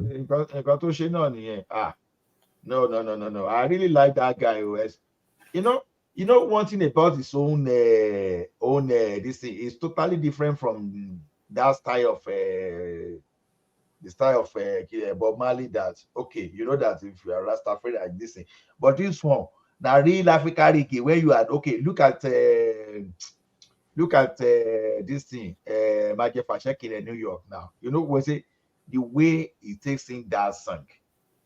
You understand? The way he takes to sing that song, the beat, you will see that it's typical African. When you say, I bubbled in the morning, I bubbled in the night, bubbled in the night, in America, silent. Yeah, he had gong. It was using gong and second on that song. Yeah. So is you will love that his song. The way no. Then even though I like this guy, but he was not even nowhere near the Michael Fashek. This guy that sang Jaja Kumbo ye. Umo Lady Mema. Raskimono. You know, interesting. You know, say that Yoruba song be that song. You know that Yoruba song. It would here. Now Yoruba song now. You know, it's one of the folklores in Yoruba. All those folk tales. Ajakumbo Kumbo Kumbo Mary. Memo. And more sound Yoruba. No, I'm serious. I've always wondered, like, but you know what is interesting though? You know, they used to be in the same music group before they broke up. Oh my bad. Raskimono and Mashek. They used to be in the same music group. Honestly, I don't know this. That is they used to be in a group called Jack 6 before. They made it one album. Okay. It's like I read something like that, but they used to I'm not really deep in that in their story. Honestly, they used to be in the same. I want to be Daniel Wilson, Blackie. There was a time that I could not even separate Daniel Wilson from a Blackie. Because they does the same way our first American wanna be Nigeria. And this guy think Kanaya for dance. You see, my friend you see, I want your more Nigeria, because I always tell my my Ghanaian friends, I want to play. Oris Wiliki. Oris Wiliki. I like Oris Wiliki too. I like Sonny. No, Sonny Okosun. No, Sonny Okosun's music can be so emotional. I love. Wait. Nisuru. So you know the gospel Sonny Okosu or the secular one? Which one is better? The first gospel, Otti go. The Lord.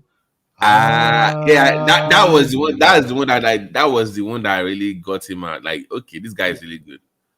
Yeah, I say praise the Lord. I know Sonny Okosun. At least I was opportune to receive money from me while I was in Nepal. So no. The album was so good. Even Imam was playing the album. I'm not kidding you. Imam was going album.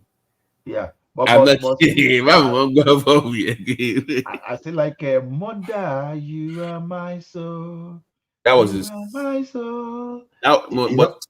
But I want to hear they were more borrowing from the American disco sound now. It wasn't like Nigerian sound that much. But when you look at the beat, now Babala Afro, I love the beat. But it was so they've been doing that. I want to know. They've been doing that Afro. They've been doing that Afro fusion for a long time. Can you say Bona do better Afro fusion? They've been combining stuff for a long time. Even Sonic Gunship, Seiko system, that sound tó ń ṣe pẹ̀lú àwọn Brazilian sound yẹn. Kí ló pè ná? He called it something system. Kí ló pè ná? That was Seiko system now. He combined that with Latin sound now. I don't know the tone of the song. Samba. Pam pam, padam padam pam. Dun, dun. He combined that Latino sound with African. Obi are not saying param param pam pam pam ori mi ye. No, it can't even be that. Ja for me. It can't be that though. It can't be that. Nothing combined the music deeper. But Emi Oko is saying it's just that me being called that, but I'm just saying that I want to yẹ kán ti gba ògùn gbà yẹn wá tí ẹ sọ̀rọ̀ wọn mọ́. Ẹ wá fẹ́ discuss. Àwọn yẹn rìn nígbà tó yẹ pé nǹkan tough and they were able to, but àwọn tó ti smart láti bẹ̀rẹ̀ wá náà làwọn Sunny yẹn tán ti lọ dá Sunny wà lára àwọn tó break away tó lọ dá record label ẹ̀lẹ́ because before àwọn yẹn ṣì máa dúró lọ́ndà record label even go including Fela. Will you ever believe that a person like Sunny will be so smart just to go for his own record label? Alright, this one if you break away to fi raw money. But the idea, I will not blame Fela because we banned it here, ìlú ní banned it. Èmi nìkan fẹ́ lọ kọrin, èrò pọ̀. Yeah. And a person like Sunny, he is smart because when people were accusing him of not being nice to his band, he said, "Go and ask them. Who are those people?" He said they were the one. The band members were the one that were sharing money, and they would just give him his own portion. That he never followed them to ask, "Okay, hey, don't you have the percentage? But you're nowhere. He doesn't care, but just give him my own." But he now said the problem, he said why he was saving money, when he was saving for. And at the end of the day, when you even look at the logic of that thing, truly, look at it this way. Because this guy was able to even set up his own record label. Because they have formula of sharing that money. So those are the things. I think Sunny is somehow decent in the way he manages his life, right? So it is normal now for stars then. It's normal for them to just run after women too now. Women even run after them, not that they run after women. Women run after them. So, and it's still like that till today. So yeah, people it's how even so. I saw Senior Peters in person.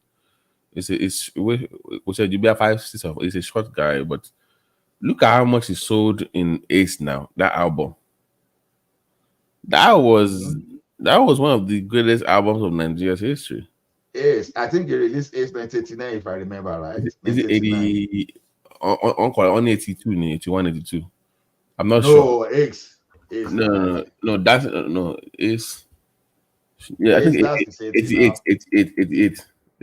I know that it should be after that. After he released Ace, because he started using electric drum that time, right?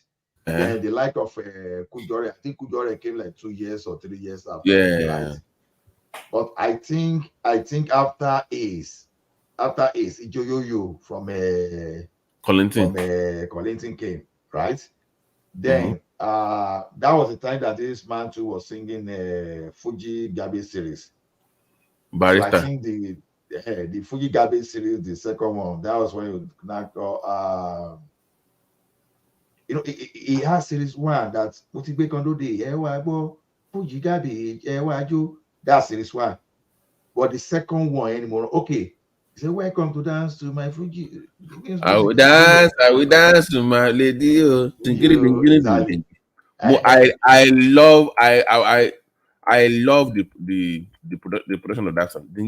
Exactly. So they started introducing guitar and code and piano, all those stuff. I go dance. It was after that time that this guy too. Oh man. That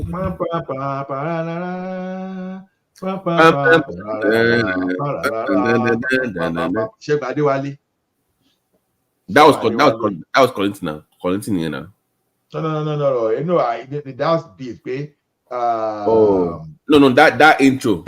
Mo dúpẹ́ mo jí sáyé o mo dúpẹ́. No. I understand, but I'm even talking about.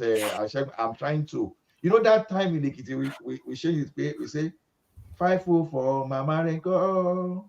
5-0 for Baba Renko.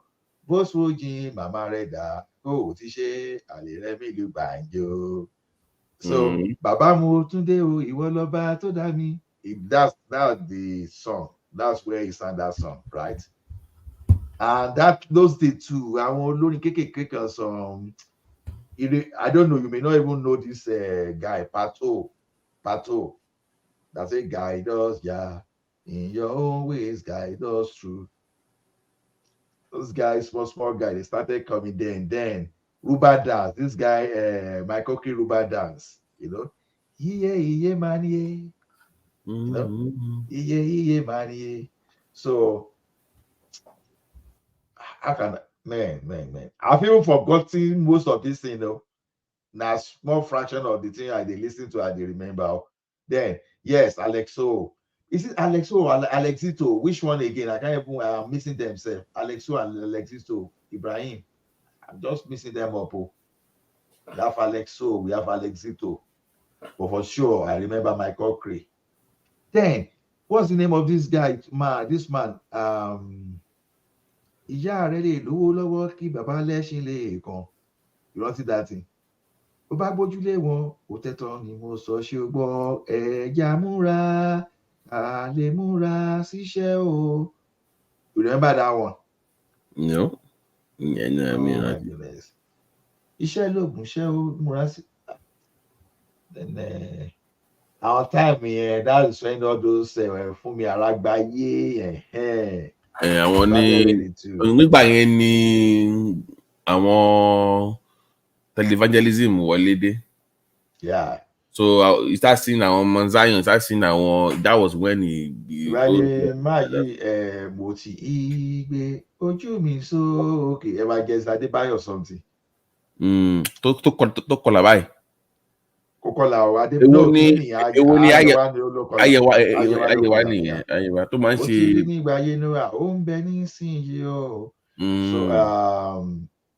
this man, I'm trying to remember one guy. You know that time I used to like Barrister Gaga because Barrister with his Gaga, you know. Rise up and down to my name is rise up and down. That Barrier at 40. Second one where ọmọ tó kọrin kan tó ń kọ nípa kòtò ayé tó kọ nípa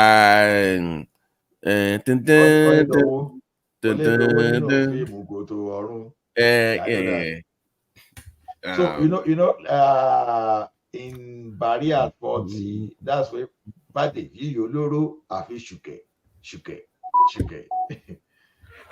So that's Barrier 40. Ileya Afi Shuke. Man. Barrister we just choose Thomas.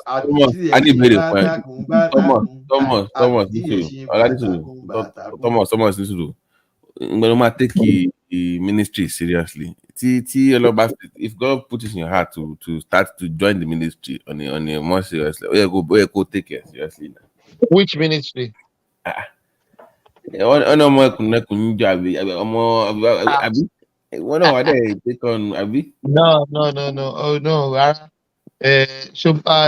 God never called me, so. Now. No. You don't call yourself. But what do you mean? Why? What are you thinking? What are you trying to insinuate?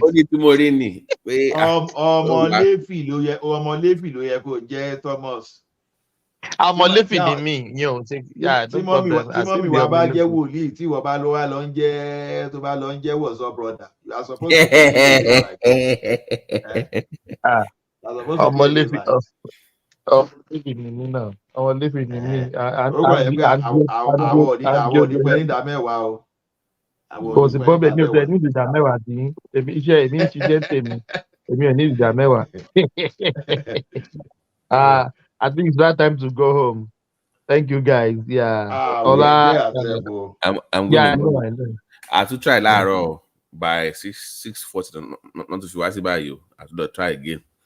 I already booked. No problem. Yeah, thank you so much. Thank you, Remy. Thank you, Remy. Thank you, Ola. Thank you, Babasi. Yeah, guys, it has been amazing. You can't doubt that. With all this intelligent guy on the screen, there's nothing we are here for. Is to stop our country and make it better. Thank you, guys. May God bless you. I said, peace. Carry the conversation in the comment section. Thank you. Thank you. See you tomorrow. Thank you. It must be by capacity and commitment. This is a job that requires physical and mental energy. And we must get it right. And that is what we're asking. The church must be at the forefront. Our children cannot continue like this. There's no offense. They're committed by being Nigerians. Nigerians are the best you can get in the world. And we have the energy to change this world. All we lack is that we have criminals who have hijacked this country, stealing everything away, and we are keeping quiet. Please, the church, wake up. Take back your country. God bless you.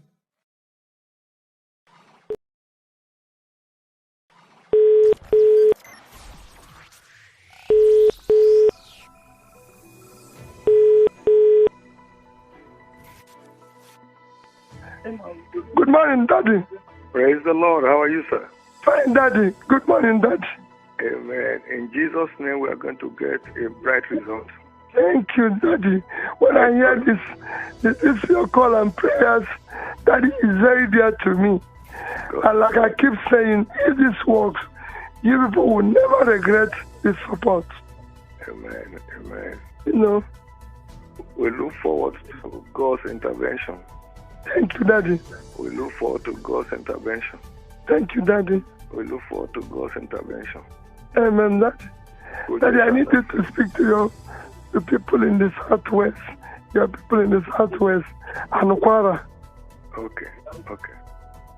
I've been in touch with Kwara people. The Christians in the Southwest and Kwara. This is a religious war. I believe so. Country people, make una come here tori o. Say Dino carry money, give talk. Say make you go buy gun to Fiakwa. They say Dino carry money, give talk, carry gun, give talk. Say make dem go dey prepare for 2019. Ọlọ́run má jẹ́. They say meet them for Airport Road, Alakiaye. My brothers, the venom of a viper cannot do anything to the back of a tortoise. I don't waka. But make I tell you now, Yaya Bello, do you know Yaya Bello máa ṣẹ̀wọ̀n lẹ́yìn ìjọba? I know Yaya Bello máa ṣẹ̀wọ̀n lẹ́yìn ìjọba. Do you know GYB máa ṣẹ̀wọ̀n lẹ́yìn ìjọba? We know GYB máa ṣẹ̀wọ̀n lẹ́yìn ìjọba. Ìwọ Yaya, you Yaya, kí ló tún kù tí ó sọ? Kí ló tún kù tí ó sọ? Ẹ̀mí tí mo bẹ́ lórí tó ń ṣẹ̀nu wúyẹ́. Kí ló tún kù tí ó sọ? Àti ẹkún ìyá ni ó jẹ. Yẹ́yẹ́ bẹ̀rù. Àti ẹkún ìyá ni ó jẹ.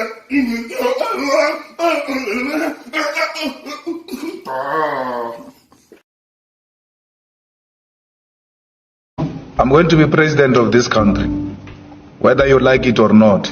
And I will preside over the affairs of this country, including presiding over you. I think you must start adjusting to that reality. The sooner you do that, the less chest pains you'll have when that reality comes.